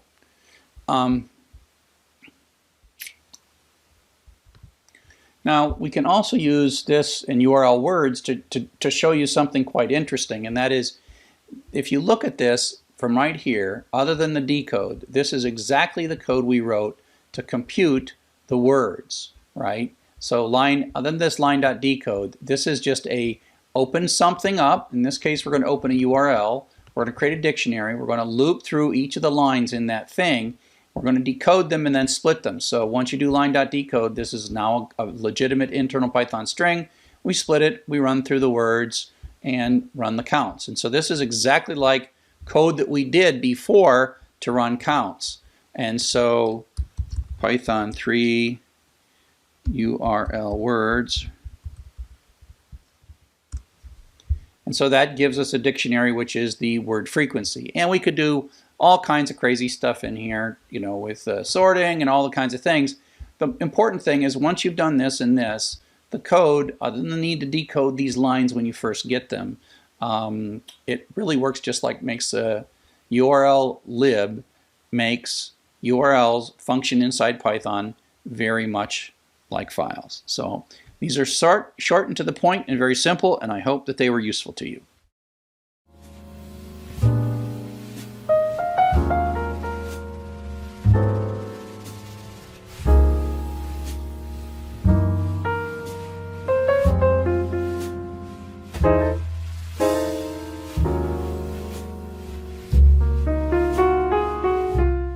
Hello and welcome to Python Objects. I'm Charles Severance, and we're well on our way to getting through all this material in the Python. So this lecture is in a weird place. I even debated where to put it in the book. I don't really want to teach you how to write a lot of object-oriented programming, but we're going to start using objects, and I want to be able to use the terminology. And so as much as anything, this lecture is about terminology and understanding the words, things like methods and method signatures and variables and inheritance. And so think of this as a terminology lecture rather than a learn how to program or learn how to use this. It's not something you're going to figure out right away. And there'll come a time when you as a programmer really want to start using object-oriented programming. It's really a powerful and wonderful technique, but I think it's too early as a beginning programmer to really say, oh, let's write a bunch of objects. So just relax and enjoy and learn this material and think of it as sort of a theoretical thing rather than, you know, a how to program thing. And so part of this is we're going to start reading data structures, and I mean data on how to use all these libraries, etc. And we're going to see the word objects, right? And then we're going to start hearing them. And I want you to be able to read the Python documentation so that you understand what's going on. And so, you know, the word object should make sense to you, even though you're not going to write a lot of object-oriented programming. And so page upon page upon page, database stuff, which we're going to talk about soon, is uses objects all over the place. And the beautiful soup uses objects. We've kind of been using them, and I've been waving my hands, and I use the word method without defining it. But now it's really time to define it and go to it. So I want to review from the very beginning what we think of as a program.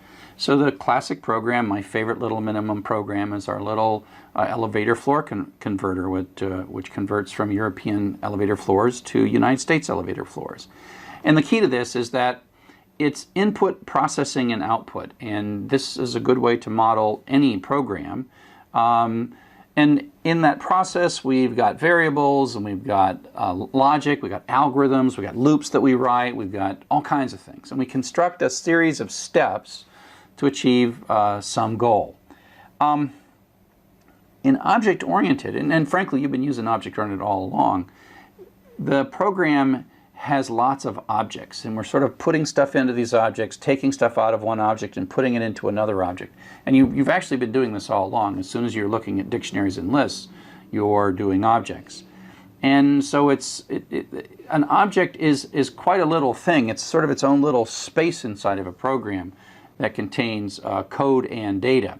And so we're working together. All these objects are now working together. It's a bit of self-contained code and data, and it is one way to take a very complex problem and make it easier by breaking it into separate things that can be engineered and developed separately. And so you've been using string objects, or maybe you'd use beautiful soup or something. These are powerful capabilities, and if you had to look at all of them, it's just, hey, here's a thing, use this object, it'll do these things for you, and there's lots of details inside of it.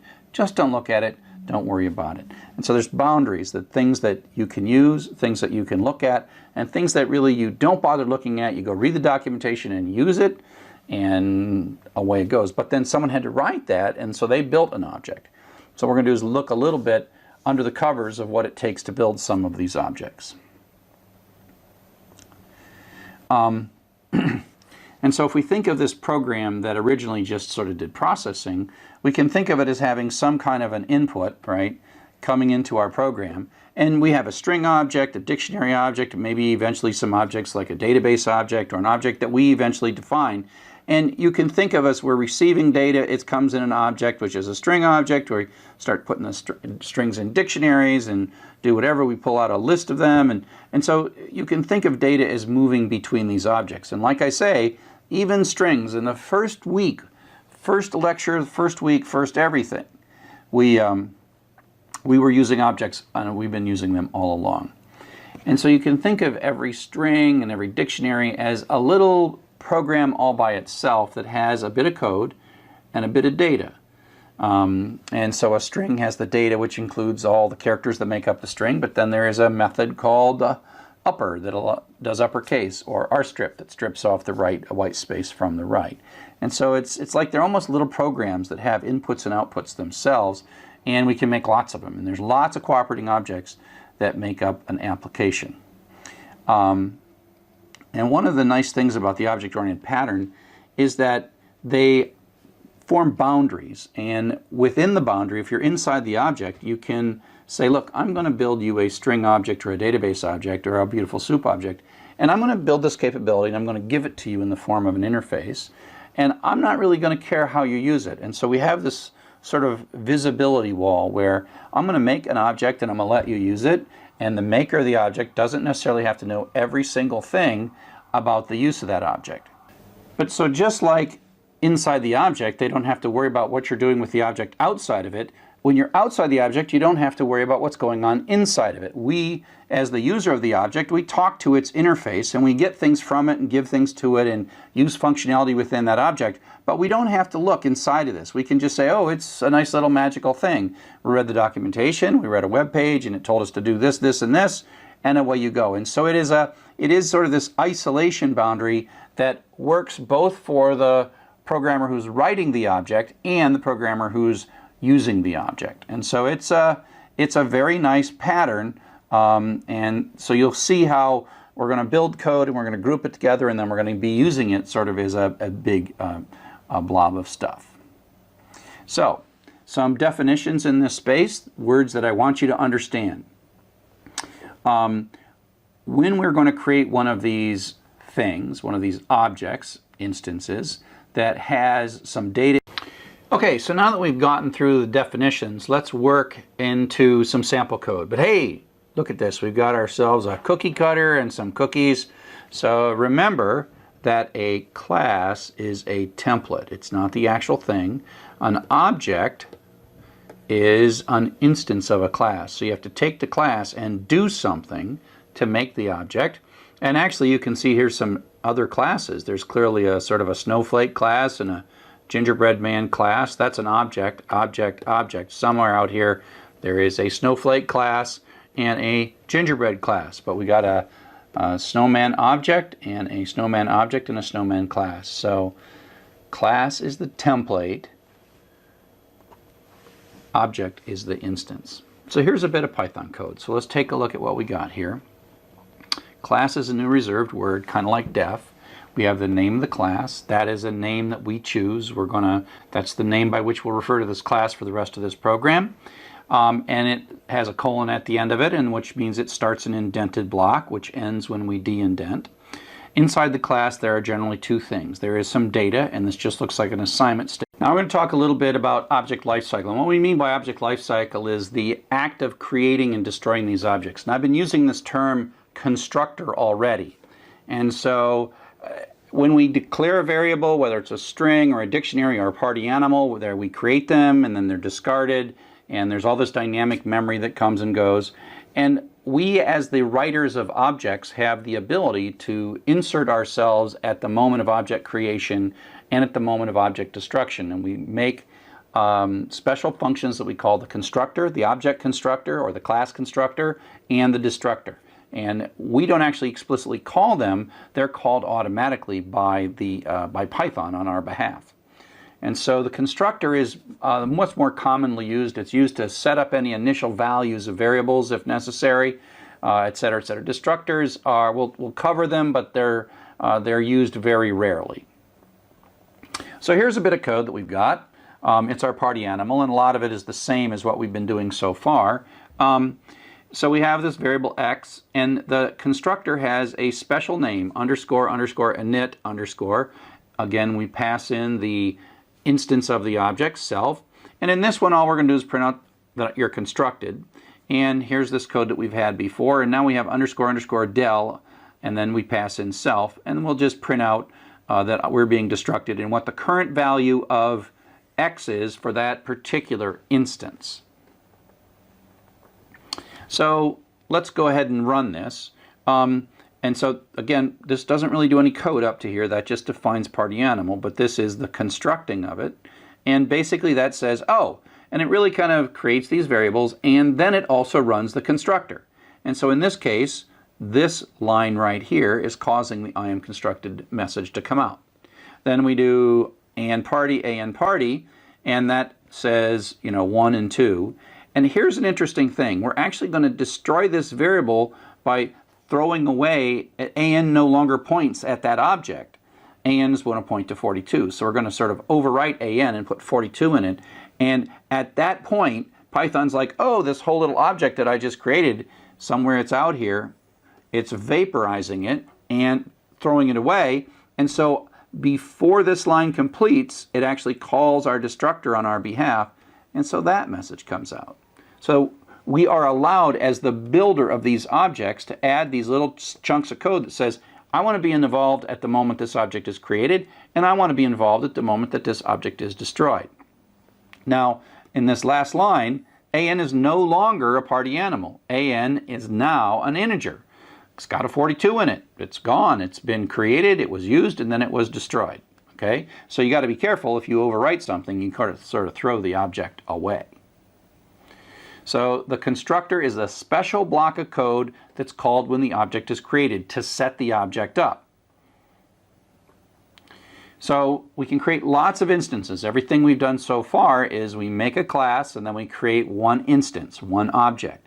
And each of these objects ends up being stored in its own variable. We have a variable an and we've been using it. But the more interesting thing begins to happen when we have multiple instances of the same class sitting in different variables. And it has its own copy of the instance variables. So let's take a look at this. So this code here, I've taken out the destructor, and it shows a little bit more information. So now we're going to put two variables in here. We're going to have a current score or whatever, and a name. And we're going to start it out as blank. And this time we're going to add a parameter onto the constructor.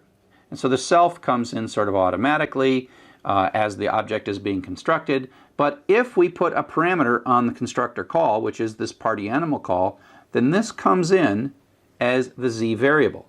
And so self is the object itself, and z, this first parameter, is whatever parameter we put here. Everything we've done so far has no parameter here, but now we have a parameter here. And then that means that when we call this constructor, this line of code comes, and then name is no longer blank, name is going to be Sally in this particular thing.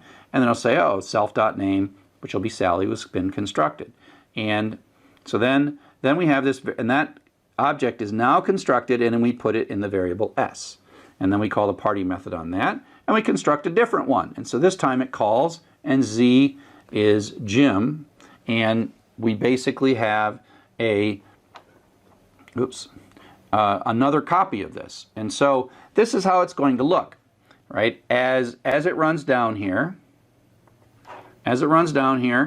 when this is called, it makes one instance and stores that in the variable s. And there's a variable x in there, there's a name in there, there's an init method and party, and that's all in here, right? All that stuff is in here.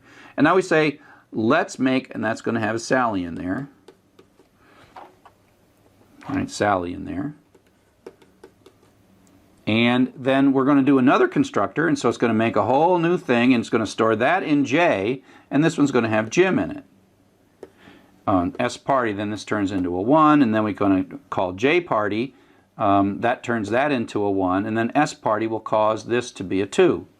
Okay, and so what happens is we have now two objects, one in the variable S and one in the variable J, and they have separate copies of their instance variables. These are the instance variables or the object fields or whatever, but they're the variables. But the key is that every time we do a new construction, it duplicates this, and there's another copy of it. So there's an x within s. So s.x is this variable, and j.x is that variable.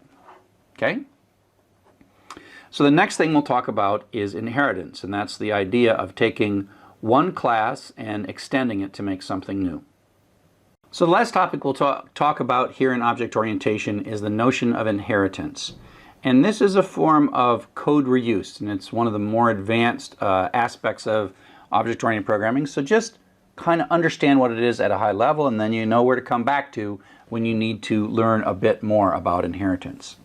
So the idea is, instead of making a new class from scratch, we actually make a new class by starting with an existing class. We are extending it, or another word for this is subclassing. And it's sort of a situation where you're like, I've got this code and I've got this data and I just need to add a few things to it and then I'll have a whole new thing. And as you design objects and what we call object hierarchies, you often do this. And it's a form of sort of real clever code reuse. But again, don't necessarily think that you're supposed to know when to use this or why to use this. Right now, it's just terminology, okay? Just terminology.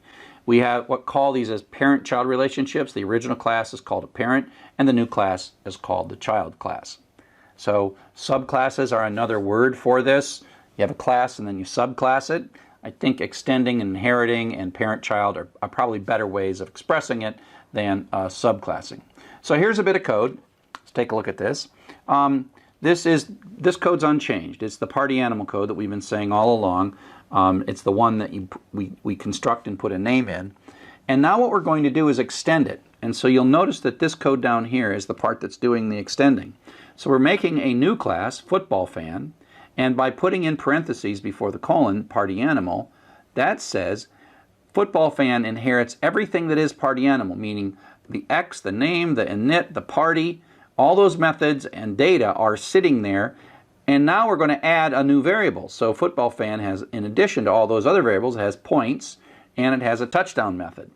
And self points is added, we add 7 to the points and then we call the party.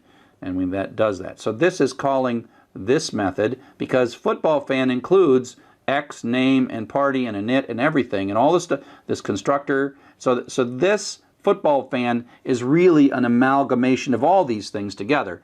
Party animal is just this stuff, right? And so we still have 2 classes. We don't just have one. We didn't erase the party animal class. And so if we take a look at the code that we can run here, we can say, oh, okay, let's make a party animal, Sally. And so that constructs an object like this and then stores that in S. And with an X starting out at 0. And then we call S party. Oops, better change that color. Starts out at 0, and then we call the party method, and that changes it to 1. Okay, and so this bit of code, it's as if this part doesn't matter at all because it is a party animal. It's not a football fan. But now, if we take a look at this code down here, take this code down here, we're going to construct a football fan and pass in Jim.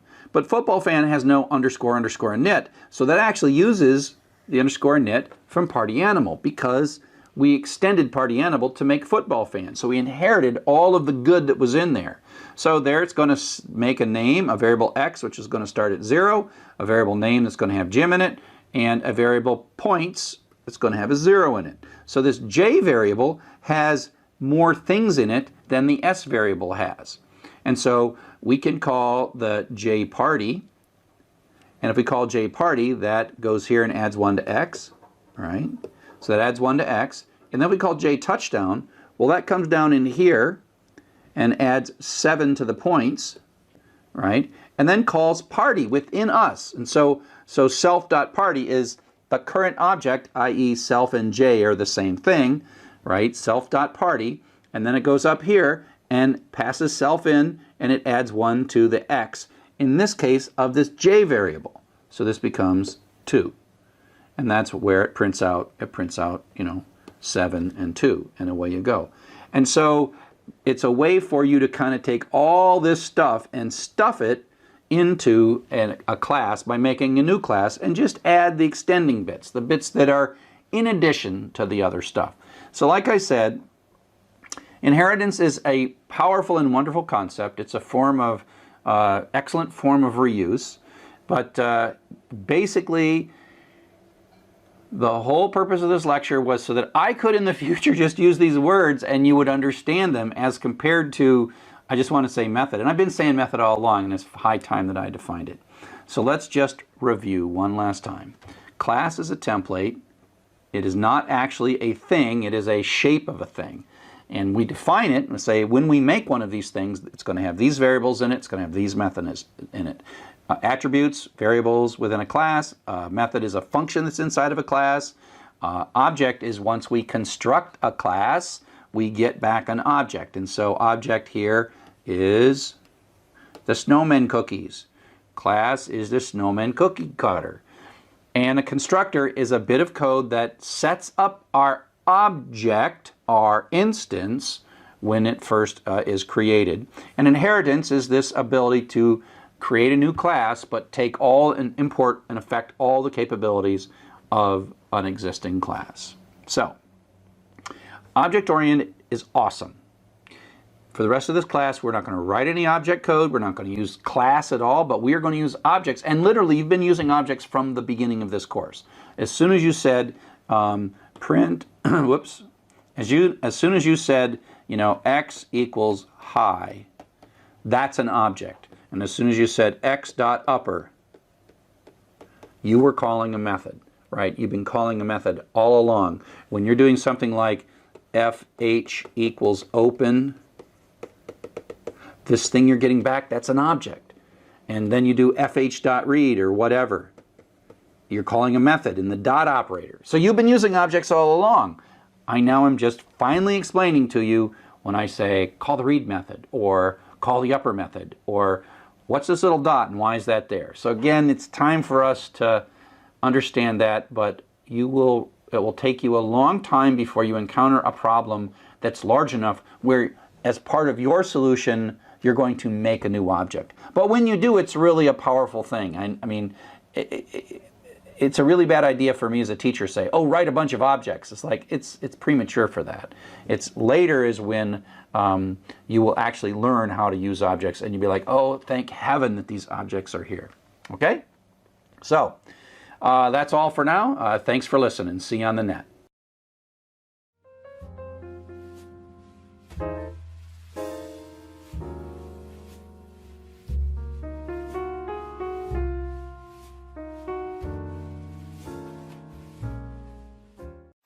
So now we're going to take a look at how we deal with more than one table, multiple tables, because the real power of SQL and the power of database performance has to do with when you start connecting tables together. If you go back to that original mathematics, it models data at the intersections between the row and the columns. And these intersections are the magical bits. And so breaking an application to use multiple tables is an art form. It takes a while. There are some simple basic things that you can learn and we'll teach you here. And so it's not too hard to learn the basics, but then it's much more complex to be super skilled at it. And in general, advanced databases, in my mind, it's hard to teach advanced databases because they're always so contextually grounded. Something like a Twitter or Google, the databases are so specialized. By the time you make everyone can do small to medium-sized databases using the basic techniques, but at some point, once you escape medium-sized databases, you end up in these sort of narrow things and optimize each database very separately. And so I just tell people, learn the basics really, really well, write programs, and then go do real work. But database design is the act of figuring out the data that your application is going to want to store and spreading that across multiple tables. But we don't just do it randomly, we do it very much cleverly. And if you look at a data model, this is what it looks like. And what we're showing here in this data model is we are showing 5 tables, and this is a kind of a calendar kind of a system. And we're seeing the columns that are in each of the tables, and then we're seeing the relationships between the tables. And even in these relationships, there's kind of a little bit of code. And when you have an arrow that looks like that, there's many of those to one, and this is a many-to-one relationship. Many-to-one relationship. We'll talk all about that stuff. But if you go into an organization and you have a really large and complex data application, they might have something printed out on the wall that looks about like this, which shows the database tables and connections, et cetera, et cetera. And they might say, oh, your job is to go down in this little corner, add one field there, and then do this, and then connect it with this thing over there, and then make a screen that shows all these things that pulls from this table, this table, this table, and that table, and that's your job if you're a programmer on a large software development project. These database models become sort of like the core backbone of the knowledge that applications are managing and using. So The idea is that you take your application. We're going to start really simple. We're going to take your application and you have to draw a picture. And the basic rule, and literally you could spend course upon course learning about database normalization, but I'm going to distill it into one basic rule, and that is never put the same string data in twice. So my name, Charles Severance.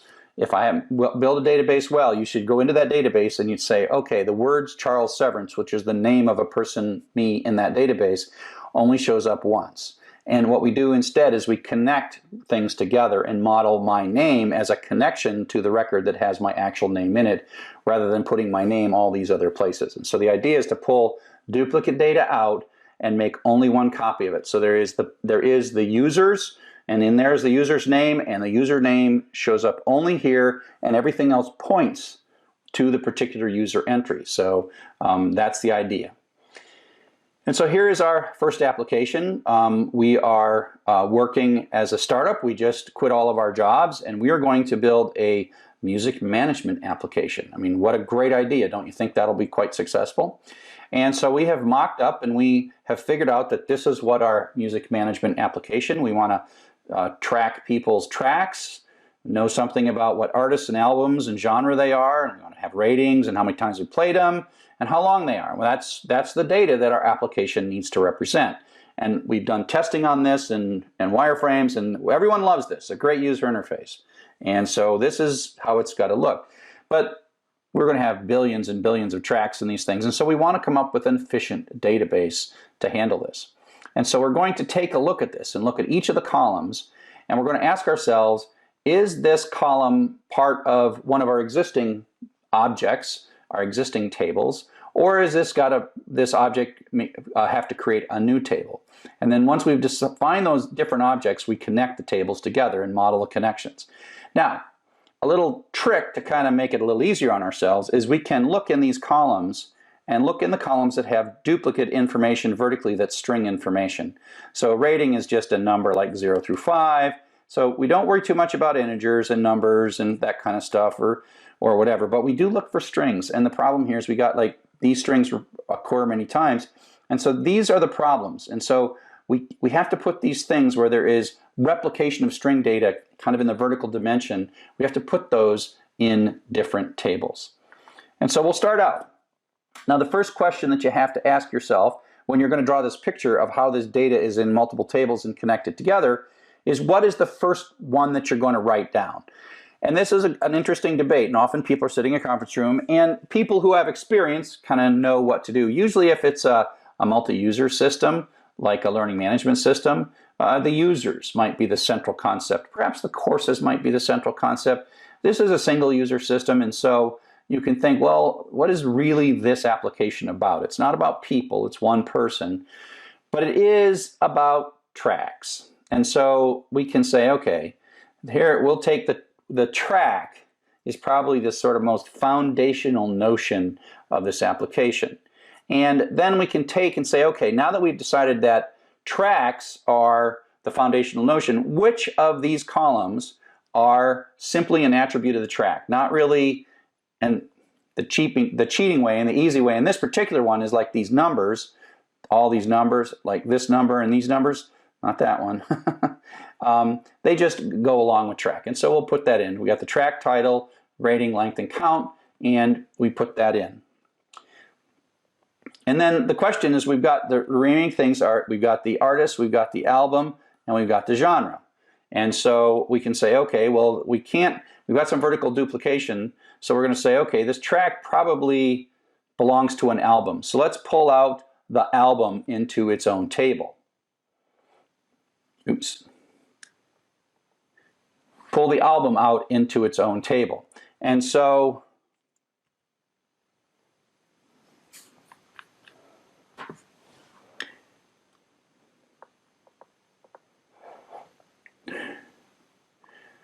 pull the album out into its own table. And so that pulls that out, and then you say, okay, what would be the next thing that we're going to pull out? So we pulled out the track, we've got this taken care of, this taken care of, that taken, now we've got the album. Well, albums belong to artists, so let's take out the artist. And then we'll pick where the genre belongs, and we'll just say that the genre belongs to the track. And so, because there might be albums with more than one different genre. So each album is not necessarily a rock album. It could have a rock track and a country track, et cetera, et cetera, et cetera. And so now what we've got is we've got 4 tables, right? We've got a track table, we've got an album table, an artist table, and a genre table. And if we sort of double check, all of the columns that had vertical duplication in them now have their own little table. So we can eliminate, the next thing we'll do is to show how we're going to eliminate this vertical data replication by showing how you represent these relationships that we just created inside of the database.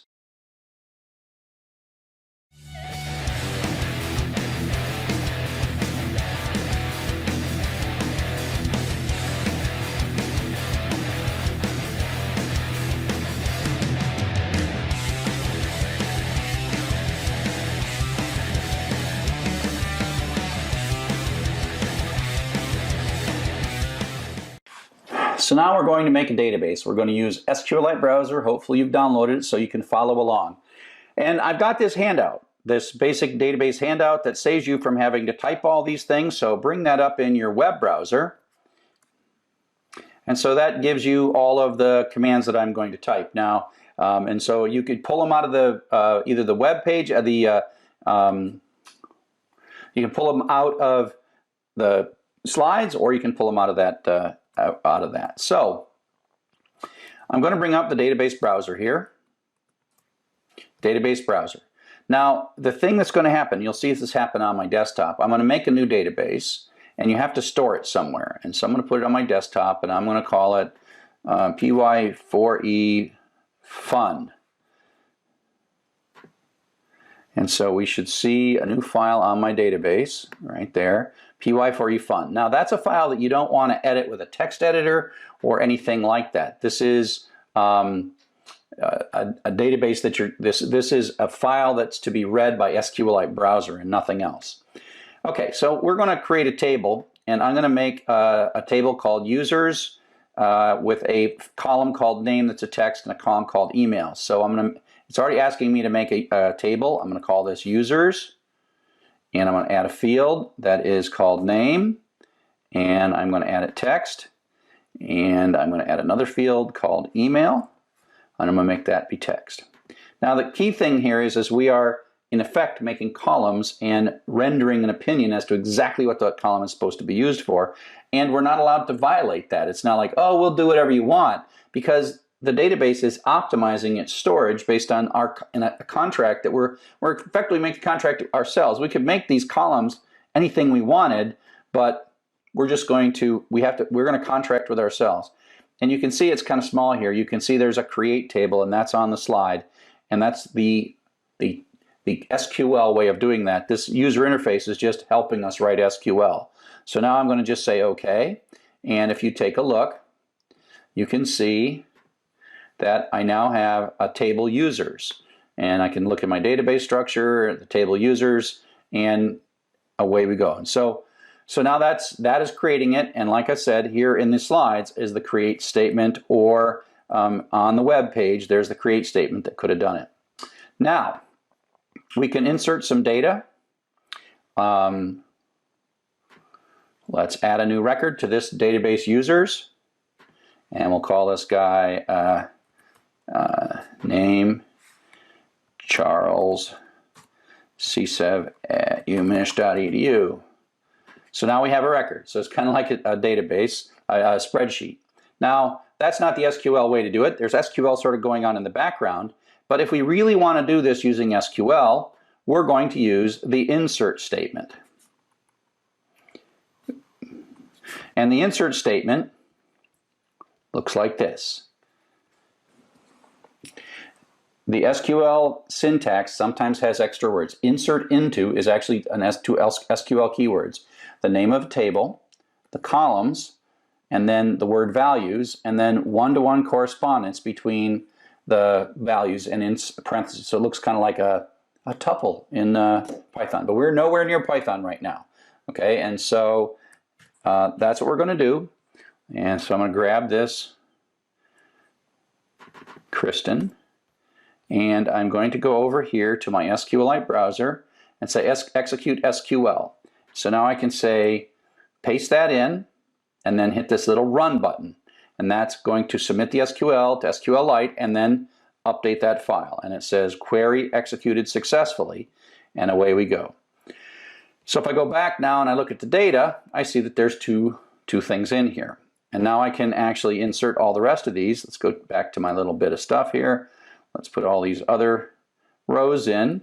It turns out that if I go into the execute SQL and I want to do more than one command at a time, I can put a semicolon at the end of each one of these things, and then I can run them all at the same time. I mean, one after another actually is what's going on here. So boom, boom, boom, and now I take a look at the data, and look, I've got all those things in there. Now, eventually, the thing that's going to generate that SQL is a program, not us. We're being the database administrator, so we're sort of doing things manually. Once things get going, you write programs, do that insert over and over and over again in Python or a web language like PHP or something like that. And so that is the insert. Now we can get rid of data. And so I'm going to say delete from, that's the keyword, users is the name of a table, where is a where clause. We'll have lots of where clauses in SQL, which is, it's not like an if, in effect the delete is going towards the whole table and being turned on and off by this where clause. So delete from users, if you didn't put the where clause on, will actually delete all the rows. But where ted equals, email equals ted@umich.edu, well, that one is going to make it so it only applies to the rows where that is true. So I'm going to go over here in SQL, and I'm going to say delete from users where email equals ted@umich.edu, and then I'm going to run it. Because it's only one, I don't need a semicolon at the end of it. And now if I go back and I look at the data, Ted is gone. Okay? Update. So the update says, updates keyword, users is the name of the table, set is a keyword, and then this is column equals new value, and then a where clause. Again, this update, if we didn't have a where clause, would change every row in the table. And so where email equals csev@umich.edu.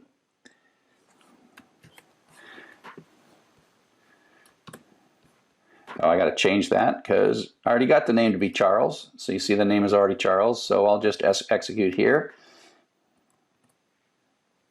Make this be Chuck so we see it. And then I run it. And then you take a look at the data and it's changed. That's it. That's an update statement. You're doing great. You're doing great. And so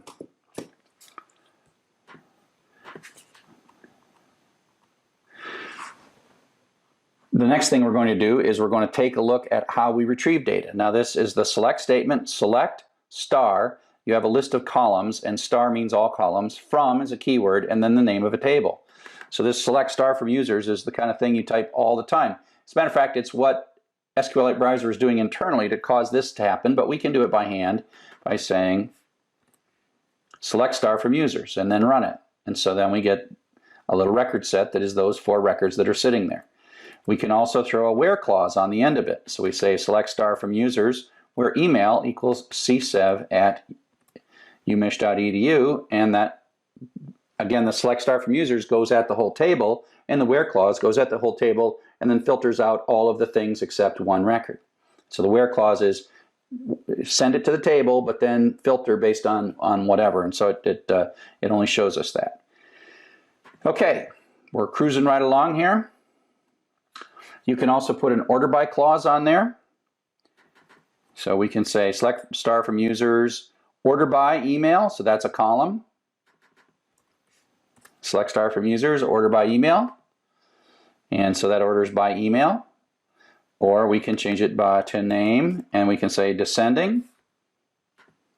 So that's the name in descending order. Sorting and selecting are good things that databases are really good at. So this is the summary of what I've told you. I said the databases do create, read, update, and delete, CRUD. And we've done all those things, except we did create, delete, update, read. That's what we did. And that's the summary of SQL. And so you might be saying, why did I take so long to learn such a simple and elegant and beautiful language? Because it's not really exciting.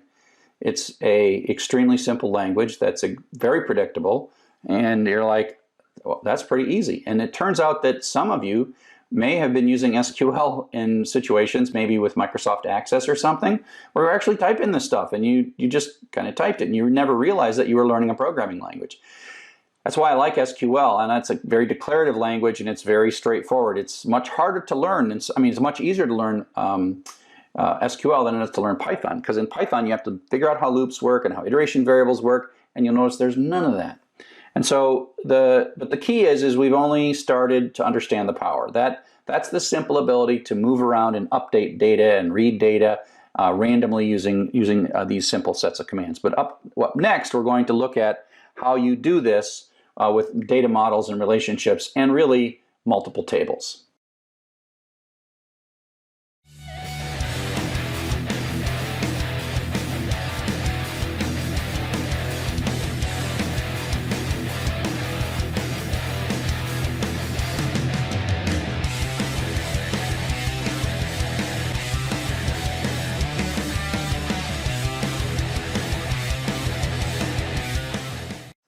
Hello, and welcome to our chapter on databases. We're going to learn a lot in this chapter, learn a whole new programming language, SQL, and learn how to use that.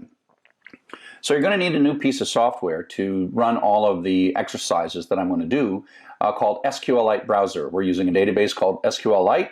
Go ahead and download this. You might have to pause and come back if you like. Go to sqlitebrowser.org and download it and install it. While you're doing that, we'll talk a little bit about the history. So in the old days, 1960s, 1970s, I started doing computing in 1975. We didn't have a lot of storage. I mean, this is, 16 gigabytes right here, and, we didn't even have megabytes. I mean, the computer I had a few megabytes of stuff. So we didn't have a lot of disk drives, and so permanent storage was often sequential. And these tape drives that we had, tapes and tape drives were the scalable part of storage, because you could just make more tapes and you could rack them up, and so that was our way of greatly increasing the storage of the computer. The problem they had is they were sequential. You read it advances, read it, advance, read and advance. Now, interestingly, we've been writing programs that do this, that everything we've written so far pretty much reads the whole file. Reads the whole web page, reads this, everything we read it either a loop or read the whole thing. And that's because we have plenty of memory, but we're still reading sequentially. And so the way you would do this when you didn't have enough spinning storage or online storage is you'd use offline storage, but the trick would be that you would sort it. So let's imagine that you're a bank and you have a bunch of accounts, only a few of which are active on any day, and you have a tape that has, in account number order from low to high, the prior balance, last night's balance of every one of your bank accounts, and then you do all the transactions and you record how much money was taken in or out for each account number, and then you sort those transactions. And then what you do is what we call a sequential master update, and that is you would write a program that would read the first transaction and hold on to it. Say, okay, this is account 45. Then it would read the first account, like 1, and it would copy 1, and then it read 2, and read like 7, 8, 42, 43, then it would read like 44, and then it would read 45, but it would change that and write the new 45 and read the next thing, and so this might be 60.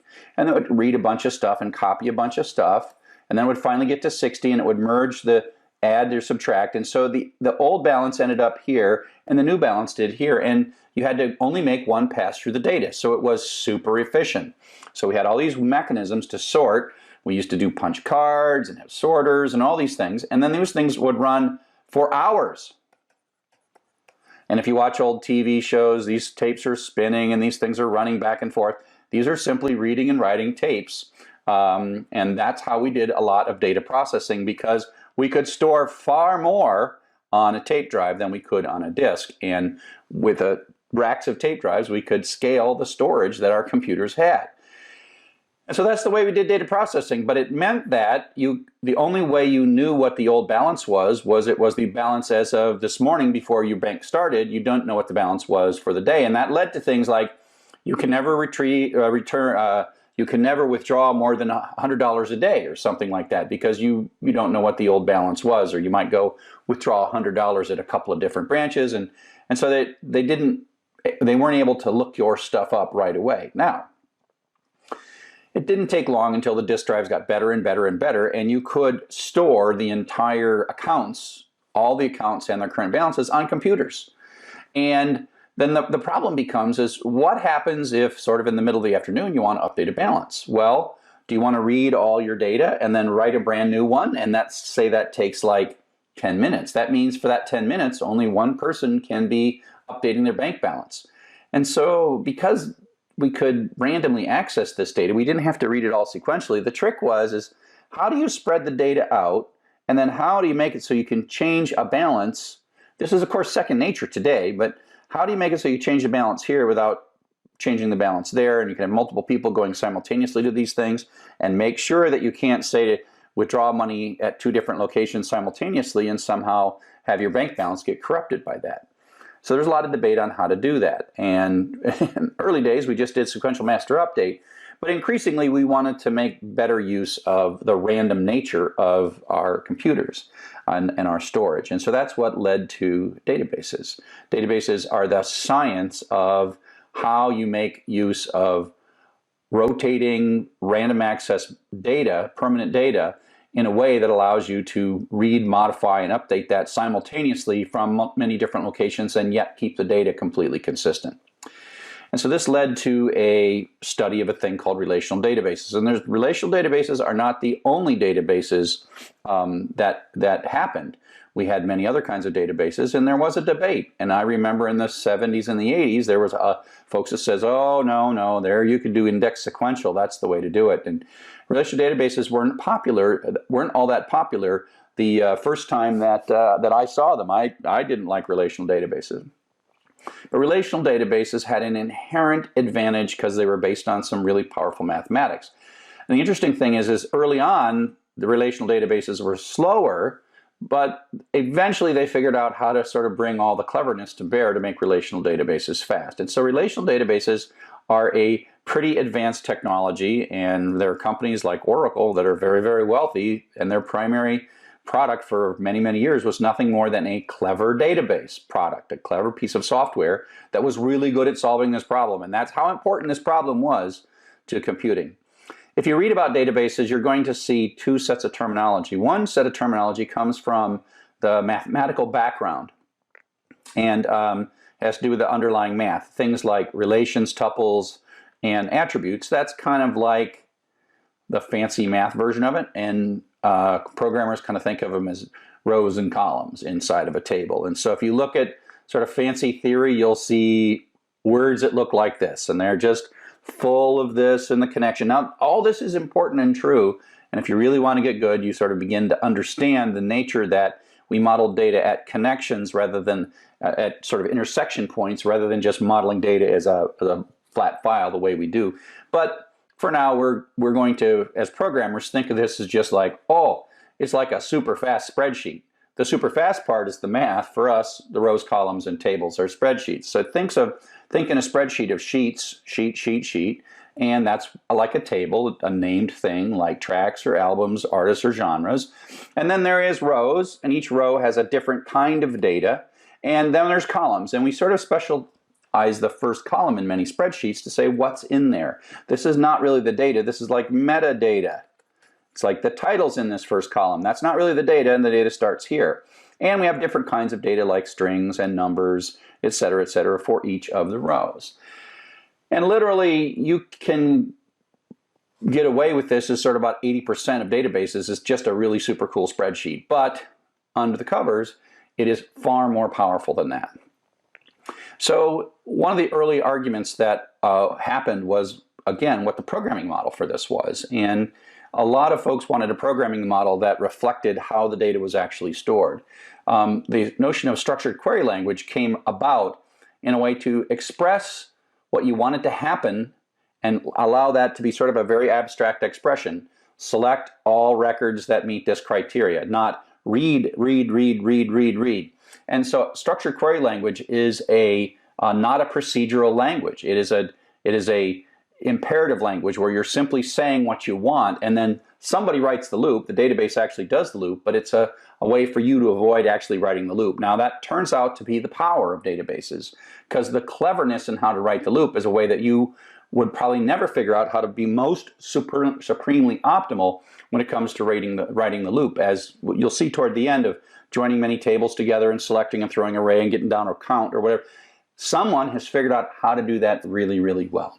So the idea was, is you would express, you know, we're going to create some data, we're going to retrieve some data, we're going to insert and delete it. Create, read, CRUD, C-R-U-D. Create, read, update, and delete, CRUD. And so that's what this does. It's a language that does this very simply. Now, the applications that we're going to use this for are more of a data analysis application. We've been doing data analysis through the whole course. And the kinds of things that we'll see in the remaining chapters is we'll take some raw data file. These might actually come across the network, and we'll write some Python programs to play with that data, parse it, clean it up, make sense of it, you know, and then write it into a database. And this might be a slow process, or this might be really nasty, and this might be a way to have very clean data. And then we'll write another Python program to sort of read this, read through it, and it's all efficient and pretty. And then we can produce files, and maybe we'll visualize it or do further analysis in R, Excel, or a JavaScript visualization framework. And so in this situation, you will be the person who is both sort of writing the programs, database administrator, and you can, using SQLite Browser, play and look at the database kind of in a raw way. And the first part of this, we are mostly going to be using SQLite Browser just to talk straight to a database. Later, we'll write Python programs that read and write data and visualize the data. So this is what we're going to do first, and then second, we're going to do this part right here. That's the second thing we're going to do. Now, another really common use of applications, and something that if you continue learning more about programming, is that you will want to write an online application like Amazon or a company or Twitter that's got a website and it stores dynamic data in databases. And so the picture for that is similar but different than the picture we're going to start out with. And so the way this usually works is that you, the end user, uses a web browser, talks to the application, and the developer writes the application software, and that application software stores its data in a database, and inside that database we talk to the database using SQL, and all the data is actually stored here, and the magic happens. The data server is that database software that's so precious and valuable. And then there's another person, often called the database administrator, who has access to the direct access to the data. And these roles in medium and large projects are kept separate, mostly because the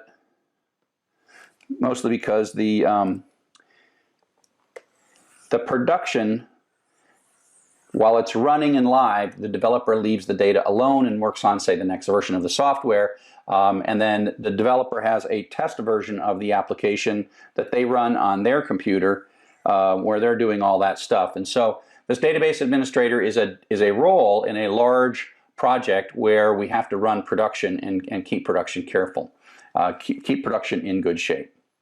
So the database administrator has this responsibility for the production aspects of the data, and you may be working in a situation where you're not actually controlling the data. The database server is on different computers, you have a little special access, and you write programs to sort of read the data, and so the database administrator is the person who is asked by the organization to administer that data.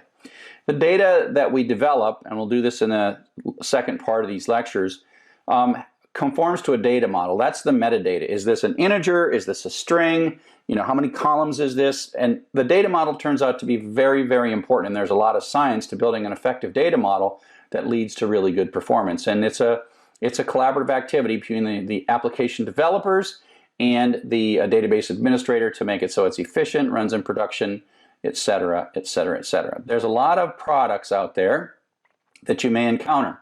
We're going to be using SQLite. SQLite's a little tiny database server, and it's built into so many things, and that's why we like it. But if you're going to work at a large organization, you could easily run into Oracle, which is the #1 commercial product. Microsoft has a thing called SQL Server, which is a commercial product, and it's also very popular and very effective. The more popular open source, there's things called Postgres, there's MySQL, and MySQL recently was sort of bought by Oracle, and there is a copy of that called MariaDB that doesn't belong to Oracle, MariaDB.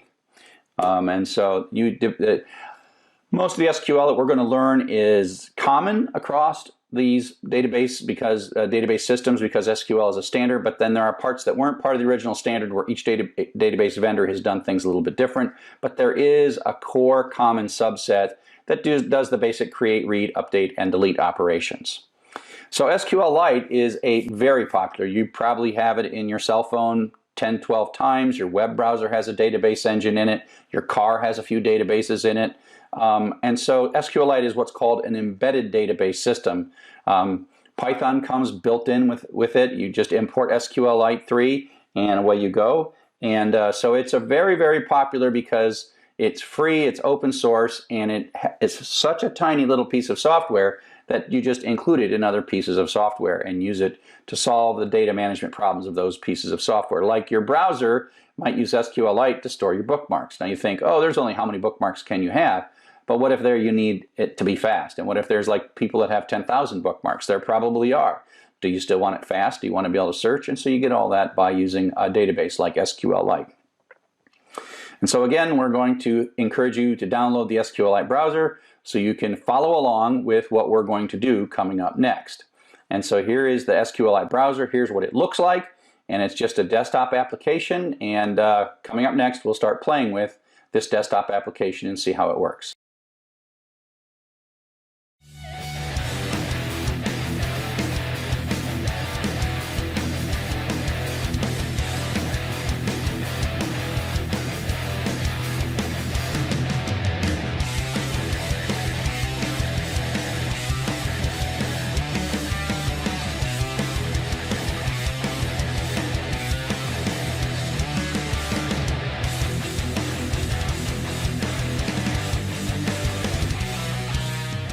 Hello and welcome to Python Objects. I'm Charles Severance, and we're well on our way to getting through all this material in the Python. So this lecture is in a weird place. I even debated where to put it in the book. I don't really want to teach you how to write a lot of object-oriented programming, but we're going to start using objects, and I want to be able to use the terminology. And so as much as anything, this lecture is about terminology and understanding the words, things like methods and method signatures and variables and inheritance. And so think of this as a terminology lecture rather than a learn how to program or learn how to use this. It's not something you're going to figure out right away. And there'll come a time when you as a programmer really want to start using object-oriented programming. It's really a powerful and wonderful technique, but I think it's too early as a beginning programmer to really say, oh, let's write a bunch of objects. So just relax and enjoy and learn this material and think of it as sort of a theoretical thing rather than, you know, a how to program thing. And so part of this is we're going to start reading data structures, and I mean data on how to use all these libraries, etc. And we're going to see the word objects, right? And then we're going to start hearing them. And I want you to be able to read the Python documentation so that you understand what's going on. And so, you know, the word object should make sense to you, even though you're not going to write a lot of object-oriented programming. And so page upon page upon page, database stuff, which we're going to talk about soon, is uses objects all over the place. And the beautiful soup uses objects. We've kind of been using them, and I've been waving my hands, and I use the word method without defining it.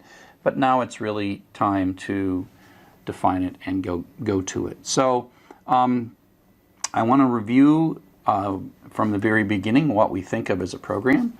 So the classic program, my favorite little minimum program, is our little elevator floor converter, which converts from European elevator floors to United States elevator floors.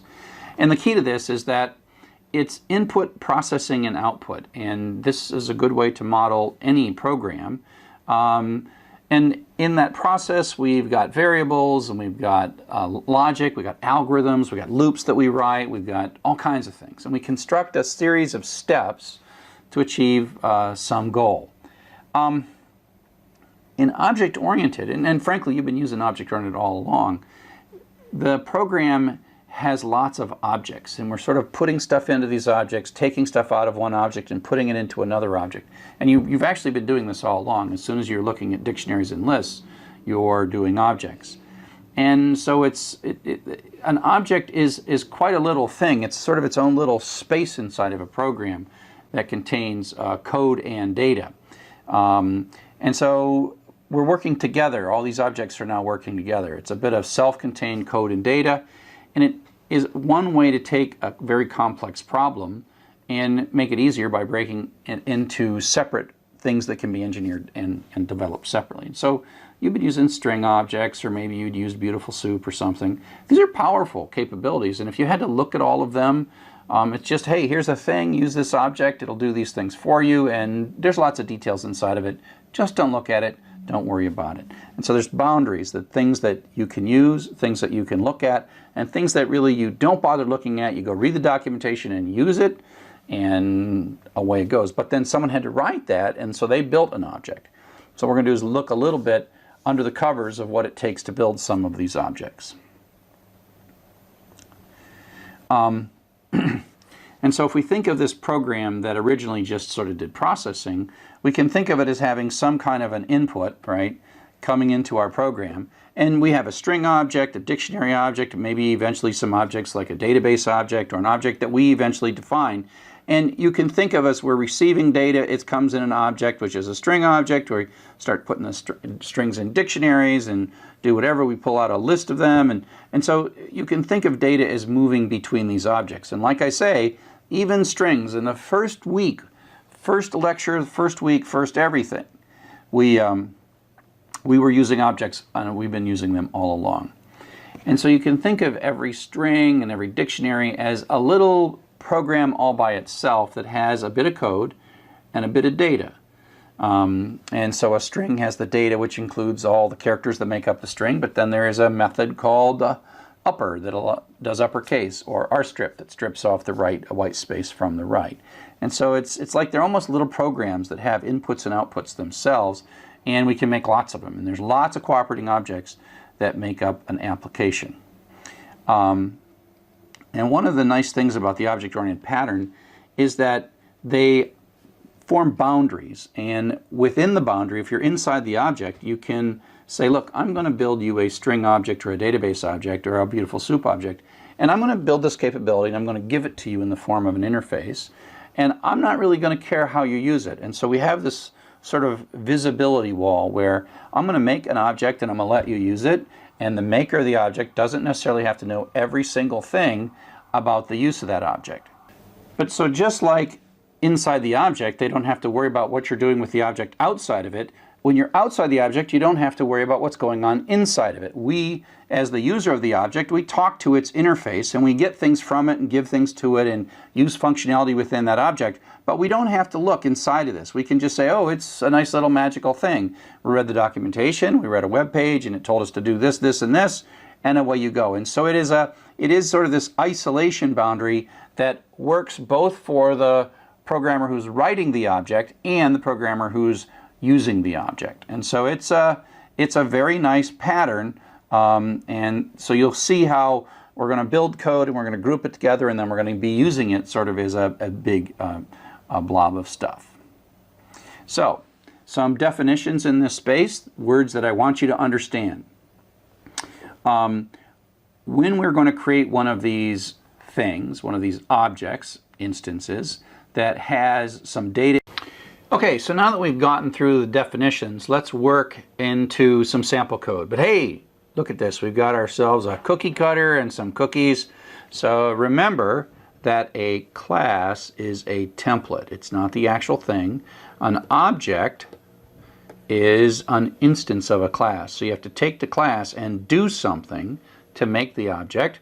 And actually you can see here's some other classes. There's clearly a sort of a snowflake class and a gingerbread man class. That's an object, object, object. Somewhere out here there is a snowflake class and a gingerbread class, but we got a snowman object and a snowman object and a snowman class. So class is the template,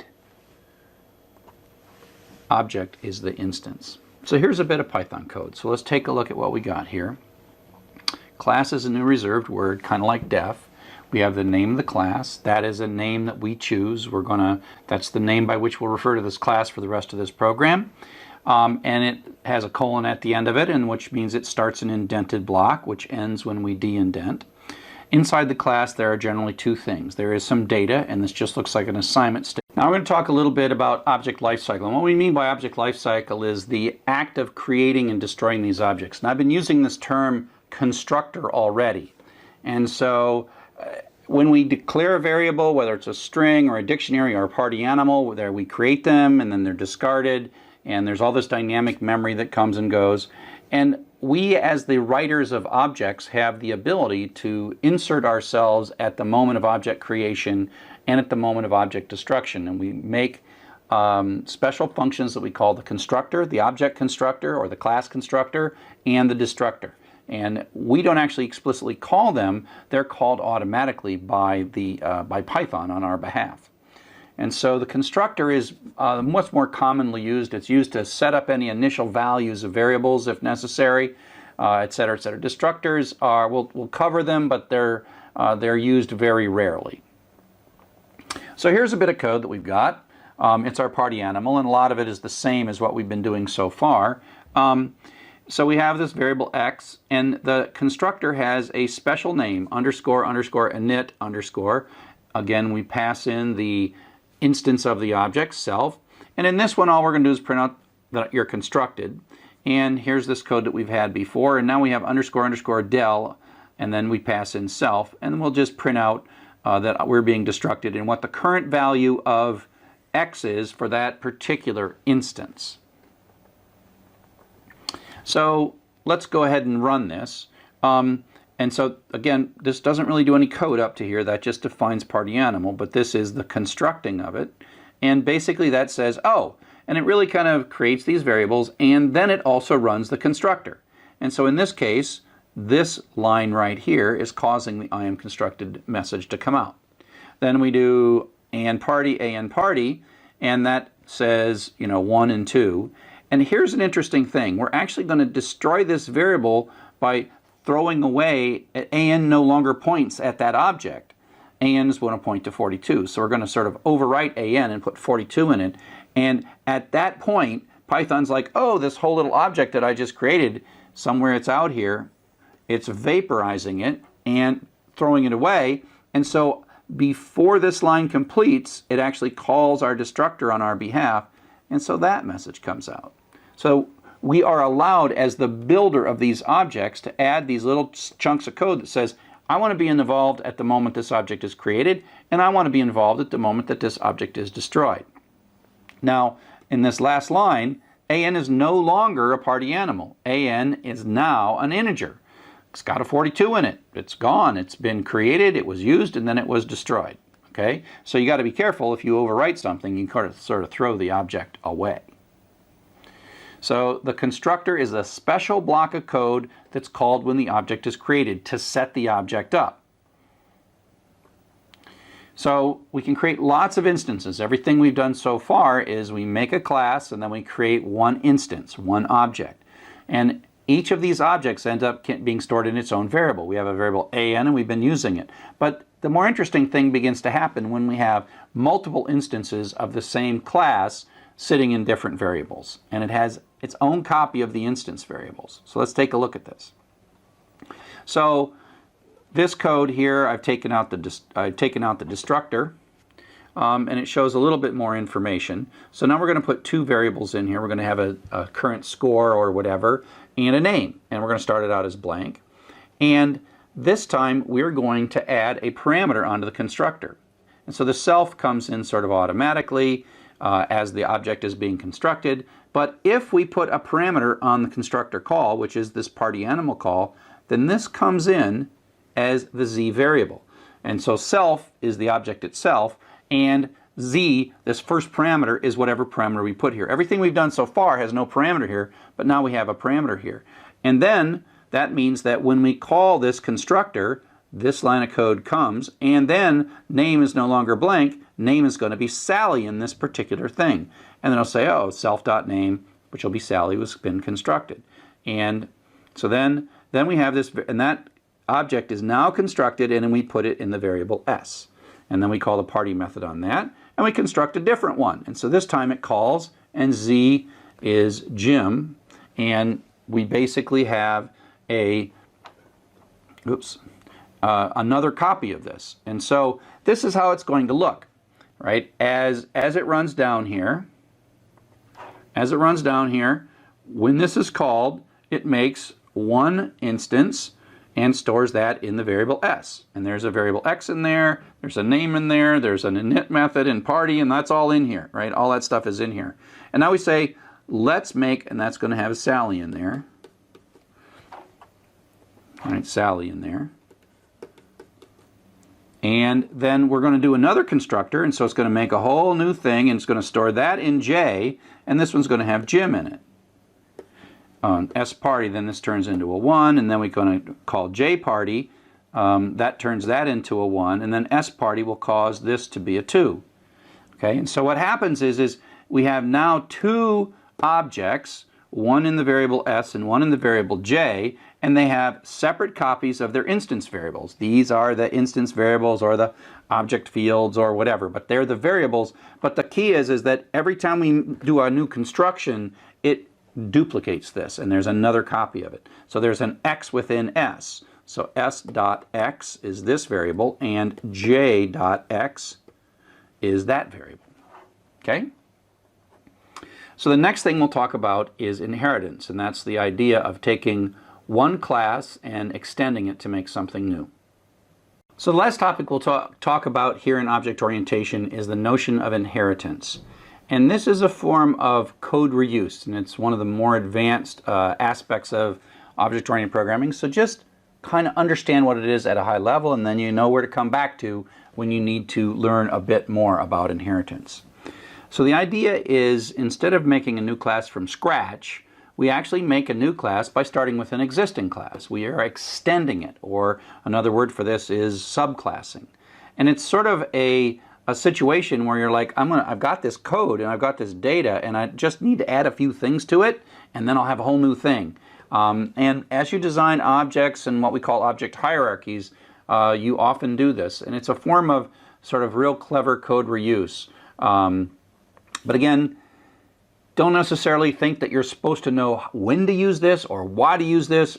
Right now, it's just terminology, okay? Just terminology. We have what call these as parent-child relationships. The original class is called a parent, and the new class is called the child class. So subclasses are another word for this. You have a class and then you subclass it. I think extending, inheriting, and parent-child are probably better ways of expressing it than subclassing. So here's a bit of code. Let's take a look at this. This code's unchanged. It's the party animal code that we've been saying all along. It's the one that we construct and put a name in. And now what we're going to do is extend it. And so you'll notice that this code down here is the part that's doing the extending. So we're making a new class, football fan, and by putting in parentheses before the colon, party animal, that says football fan inherits everything that is party animal, meaning the X, the name, the init, the party, all those methods and data are sitting there. And now we're going to add a new variable. So football fan has, in addition to all those other variables, it has points, and it has a touchdown method. And self points is added. We add 7 to the points, and then we call the party, and that does that. So this is calling this method because football fan includes X, name, and party, and init, and everything, and all this stuff. This constructor. So this football fan is really an amalgamation of all these things together. Party animal is just this stuff, right?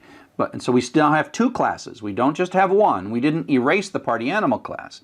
And so if we take a look at the code that we can run here, we can say, oh, okay, let's make a party animal, Sally, and so that constructs an object like this and then stores that in S, and with an X starting out at 0, and then we call S party.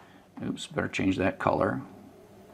Starts out at 0, and then we call the party method, and that changes it to 1. Okay, and so this bit of code, it's as if this part doesn't matter at all because it is a party animal, it's not a football fan. But now if we take a look at this code down here, take this code down here, we're going to construct a football fan and pass in Jim. But football fan has no underscore init, so that actually uses the underscore init from party animal because we extended Party Animal to make football fans. So we inherited all of the good that was in there. So there it's going to make a name, a variable x, which is going to start at 0, a variable name that's going to have Jim in it, and a variable points that's going to have a 0 in it. So this j variable has more things in it than the s variable has. And so we can call the j party, and if we call j party, that goes here and adds 1 to x, right? So that adds 1 to x. And then we call j touchdown. Well, that comes down in here and adds 7 to the points, right? And then calls party within us. And so self.party is the current object, i.e. self and j are the same thing, right? Self.party. And then it goes up here and passes self in, and it adds 1 to the x, in this case, of this j variable. So this becomes 2. And that's where it prints out, you know, 7 and 2, and away you go. And so it's a way for you to kind of take all this stuff and stuff it into a class by making a new class and just add the extending bits, the bits that are in addition to the other stuff. So like I said, inheritance is a powerful and wonderful concept. It's a form of, excellent form of reuse, but basically the whole purpose of this lecture was so that I could in the future just use these words and you would understand them, as compared to, I just want to say method. And I've been saying method all along, and it's high time that I defined it. So let's just review one last time. Class is a template. It is not actually a thing, it is a shape of a thing. And we define it and say when we make one of these things, it's going to have these variables in it, it's going to have these methods in it. Attributes, variables within a class. Method is a function that's inside of a class. Object is once we construct a class, we get back an object. And so object here is the snowman cookies. Class is the snowman cookie cutter. And a constructor is a bit of code that sets up our object, our instance, when it first is created. And inheritance is this ability to create a new class, but take all and import and affect all the capabilities of an existing class. So, object-oriented is awesome. For the rest of this class, we're not going to write any object code, we're not going to use class at all, but we are going to use objects, and literally you've been using objects from the beginning of this course.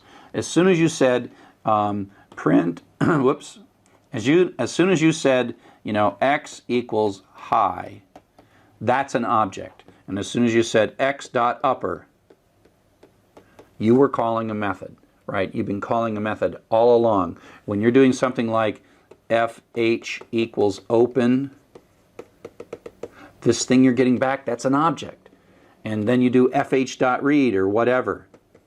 You're calling a method in the dot operator. So you've been using objects all along.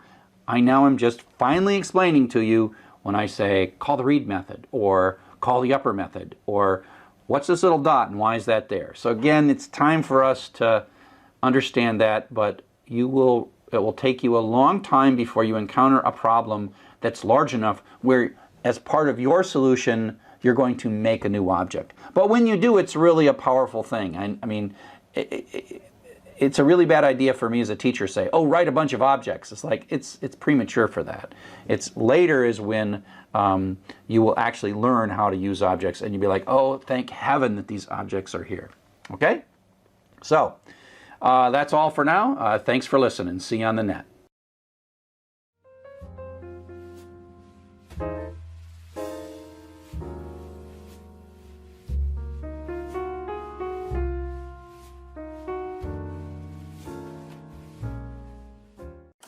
Now we're going to represent these relationships in the database. And again, what we're trying to solve here is this notion of database normalization, third normal form. There is so much theory, right? But in this lecture, I'm just going to condense this down to don't replicate string data and use what are called keys. Use integer keys to point at those things. And we're going to use these integers then to point. So we'll assign each row an integer, and then we're going to point from one row to another using those integers. And so we're going to add these special key columns to each of the tables, and help in the database will even give us help managing those. Now, and so we still need to keep track of, you know, who is the creator of the album, which album a track belongs to. We've got to create these relationships, and we have to come up with ways to store those relationships. And so the idea is we're going to have a column in a table, which is the key column, and we're going to call this the ID column. And so this is a row. It might have many bits of data here, but in this case, it's just the name of an artist. So this album is going to belong to an artist. And we're going to assign a number inside the database, and so that Led Zeppelin is 1 and AC/DC is 2. And so we have this key. This is called a primary key. And then later, when we want to say that the Who Made Who album really was done by AC/DC, we put the number 2 in. And so the difference here is, instead of saying AC/DC in this record, we just put the number 2 once we've established this number. So we assign keys, and then we have these pointers that point back. And so that's how we model a relationship with these small integer numbers. And so there are 3 basic kind of keys that we use. One is the primary key, and that is that little ID column that is just a number. But once we give Led Zeppelin the number 1, Led Zeppelin is the number, has got the key 1 for the rest of that database. The logical key is the text area that we use that you might look up. So the title of the band or the title of the album, that's the logical key. And then the foreign key is one of these keys that is really pointing to the primary key of another row. So that's called a foreign key. And you might think that you want to use something like an email address as the primary key for a user table or something like that. The logical key should always be separate, and there should always be a primary key, that integer number. Because things like logical keys do change. People do get new email addresses, and if you've got that email address as a foreign key pointing all over the place, it doesn't work out so well. And so that's why you use these small integer numbers that have no meaning outside. So sometimes if you're on a system and you see a URL and you see some number like 422,016, you're like, oh, that turns out to probably be my primary key in their database. So sometimes you can look in a URL and you can see these primary keys in the URL, but they don't mean anything outside of that particular system. So like I said, a foreign key is a key that is really pointing at a row in a different table. And so we have the album has a primary key for it, but the artist underscore ID points to a row in the artist table, as we will soon see. I have a naming convention, and in my naming convention on this lecture, I use ID for the primary key, and then artist underscore ID, I use uppercase for the table names, and then artist underscore ID says this is a key, this is just a key that points to the ID key of the artist table. And so that's what I do. So you'll see in all my stuff I'll use that. It's a convention. It's not something SQL forces you to do, but you will find when you go to organizations and work on their databases, these conventions are very important so I can do something and you can understand the rules in which I created it. Some of these, you'll find this used by some people, you'll find completely different conventions, and that'll be okay. Whatever convention your organization uses, learn that convention. So now we're going to talk about how we put these keys in and then how we actually make the connections from one row to another row. So now that we know what a primary key, logical key, and foreign key are, we're going to actually start putting these together and creating tables that have these kind of values in them. So when we were done, we drew this picture that was sort of a logical model of how our data would be spread across 4 tables and how those tables are connected. Now we have to take this and we have to map it in a way that leads to the columns and the needed columns in each of our database tables. And so here's what we do. We basically have to take, and for each of these, when we're going to build a track table, we add a primary key. So we just added an ID field to every one of these things, and that's so we have a place to store the sequence number of this particular row. We have logical keys, we've just marked those are strings, and then we have things like, rating, length, and count, they just kind of go in here. And now we have to model a relationship. So what we do is in the table that the relationship starts from, we put one more column in, and this is the one I will name album ID, and that just is an integer column that's going to record the album ID. So this might be 16, and then 16 goes in here. So there's one of these columns that's a foreign key that points to this, and that's why it's foreign. This is a key that's not in the track table. This is a key in the album table that we're pointing to, and so there's a foreign key. And that's what we have to do, and we just do that over and over and over again, and we quickly convert that picture that was a logical picture to having every table has a primary key and Every time we have a starting point, we have a foreign key, and then foreign key. And then we mark these things as logical key, logical key, logical key, and we'll see how we do that. And so that's the picture. Now we have a picture of exactly how we're going to lay these tables out and the fields that we need in these tables.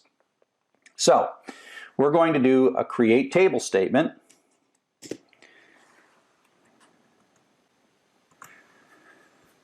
And I've got this create table statement sitting there.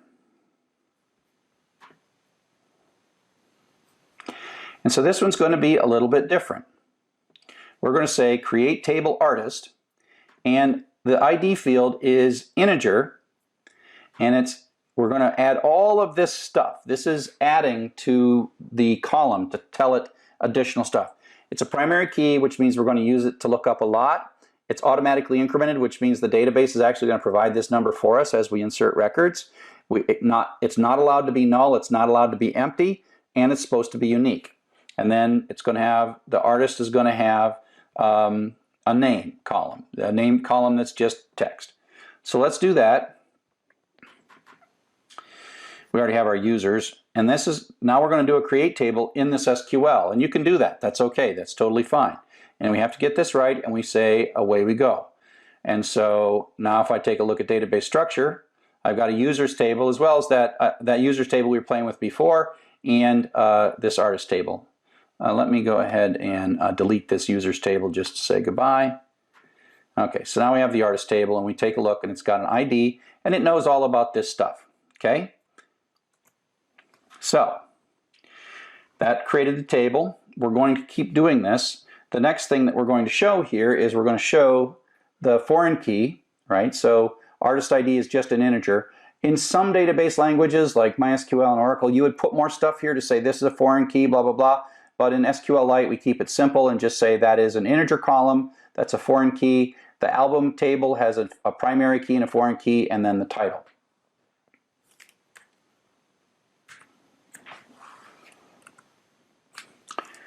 So we'll go back and we'll grab that text out of my little page, this create table, go back to execute SQL, and then run that.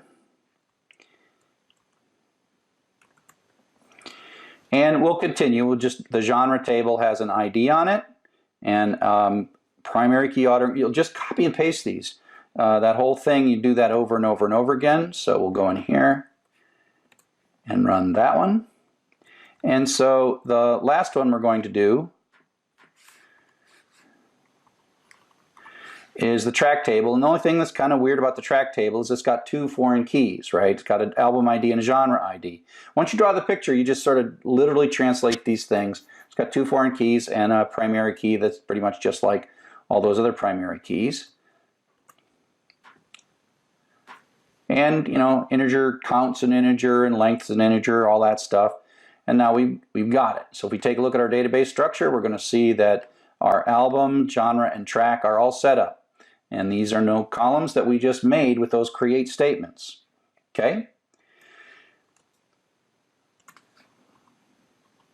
So now let's insert some data. This first insert statement is kind of important to take a look at.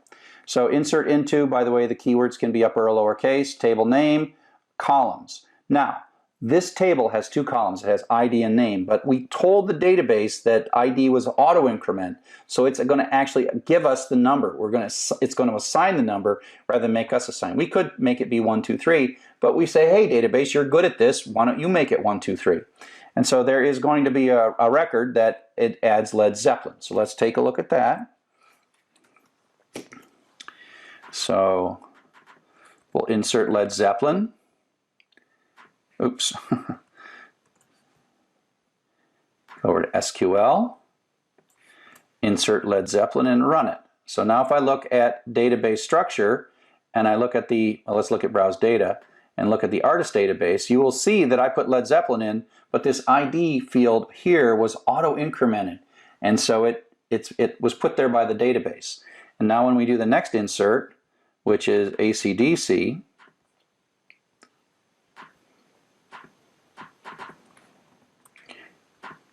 and we take a look at the data, we'll see that AC/DC is 2. Now, if you're writing this in a program, if you're going to write this in a program, you can get these numbers back from the database in your program, but I'm not writing this in a program, so I have to remember that 1 is Zeppelin and 2 is AC/DC. So I'm going to keep myself a little cheat sheet here to remember that. Because everywhere else in the program that we want to say Led Zeppelin, I got to say 1 now, because the artist ID of 1 means Led Zeppelin in those rows. And so now we're going to go back and we're going to take a look at the next one. And now we're going to put the genre in. If you think about it, we're working from the leaves out, where the track will be the last table that will update, because we have to define the keys for things like rock and metal and Led Zeppelin and all those other things. And again, even though the genre table has 2 columns, ID and name, we're only going to specify the name and let the database assign the value. So I'm going to insert both of these and use the semicolon trick. Put a semicolon here and a semicolon there. And run that. And so if I take a look at my browse data and I look at the genre, it's assigned 1 to rock and 2 to metal. And I'm going to write that down.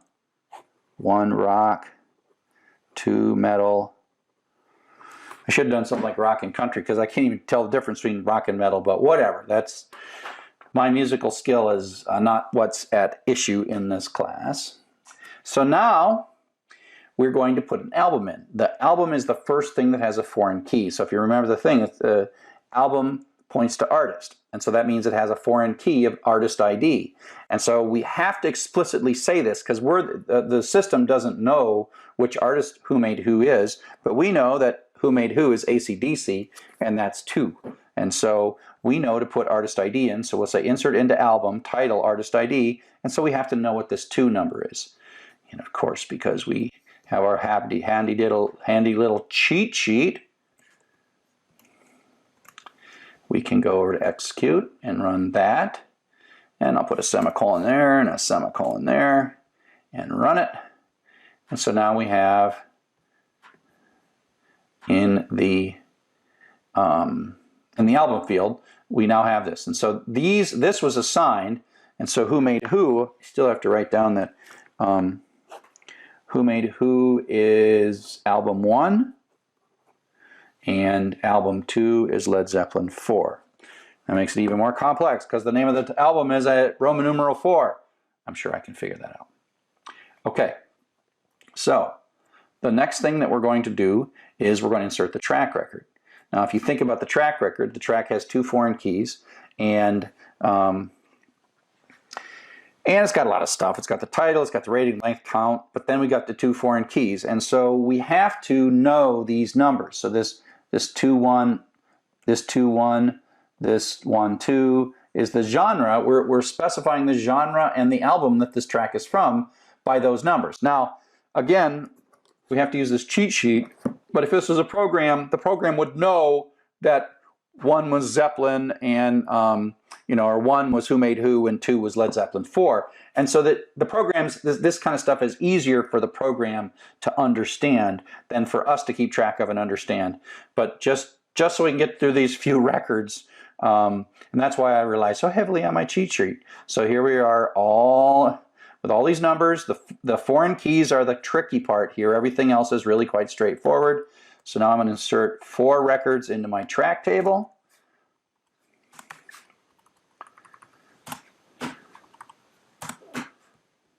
And then run that.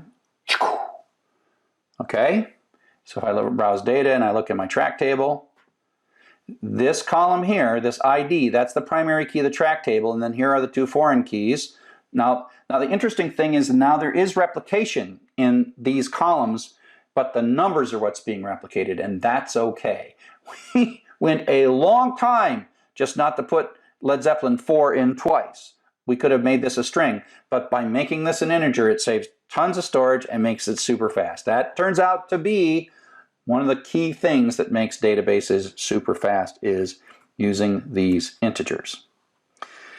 So we take a look at all this stuff. We see that in a sense, by using these little numbers, we are pointing to rows in other tables. The foreign keys are always pointing. They always point to their ID. So these foreign keys are out here. This is the primary key up here.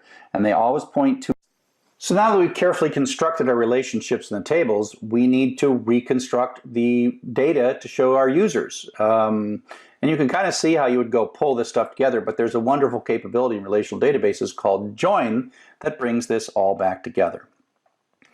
And so we have done this for efficiency of storage, efficiency of scanning, etc. But we do need to traverse these foreign keys at times, and the database software will do this for us automatically. So the join operation basically is a way to specify in a select statement that you want to pull data out of more than one table, and then specifying using what's called the on clause exactly how you want that data pulled out. And so here we go. We already have a table, an album table to the artist table, and the foreign key, and we want to, in effect, pull data from both the album and the artist, the album title and the artist name, and we want to show that. And so we're going to say select, which is the same select statement. Here's a little different syntax. This is the list of fields. This is table.field. So it's the album title and the artist dot name, comma there, from the album. And I always start with where the little arrow starts from, album joined with. So that is going to walk down this connection from album to artist, album joined with artist, don't say with, I just say it, on, and then this is the conditions upon which that join is going to happen. When the album's artist ID, which is this column here, album's artist ID matches, think of that as is equal to or matches the artist's ID. And so it only connects the rows here when there is a match between these two tables. And so if we look at this and we see that you know, this one matches this one and this one matches that one, and so it's the join connects conditionally, and it connects when the on clause is satisfied. And so when this whole join runs, this is what we get. So you select all this stuff. Now this is an abstraction. Are you writing a loop? Are you doing two nested loops? How are you exactly bringing all this data together? We don't care about that, because that's the beauty of SQL. That's the beauty of how we do this in a database. So now if we can just run this command. So let's grab this command. Select track title, genre name from track, join genre, that exact query. Case of keywords doesn't matter. And we go over here and we run this as SQL. And we run it. We get, oops, I got too far. Let's do this one. So let's do that one there. Select artist name. I have to add that one to my little cheat sheet. The next time you see the cheat sheet, it'll be right. So the title, so this is coming from one table and that's coming from another table. Okay? And so that's one. So here is something we can do that gives us a little more detail on that. We can say, so this is where the connection, and so you can think of the join as sort of spreading one table and connecting it to the other table. And so what we're going to show here is it's exactly the same. The only thing we're going to do is we're going to add these two columns so you can see where the match happens. And so this is one table, this is another table, and these are the kind of columns in common, even though they're not. They're the columns that match. This is where the on clause is happening, right? We have taken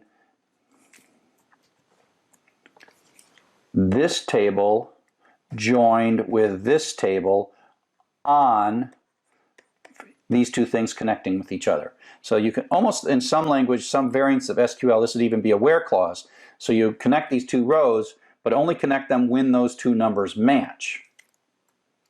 So you can see, I mean, if we run this, I'll just run this.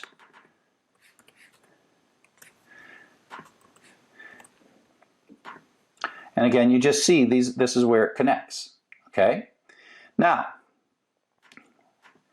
interestingly, we can see what happens and what the purpose of the on clause is if we omit it. So this is exactly the same as that previous query, except there's no on clause. So it's select all four of those fields from the track joined with the genre.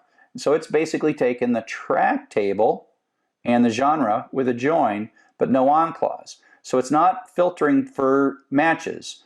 This is a match, this is a match, that's a match, that's a match. But we don't have an on clause, so the matchness doesn't matter. And so you're going to get all possible combinations. And literally, if there were, 10 on one side and 30 on the other side, you would get 300 rows in that join.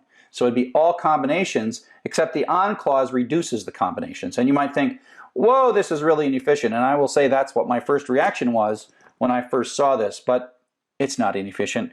That's the beauty of abstraction. That's the beauty of SQL. You say do it, and it just figures that out. So let me grab this, and you will see that we can run this one as well. And that kind of gives you why the on clause is important, because now we have a whole bunch of these things. And the on clause just filters that out. So if we would just add the on clause back in, then that would only show the ones we showed on the previous slide.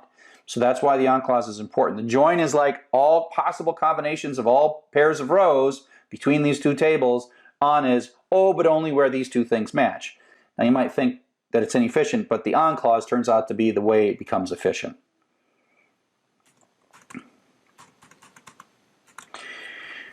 Okay.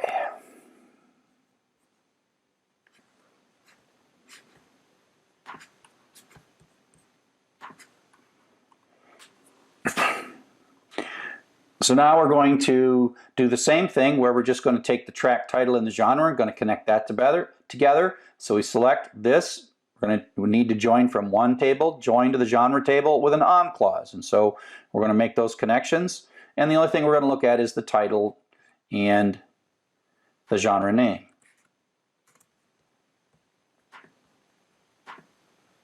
Oh, oops. And then run that. And so we got the title and genre name. Now the thing you'll notice is for the first time, we now have replication of string data in a vertical dimension. That's okay, because the data is not replicated in the database. The data is now replicated as a result of the join. And so we are going to reconstruct what the user wants to see, which the user originally, all the way back to the beginning, wanted to see the duplicate information in the vertical axis. But now we're reconstructing it. We didn't waste the space or performance in our database, but we still have to show them. And so now the next thing we're going to do is a monster. We are going to reconstruct across all four tables. And you might think this is really hard, and sure, it's going to be a little tricky, but as long as you follow the naming convention and the naming convention makes sense, we're going to do a select from the track's title, the artist's name, the album's title, and the genre name. From the track, join genre, join the album, joined artist. And so the joins follow the little arrows, right? And then the on clause qualifies each of those arrows, when to follow the arrow. And then this becomes pretty easy. It's a foreign key. The track's genre ID, that's a foreign key, equals genre.id. The primary, that's primary key, that's a foreign key because I name it that way. And I know that this goes to that genre table because I name it that way. And track's album ID is equal to the album's ID, foreign key, primary key, and album's artist ID is equal to artist's ID.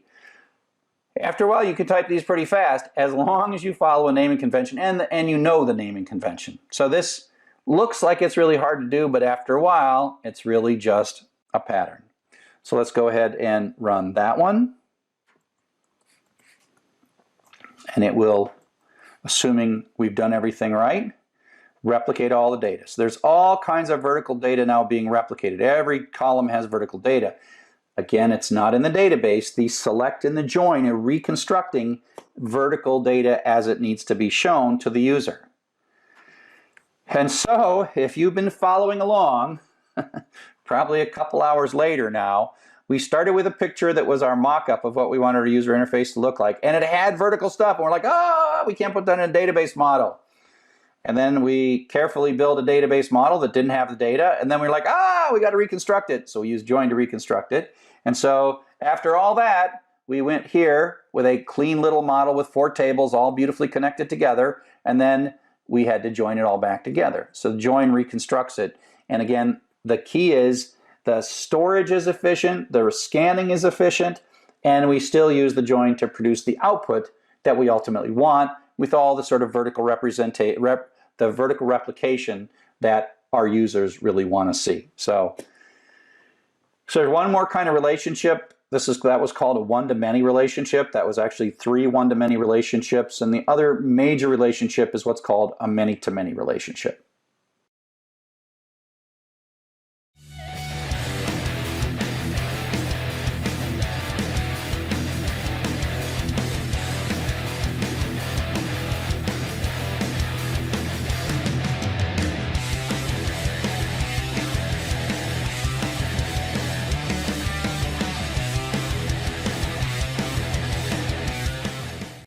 So our last major topic is called many-to-many relationships. And up till now, everything that we've done is what's called a one-to-many relationship. And that is, there are many tracks associated with one album. There are many albums associated with one artist. There are many tracks associated with one genre. And you can think of labeling, and as you look at data models, they put little labels on each arrow that tell you which end of the arrow is the many and which end of the arrow is the one. And so in this case, the foreign key is pointing to, there are many of these rows over here, many rows that point to one row over here. So it's a many-to-one relationship. There are various ways. Sometimes I'll put 2 arrows at this end and 1 arrow at that end. But whatever it is, this kind of thing we've been showing is a many-to-one relationship. And that's probably the most common thing. But there are times when you just can't model things with a one-to-many relationship. So like if you have a mother and children, well, that's a many-to-one relationship, and it's just fine, and that works fine. But sometimes you have a many-to-many relationship in that there might be many books. One book has many authors, and each author has many books. And so you don't have like the one side. There's no one. And so you have to end up building a table that what we call it, I call it a connector table. They call it a junction table on Wikipedia. But we need a little table that allows us to break a many-to-many relationship into, in effect, 2 many-to-one relationships in a connector table. And so this is a connector table. So you could think of this as, you know, there are many links here, but we don't have a way to model the many over here to here. And so what you do is you basically say, oh, there's a lot of these things. There's many that go to the one, the many that go to the one, and then in here you sort of create that manyness that you want to create. So it's probably just as easy to look at a sample of this. So let's imagine a learning management system where you're taking a class, and there are some people that are teachers and some people that are students, and many students are members of many classes. A student can be part of many classes, and a class has many students in it. So you can't really find the one end. And so what we do is we make a table called membership.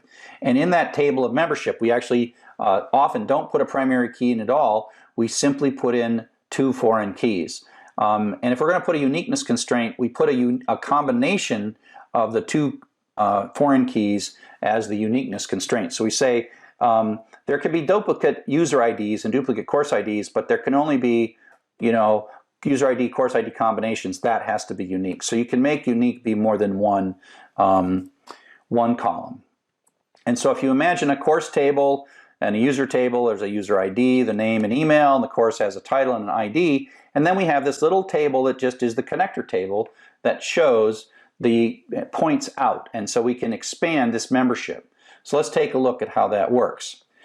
So we're going to create some tables, and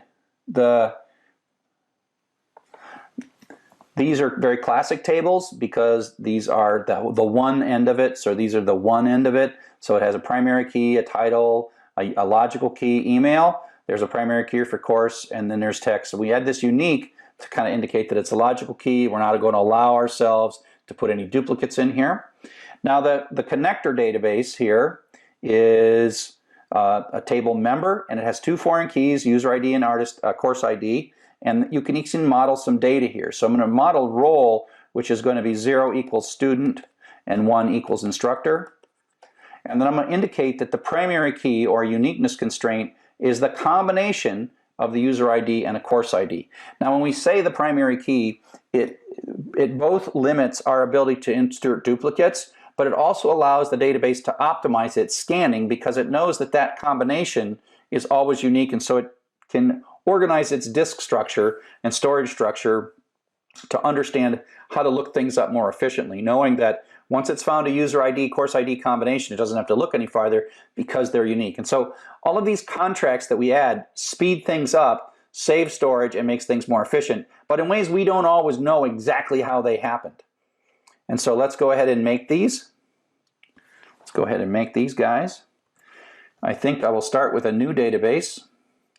I'm going to call it LMS for Learning Management System. No, I don't really want to do that one. And so I'm going to not create the table. I'm going to do everything in SQL. And so let me see if it's in my cheat sheet. Nope, that's not in my cheat sheet. So I'll have to fix the cheat sheet again for you. By the time you see the cheat sheet, all these things will be in there. So I'm going to go in here and I'm going to grab Create Table User. Actually, I'm going to grab them all. Watch this. Grab them all. Highlight all these. Go over to SQLite Browser. Blast them all in. And then I'll put a semicolon at the end of each one of the statements. And I'm going to run them. So does it look good? Yep. So I got a course, I got membership, 2 foreign keys, and I got user. So that all looks good. Okay, so now we're going to have to insert some data in. And we're going to insert from the outside in. And so we're going to just put the name and email. The ID will be automatically assigned for the users. And we're going to do the same thing. And the ID and the courses will be automatically assigned. So let me just grab all this stuff. Go into SQL. That has the semicolons at the end already for me. Thank you very much. Now I'm going to run it. And if I take a look at my data, now I've got primary keys for the courses, and I've got primary keys for the users, and I've got nothing in the membership table. And I of course have to remember what these values are, because Jane is 1 and Ed is 2 and Sue is 3, right? And Python is 1, SQL is 2, is 3. And so when I go into membership, I've got 2 foreign keys here and a role, and they just have to be for the course person combination. And so it's a little tricky to figure all this stuff out. But again, these are just numbers. And if you look at these numbers, user ID, course ID, role, well, user ID 1 is in course 1, user ID is in course as the teacher, user ID 2 is in course 1 as the student, etc., etc., etc. So I'm making these connections by just putting these little numbers in, and once again, conveniently, I have all my semicolons perfectly in place. So I go to SQL, and then I run that, and then I take and I look at my membership data, and there it is. So 2 foreign keys and a bit of data modeled at the connection. That's the way we say that. The role is modeled at the connection. So now we build all this stuff up, we can write some queries that take a look at this. And so what we're going to do is we're going to look at who's in what course and what role are they, and we're going to sort this in a nice way. So let's just take a quick look at the code we're writing. We're going to do a select from 3 tables: the username, the member role, the course title. So in effect, we're not showing any of the foreign keys or the primary keys. We're going to go from the user table, join to the member table, join to the course table. This is pretty easy to write. You know there are 3 tables you want to go across. The on clause is also very easy to write, right? The on clause models each of these connections, where the member's user ID is equal to the user's ID, and where the member's course ID is equal to the course ID. So we're going to concatenate all 3 of these tables together, but we're going to only keep rows where it matters. Now that this role doesn't participate, but we're going to print that out. And we're going to order it by the course title first, and then the member role second, and the name third. And so let's run that.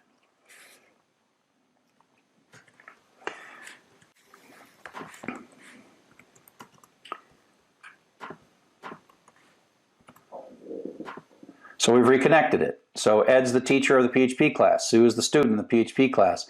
Jane is the teacher in the Python class. Ed's a student, and Sue are students in the Python class.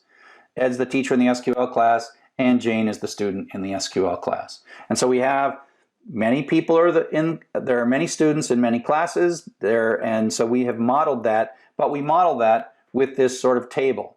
And if you look at a piece of software that I've written called Sugi, which is a standalone learning management system that's built with learning tools, you will see in anything we're in membership where we have a user table, we have a context, which is also the course table, and then we have a membership table. And you look, here's these foreign keys. It's kind of like that's the many side, that's the one side, many to one. And so this, this is now in effect a many to many between these two, but then it's modeled as a series of many to one relationships. And you see this all the time in all kinds of things where membership or other kinds of things are necessary, many to one, or many to many. So, with all that, there's so much to learn. It's both easy and complex at the same time. It's easy when someone shows you how to do it, but at some point you will learn how to build database models and you realize, oh, it wasn't so bad. It takes a while to get used to them. This really just is a quick walk. But the bottom line is what we just did seems like it was, wow, that's nice. Do you really have to do that? And the answer is, if you're going to scale it all, you absolutely have to, because you simply can't read and write data sequentially. You can't read through, update one little piece of data in a file by reading all the way through and then writing a new copy of the file. That could take seconds. And in a system like an online system, you get 1/100th of a second to do something like that. And the databases make it so that happens in 1,000th of a second. So ultimately, you simply have to take advantage of this. You just can't, if you're going to modify data, you can read data from flat files, but even if you're going to read a lot of data, if it's big, it slows down terribly. So it might seem like there's a trade-off that you could debate whether this is worth it. But if you're going to deal with a lot of data, you've got no choice. It's really not as much a trade-off as you think. So this has been a quick romp through databases. We talked a little bit about indexes. There are constraints. We talked a little bit the not null stuff. We've talked about that. Uniqueness, that's a constraint. Another whole area is what's called transactions, and that's the locking of little areas, so you can read an area, then lock it, and then update it to make sure no one else reads it. And so they make sure they either get the version before you looked at it, or before you change it, or after you change it. And so that's how you make sure that you can't do things having to do with bank account balances and get yourself in trouble. So these are a lot of SQL. It's really fascinating. SQL is a fascinating thing to use and learn and performance tune and enjoy. So relational databases are cool. This gets us started. The big thing is don't allow replication vertically of string data. Pull that out into a separate table, establish a primary key, and then have foreign keys that point to that primary key. It is not just how much data you store. It's sort of a compression way, as a way of compressing data. You might think strings take no data, but they do. Numbers take a lot less data, and it's both how much data that's stored, but also how much data has to be scanned. And that way joins work. That's part of the magic of why Oracle's such a successful company. It's a bit of art form, and it's something that you can work your whole life and always get better at.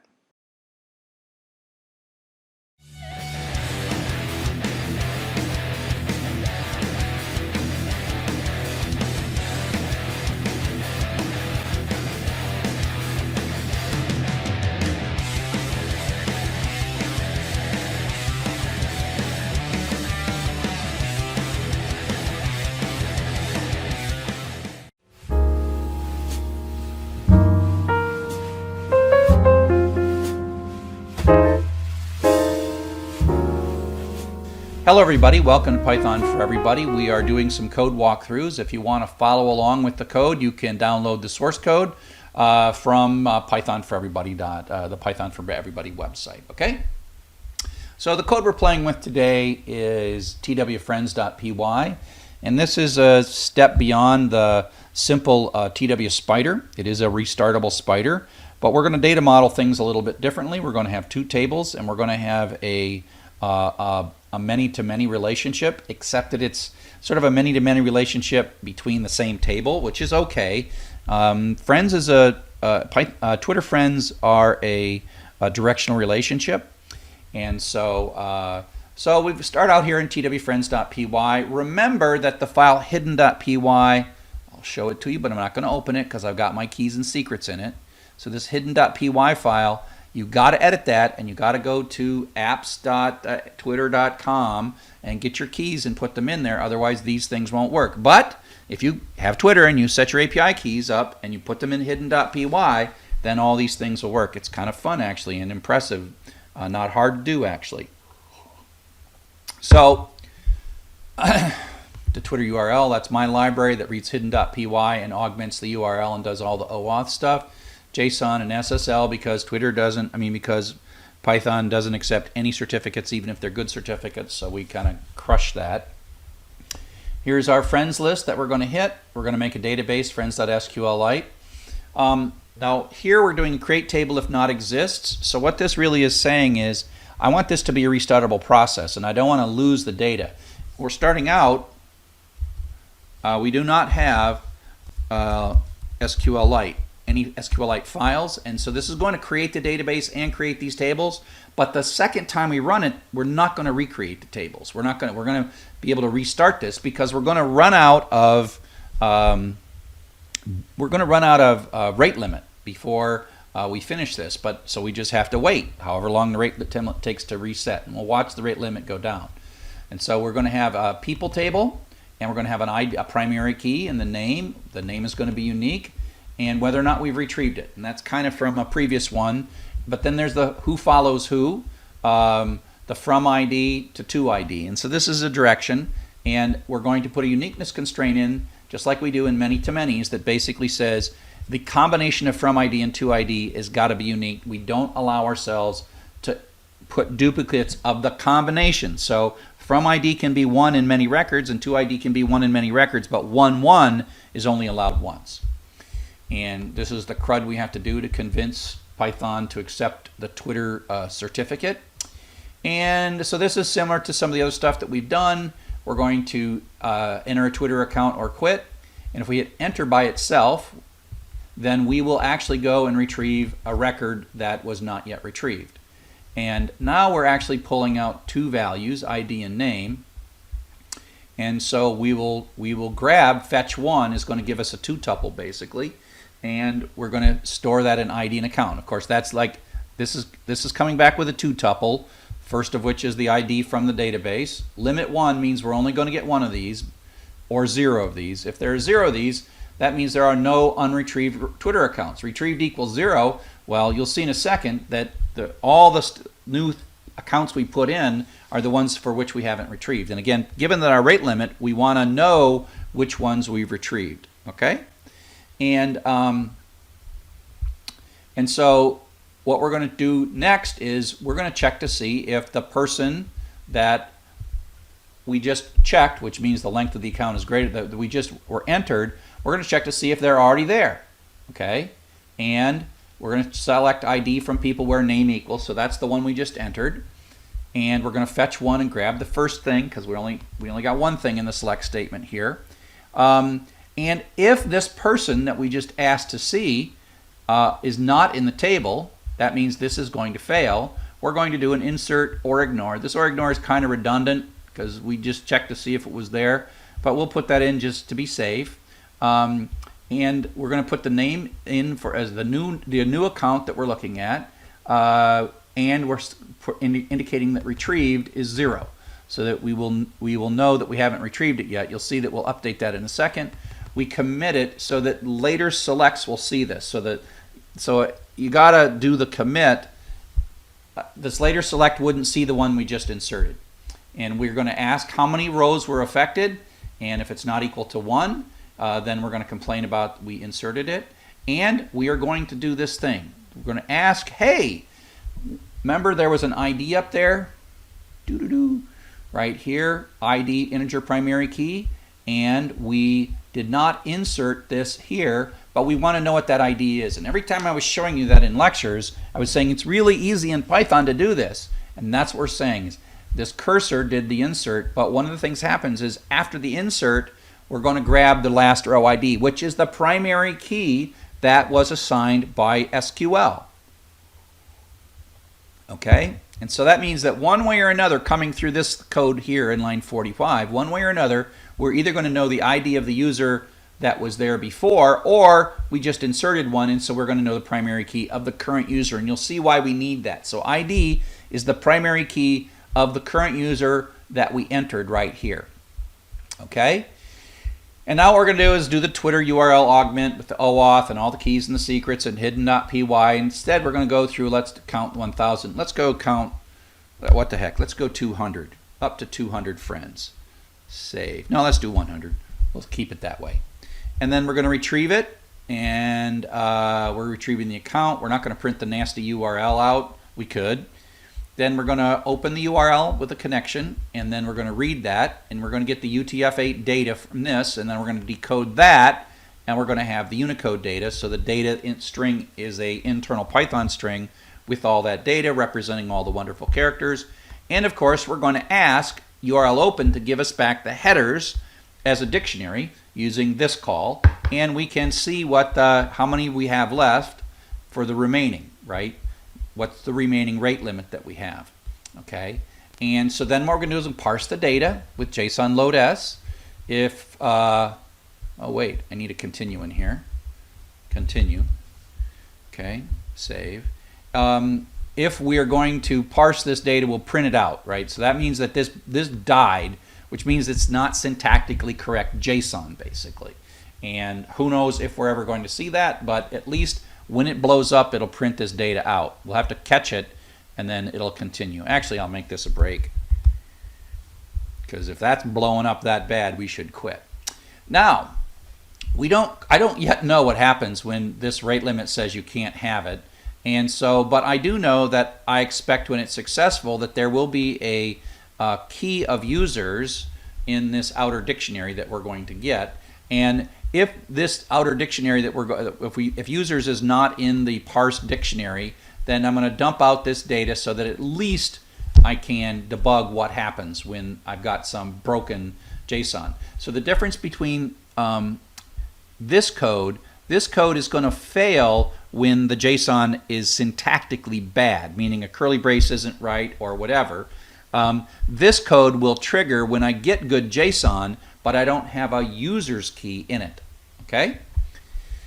So then, once we've retrieved it, we're pretty happy with it. We're going to update for our account that we're retrieving. We're going to set this as one of our retrieved accounts.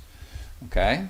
And then what we're going to do is write a loop that goes through all the friends of this particular user that we're asking and gets their screen name, prints it out, and then we're going to check to see if this one is already in our people database, because this is a spider. We're grabbing accounts, and so we'll do a friend ID and do a fetch one, grab the sub-zero thing, and if that works, if this person's not in there, this fetch one is going to blow up, which means we're going to drop down to the accept code. But if it does work, we have friend ID is the, that they're there and they're already in our database, right? They just weren't retrieved. Okay, and so now if the friend ID wasn't there, we're going to do an insert into setting retrieve to 0, and then we're going to commit, right? Now, remember, row count is how many rows were affected by this last transaction, cur.row count, and we're going to die if that insert doesn't work. This is unlikely, unless somehow we've ran out of disk drive or something. And we're going to grab the friend ID as the key, the last row that was inserted. We're only going to insert one row, so it's basically the primary key of the row that we just inserted. So if you look at this code right here, it comes out the bottom one way or another with friend ID successful, right? Friend ID is either they're already in our database or they're not. And if we insert them, then we have it. And so now, this count new and count old is just so I can print out a nice printout. Now we are going to insert into the friend table, which is called the follows table in this case, from ID and to ID. Those are the two outward pointing foreign keys. And we have the ID of the account that we are retrieving the friends of, and then this particular friend. And so we're inserting the connection from this person to that person. And then we commit it. We want to commit these again so that later selects, when the loop goes back up, later selects get all of that data that's going on. Okay, so we do want to commit from time to time. and then we close the cursor at the very end. Okay? So let's run this and see what happens. Okay, so Python twfriends.py. Oh, of course, I am a refugee from Python 2, so I always forget to type Python 3.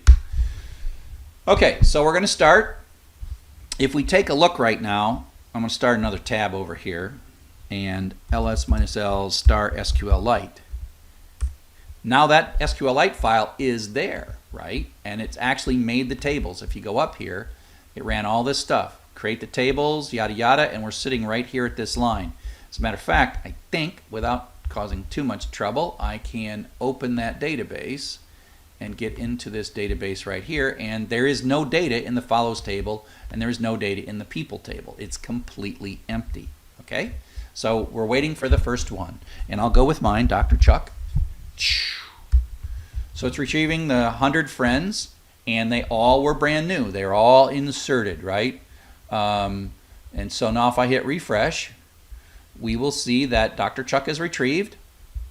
Who follows? So these are all the people I follow. So one follows two. So if we look at here, we see that Dr. Chuck follows Stephanie Teasley. Because we grabbed the followers of Dr. Chuck, you know, we're going to have a record in all of the follows for all the ones that I did, right? So these are all the people I followed, and we put them in. Okay?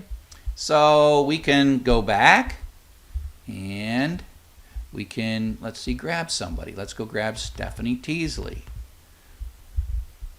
And let's pull out her friends. So we grabbed 100 of her folks. I got 14 left. That's my X rate limit. So I did Stephanie Teasley. So let's go back here. So you'll notice there's 101. There's probably going to be, 182. That's interesting. So we've retrieved Dr. Chuck and Stephanie Teasley. And let's go take a look in the friends table, the follows table. Okay. So we have all of the people I follow. Now all the people Stephanie follows. Okay. So there we go. So let's go ahead and do somebody else. Let's see. I think we both follow Tim McKay. Where's Tim McKay?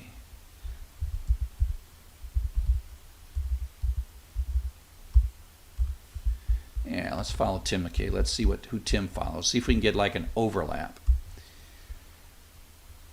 Oh, we revisited some. Let's see if we can see this in the follows. Let's see people. So we've got Dr. Chuck retrieved, and Tim McKay's somewhere down here.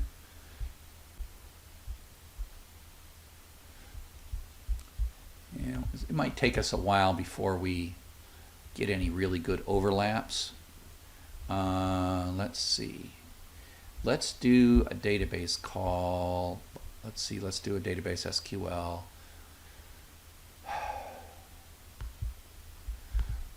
Select count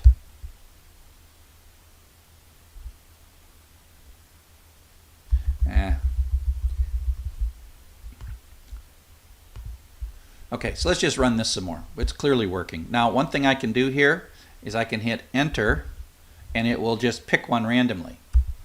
So it grabbed live edu TV, and now I can, and let's see how many I got left. We got 12 left, and now I can hit enter again, and it picks another one.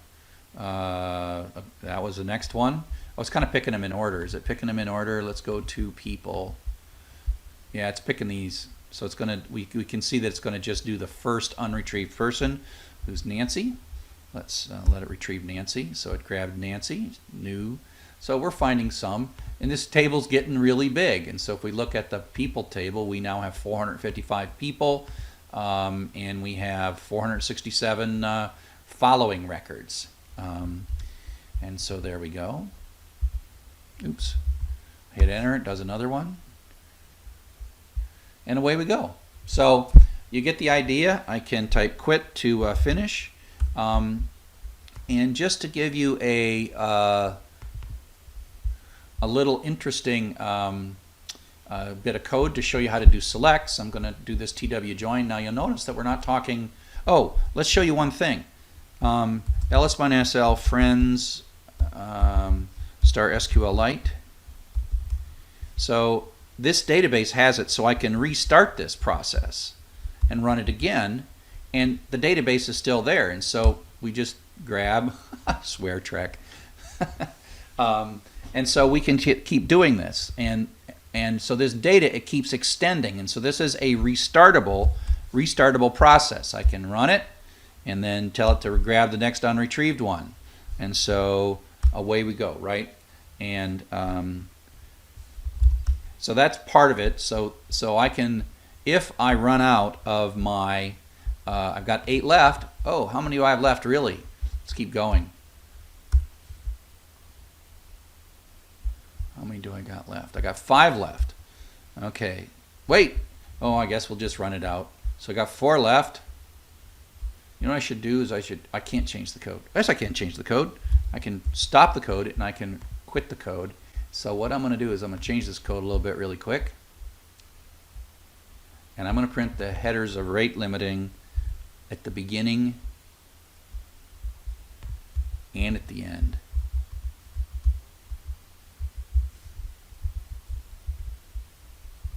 So now I can run it again. I changed the code. Hopefully I didn't make a Python error. Tell it to go get another one and a Navarro. And so I got 3 left. Oops.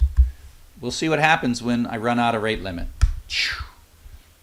Run out of rate limit. So we have 1 left. Hit enter. Hit Control K. Opensource.org. So we have 0 left. That worked. Now let's see what happens. I don't know what happens next.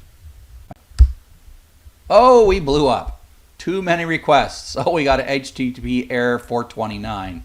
So that means that, going for Mark Cuban, that was in line 48. So the right thing to do would be in line 48. We should really put this in a try except block.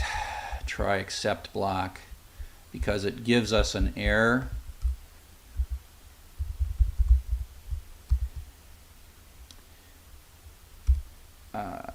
Print, oh fiddlesticks. How do I print the exception message? I always am forgetting. Print failed to retrieve. Okay, so we'll put that in. Now if I run it,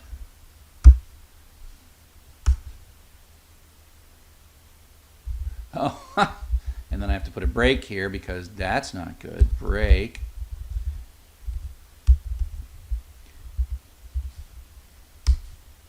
Failed to retrieve. Now I got to figure out. Oh, I never know how to print out the error message. Yeah. So I have to. I never remember. See, that's the weird thing about stuff, is that I don't ever remember enough. I don't remember the syntax, what I say here, to print the error message out. So I'm going to go to Google, and I'm going to say print out the exception message in Python. Print out the exception message in Python. Oh, Python 3, hello.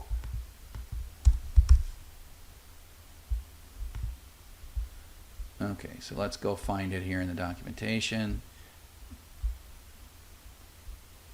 Accept.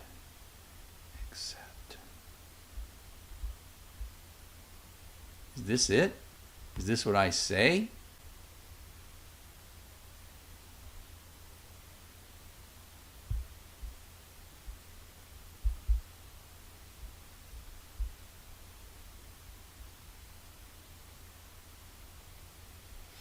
I just want to print out the message.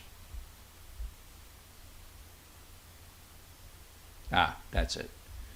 Accept. Let's try this.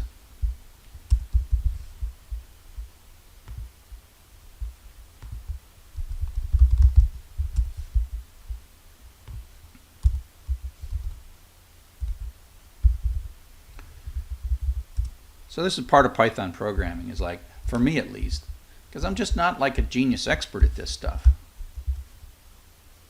Ha! This is one thing I like about Python. is you can guess stuff, and sometimes you guess right. So there we go. We got the error, we got the nice little error message, and we see error 429, too many requests. So that cleans that up nicely. So we have run out of requests, and on that, it is a good time to say thanks for listening, and I hope that you found this valuable.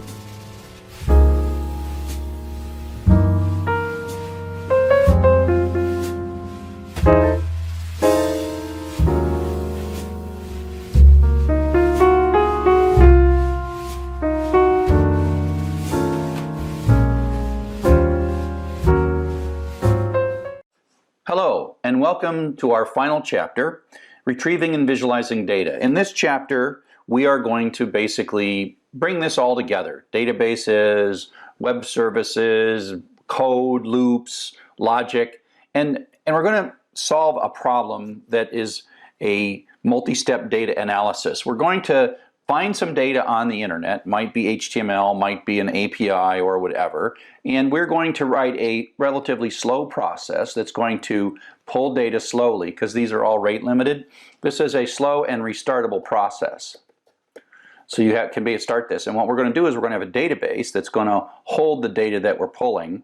And so this might take several days actually, if you really have to do it, and then you'll build up your data in your database, and then what you tend to do is you tend to produce two databases. One is kind of a raw database that, it's all of its data columns are aimed at helping you figure out what you've got to retrieve yet and what you haven't retrieved yet. So that's kind of a crawling, spidering process. And then you find that the data is kind of nasty and ugly, and you find that before you're going to do any analysis, you probably want to clean and process it. So in a lot of these, you're going to go from a raw database to a clean one. And this is going to be really large, and this is going to be really small.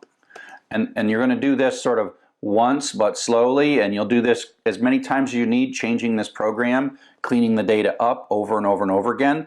And then you'll end up with really clean data, and it's relatively small. And you might run programs that'll loop through this to do visualizations or analysis or some things or whatever. And so you'll actually sort of use this database as a source of information. Okay? So that's the basic pattern of what we're going to work with. Now, this is what I call personal data mining. And if you're going to do this seriously, Python is used in lots of data mining activities, but if you're going to do data mining seriously with really, really large data sets, we're doing small to medium-sized data sets, as you might do sort of for individual personal research versus like an organizational research where you're processing the logs of a web server or something like that. And there's lots and lots of wonderful technology. And what's really cool is this technology just keeps getting better and better, because the whole data mining, data analysis, natural language processing field is just so hot right now. It's so awesome. We're going to keep it simple and do stuff for ourselves for now. And I gave you a bunch of sample code that's going to make it so that you can adapt this sample code to solve the problems that you need to solve. So like I said, this is more of a programming exercise. Data mining might be a lot more complex. If you're doing simple research, this might actually model what you do pretty well. So the first thing that we're going to do is what's called use the Google's JSON API for geocoding. And there are two versions of this. One version requires a key, and one version doesn't require a key. Google used to make all this data available for free, but with just a rate limit, but now they're increasingly requiring a key. So I give you code in this zip file that kind of does both. If you really wanted to do something in production of taking user entered places and names and getting precise latitude, longitude coordinates, so you can produce a nice little Google map like this. Since Google has made a rate limited API, I've actually pre-spidered a copy of the Google data, and I have my own sort of fake Google API, and so you can do your assignments and test all your code using my fake API, which has no rate limits and has no problems, but it's only a limited set of the data. And so this is the basic process, and it's one of those things that it follows that basic personal data modeling, personal data mining pattern. And so here's this API, which is either Google or me. I've got my own Dr. Chuck version of this, drchuck.net version of this. And there is a an input queue of the location. So this is the user data where they just put in the name of where they think they live, University of Tübingen or something. And so this is the queue of the things that are to be retrieved. And in my case, when I built this map for the first time, there was like 15,000. And it took me days to get this. And so it would stop. And so what I would do is I would, read the first one into this geoload.py, check to see if I already had it in my database. If I didn't already have a database, I would go into the API, I'd pull the data down, and I would put it in the database.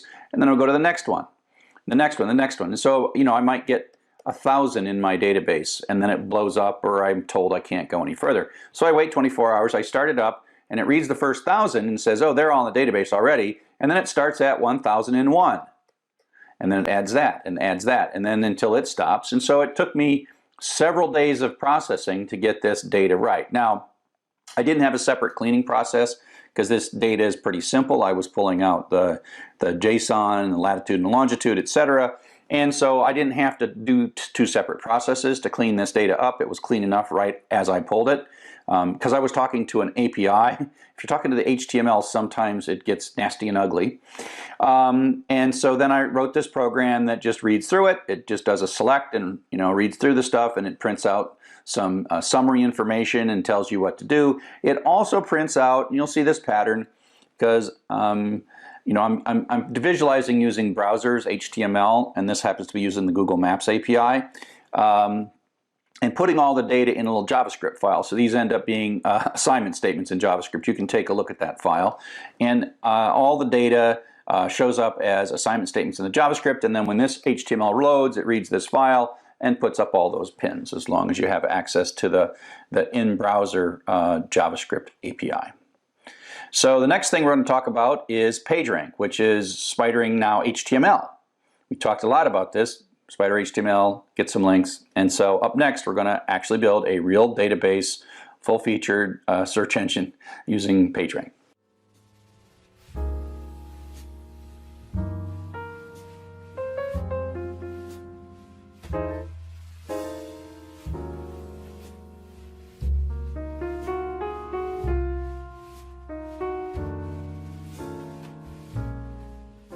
So now we're going to write a search engine, do some of the things. We're going to do PageRank, and we're going to visualize it in a web browser and show the weights.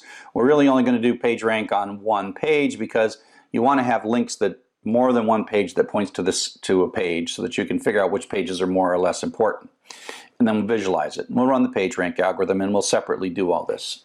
So at this point, we're going to do pretty much the web crawling, the index building, and the searching. We're not going to really search it. We're going to visualize the index. But you could write a simple program to do searches for keywords and figure out which page was the most likely page for a keyword. And that would be a fun additional thing to do. So the web crawler is this program that hits a page, pulls down the HTML, parses the page, looks for links, makes a queue of incoming links that are as yet unretrieved, and I'm going to do this in a simple SQLite database. And starts out with, the database basically starts with one link as the starting point, and then it retrieves that page, and then you see the database end up with lots of unretrieved pages, and then it goes back in and picks a random page and retrieves that one, and then it just expands and expands. This code that I've built that you're going to play with only stays on one website. Otherwise it would go crazy. But of course Google doesn't use an SQLite database running on your hard drive. But you'll get the idea. You'll see this thing exponentially gain links, and you'll run it for a while, pull down 1,000 web pages or whatever. But of course, make sure that you don't violate any terms and conditions. And again, I've got some data sources that you can use, and they're not rate limited, but you can also use things like Wikipedia, which I think they sort of discourage you, or drchuck.com, which has no rate limit, or who knows what, right? So just be careful. Don't do this on Facebook, and don't do it on Google. Don't get yourself in trouble. And if you're using internet connection where you're paying for bandwidth, be careful. So this is the idea of the web crawler, and this isn't my picture. This is the classic picture of a web crawler. Read a page, parse it, take all the URLs and stick them in a queue, grab again and again. So for us, this scheduler is going to do it as long as you'd say, oh, do 100 pages, or it runs until it blows up. I mean, and again, these processes that have the network in the loop, it's really important that they behave well when they blow up. And that's why databases are so useful, because you can be writing along to the database and some random thing happens and blows your data up and you start over. So you're reading these things, you're storing each page, building up your storage, etc., etc. So you just keep on doing that. And with this program, you'll be able to retrieve some stuff, then run the PageRank, then you can retrieve some more, and then you can run some more PageRank, and you can kind of see how Google sort of evolves its index over time. Of course, we're so much simpler. And like I said, be careful when you crawl. You're going to run a crawler that just goes as fast as it can, but Google doesn't do that. It's careful not to overwhelm any websites. It's trying to be smart about the use of your bandwidth on your website. There is a file. Our code won't bother looking at this. But there's a file called robots.txt that real web crawlers look at, and it gives a list of the things you are allowed to look at and not allowed to look at. And so if you go to Google and you see a search that says, we are not allowed to show you the summary text of this page because of the robots.txt, it's there, and you can go and you can actually see a robots.txt. Like on, just go to any website, it's at the top root, blah, blah, blah, blah, blah, /robots.txt. It's not a path. It's not /this, /that, /something else robots. It's at the very, very top of a website. The index building uses the PageRank algorithm. And the whole goal of the PageRank algorithm is to figure out which pages have the best links. So having the most links is really easy. You can just say how many links go to this. But the problem is you got to figure out the value of those links. And then you have to, how do you figure the value of those links? By looking at how many good links come to it. So it turns out that it's an infinite problem. It's an infinitely difficult problem to use PageRank. But you can approximate it, and what happens is after a while it converges to a reasonable value. And so we're going to run the search index, and each time it runs, you're going to see that it says, you know, how much did these numbers change? And what happens is, in the beginning, they change very wildly, but quickly they flatten out. And it has the best way to think about the PageRank is think about how water runs, where you have a small little stream going by a house, and sometimes it rains, sometimes it's dry, and sometimes, you know, and there's like a little lake, and the stream is always running, and it doesn't go up and it doesn't go down. It might go up a little bit if it rains a lot, but in general there's sort of a steady state, meaning that whatever water's coming in is about the same as the water going out. So we think about this in terms of web pages. The value of the links coming in is roughly the same as the value of links going out. So when that starts to balance the in and the out value from each of the nodes, then you've got pretty stable. And so what Google does is they have a really relatively stable assessment of goodness and value of pages, and they use that to compute PageRank, and then they throw a few more pages in, and it kind of has to adjust for a while, but it reconverges. And so this is a calculation that generally converges, and it doesn't vary wildly. And that's why Google's pretty good at kind of arriving at the true value of something. So let's take a look at what we're going to do in this application. Again, we have a file that is going to spider the web, and we only have one database. Again, in this one, we'll have two databases in the next one. And so this is spider is the restartable part. And what we actually do is we put one URL in, the starting URL, and then spider walks in and asks, are there any unretrieved pages? And it does that randomly. It sort of picks among the unretrieved pages and says, okay, great, I'll go retrieve that page. And then I'll parse that page, and then I'll put in a bunch of new unretrieved pages, okay, as well as the text of that page, and then a bunch of unretrieved pages.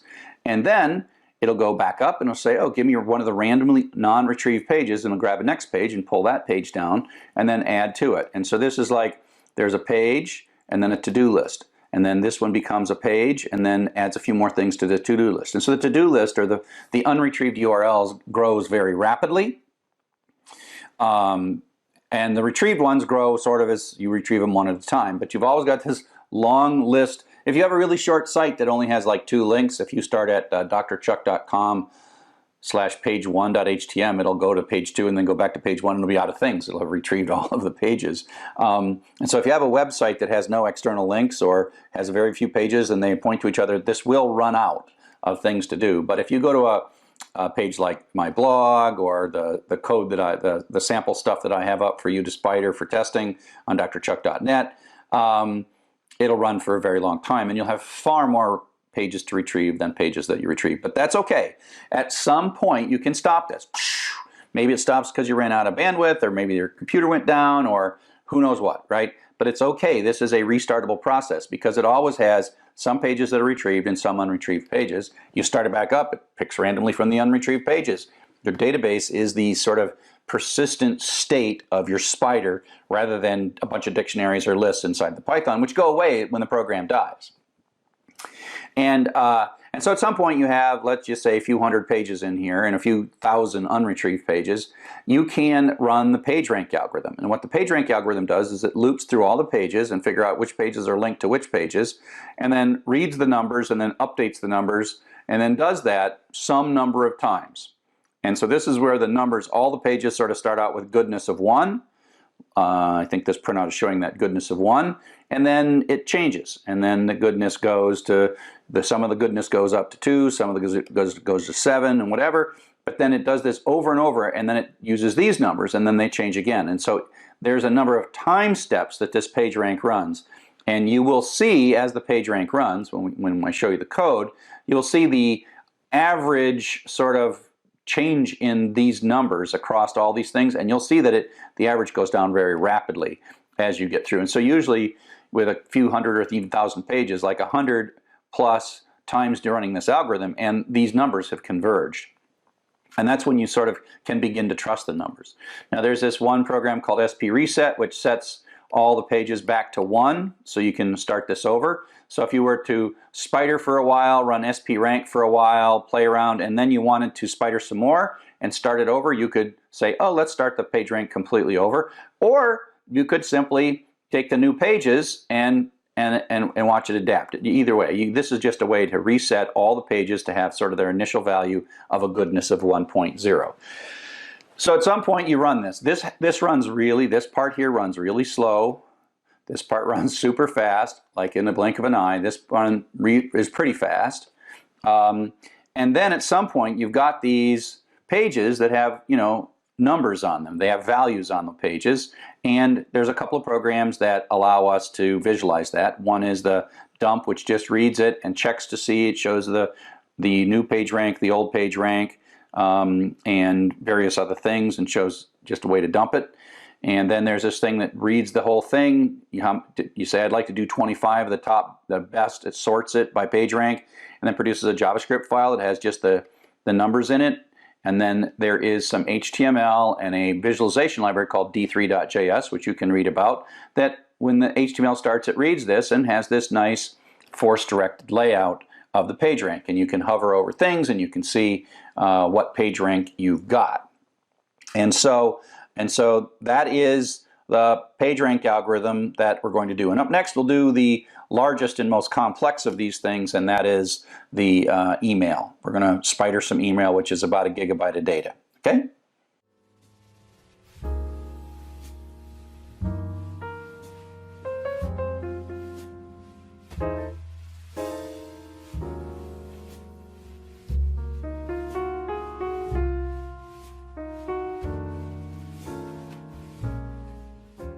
The last visualization application that we're going to take a look at is mailing lists, and that's kind of ironic. We started with the mailing lists, and we're going to end with the mailing lists. The mailing lists, of course, are from my open source Sakai project, which I love and very proud of. And so what we're going to do is we're going to crawl the archive of a mailing list, and then we're going to do 2 visualizations. One is a activity visualization, and another is a word cloud. So it's probably the more important thing is when I do the demonstration of how the software works. So this is a large data set, so you got to be careful. This could spider gmain.org, which is a very free and friendly archive. This data originally came from gmain.org, but I've got a copy of it. And so gmain.org is not rate limited. But if everyone who is watching this starts spidering gmain.org at the same time, you will crash it.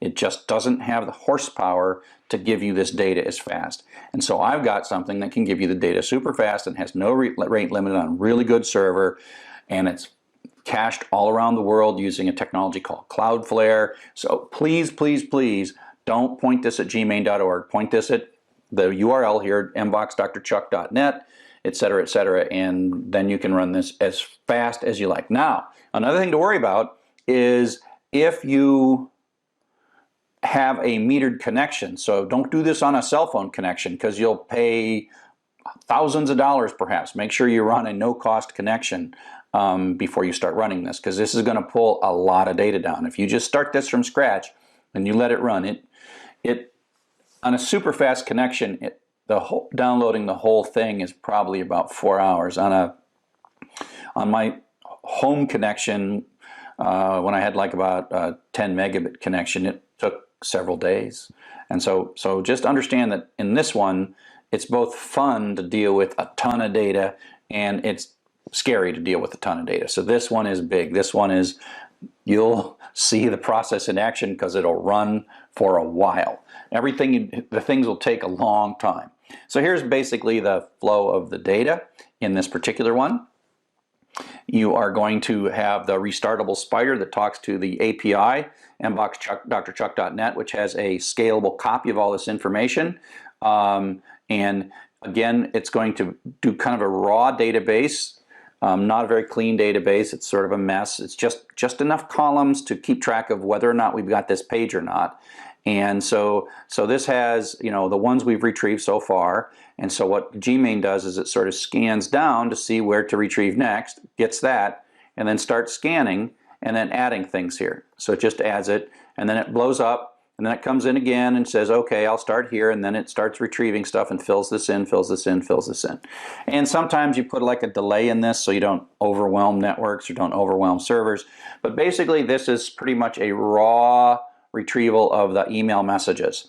And this file can get rather large. This is the one that's greater than a gigabyte.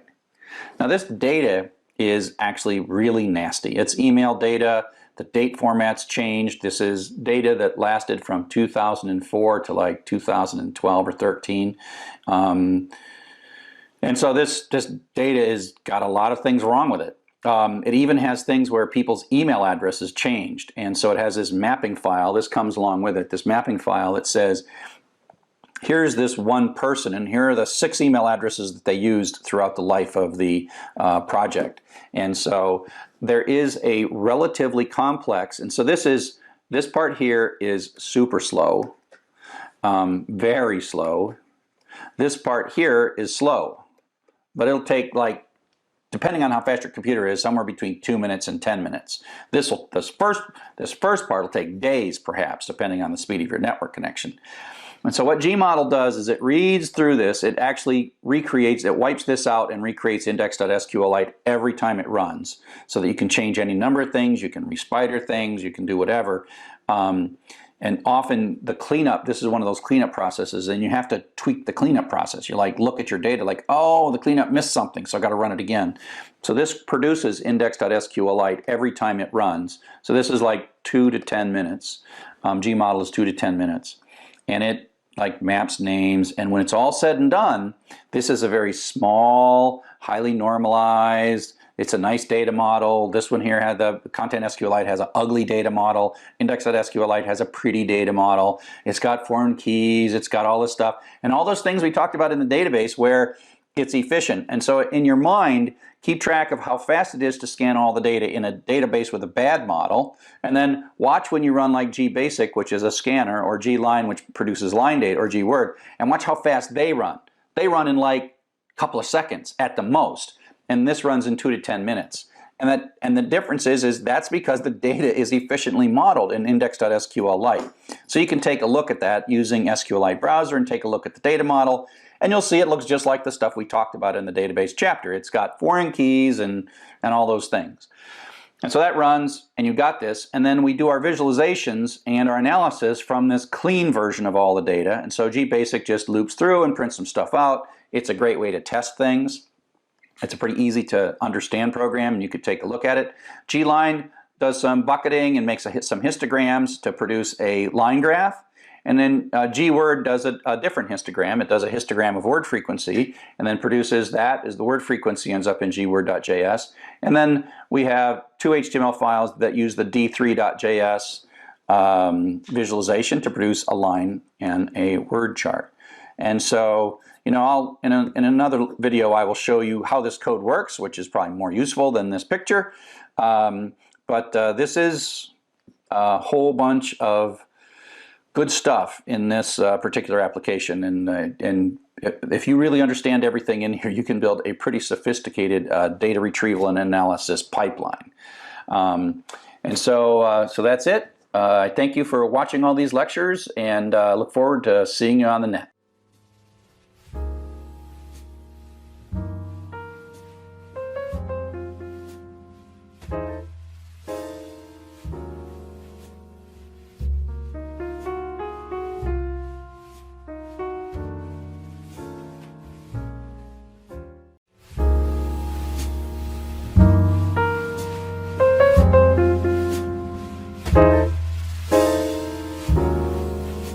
Hello everybody, welcome to Python for Everybody. We are doing some code walkthroughs. If you want to follow along with the code, you can download the source code from Python for Everybody, the Python for Everybody website, okay?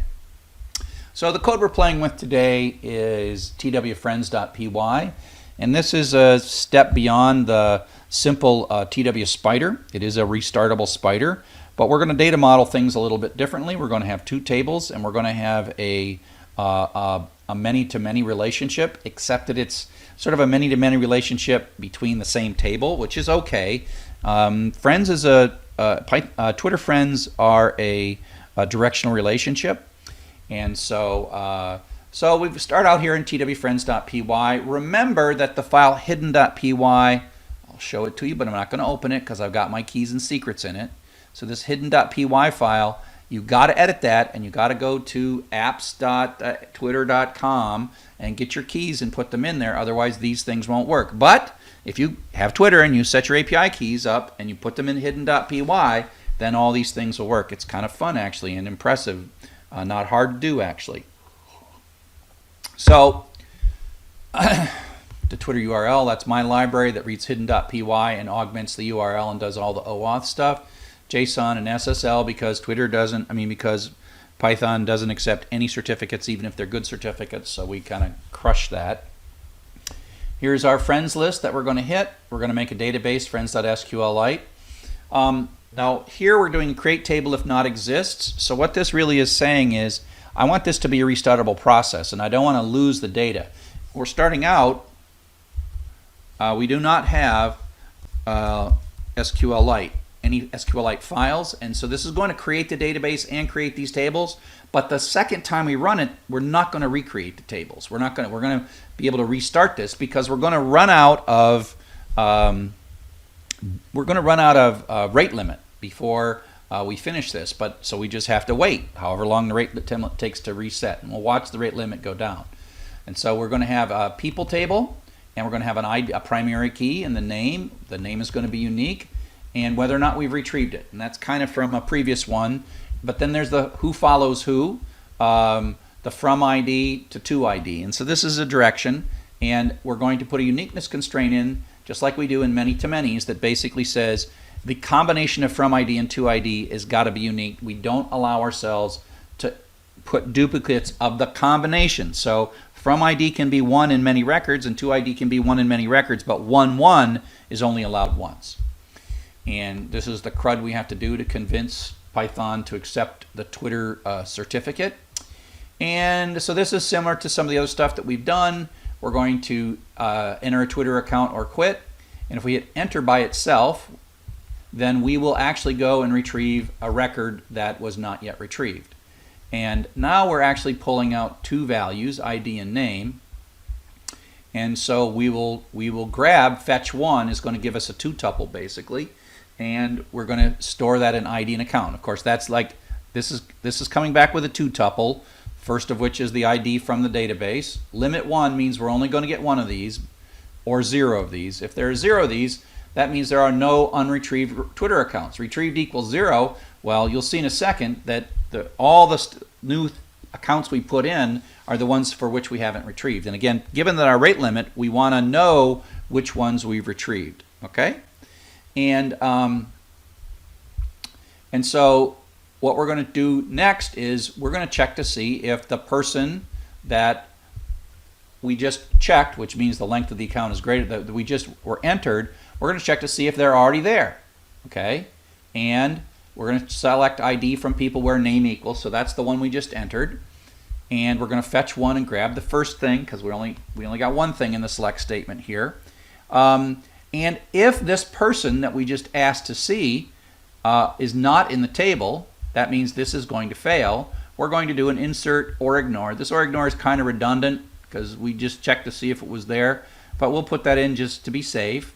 And we're going to put the name in as the new account that we're looking at, and we're indicating that retrieved is 0, so that we will know that we haven't retrieved it yet. You'll see that we'll update that in a second. We commit it so that later selects will see this. So you got to do the commit. This later select wouldn't see the one we just inserted. And we're going to ask how many rows were affected, and if it's not equal to 1, then we're going to complain about we inserted it. And we are going to do this thing. We're going to ask, hey, remember there was an ID up there?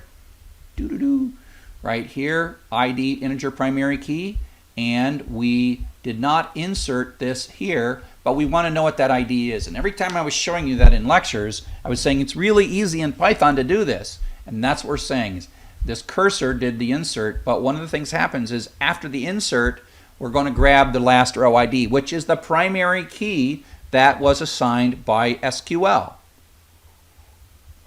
Okay? And so that means that one way or another, coming through this code here in line 45, one way or another, we're either going to know the ID of the user that was there before, or we just inserted one, and so we're going to know the primary key of the current user. And you'll see why we need that. So ID is the primary key of the current user that we entered right here. Okay? And now what we're going to do is do the Twitter URL augment with the OAuth and all the keys and the secrets and hidden.py. Instead, we're going to go through, let's count 1,000. Let's go count, what the heck, let's go 200, up to 200 friends. Save. No, let's do 100. We'll keep it that way. And then we're going to retrieve it, and we're retrieving the account. We're not going to print the nasty URL out. We could. Then we're going to open the URL with a connection, and then we're going to read that, and we're going to get the UTF-8 data from this, and then we're going to decode that, and we're going to have the Unicode data. So the data string is an internal Python string with all that data representing all the wonderful characters. And of course, we're going to ask URL open to give us back the headers as a dictionary using this call, and we can see what how many we have left for the remaining, right? What's the remaining rate limit that we have, okay? And so then what we're going to do is parse the data with JSON load S. If, oh wait, I need a continue in here. Continue, okay, save. If we are going to parse this data, we'll print it out, right? So that means that this died, which means it's not syntactically correct JSON, basically. And who knows if we're ever going to see that, but at least when it blows up, it'll print this data out. We'll have to catch it, and then it'll continue. Actually, I'll make this a break, because if that's blowing up that bad, we should quit. Now, I don't yet know what happens when this rate limit says you can't have it. And so, but I do know that I expect when it's successful that there will be a key of users in this outer dictionary that we're going to get. And if this outer dictionary that if users is not in the parsed dictionary, then I'm going to dump out this data so that at least I can debug what happens when I've got some broken JSON. So the difference between this code is going to fail when the JSON is syntactically bad, meaning a curly brace isn't right or whatever. This code will trigger when I get good JSON, but I don't have a user's key in it. Okay? So then, once we've retrieved it, we're pretty happy with it. We're going to update for our account that we're retrieving. We're going to set this as one of our retrieved accounts. Okay?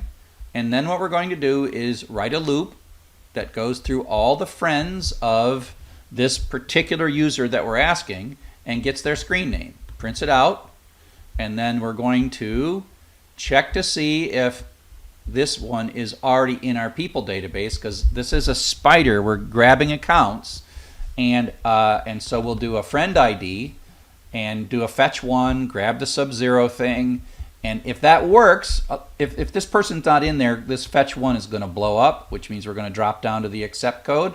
But if it does work, we have friend ID is the, that they're there and they're already in our database, right? They just weren't retrieved. Okay, and so now if the friend ID wasn't there, we're going to do an insert into setting retrieve to 0, and then we're going to commit, right? Now, remember, row count is how many rows were affected by this last transaction, cur.row count, and we're going to die if that insert doesn't work. This is unlikely, unless somehow we've ran out of disk drive or something. And we're going to grab the friend ID as the key, the last row that was inserted. We're only going to insert one row, so it's basically the primary key of the row that we just inserted. So if you look at this code right here, it comes out the bottom one way or another with friend ID successful, right? Friend ID is either they're already in our database or they're not. And if we insert them, then we have it. And so now, this count new and count old is just so I can print out a nice printout. Now we are going to insert into the friend table, which is called the follows table in this case, from ID and to ID. Those are the two outward pointing foreign keys. And we have the ID of the account that we are retrieving the friends of, and then this particular friend. And so we're inserting the connection from this person to that person. And then we commit it. We want to commit these again so that later selects, when the loop goes back up, later selects get all of that data that's going on. Okay, so we do want to commit from time to time, and then we close the cursor at the very end. Okay, so let's run this and see what happens. Okay, so Python twfriends.py. Oh, of course, I am a refugee from Python 2, so I always forget to type Python 3. Okay, so we're going to start. If we take a look right now, I'm going to start another tab over here, and ls-l star SQLite. Now that SQLite file is there, right? And it's actually made the tables. If you go up here, it ran all this stuff. Create the tables, yada yada, and we're sitting right here at this line. As a matter of fact, I think without causing too much trouble, I can open that database and get into this database right here, and there is no data in the follows table, and there is no data in the people table. It's completely empty. Okay, so we're waiting for the first one, and I'll go with mine, Dr. Chuck. So it's retrieving the 100 friends, and they all were brand new. They're all inserted, right? And so now if I hit refresh, we will see that Dr. Chuck is retrieved. Who follows? So these are all the people I follow. So one follows two. So if we look at here, we see that Dr. Chuck follows Stephanie Teasley. Because we grabbed the followers of Dr. Chuck, we're going to have a record in all of the follows for all the ones that I did, right? So these are all the people I followed, and we put them in. Okay, so we can go back, and we can, let's see, grab somebody. Let's go grab Stephanie Teasley. And let's pull out her friends. So we grabbed 100 of her folks. I got 14 left. That's my X rate limit. So I did Stephanie Teasley. So let's go back here. So you'll notice there's 101. There's probably going to be, 182. That's interesting. So we've retrieved Dr. Chuck and Stephanie Teasley. And let's go take a look in the friends table, the follows table. Okay. So we have all of the people I follow. Now all the people Stephanie follows. Okay. So there we go. So let's go ahead and do somebody else. Let's see. I think we both follow Tim McKay. Where's Tim McKay?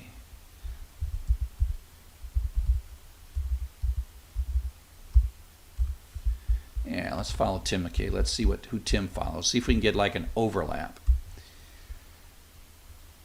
Oh, we revisited some. Let's see if we can see this in the follows. Let's see people. So we've got Dr. Chuck retrieved and Tim McKay's somewhere down here.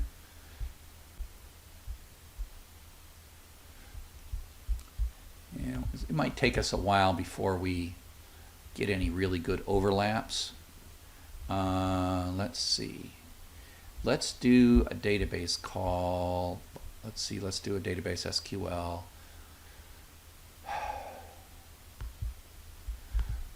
Select count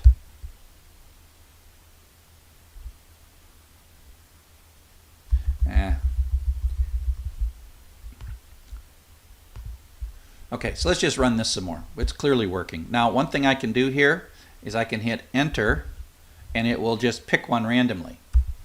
So it grabbed live EDU TV, and now I can, and let's see how many I got left. We got 12 left, and now I can hit enter again and it picks another one. That was the next one. I was kind of picking them in order. Is it picking them in order? Let's go to people. Yeah, it's picking these. So it's gonna, we can see that it's gonna just do the first unretrieved person, who's Nancy. Let's let it retrieve Nancy. So it grabbed Nancy, new. So we're finding some, and this table's getting really big. And so if we look at the people table, we now have 455 people, and we have 467 following records. And so there we go. Oops. Hit enter, it does another one.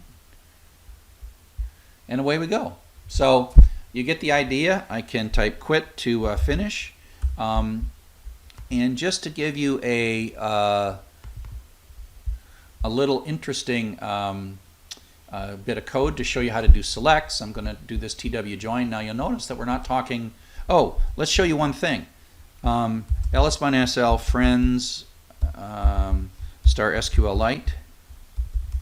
So this database has it, so I can restart this process and run it again, and the database is still there. And so we just grab swear trek, and so we can keep doing this, and so this data, it keeps extending, and so this is a restartable process. I can run it and then tell it to grab the next unretrieved one, and so away we go, right? And so that's part of it. So I can, if I run out of my, I've got 8 left. Oh, how many do I have left really? Let's keep going. How many do I got left? I got 5 left. Okay, wait. Oh, I guess we'll just run it out. So I got 4 left. You know what I should do is I can't change the code. Yes, I can't change the code. I can stop the code and I can quit the code. So what I'm going to do is I'm going to change this code a little bit really quick. And I'm going to print the headers of rate limiting at the beginning and at the end.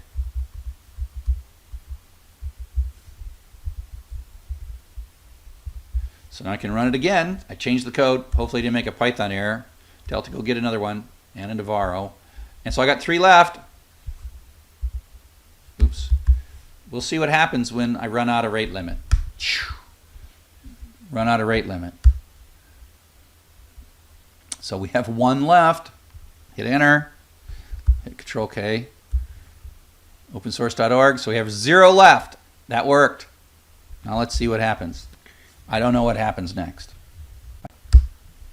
Oh, we blew up. Too many requests. Oh, we got an HTTP error 429. So that means that going for Mark Cuban, that was in line 48, so the right thing to do would be in line 48. We should really put this in a try except block. Try except block, because it gives us an error.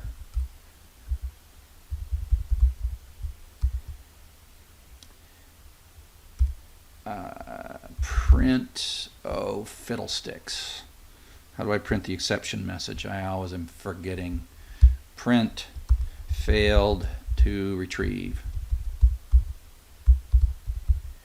Okay, so we'll put that in. Now if I run it,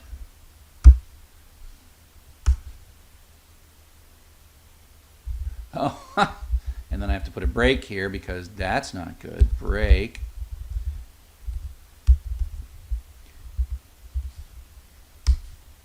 Failed to retrieve. Now I got to figure out. Oh, I never know how to print out the error message.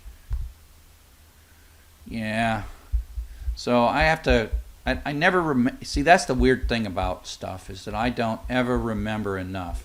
I don't remember the syntax, what I say here, to print the error message out. So I'm going to go to Google, and I'm going to say print out the exception message in Python. Print out the exception message in Python. Oh, Python 3, hello.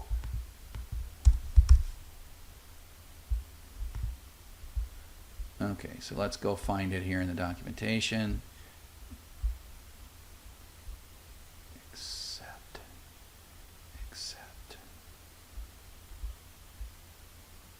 Is this it? Is this what I say?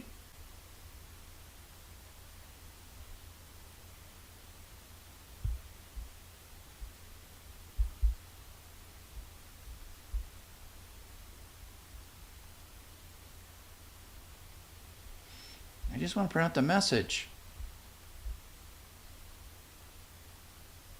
Ah, that's it. Accept.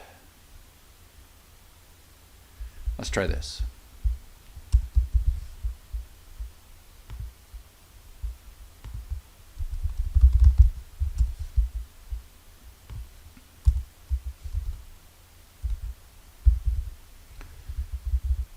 So this is part of Python programming, is like, for me at least, because I'm just not like a genius expert at this stuff. Ha! This is one thing I like about Python, is you can guess stuff, and sometimes you guess right. So there we go. We got the error, we got the nice little error message, and we see error 429, too many requests. So that cleans that up nicely. So we have run out of requests, and on that, it is a good time to say thanks for listening, and I hope that you found this valuable.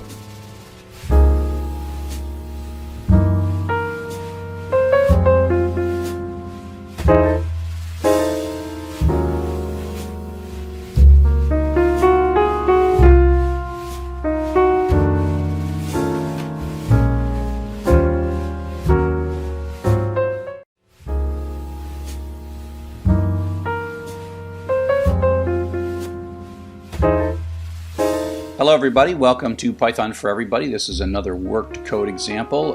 You can download the sample code zip file if you want to follow along.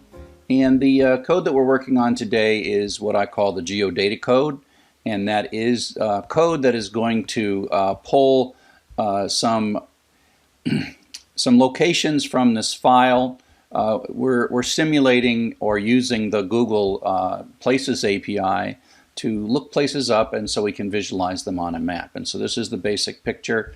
If we take a look at this where.data file, it's just a flat file that has a list of organizations, and this actually was pulled from one of my MOOC surveys. We just let people type in where they went to school, and this is just a sample of them. So this data is read in by this program geoload.py. And if you recall, this Google Geodata has rate limits. It also has API keys, which we'll talk about in a bit too. And so the idea is this is a restartable spider-like process. And so we want to be able to run this and have it blow up and run it and start it and not lose what we've got, right? And so this is unlike some of those. So we're not now using a database as well as an API, but in order to work around the rate limits of this API, we're going to use the database with a restartable process. And then we'll make some sense of this, and then we'll visualize this. But in the short term, let's start with geoload.py code. Geoload.py, take a look here. So a lot of this hopefully by now is somewhat familiar to you. URL lib, JSON, SQLite. And so I mentioned that the Google APIs, these used to be free and did not require an API key, but increasingly they're making you do API keys for especially new ones. And so what happens, you can go to your Google Places, go to Google APIs and get get an API key, and you can put it in here. It'll be this long, big, long thing that looks like that. And then if you have an API key, you can use the Places API. And I've got a copy of a subset, not all of it, a subset of it here at this URL. As a matter of fact, you can just go to this URL in a browser, and it will tell you a list of the data that it knows about. Okay, and I made it so that that does the same basic protocol with the address address equals as the Google Places API. So this will just change how we retrieve the data. Either retrieve it from my server. Nice thing about my server, it's got no rate limit. It's really fast, and you're not fighting with Google all the time. And it means that perhaps if you're in a country that Google is not well supported, you can use my API. I mean, that's really strange that somehow my API is more reliable and available than the Google one, but it's true. So we're going to make a database. We're going to do a create table if not exists, and we'll have some address, and we're really just caching the geographical data. We're going to cache the JSON. One of the things we do when we build these processes is we tend to simplify these things and not do all the calculation and parsing of the JSON. Just load it and get it in, and load it and get it in, and fill the data up in this database. And so that's what we're going to do. Because Python doesn't ship with any legitimate certificates, we have to sort of ignore certificate errors. We're going to open the file, and we're going to loop through it and pull out the address from the file, and we are going to select from the geodata where that address is the address. Let's move this in a bit. And so we're going to do a select and pull out that address. And the idea is if it's already in the database, we don't want to do it. So we do a fetch one and pull out that first thing, which is that will be the JSON right there. If we get that, we'll continue up. Otherwise, we'll keep going. Pass just means don't blow up. So we accept and we just do a pass. That's like a no op. And we're going to make a dictionary, because that's what we do for the key value pairs. Everything you've seen so far, I've used constants here, but because we may or may not have an API key, query equals, and then that's the address, and then the key equals, and then the API key. If you recall, URL encode adds the pluses and question marks and all that nice stuff. We're going to retrieve it. We're going to read it and decode it, print out how much data we've got, and add a count. And then we're going to try to parse that JSON data and print it if something goes wrong. And as we've seen, at this top level of this JSON data from this geocoding API is an object, which we'll see a little bit of it in a bit. And it has a status field in it. And the status is okay if things went well. So if the status is not there, that means our JavaScript is not well formed or not how we expect it. If the status is not okay or not equal to 0 results, then print out failure to retrieve and then quit. And then we're simply going to insert this new data that we just put in, and then we're going to commit it. And every 10th one, this is count mod 10, we're going to pause for 5 seconds, and we can hit Control C here, and then we're going to do the geodump. Okay, so let's just run this. Geodata Python. So let's do an ls. So we don't have, oh, we do have, let's get rid of from a previous test, geodata.sqlite. So we'll start with a fresh set of data and run python geoload.py. Of course, I'm always forever making the mistake of forgetting Python 3. So you can see that it's running, and it's adding the query, and in this case I don't have the API key, and it's putting the pluses in, and that's this part here with all the pluses. That's the URL encode, and you notice it's pausing a bit. Now it depends on how fast your net connection. This may or may not go so fast, but this is not that much data, so it's like only 2,000, 3,000 characters. And so it's working and talking to my my server. And the interesting thing here is I can blow this up. I'm going to hit Control C. In Windows you'd hit Control, in Linux you'd hit Control C, and in Windows I think you'd hit Control Z, depending on what shell you're working in. But I'm going to hit Control C, and you see I sort of blew it up, right? And causes a traceback, a keyboard interrupt traceback. If I do an ls-l, you can see that now this geodata is there. Now in the name of restarting, I will restart this, and you will see that it checks and skips, and so it runs this code here where it's right here. It grabs it and finds it in the database. So you'll see it say found in the database really quick, chop, chop, chop, and go really fast, and then it'll go back to catching up where it left off. And so all those up there, they did not actually retrieve it because it knew about those things. And so now it's catching up and doing some more and doing some more and doing some more. And then I'll hit Control C. It has a little counter in here that basically, if it hits 200, it stops and you have to restart it. You could obviously change this code. You could make it so it didn't sleep. It doesn't hurt to sleep for like a second after every 100 or so if you want. You could change that code. And now let's just hit Control C and blow it up, ls-l. And there is another bit of code. And this code, it's always good to write these really simple things. And so we're going to import SQLite and JSON. We're going to connect ourselves up. We're going to open, except this is a UTF-8 because it's a UTF. We're going to open this with UTF-8, and we're going to read through. And in this case, we are going to decode.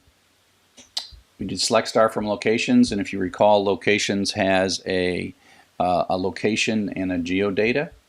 And so the sub-0 will be the location and the sub-1 will be the geodata. And we're going to parse it, convert it to a string, and then parse it. If something goes wrong with the JSON, we'll just keep skipping it. We'll check to see if we have the status in our JSON. Let me run the SQLite browser here.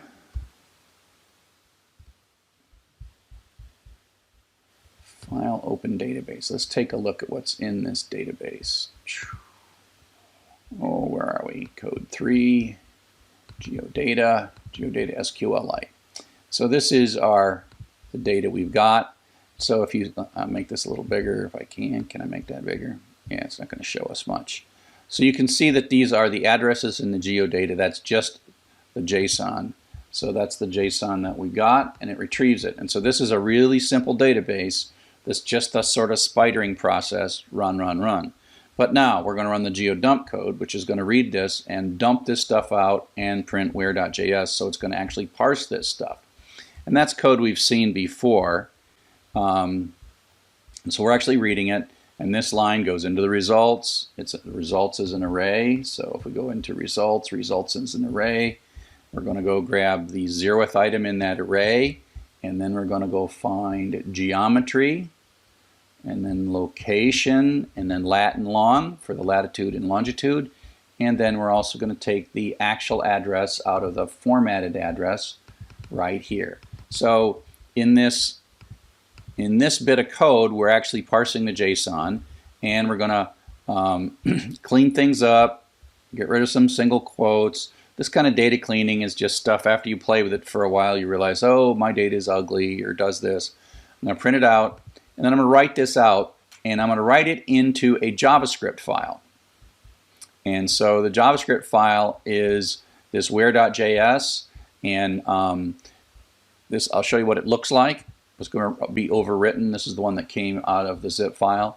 It'll have the latitude, the longitude, and we're going to use JavaScript to read this in this where.html file.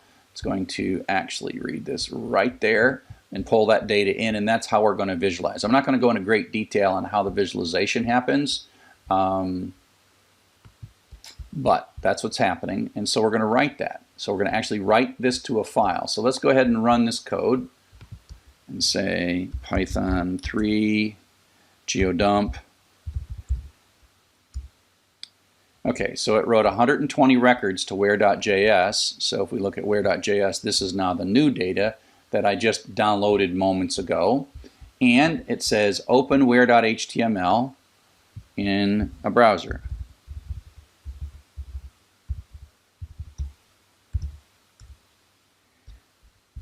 Now this you'll need the Google Maps API, and you might not be able to see this depending on where you're at, but here you go with Google Maps locations, and I think if you hover over this, you can see. And you see the UTF, why we there in that particular thing, why we had to use the UTF-8 when we wrote the file, so that we didn't end up with trouble writing the file out. And so there you go. And so that is a simple visualization, and just a simple visualization. It wrote this where.js. If you are smart with HTML and JavaScript, you can look at this where.html file. It's really just reading through a bunch of data and putting the points. That's all there is, but I'm not going to go through that. So, at least not in this. And so I hope that this was useful to you, and thanks for watching.